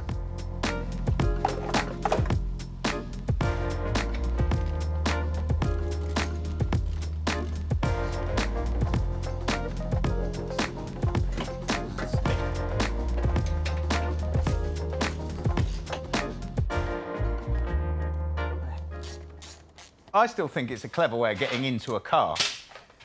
Is quick and easy, isn't it? I do actually. I mean, the first time I see things like this, like, seems like a lot of faff. But it's one of those things, though, isn't it? You can see how the construction process, especially with this, you can just imagine that going on, can't you? Yeah, One piece with a robot. In the factory, engine in with a subframe. Yeah. Zup, zup, zup. Everything's already assembled. Piece of cake. Right, water. I'm just going to put water in to start off with, just for the check, because if there is something wrong with this and this does leak and we have to take it all to bits again, I don't really want to be wasting loads of antifreeze.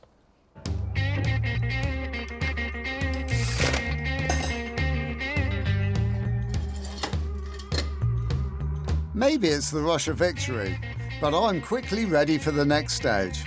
Gus, however, is taking his time. You ready to go down? Yeah, ready, steady. Right, we need to run it up.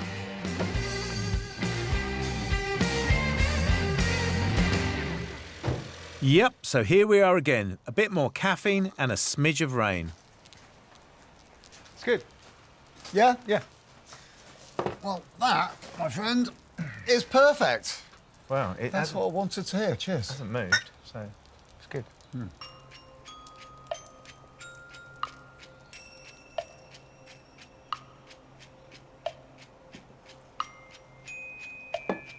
That's got to be long enough, hasn't it?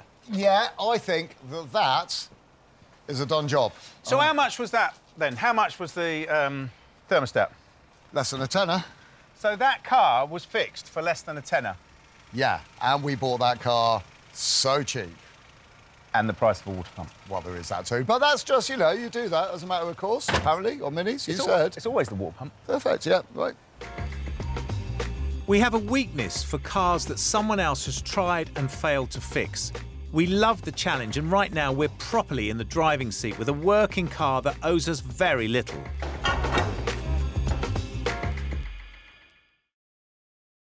It's the third day on our Mini. We've had a cooling issue that's even beat our resident Mini expert Gus.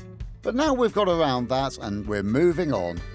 I still can't help but think that it's amazing, isn't it? We've basically fixed the car, haven't we, for just the price of a thermostat. I know, and a water pump. But you always change the water pump. It's fine. Oh, you do, standard. Affordable fix for what has been so far a very affordable car. But, I mean, really, it's still the same car. We've got to do something, haven't we? It's got to stick its head above the parapet, isn't it? Well, funny you should say that, because I've been looking at this interior. I knew you'd bring it up. I've got an interior for it. You led me to that. I've got an interior for it. I've got a Cooper S half-leather interior for it. It's supposed to be beautiful. Really? Yeah. Well, where is it then? It's coming today. All right, OK. Well, OK, well, if you've taken the lead on the interior, please do me the honour and let me do something about these rather awful wheels that are on it. Yeah. Without spending too much time and money on it, because we're short of both, aren't we? That's very true. Have you got an idea? I have got an idea. I'm not allowed to know. No. Need to know basis. Uh-huh. Like it. Yeah, right, come on, got let's it. get this interior out. Going to give me a hand? I shall, yeah. Fair play to Gus. He'd previously disagreed with me about the look of the Mini. But he's come on board and ordered up a new interior last night. I think this just pulls, doesn't it? Turn it up. Ooh! Ah, well, I'm glad you came in, because I was starting to struggle with that. No, that's got to be the key, isn't it? Don't you reckon? After Will's lucky diagnosing of the overheating problem, he's become unbearably happy. Hard work may solve this. So do you think you got it figured out? No, but I will find out. OK, you do that. I'm not going to drop you in it by leaving you all on your own. No, no. I'm just going to go have a little look for some wheels. Yeah.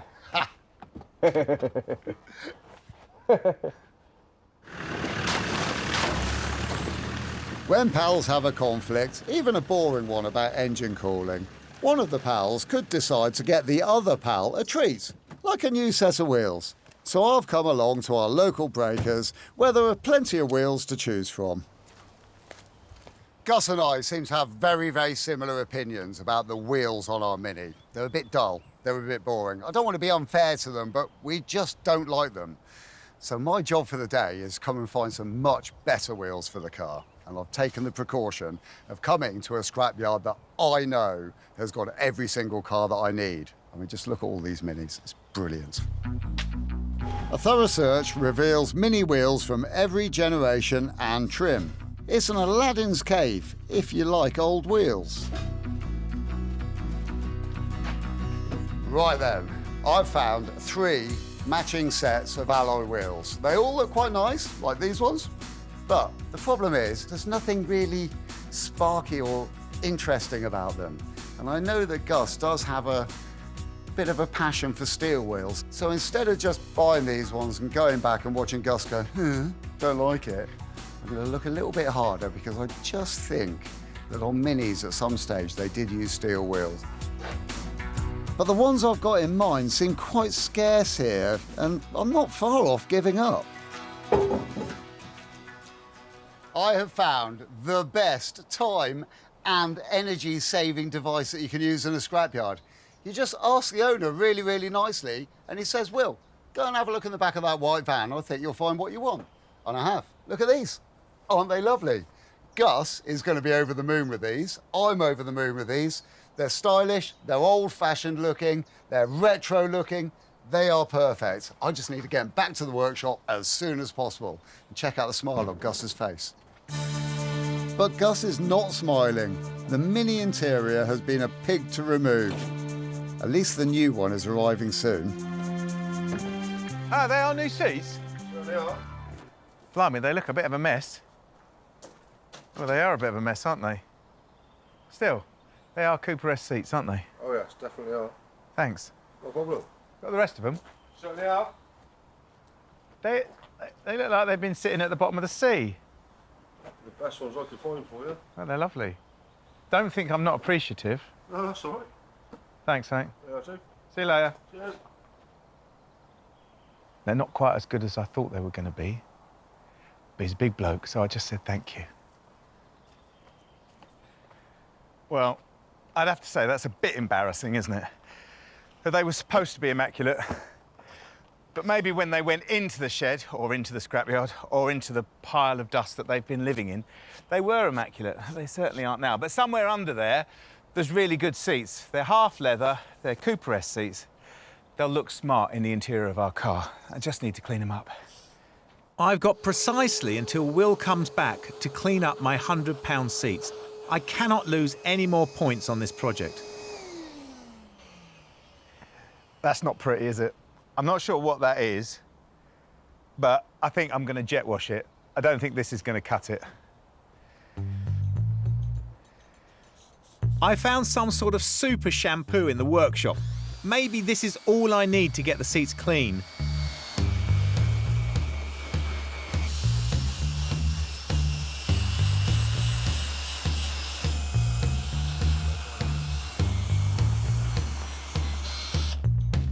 Well, you've got to admit they're looking, well, wetter, but I think probably better. They're certainly going to look wetter when I finish with the jet wash. I don't recall seeing this in the BMW owner's manual, but if your seats look and smell like these, it's an effective solution.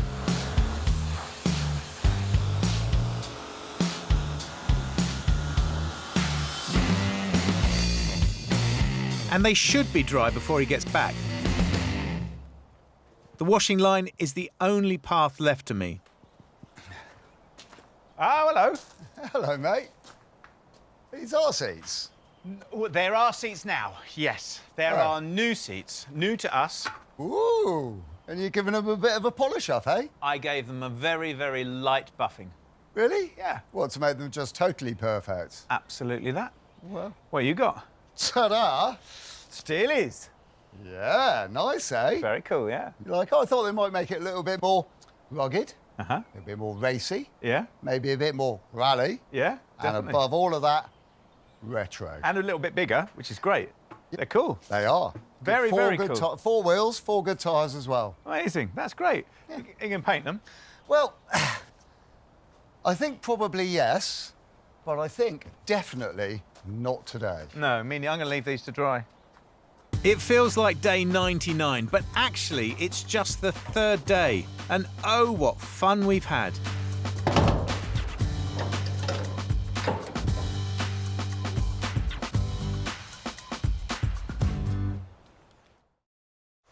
We've got 5 days to turn around a BMW Mini. This is day 4. And the story so far is that we've done the mechanical stuff and we've switched our attention onto the looks to make the Mini stand out in a crowded market. I can't be sure, but I think this is the first time that we've ever test-driven a car before we've actually finished it.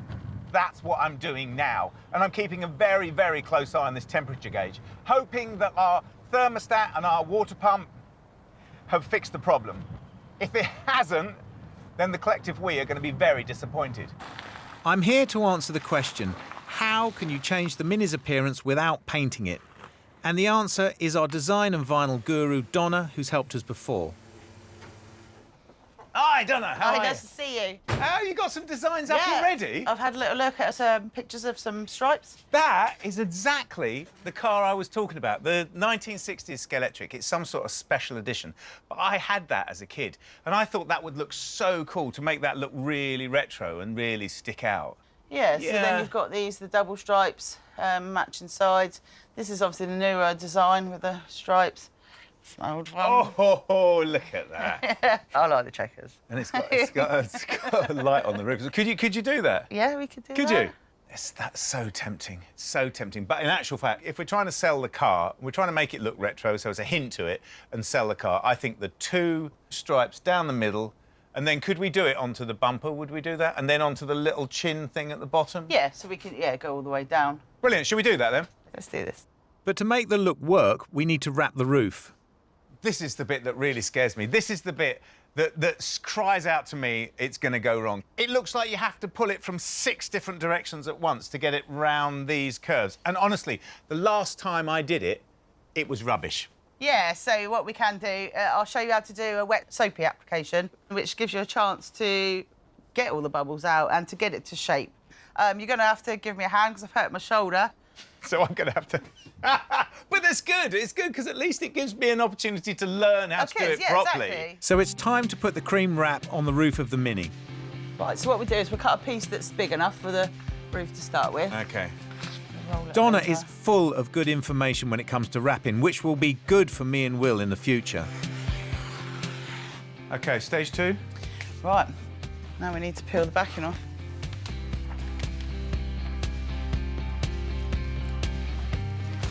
Off.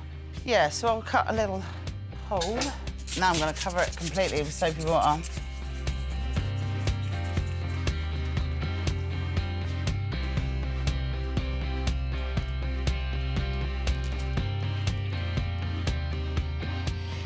Once you've done that, you've got to be bold, though, haven't you? You've got to be bold. Where do we start? Right, well, we start right from the centre. Oh, my goodness. It looks so good so quickly, doesn't it? Doing it dry is just a nightmare compared to this.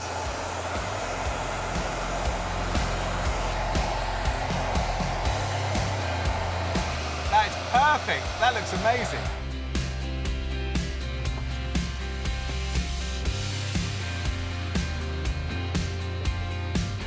That's how to finish it, isn't it? Slop it under the rubber.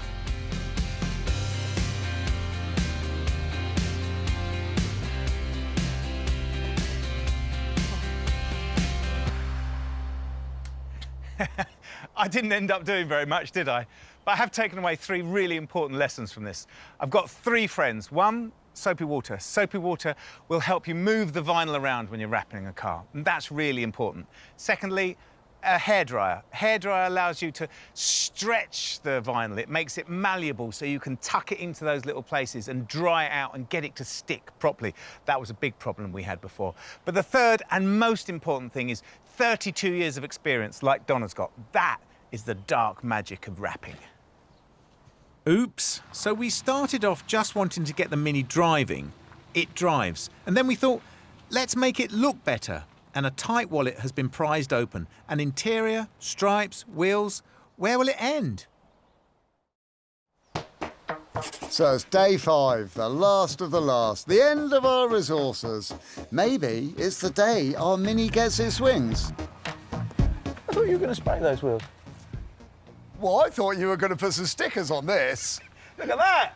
That is lovely. That is really, really nice. I've got more. I've got stripes to put on. Have you? Cool, OK. Well, I've got some paint to put on these. What colour were you going to put on there? That colour? Yeah. And Yeah. see? Great minds think alike. It's too true, too true. Wheels are in really nice condition, and somebody's recently repainted them as well, so they look great. So it means that my work getting them ready for paint is going to be relatively easy, apart from somebody has sprayed them with like furniture polish or something. So that's all got to be degreased and jet washed to get it all spotlessly clean, ready for paint. And then I noticed the other problem. This tyre here has got a great big split in it. And then another problem. None of the tyres match either. So I'm gonna have to buy a new set of tyres too.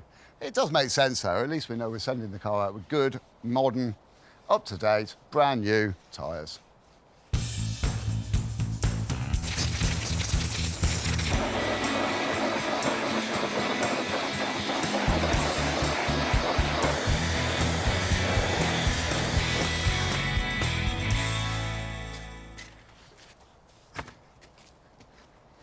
Because I'm painting these wheels and the tyres are scrap, I need to take the tyres off. Now, there's 2 different ways of doing that. There's a way where you take them down to the local tyre fitting place and get them to take them off, which will cost you 3 or 4 quid a tyre and quite a bit of time getting there and back. Or there's the West Country way. I'm removing the air, if that's not 100% clear. My favourite way, of course, is the West Country way. One of these, jack out the back of the car, tyre on firm surface, immovable object. Carefully put the jack in between the edge of the tyre and the edge of the rim. We're trying to break the bead. We're trying to force the tyre off the bead of the wheel. This on here, and carefully. There you go. Both sides, set of tyre levers, tyres off, piece of cake. From the practical to the aesthetics. Right, so by my measuring, I'll go 79. 79, there we go. Let's go to there. That gave us a little bit extra. Is anything better than cutting through a backing sheet? No, exactly. It's one of life's great pleasures. Right, everything we need. Now I'm putting my new info to good, if not perfect, use.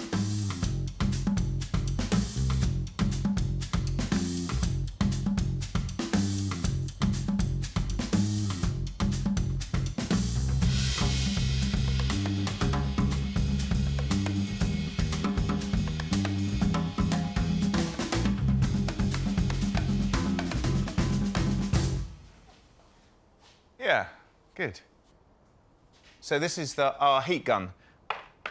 Donna said it was a hair dryer or something like that, but it's a blower, blows hot air. Very useful.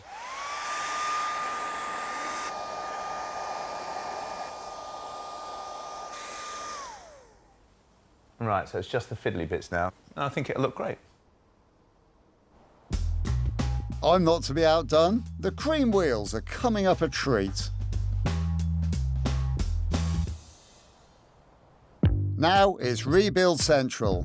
The clean interior takes its rightful place. We attach some £30 mini spotlights, stick the retro wheels on, and now we're in business. So what has the Mini cost?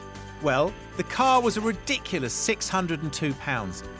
We spent £150 on the wheels, £200 on the stripes, £100 on the interior, and £250 to get it looking and feeling like a super retro Mini. And the total? Look at that. Ridiculous value.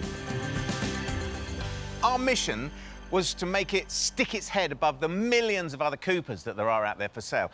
And we have definitely done that, haven't we? We have, yeah, and we are so lucky that Minis lend themselves perfectly to the addition of fun. I mean, look at these tasteful lines. Oh, yeah. The spotlights, the colour change on the roof, and my favourite of all, the wheels. Yep, yeah. And this proves to me that retro is still top fashion. Yeah, it's right on cue, isn't it? Right Yeah, on cue at the We've played moment. our cards well with this car. But if you think of what we had when we bought it, we were lucky, weren't we? Because we had a slight overheating problem, and we took a call on that, didn't we? Could have gone either way, could have been good, could have been bad. And it was only really the thermostat and obviously the water pump. Well, they do always go, don't they? You've always got to change the water pump. But that took it up so far, because we went from a car that wasn't running to a car that was running. What we've got now is we've got a Cooper which drives really well, with a 6-speed box, which is a fantastic conversion, with a Cooper S interior, and we've got this amazing exterior. It's gone so far, it's stratospheric, isn't it? And it's still a really honest car. And in this day and age, honest cars are few and far between. The one thing I worry about is the steel wheels. I know that it's in you and I's blood to have steel wheels, and we both love them, but it's not everyone's cup of tea, is it? And I was thinking, we've still got them, haven't we? We've still got the alloys, and if the person who buys it wants them, they can have them back. It's not a problem. And if they don't, we can sell them and buy ourselves fish and chips, or maybe just put a tick in the plus column. Well, I'm liking the idea of the fish and chips, because I love some fish and chips from time to time. Are you hungry? I'm always hungry, you know me. But I'm so pleased that that's your only worry, because I'm actually terrified. I'm terrified because so far, this entire project has gone so well. Do you not think that we're just getting better at it? Well, I would like to think so, but I don't want to tempt fate. The car's so clean, we really shouldn't drive it. But we want to, so we will. Do you know, some people don't see these as real Minis, do they? They see them as a sort of cynical design plot by BMW to pull on the heartstrings of people that had original Minis. But it's just not the case, because it's a great car, isn't it? And it's a proper car of the people, isn't it? They are, they're brilliant cars, and yes, people are always cynical about them. I think they're missing the point. This is a different car, tip of the hat to the history, brilliant, well done. But when they built the Mini, they managed to capture the old-fashioned fun that you can have in an old-fashioned classic Mini. It's time to test it properly, isn't it? And take it up to some proper speeds, I think, within, obviously, legal limits. Of course, of course. Well, from my point of view, sat on this side, it does feel pretty good so far. My worry is whether we've done enough to raise it above the stream of other Minis that there are out there for sale. I've been mentioning it to friends of mine in the hope that, you know, I can maybe drum up a sale. And they, you know, they all want to know a little bit more about it. So that can only be a good thing. Yeah, definitely, yeah. And also, you know, if I can drum up a bit of interest, wouldn't it be nice to be able to create a word-of-mouth sale rather than having to go through the same auctions where we're competing against absolutely everybody else all the time? Yeah, it would be really nice. We get a sniff of interest from Simon, who wants to buy a first car for his son. So what we have done to the car is we have put these rather beautiful and incredibly useful stainless steel fog lights on the front. Okay. We put these stripes on as well. Yep, very smart. And we've wrapped the roof in a cream wrap as well. And then we've put these steel wheels on. We thought it looked somehow a little bit more classic. The retro look versus the alloys. Let's show you the interior, because what we've done is we've put a half leather interior in it as well. That's very smart. I think it makes a lot of difference. But I'll show you this conversion that was done, because you wouldn't know, and it's quite a complicated conversion. What else have we done to it? Put a new thermostat in it, put a new water pump on it as well. Engine bay looks lovely and clean. You've steam cleaned it, haven't you, Sarah? No, we haven't. We haven't actually. No? We haven't really done anything to it. Yeah, no, I like it. I think it's a great car. It does look good. Good. Well, I don't know. I mean, do you want to have a think about it and get back in touch with us and see what you think? Makes an offer on that. I think we're keen. I think this is exactly what he needs. Oh, good. I think we might need to do a little bit of negotiation around the price. Okay, brilliant. All right, Simon. All right. Thanks. Bye. Bye. Later, transfer is made for £2,500, a little south of the double money we'd like, but it's close enough to crack open the Bourbons. Another great result.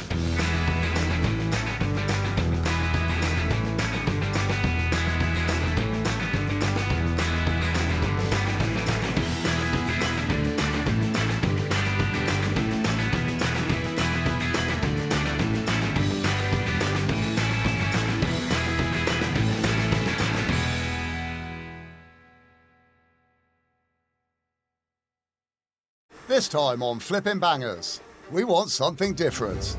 Tokyo show car from 1990. It's a concept car. Let's cross with a shopping car. What's not to like? We get something different. It must have been based on an aeroplane. Oh! But is different good? It still looks like an absolute shed. We've made a terrible mistake with this car. We take the risk. No, you'd have to be a fool to buy a car looking like that, wouldn't you? We've played big this time. It might just pay off. And await reward. I'm very, very, very happy. Cheap, quick and easy. Yeah. What could be better? We've said goodbye to our day jobs and invested our own hard-earned cash as we try and make it in the cutthroat world of second-hand cars. You've got to buy well, but you've got to sell well. We have a goal. We need to double our money. If we put 500 quid in, we need to see £1,000 back. But we're forced to the very bottom of the market. We buy cars that nobody else wants. Who else would buy that car? Can we keep our business afloat, Flipping Bangers? There's so many things to do to this car. We've turned our backs on our regular jobs and attempted to carve out a new living by buying and selling cheap cars. Evicted from our previous workshop by angry neighbours, Will has sorted us out with a new base, and apart from having no working toilet, it feels like home. We've raided our bank accounts, and this time we have enough to invest around £500 to £1,500 on each car. Our usual headache is what to fill the workshop with. You know, I was thinking, we see a lot of really cool cars in this game, don't we? But we don't do many Japanese cars, do we? No. They don't really work for us, do they? The engineering is bulletproof. So you're never get a broken one. If you don't get a broken one, you can't get a cheap one. And if you can't get a cheap one, then there's no profit margin for us. I wonder if we shouldn't revisit that to see if that is actually the case. Maybe if we lower our horizons a little, you know, that's in sunny, maybe. I like sunnies. Yeah, sweet. What about this? Toyota, I don't know if it's pronounced Sarah or Sarah. Gull wing doors, project car. Nice. How much is that? £2,000. Yeah, it is. It's a concept car. Let's cross with a shopping car. What's not to like? Well, I'll tell you what's one thing to like. It's a good one, this one. £4,000. Maybe it's exactly the tonic we need, something completely different from what we normally do. Yeah, a concept shopping car. I'll phone them. Perfect. So, Toyota Sarah, or Sarah, whatever, we're on our way to see you. We're going to Grantham, which is the home of Isaac Newton. Wow, are we going to pop in? I don't think he lives there now. I'm not sure. I was just reading on here. Well, that's a fair old slog. I hope you've got something to keep me busy and keep my mind off driving. Yes, well, in-car entertainment is going to be me regaling you with facts about this car. The Sarah came out in 1990, which was apparently boom time in Japan. Finished production 6 years later. I don't know if there's any relevance to that. They only made 16,000 cars, and the name comes from the French être, to be, which doesn't really make any sense, does it? Because it's called a Sarah. Yeah. Do you think that's got something? How did they get that name? Well, I wonder if it's got something to do with the sort of Sarah. Is it? I don't know. We'll have to see. I don't. It's going to be a learning curve. Yeah. Well, apparently it's about the future. It's got an amazing sound system. It won several design awards, Blah, blah, blah. Sounds quite clever. The seller has 3 Sarahs, a nice one, a spare one, and a gold one, a project car that they can't or they don't want to fix. And that's the one we're looking at. Surprise, surprise.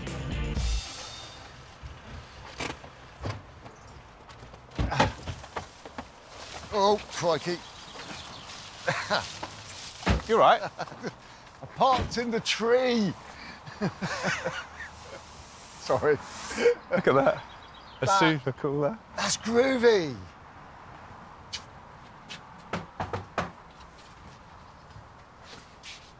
Hi, Sujato. Hi. I'm Gus. I'm Will. Good morning to you. Hi. We've come to see your Sarah. Oh, the gold one? Yes.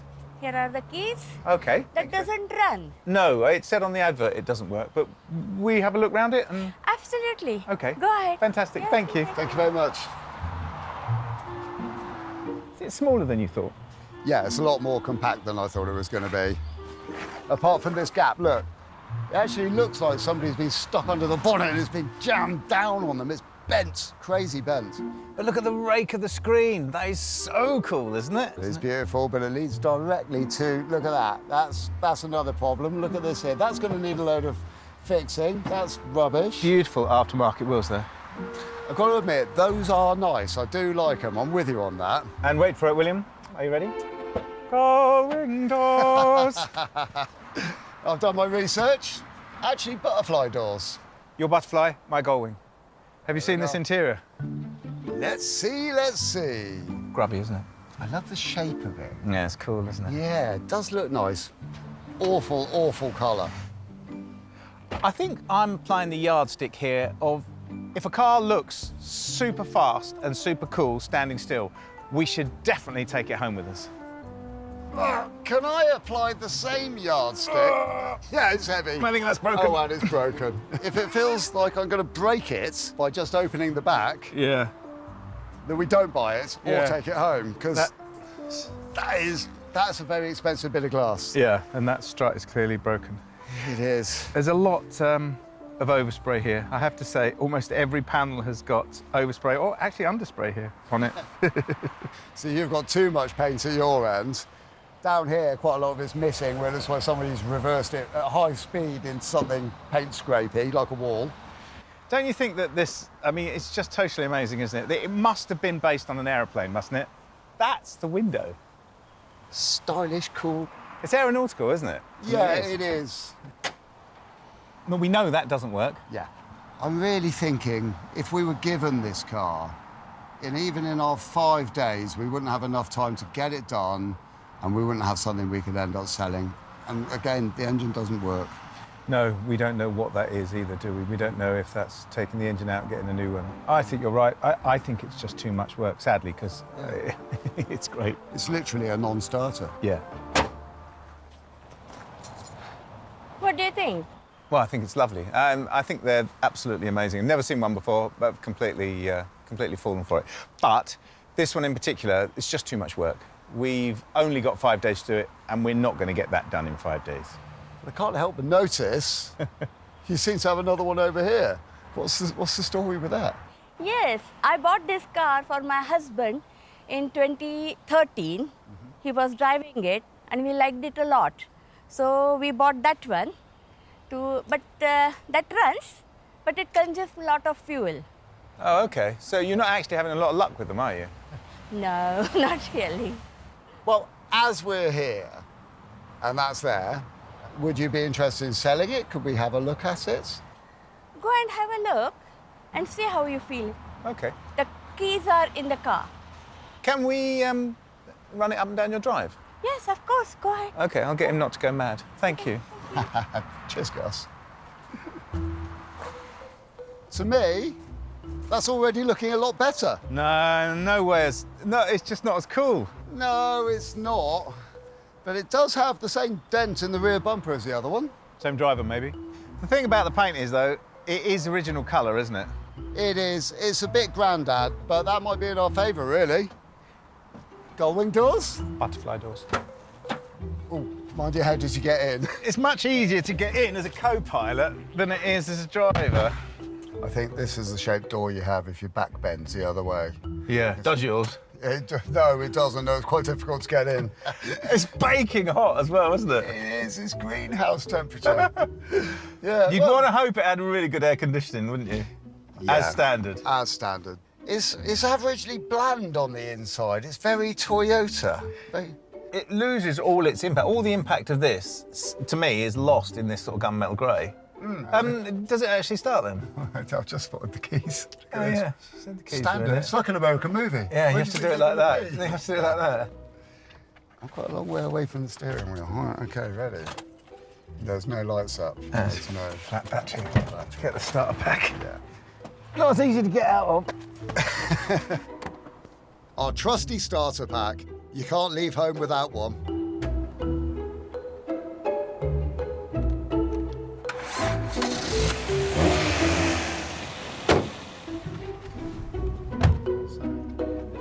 Shall I do the handbrake? I am the co-pilot. I could do that. Well, it's more on your side. Especially if I lean over this way. So what am I allowed to operate on here then? Am I? I think anything you can reach, you're allowed to operate. Okay.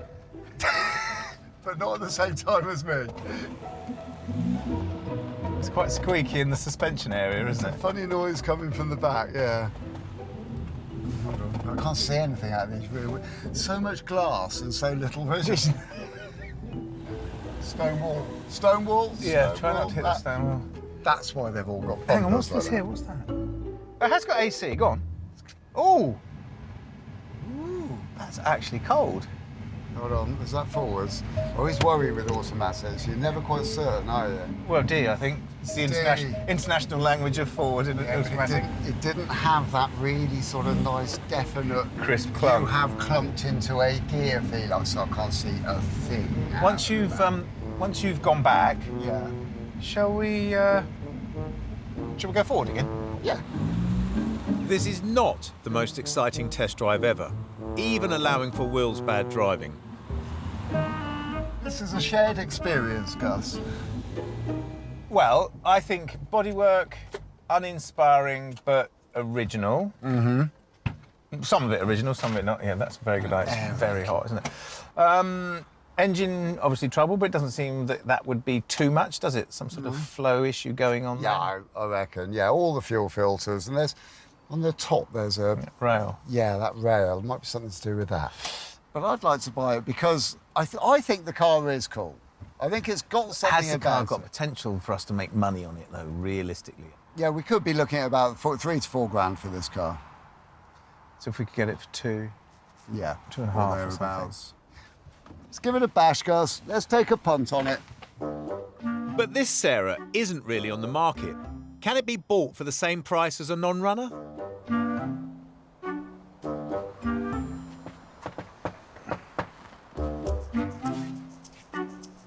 Sujata, hi. We've had a good look round your car and comprehensive test drive up and down your drive. And depending on how much you would like for the car, we would like to take it. 2,500? Will? What? Sujata said she wants 2,500 for the car. Sorry, mate. Sorry. Thinking a little bit. I was hoping we might be able to get it for a little bit less than that. If I use my most persuasive smile, I might be able to bring the price down a bit. Would you say 2,000? Would you be happy with that? I was thinking. If you take it away today, then you have got a deal. Excellent. That's fantastic. That is lovely. Thank you very much. Would you give us a hand putting it on the trailer? No, no, no. That's your job. Oh. Specifically your job. Well, there you go. Usually, Will's attempts at bargaining don't really work, but this time we win. And since the Sarah, or Sarah, drives, it's a quick job to get it locked and loaded, ready for our trip south. What we've got on the back is nice. It's very un-Japanese, isn't it? I don't know where to categorise it. And that's sort of a little bit country, a little bit rock and roll, a little bit coupe, a little bit town car. You're going to feel different buzzing around town than that, aren't you? Yeah, you are. You are.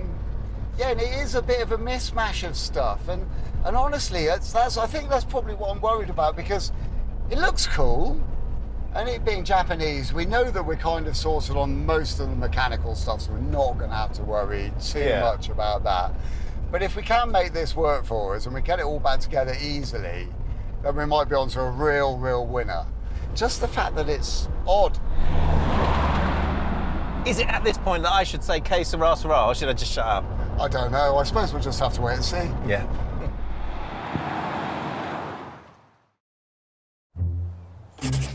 The next day, after a long but nervous sleep, we get to look at the Serra with fresh eyes.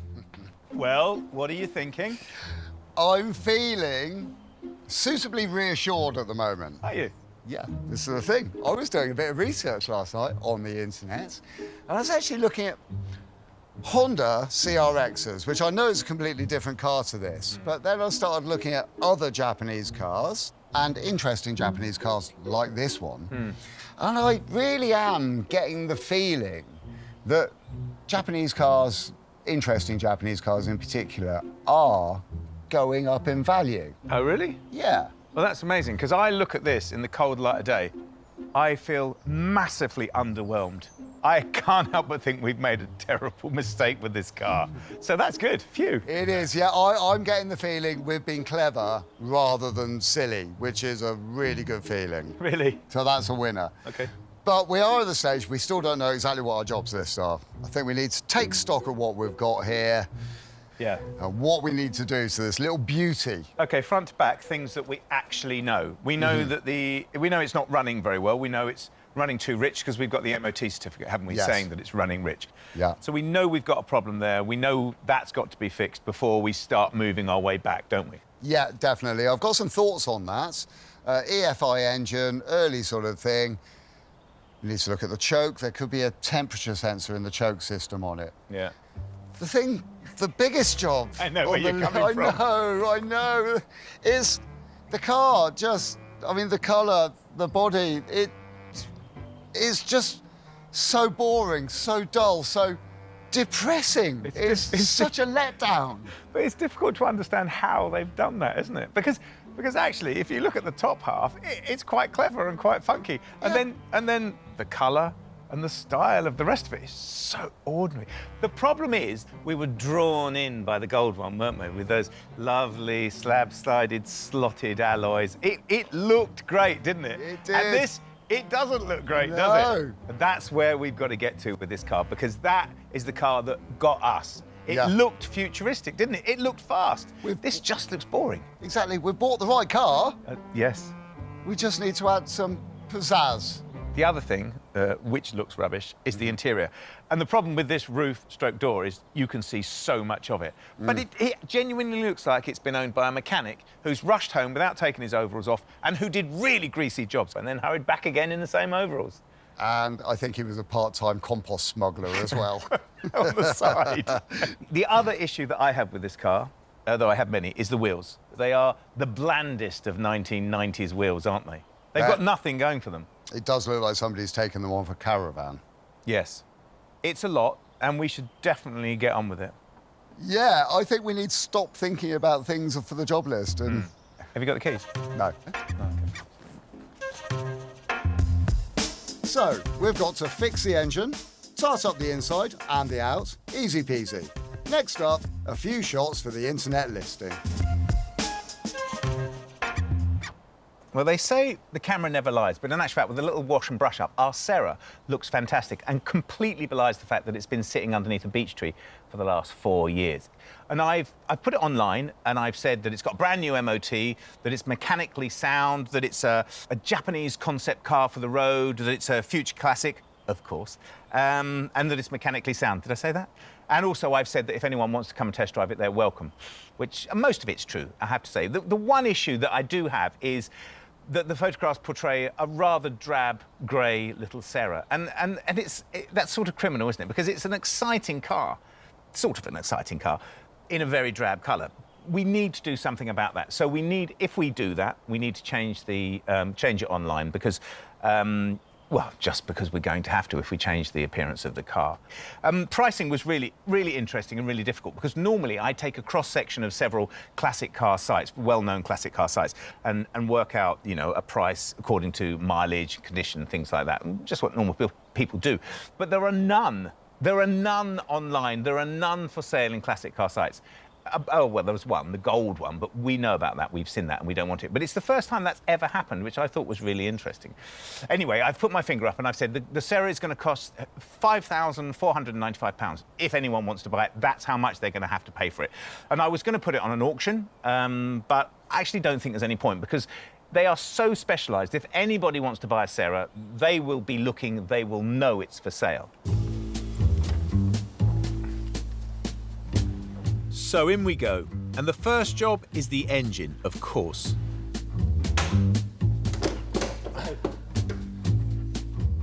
It's awful, isn't it? Seriously, Gus, I don't remember it being that bad when we bought it. No, you'd have to be a fool to buy a car looking like that, wouldn't you? It's awful, isn't it? You'd have to be absolutely bonkers, yeah, you're right. Yeah, well, my understanding of the injection system is that air comes in through here, petrol comes in through here, and is pressurised in this rail, and it all meets up down the bottom of the manifold there and squirts in. Yeah. So I would have thought that taking these off and cleaning the contacts on the sensors has got to be a help at some point, or something we should look at. Well, I think it's a really good plan to start with the simple stuff and then work our way up. I mean, for starters, let's have a look at the air filter, because if that's all clogged up, that's not going to help the fuel-air mix, is it? No, that would certainly make it run rich, wouldn't it? Which it's not. No, I mean, it's not in perfect condition, but for the time being, that'll be fine. We're not worried about that. No. Well, it's got plenty of oil in it, and actually, in fact, the oil's pretty clean. And I think, because they did talk about an overheating problem, didn't they? But there's no contamination in the oil, so, you know. All right. The fluid level in the radiator is a bit low, and peering in there does look a little bit scuzzy and sludgy as well. Well, do you think that offers us the opportunity to flush that out, flush the engine out, and flush the fuel system out? If it fixes it, then great, but if it doesn't, we can move on from there. An engine flush involves using a solvent to dissolve sediment in the oil system.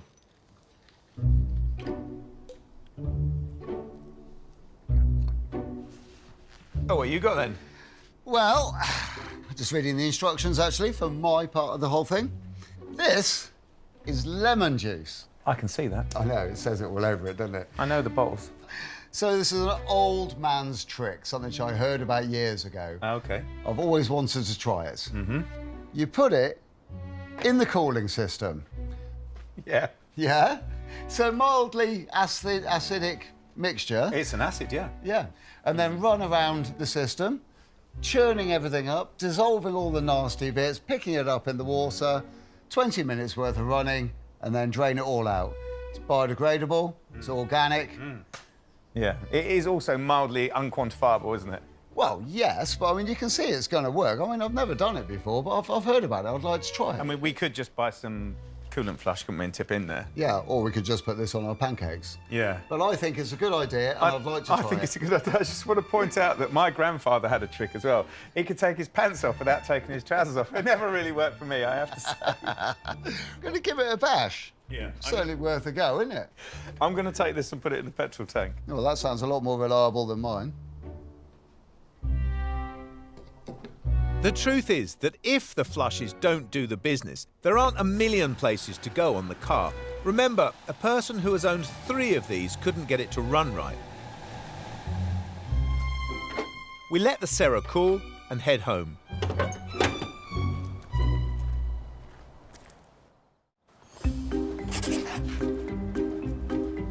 Day 2. This is the day we find our Grandad Grey Sarah no longer has an overfueling issue, thanks to our hard work.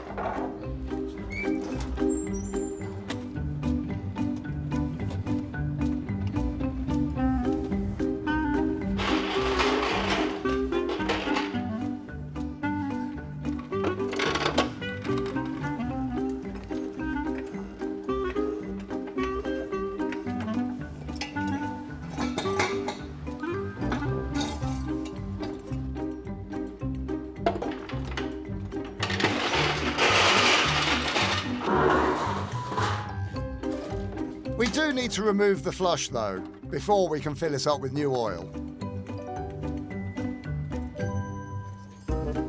We need to flush out the coolant, which smells of rust and, oddly, lemon.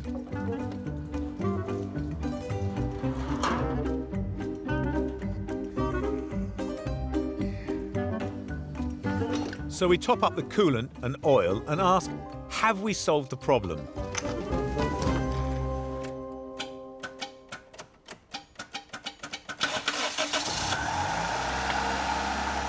The engine runs like a different car. Assuming the emissions are okay, and we do, we've done it.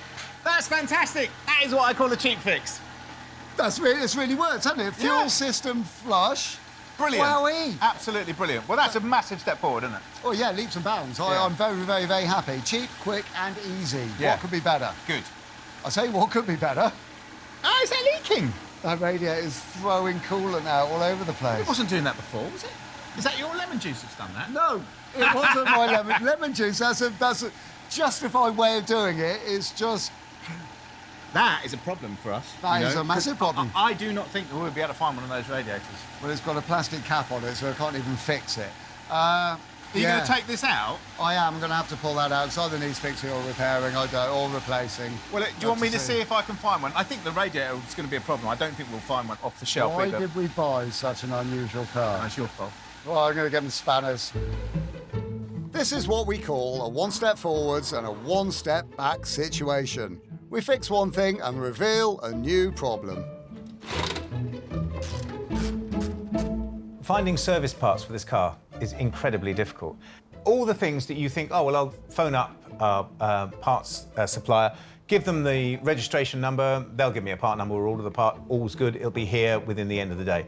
But that's not the case with the Serra. You phone up your parts dealer, you give them the registration number, and they're like, well, we don't have any parts for that car registered. And you start thinking, well, surely there must be something similar. So you think a Starlet's similar, because that's what we've read about when we bought the car. But it's not the same.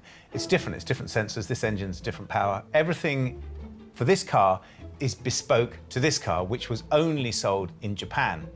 And ours, of course, is in the UK. It's exactly what I thought when we bought this car. My major concern was that this is an imported car. It's going to be really difficult to get parts for, and the parts we can get will be really expensive. And that is what I'm discovering now. But maybe there is a way out of it, because we don't want a new radiator. We want our radiator refurbished, and that should be possible. So I thought I'd give my mate a try. Good morning, Jason. Morning, Will. How are you? All right? I'm very good, mate. Very good. Now, as ever, I'm turning up with an unusual radiator that's got some problems. Right, okay. Yeah. Right, so it's got a crack in the top. Yeah. And, I mean, it looks a bit sad.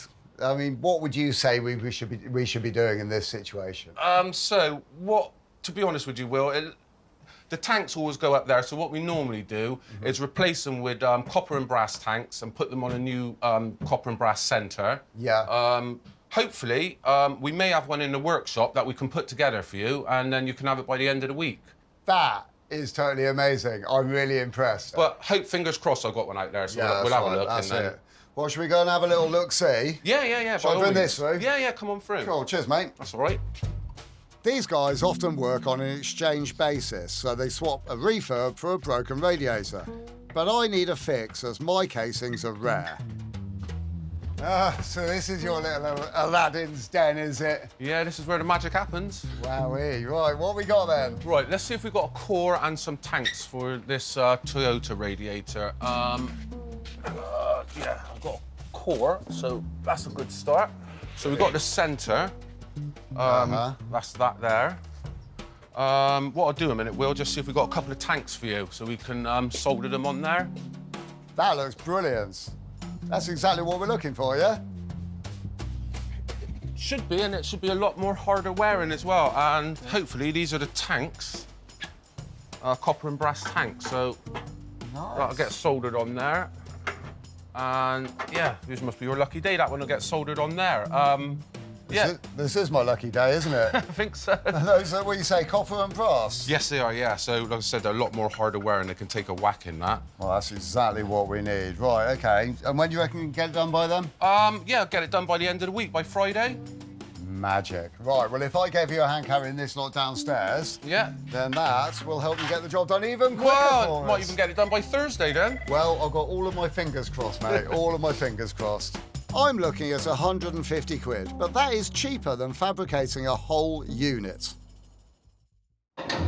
It's day 3, and our Serra is coming along despite being undrivable and looking a bit unloved inside and out.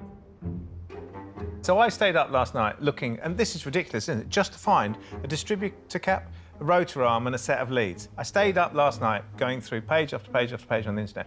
In the end, I found a set from different places. Really? Yeah, and I mean, they said they'd be here tomorrow, maybe the next day. But I'm hoping it's tomorrow because, actually, if you think about it, we haven't gone anywhere with this car yet. No, we haven't. And it still looks like an absolute shed. Yes, exactly that. Which I shouldn't have mentioned, because that means we've now got to clean it. I think we should. I think while we're waiting for that, why don't we take all the interior out, get it outside, clean it all up, go, you know, and look at the carpets. I think that'd be great. I don't really like cleaning very much, but yeah, it does need doing. Well, not my favourite job, actually, either. No, it's not. I was thinking more about this T-bar bit between the two doors, you know, the roof bit is all pretty glossy. Yeah, the paint's coming off. Yeah, could do it with once over, couldn't it? Yeah, definitely, yeah. So you want to do that then? Yeah, I much prefer that's cleaning. All right, I'll take the seats out and do the carpets. OK, good. Good plan. Excellent. Our test drive was too quick, and we were so hot we didn't realise how tatty the interior was. Because our Serra is particularly rare and an import, everything that is on it or part of it that is original has to be in as good condition as possible. We have to preserve and save everything we've got. Actually, anyway, cleaning up the interior of a car is a fantastic way of adding value. It's relatively simple. I mean, it didn't take long to take everything out. And I have got a few tools in my armoury. I have the agitator here. I have a wet and dry vax. I have a normal vacuum cleaner, which isn't very good, actually, but it gets the bits and pieces off. And then I've got some sort of sprays and squirts, just upholstery cleaner, really. I found these in the back. I didn't realise they were in there, but these are original mats from a Serra, and they're in terrible condition. And I'm going to have a go at getting that out as well. I mean, they're rubber back, so they're a quality item, so I might be able to get it out. I don't know. I'm going to have a go anyway. But, yeah, well, we'll see. See what happens.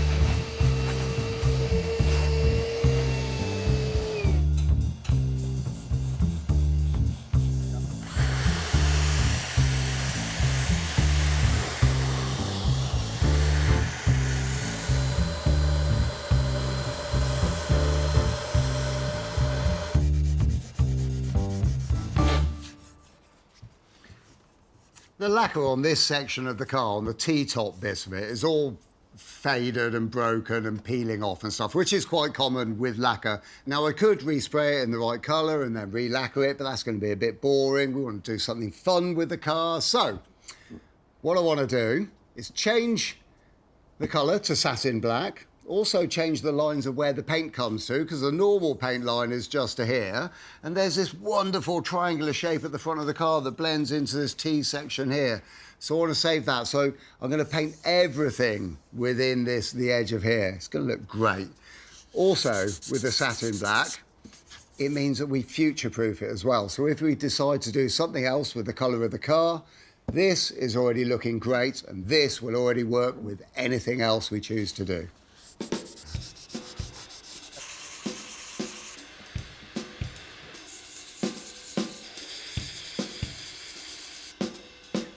I've got a problem here because this area here in the centre, all the lacquer's come off, but the lacquer across the back of here is still very, very solid, so that's going to stay on. But it leaves me with this little step between the two. And if I just paint over that, it's going to be very, very visible. So in order to make a nice transition between unlacquered and lacquered that I'm going to paint over, I've just got to feather off the edge of this to make a beautiful transition between the two.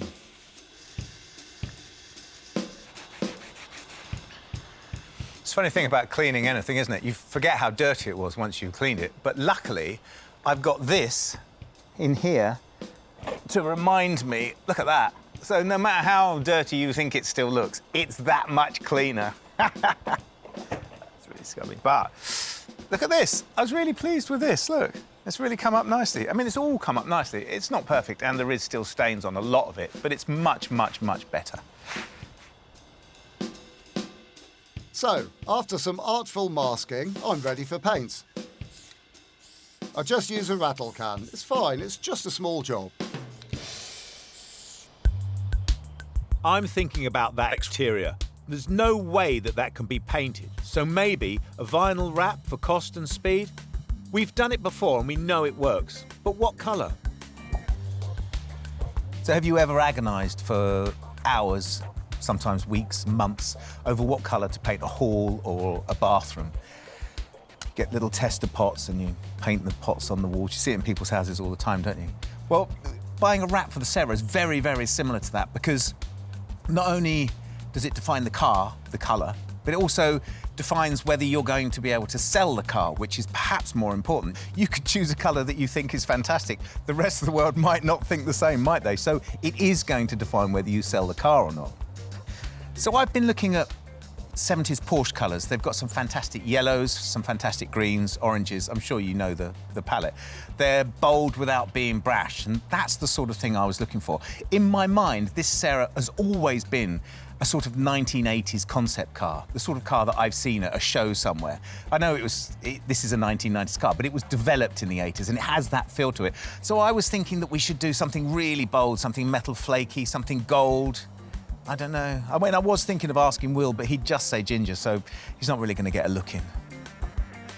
So the colour will be a little surprise then, as long as it works with a black roof.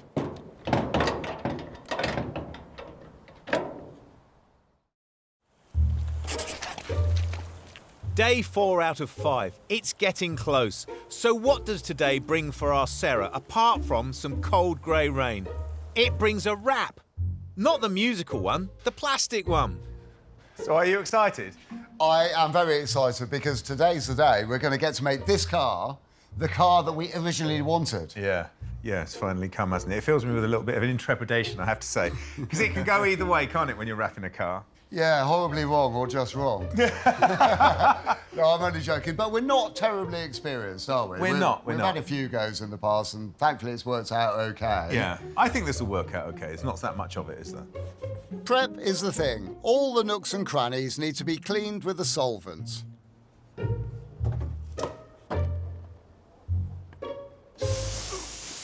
And we fill and flats the little bits of damage here and there.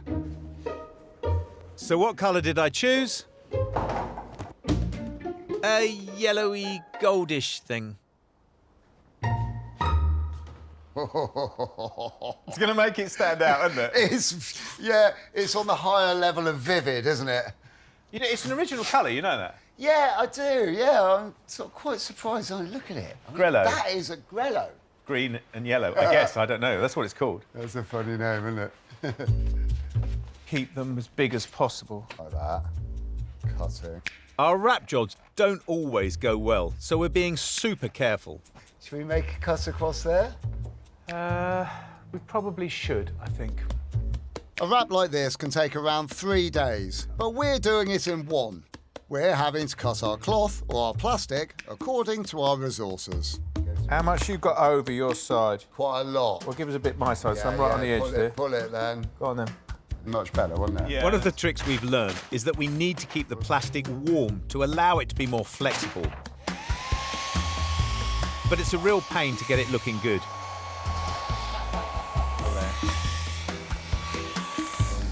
Yeah, I guess we'll go along there, shall we? I'm feeling quite a lot of tension. Yeah, me too. After an extraordinarily frustrating morning, we take stock. Oh, we haven't even finished it yet, have we? We haven't even finished the bonnet yet. OK.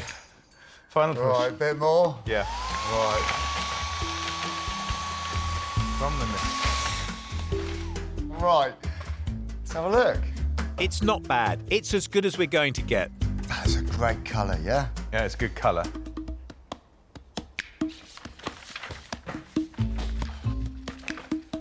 Very carefully made a template of the other wing so we could cut it. But it just saves us so much time, because if you try and hold this out against the car and cut around all the edges, it's just a bit of a nightmare. So templating it and working at the bench just makes it so much easier. Don't tell Gus. I cut it the wrong way round. And we've only just got enough fabric to do the job. What have you done? Well, normally I'll try and cover this up with bravado and gusto and all of that, but you know when you carefully think things through to lay them out. I see what you've done. You've cut two the same side. Yeah. We better get some more. Yeah, because we have only just got... I'm not going to ruin that one, though. I'm just going to fold it away neatly, just in case that one we just fitted goes horribly wrong at some point. So we'll spare you the tears, but it's a long night before we get anything that looks even half right. Well, that was a long old day, wasn't it? Yeah, it was a long day. I thought that was supposed to be gold. Yeah, it's not really the dream that I had in mind, but nevertheless.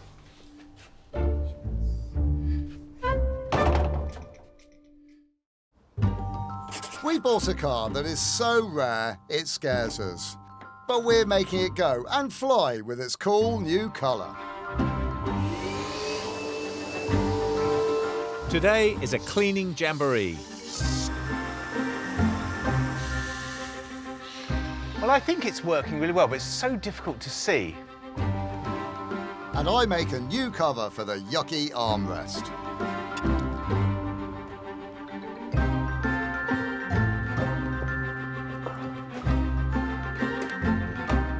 And I get some cool Serra wheels online for 750 quid. Look at these. Oh, wow. Oh, crikey. Wow. Yeah, look at that. You will never, ever find another set of those. They are incorporating the water droplet at speed, which was the whole inspiration for the Serra project. Well, it's a bit of a damp... No, it's supposed to be a water droplet. That's the whole is that thing. What it is? Yeah, yeah. Really? Yeah. Now, that is news to me. I didn't have a clue about that. What are you up to, then? Look at that. Yeah, it's a Ben Lambda sensor. So, this is the Lambert sensor out of our car. Yes. Now, we know that it failed its last MOT test on horrible emissions, don't we? And I'm pretty certain, and I'm no expert, but they're not supposed to be as bent as a banana. No.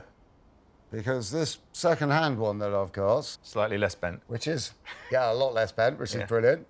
But we know that this one has come out of a car that works really well. Yeah, well, if it comes out of one that works, we should be all right, shouldn't we? Well, we are clutching at straws now. We can chuck this on in there and see if it can't solve all of our problems. That would be great, wouldn't it? Because we do have a car that looks amazing, don't we? It's not the colour we wanted, but it looks great. No, I'm surprised at the colour too. It'd be great if it ran all right, wouldn't it? It would be nice. I'm going to put we these can on. see where we get to with this, yes? Yeah, OK. The emission sensor being swapped for a reliable one, plus our flush, should see the MOT back to us. Gus's wheels go on, and the Recon Rad is ready as promised. Here is the finished article, ready to be fitted, which I'm going to crack straight on with.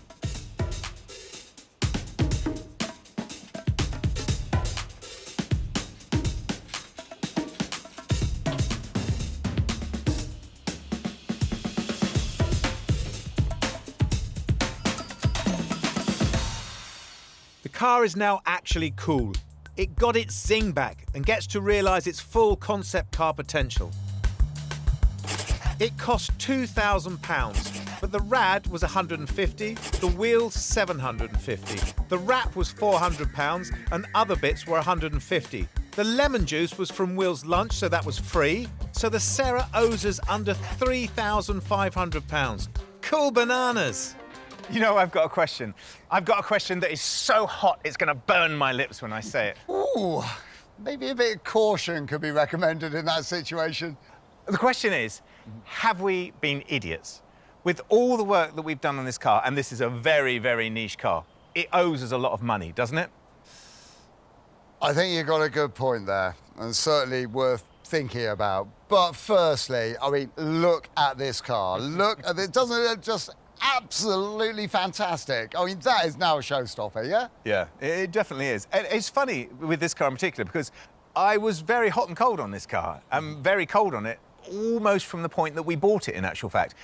But very hot on it ever since we've wrapped it, because wrapping it has shown its absolute true form, hasn't it? All the lines, it really stands out. And it looks to me like a Tokyo show car from 1990. I think I've seen this at the Tokyo show. It looks that good now. Well, it's interesting you say that, isn't it? Because when we first got this car, yes, it is a very interesting car because of the whole concept of it all, but it was hardly a head turner, yeah? No, it wasn't. But I mean, it was just rare, wasn't it? When we bought it because it was rare. But the grey, to my mind, would appeal to the aficionados, and we know they're out there because we've had contact with them, haven't we? And I think that we've taken a risk by wrapping it this colour, and that's what worries me. OK, well, that is the sort of guys we are, isn't it? We're not the boring, middle-of-the-road people. We've got a car with a lot of potential, and we've decided to push it as far as we can. And we don't know, but we can always keep our fingers crossed that somebody from Japanese Japan may well see our advert and go, hey, I want that car. Obviously, they say it in Japanese, but we've played big this time. It might just pay off. Yeah, I hope so. I really hope so. Well, sometimes you have just got to go for it, and that's exactly what we've done. We've gone for it, and we've created this crazy car. And I think it is starting to have a bit of an effect on me. I'm becoming really attached to it. It's getting to you, isn't it? I can see that. It really has, yeah. Yeah, through and through. I get it. We need to drive it, but where? Where will suit this showstopper, which doesn't have an MOT yet? Luckily, the interior go-kart track is helping us out for 6 bottles of wine. Oh, yeah! We should be wearing, like, really cool sunglasses, silver shirts, suits, shiny shoes. Oh, it works! Isn't this car cool? What we should have done, of course, is raided your dressing up box before we came, shouldn't we? That's exactly what we should have done. That would have been brilliant. We could stop at a second-hand store if you want. Yeah, all right then. Well, I don't think we've really got time. Let's just put this car through its paces, shall we? See what it can do. I do think, though, if you think about this car, it's a city car, spec'd for the future. I mean, I was thinking about this last night. Designed in the past for a future that is now really the past, isn't it? But it's stood up pretty well, hasn't it? With its super mini engine. I mean, this interior is fantastic, isn't it? It's amazing. And butterfly doors. I mean, it's stood the test of time, hasn't it? What could be cooler than this car? I mean, this, I think, is the sort of car that some shrewd investor should buy and put in a hermetically sealed, air-conditioned cube so you can still see it from the outside and store it away for 20 years. And I think it would be worth so much money. It's a good investment, a small fortune even. Well, I don't know about a small fortune, but I do think you're right. I do think that it's a sort of collector's car for the future. I mean, we always say that, but this in particular, I mean, everyone we talk to about it is like, oh, that's interesting, isn't it? Yeah. So I do think you're right, but it's difficult with Japanese cars, isn't it? Because some cars work and sort of start accelerating in price. I'm thinking of things like CRXs and S2000s. They're on the rise, aren't they? But there's really cool Subarus and Isuzus, which are just really left as niche cars. Yeah, well, this is one of those niche cars, which is uber cool, but there's very limited numbers of these. I think it has every possibility for the future. Well, I've updated the site as soon as we finish the car. So, if anybody wants one, yes, they'll know that it's for sale. We wait, and we wait slightly longer. Who will buy our wonderful Sarah? Well, so I know we've had no offers on this car. Well, not enough to make us a decent profit on this little Sarah. Yeah, I think in hindsight we should have been able to see that it wasn't going to be a quick flip, shouldn't we? Yeah, quite possibly. I mean, hindsight is 20/20, isn't it? Yeah. But you know, well, I think it's best for us to wait. I don't want to go giving this car away. No, definitely not. Definitely not. Yeah. I think it's where we are, isn't it? It's just, that's what it is. We'll take it out, we'll sheet it up, we'll wait, yeah? Yeah, I think that's the best bet. Yeah, definitely.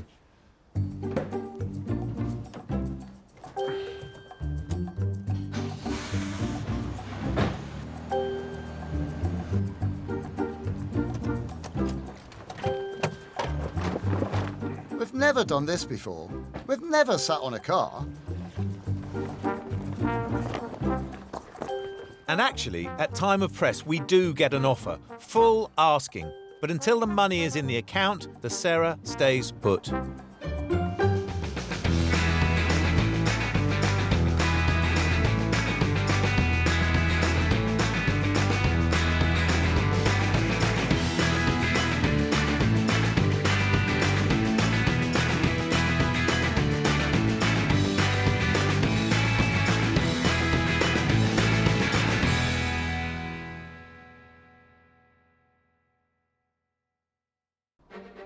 This time on Flipping Bangers, we get to grips with an off-road bargain. I love the buzz of a cheap, cheap car. Cheap, cheap, cheap. Hooray! With jobs that even fools like us can tackle. It's quite pleasing, isn't it? But maybe fools like us should know. Ah, that could be a problem. It's horrible. Cheap does not always equal good. There's work to do all over this car, isn't there? We've said goodbye to our day jobs and invested our own hard-earned cash as we try and make it in the cutthroat world of second-hand cars. You've got to buy well, but you've got to sell well. We have a goal. We need to double our money. If we put 500 quid in, we need to see £1,000 back. But we're forced to the very bottom of the market. We buy cars that nobody else wants. Who else would buy that car? Can we keep our business afloat, Flipping Bangers? There's so many things to do to this car. We've turned our backs on our regular jobs and attempted to carve out a new living by buying and selling cheap cars. Evicted from our previous workshop by angry neighbours, Will has sorted us out with a new base, and apart from having no working toilet, it feels like home. We've raided our bank accounts, and this time we have enough to invest around £500 to £1,500 on each car. What next? Ah yes, a car. I'm thinking, if we want to make any money at the moment, we could start to have a look at things like 4x4s or SUVs. Yeah, I think it's a good idea. Everyone drives them, don't they? I think if you're thinking of a timeless 4x4, it'd have to be a Defender, wouldn't it? Of course. But, I mean, actually, if you think about it, anything from 83 to present day, doesn't really matter how old they are, all really expensive. Yeah. Well, there are other options. I mean, maybe we could look at Range Rovers. Yeah, if you want that badge. But then again, they're also massively expensive, really expensive to fix, and I think probably go wrong quite a lot. Yeah, I have heard that.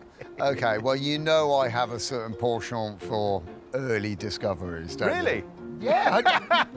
I mean, bizarrely, they are the only Land Rover product that aren't going through the roof price-wise at the moment. Even ones that haven't been driven 1,000,000 miles by you. Which is amazing, isn't it? Because they are really good cars. But do you really want another one in the yard? I know what would happen. If you had one in the yard, you would pick it clean for bits for yours. And that's not a lie. You can't even deny that, can you?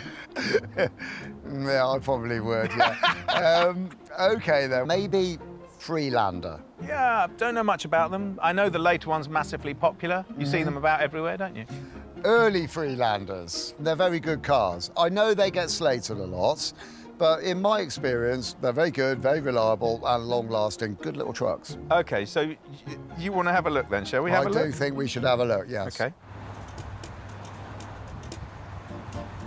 So I've been looking at Freelanders. Yes, good. Three-door Freelanders. Yeah. Which are nice. I mean, they are pretty much a sort of lifestyle-based car. Yes. As you can imagine. But this one's petrol, which is good, because there's high demand for petrol. Why are you laughing at me I'm so just much? laughing. You're saying it's a lifestyle-style car. You've clearly looked at something on the internet because it's got nothing to do with your or my lifestyle. That's what it said on the advert. Freelander market is quite big, so I've been looking pretty close to the bottom. Hey! And Right. then I decided to look right at the very, very bottom. Hooray! I know. But they're quite affordable, so I thought, you know, let's just go for it. And it's got to be cheap. Cheap, cheap, cheap.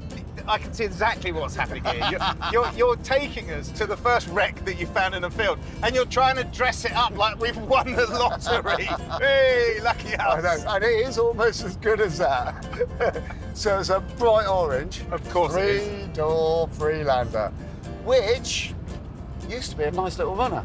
Used to be. Yeah, and then it failed its MOT. Of course. I mean, say hideously would be a fair way of putting it, I suppose. So we're going to see a car that looks interesting, yeah, but has absolutely nothing else going for it. The Freelander owner is heading abroad. Sold the car at auction, but the buyer didn't show. So we get first look. All good, except for it's all the way down in Cornwall. Oh, hi. Hi. We've come to look at a Freelander. Is it the right place? Yes, it is, yeah. Through the gate there, on the left. Keys are in it. Help yourselves, have a look, and then give us a shout when you're ready. Amazing view. It's beautiful, isn't it? Yeah, really Dartmoor. beautiful. Oh, is it? Thank you. No Cheers, worries. see you shortly. Cheers. I didn't tell Gus the selling price was $350. I mean, how bad can it be? It's better than you said. Yeah, it's great. Do you like the colour? No. Oh, come on, it's brilliant. It's horrible. I love that colour. These need a lot of work, don't they? And I've got a very good trick for that, although there is a lot of it. That's going to need a whole load of loving. This tyre's knackered. Yeah, this one's knackered as well. Oh, I'll tell you what I didn't notice in the advert. What's that? It's actually the ES model. You don't know what that is, do you? No, I don't know what it is. We've got a bit of grot around this. It looks like the rubber's eroded away. Yeah, that's weird, isn't it? But it's stainless, isn't it? So it's not going to rust, is it? No, should be okay. Couple of dings up here. And look, and crikey, it's from here all the way through the whole lot. Yeah, I think that's hit a gatepost or something. Yeah. It's funny, when these came out, they were so proud about this detachable back bit here. It was almost as if the design team had snuck something through in production, you know, something from a concept car, because it was so space age. The other thing they were massively proud of is the fact that this window used to drop down.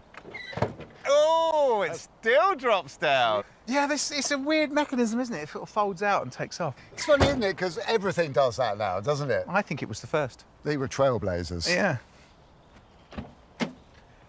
Well, I think that's all right. It looks all right, actually, doesn't it? Well, no, not really. Not from where I'm sitting. Oh, OK. Well, this seat's all right. This has got some pretty big holes in it, and that one's going to be quite tricky to fix right there. This is a shame, isn't it? Yeah, that is a pity. It's all rest of pretty it? grotty. There's a bit dirty and, yeah. I don't know, really. I mean, look, it's done 127,000 miles. I think it's going to be, yeah, a bit of tear in it here and there. It just needs a clean up in it, really. Well, that Yeah, needs sewing up. I think it'll be all right. Should we have a little listen to the engine? Oh, it's got a hole in the exhaust. It certainly has, yeah.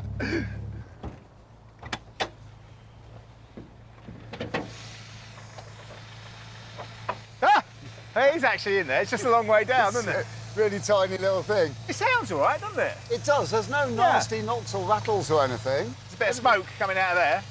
I think that's just a bit of oil dripping on it from somewhere. It can't be that bad. There's quite a lot of oil, actually, around it. And there's no fluid in it. The old gaffer tape issue. Not a good look. It looks a bit unloved, actually, I have to say. Yeah, OK, so it could do with a bit of TLC.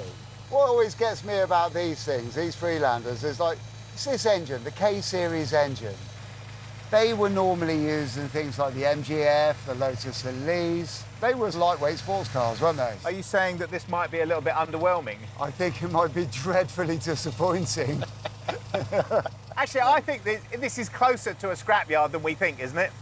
No, I don't think so. I think we need to give it a chance. I think we'll take it for a drive. Yeah, definitely. I'm going to grab some coolant. See you back here in a mo, yeah? All right. While the coolant is topped up, we reflect on the fact that the Freelander failed the MOT on multiple issues. So aside from whatever they are, we've got a mucky, dented car with a noisy exhaust and bad tyres. But it drives. This car is a clever thing. A four-wheel drive, lightweight car. Freelanders, I don't know if you know this. I don't. Actually incredibly good off-road. At least they would be if the actual four-wheel drive system was connected, which I didn't tell you about before. But yeah, it does say in the advert that the viscous coupling it's got in the centre prop shaft, so it's been taken off. So it's not a clever four-wheel drive car, is it? It's not. No, it's half clever two-wheel drive car. The one thing that I do remember about them is that yellow button.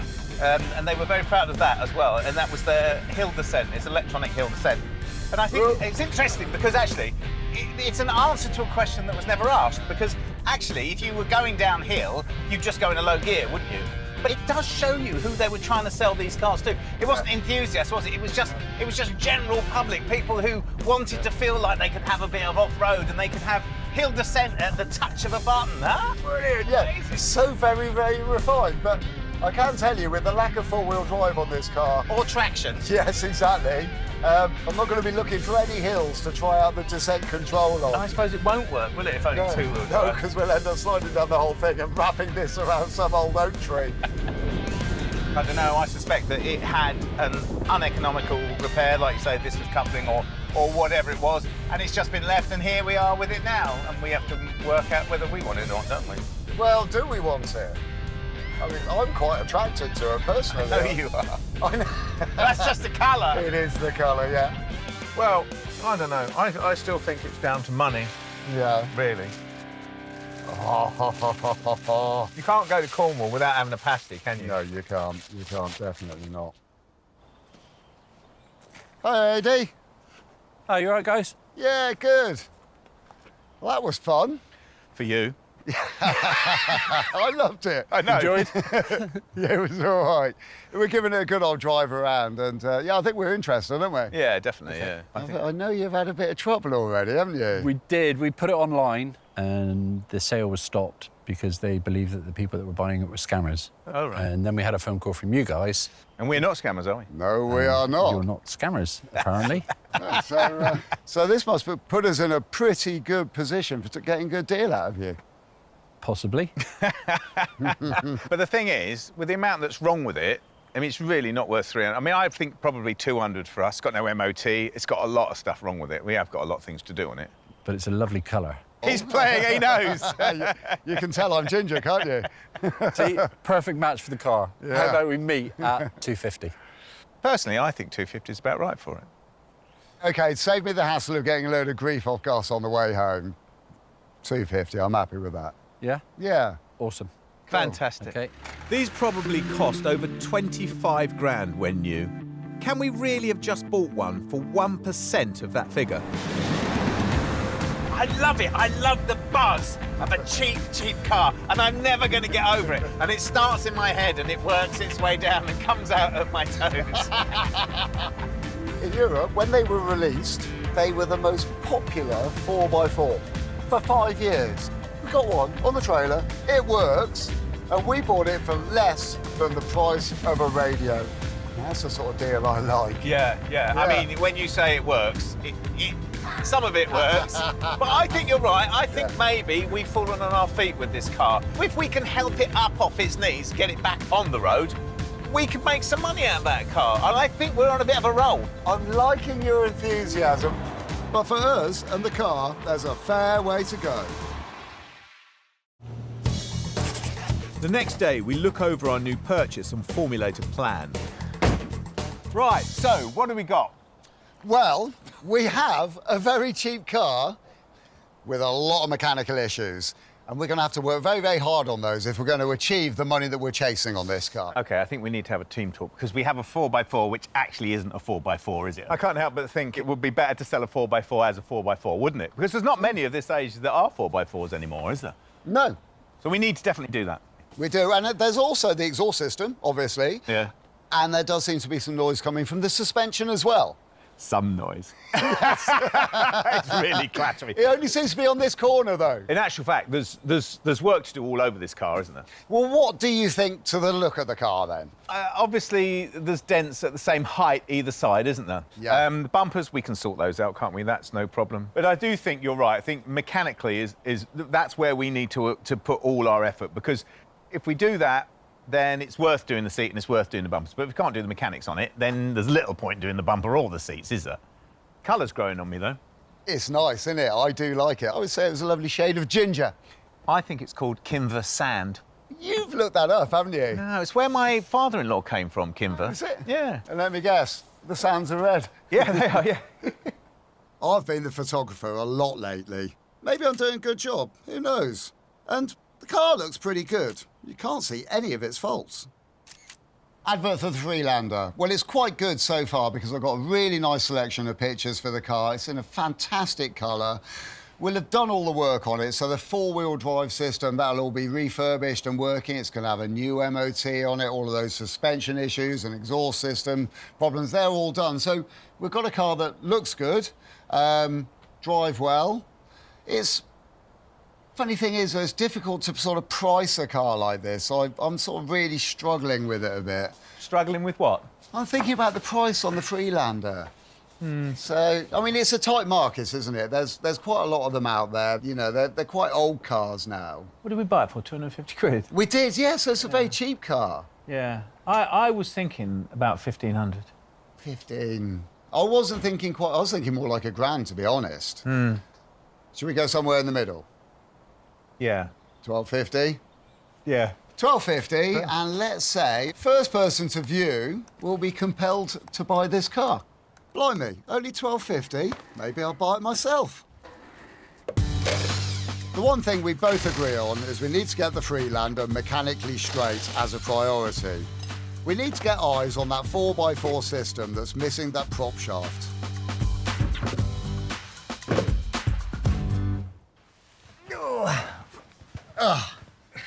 Right, let's have a look then. I know, you know what? It's much better down here than I know it's covered in cow muck, but it's actually that's your fault. But it's better than I thought it was. It's not rusty. No. I mean, there's a very large piece that should be here that's missing, which is a bit sad. I guess it goes to a garage, they take it off, they chuck it away. It's the way it is. I mean, luckily, we will be plundering the wealth of Freelanders that there are in scrapyards, won't we? Well, yeah, they do all suffer with a similar problem, though, so there might be a lot with that bit missing already. Actually, that's a really good point. Yeah. Well, OK, well, that could be a problem. Yeah. We know about this, don't we? Well, we do, and we found out exactly where it's actually been completely detached. Right, OK, well, we know how to fix that then. We need a new piece of exhaust system from here to far over there. That's one piece all the way down. Yeah, it's a mega exhaust, isn't it? Yeah. Well, let's see if we can find it, shall we? That's the thing. That's the thing to do. Yep, defo. So we need to find a used prop shaft, find an exhaust, take off the old one. Remarkably, this exhaust pipe has 2 bolts here, and the rest of it is only held on by rubbers, so it's actually quite wobbly. It's not supposed to be quite that wobbly because actually this bit moves independently of this bit where it's broken here, which is why it was making so much noise. So I'm going to take this off and find another exhaust pipe. But I have learnt from taking off lots of very, very rusty nuts that when you just undo them, they tend to break. But if you clean the threads up, then you can get past the really rusty bit here, and you've got a chance of not breaking them.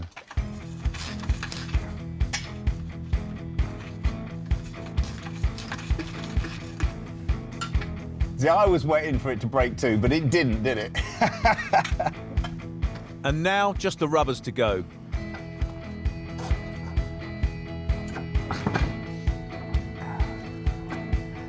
Ah, there's another problem with the exhaust pipe, just there.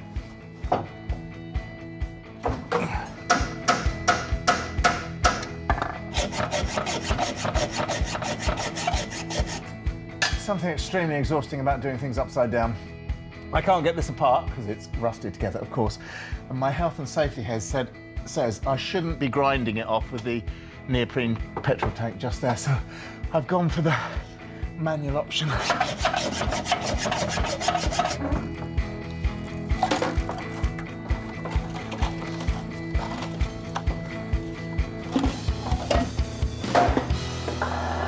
So, after a slightly inelegant removal of the exhaust, we have to wait for some new parts. So I may as well look at these seats. This port seat here is showing signs of extreme wear and tear. Seam has split here, the seam has also split here, and this cheek is quite worn as well. I'm going to give it the TLC that it needs. In order to do that, it has got to come out first. It may seem a bit pointless fixing the seats now, but it's all about improving what we call buyer's expectations. So, I take everything out that needs a bit of TLC. Oh, are you going to clean that? I was hoping to put it on my tomorrow's to-do list. Oh, no, let's go on. Yeah, good plan. So that's an okay day. We've seen the worst of the Freelander, and it's not half bad.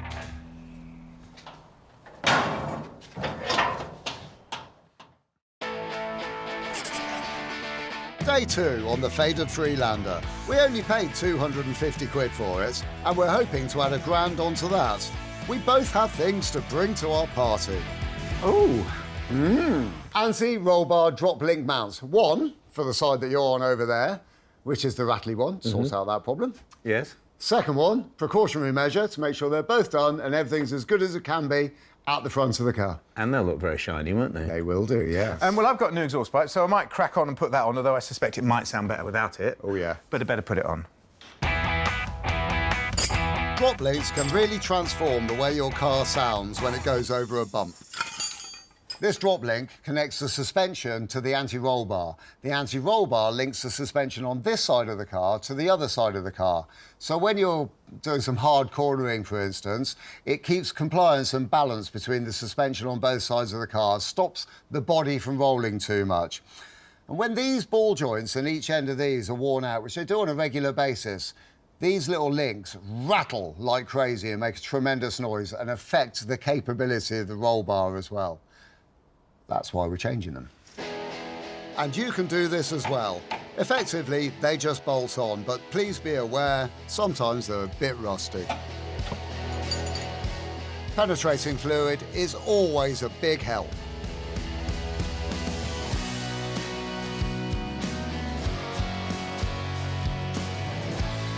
I always find it very, very pleasant when I take something off like this to find that the previous fitter of said components has put a little bit of copper slip on all the threads. It makes it so much easier when you come back to change it in the future. And for an amazingly cheap car, an incredibly cheap job at 25 quid the pair.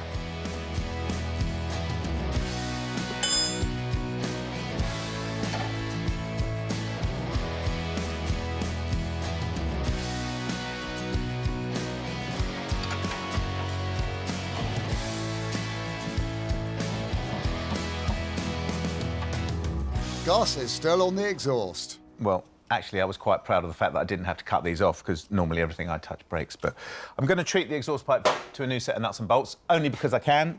I've got a set in here, which will do the job.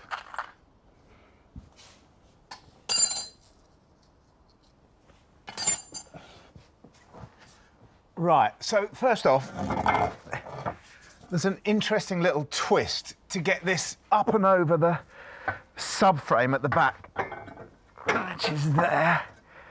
It's quite tight, actually.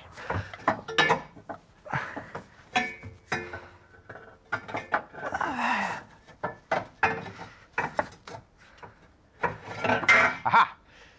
It's in. Then that joins up on there with that gasket.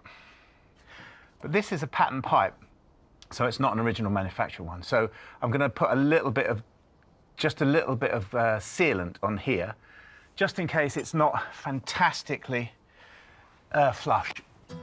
Again, we're counting the pennies. The exhaust was only £78. A Land Rover part might be higher quality, but we can't justify the higher cost.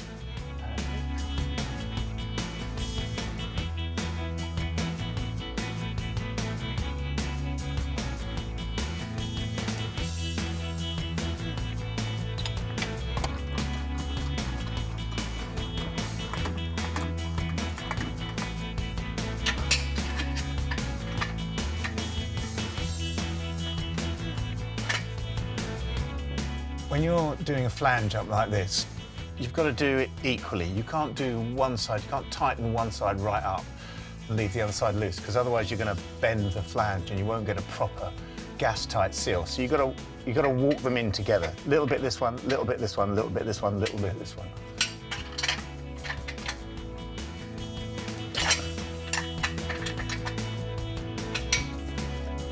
And the back box comes with a kit as well.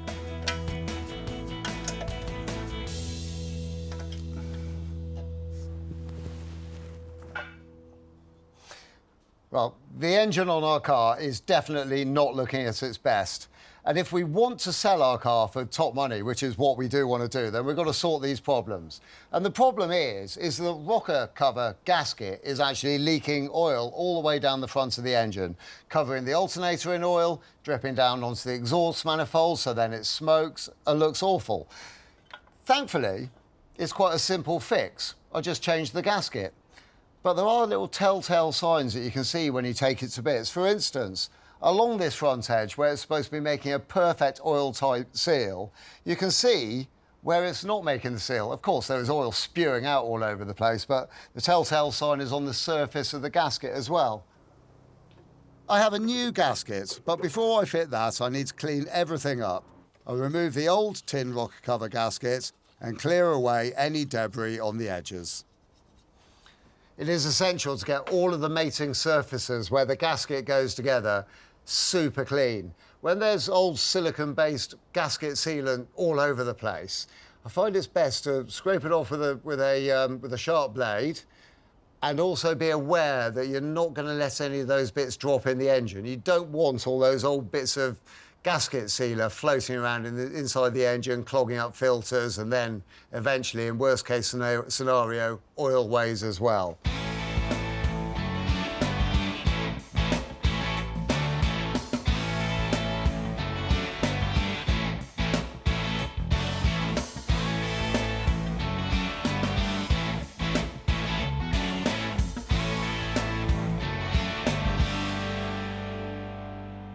These K-series engines use what I call a crush gasket. So it's a tin plate which has been shaped.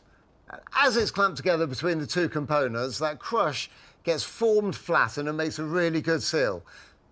Personally, I don't always trust them that much, and I know these K-series engines have got a habit of leaking quite a bit as well. So I've used some nice high-quality sealer, got it on both sides of the components that are going to bolt together either side of this gasket to give it the best chance that we can.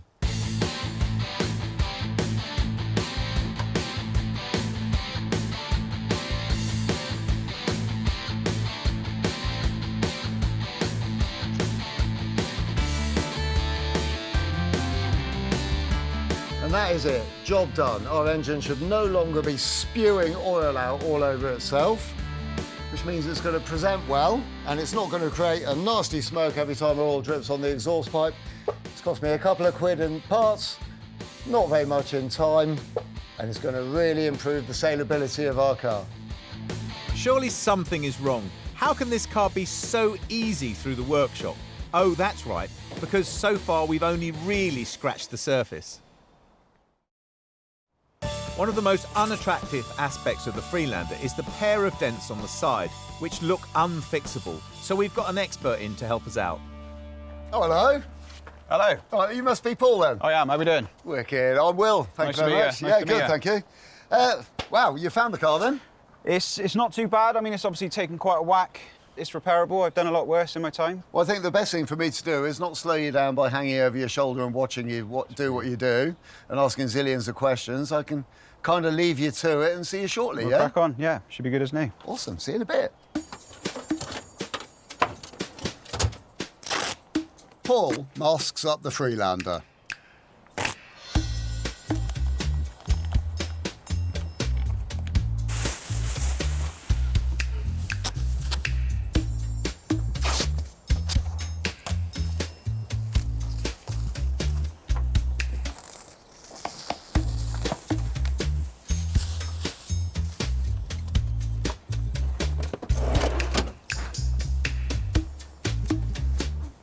Grinds down the dent to bare metal.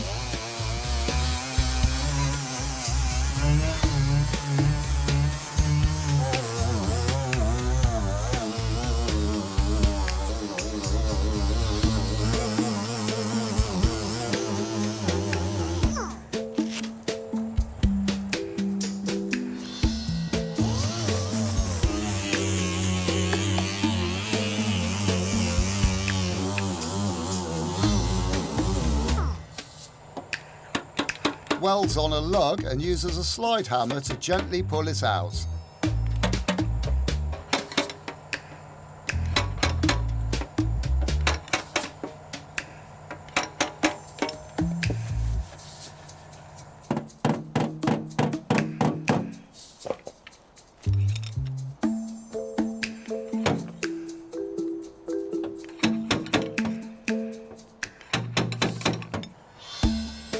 Needs filler to bring it back to a decent surface. That's where the art is.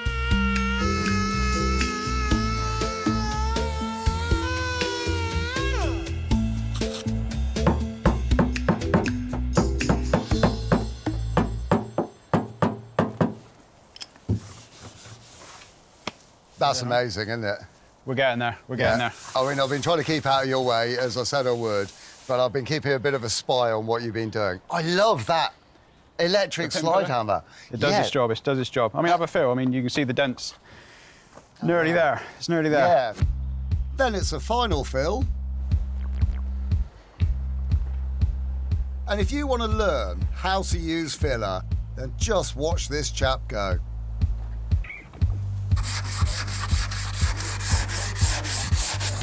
Paul flats it all down perfectly. A good layer of decent primer.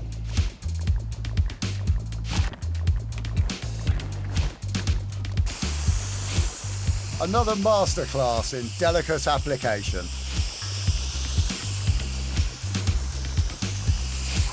A bit of accelerator drying.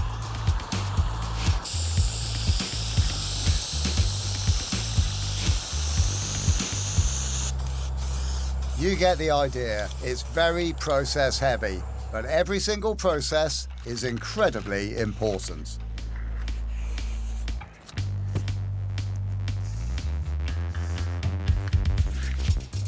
We're getting close now. Final round of masking.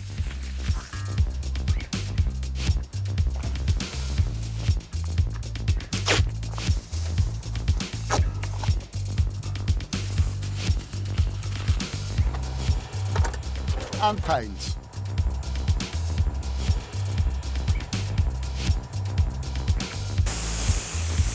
Blended as far as the door. This is amazing for a mobile service, and it's only cost us 300 quid.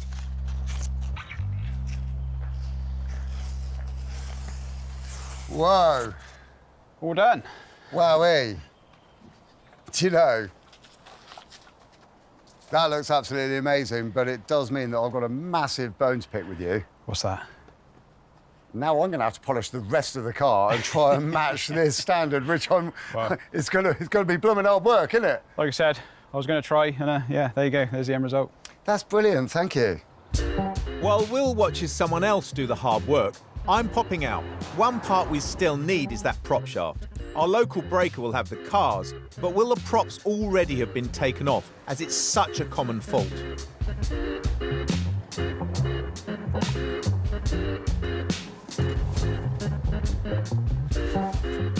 Freelander number 1, no prop shaft. There's 2 more this way.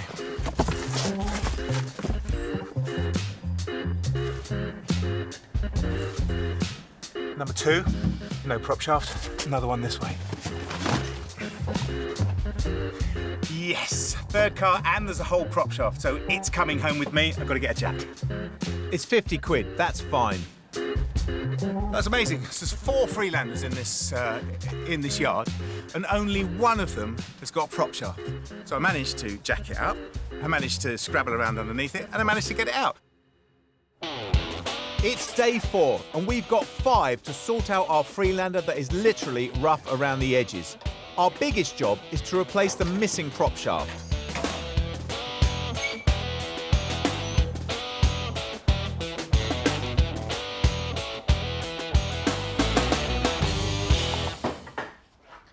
So most Freelanders of this age are 2-wheel drive, not 4-wheel drive, because the 4-wheel drive system has a tendency to break. The viscous coupler here seizes up, they stop working, and instead of replacing them, which is expensive, people just take them off, throw them away, and just run it as a 2-wheel drive car. But there's plenty of these cars in scrapyards at the moment, so if you can find one that's had some other sort of damage done to it and it's still got its prop shaft intact, then you can take them off. So I'm going to change the bearings on here and put it back in the car.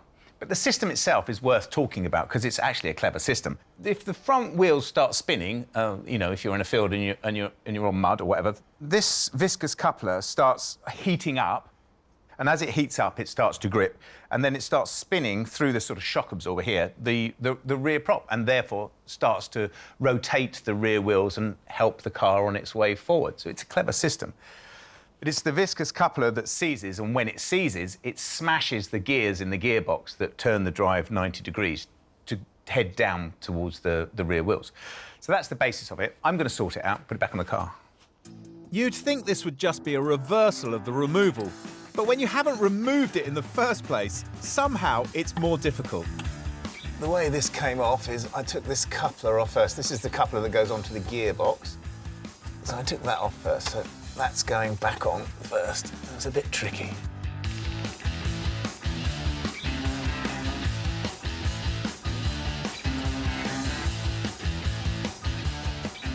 the wheels are off the ground, I'm actually able to turn it round and get to the other side, which is great.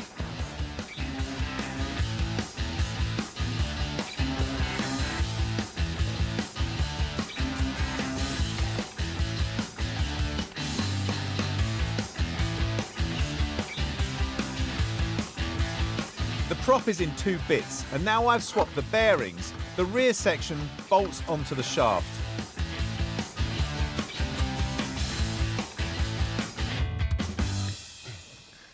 So, to the cosmetics. This poor seat really has seen some hard times. I mean, just look at these splits here and here. But it's not the end of the line for this seat. I could probably fix that. I'm going to give it a go, see how we get on. But it's not that good for the back of the seat, is it? Because the actual leather has worn away on this corner here, and no amount of trying to stitch that back together will really work. So that is in a very, very poor shape. However, I have been a clever chap, and I have been internet shopping, look. It doesn't have the hole for the widget that makes the seat go backwards and forwards, nor does it have the hole for the lumbar adjusting thing either. Now, from what I can make out with these seats, they come apart quite easily. As you can see, this one's coming apart already on its own. This is all bust, so I might have to fix that in some sort of way. They've just got really natty little plastic edges that just hook over the edge. Here we are, so just got to peel one edge away, get it going. There was me thinking it was going to be a piece of cake. And it's totally not. It's quite tricky.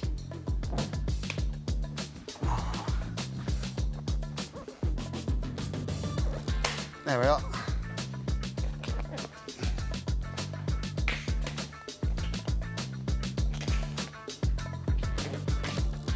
These ones got little pegs that pass through an expanding end on the other side, so you've got to push them through.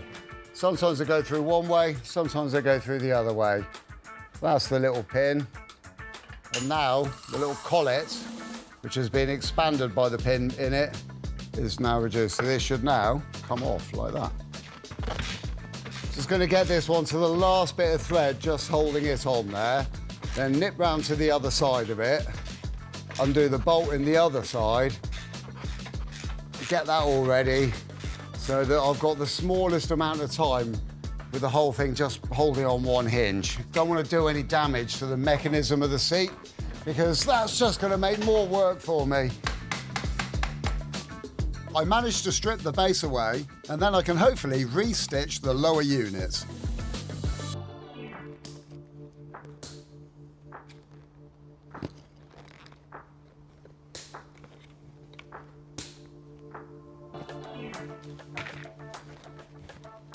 Finally free, I think. Now at the bit we can start looking at the seam and seeing how stitchable that is going to be. I could run the seam through the sewing machine, but if I miss the old holes, it's not a good job. So this is a hand stitch. There we go. Centre seam is done. On to the next one on the side. And on this seam, I can use the machine. Makes my job a bit quicker.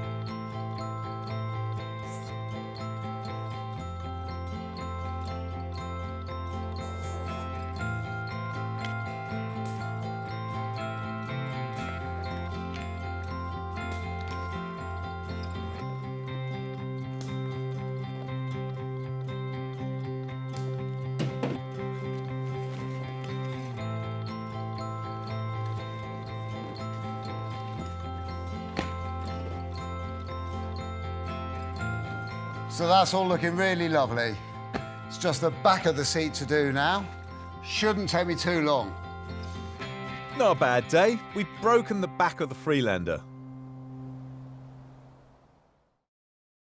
Day 5. The Freelander project, unusually for us, has gone pretty well. We've done the mechanicals and some of the cosmetics. Early bath? No. The job list is still long. Do you know what day it is today? Yeah, I know. It's the last day on this car, and there is an awful lot to do. Big day for the Freelander. It is. A clean is on the list, and I volunteer for it. There's a first time for everything, you know.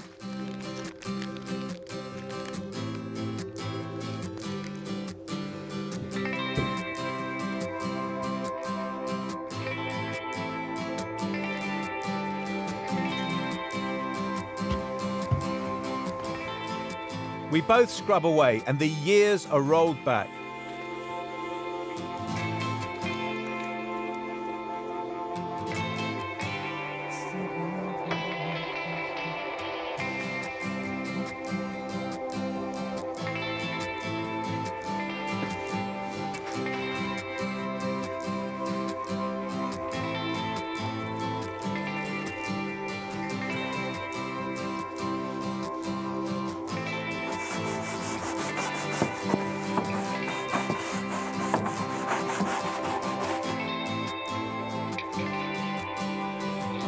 So I have had a bit of a thought for our planning, Gus. What's that? Well, maybe we should clean it before we put it in the workshop and take the wheels off. It might help. Yeah.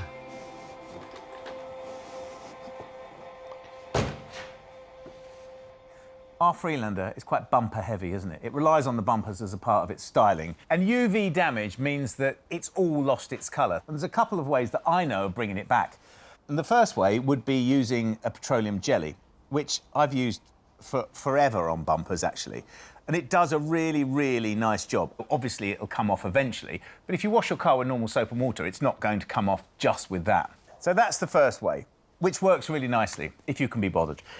The second way is with a heat gun. So the Vaseline is replacing an oil onto the top to take it back to the true colour. But with a heat gun, you're drawing the oils out, so it's more permanent. But you've got to be careful because the wings on this car are plastic, and I suspect that plastic is thinner than that plastic. So you see what I'm saying? You could go through that. You can damage the lights. You have to be careful. You can even burn the plastic if you're not careful. But we are careful.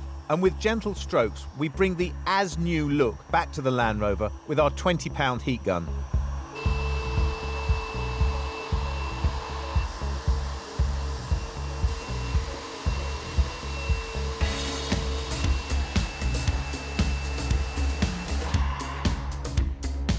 Like I said, it's a lot of bumper, isn't it?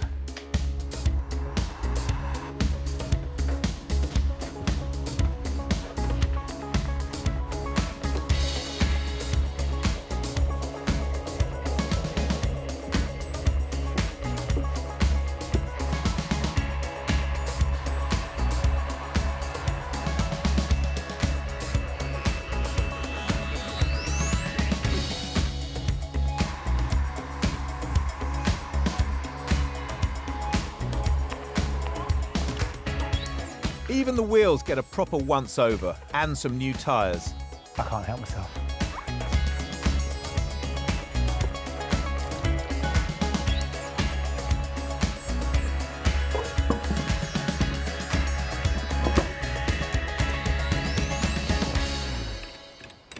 And that, my friends, is a £250 Land Rover.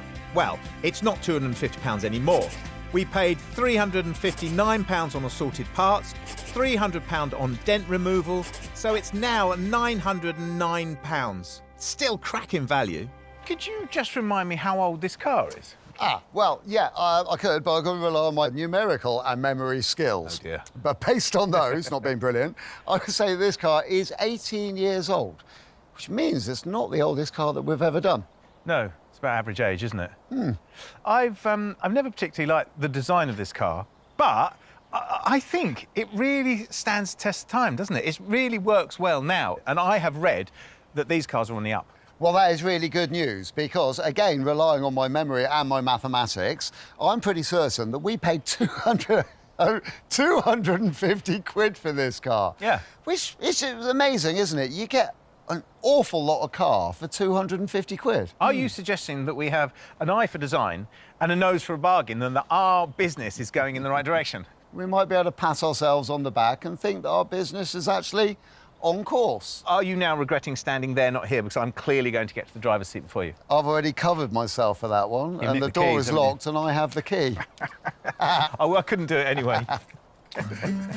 We head for a track not far from the workshop to see if the Freelander can still cut it. When Land Rover developed this, they weren't thinking of a replacement for the Defender, were they? At all, in any shape or form. But it's still got that Land Rover-y thing going on, hasn't it? Yeah, it's pretty good, actually. I mean, it's fair to say this is more of a soft roader than a proper off-roader.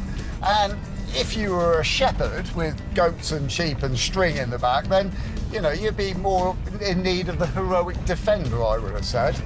I think we should make up a little scenario, right? So we're going to the supermarket and we're going to buy some biscuits. Yeah. And the road's blocked on the way home, so we've had to go off-road. And here we are.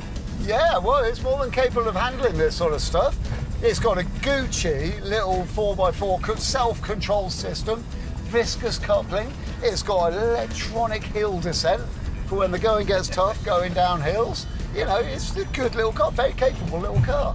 I think, as a word of warning, if we hear any nasty, graunchy noises, we should definitely stop, because we're only really here to make sure it all works, aren't we? We are, yeah. I don't want this to be a very expensive day out, but it is kind of nice to know that our whizzy little 1800 engine that's sitting in front of us at the moment is very capable of pulling along this very lightweight, nimble 4x4. I think we should try and enjoy ourselves, and we should definitely try and get it dusty. Oh, I think we're going to be able to work very well at that. It's going to be dust-tastic the whole way. The Freelander performs so well and looks so good, we up the price to £2,000. But the calls don't exactly tumble in. So have you had any meaningful contact about this car?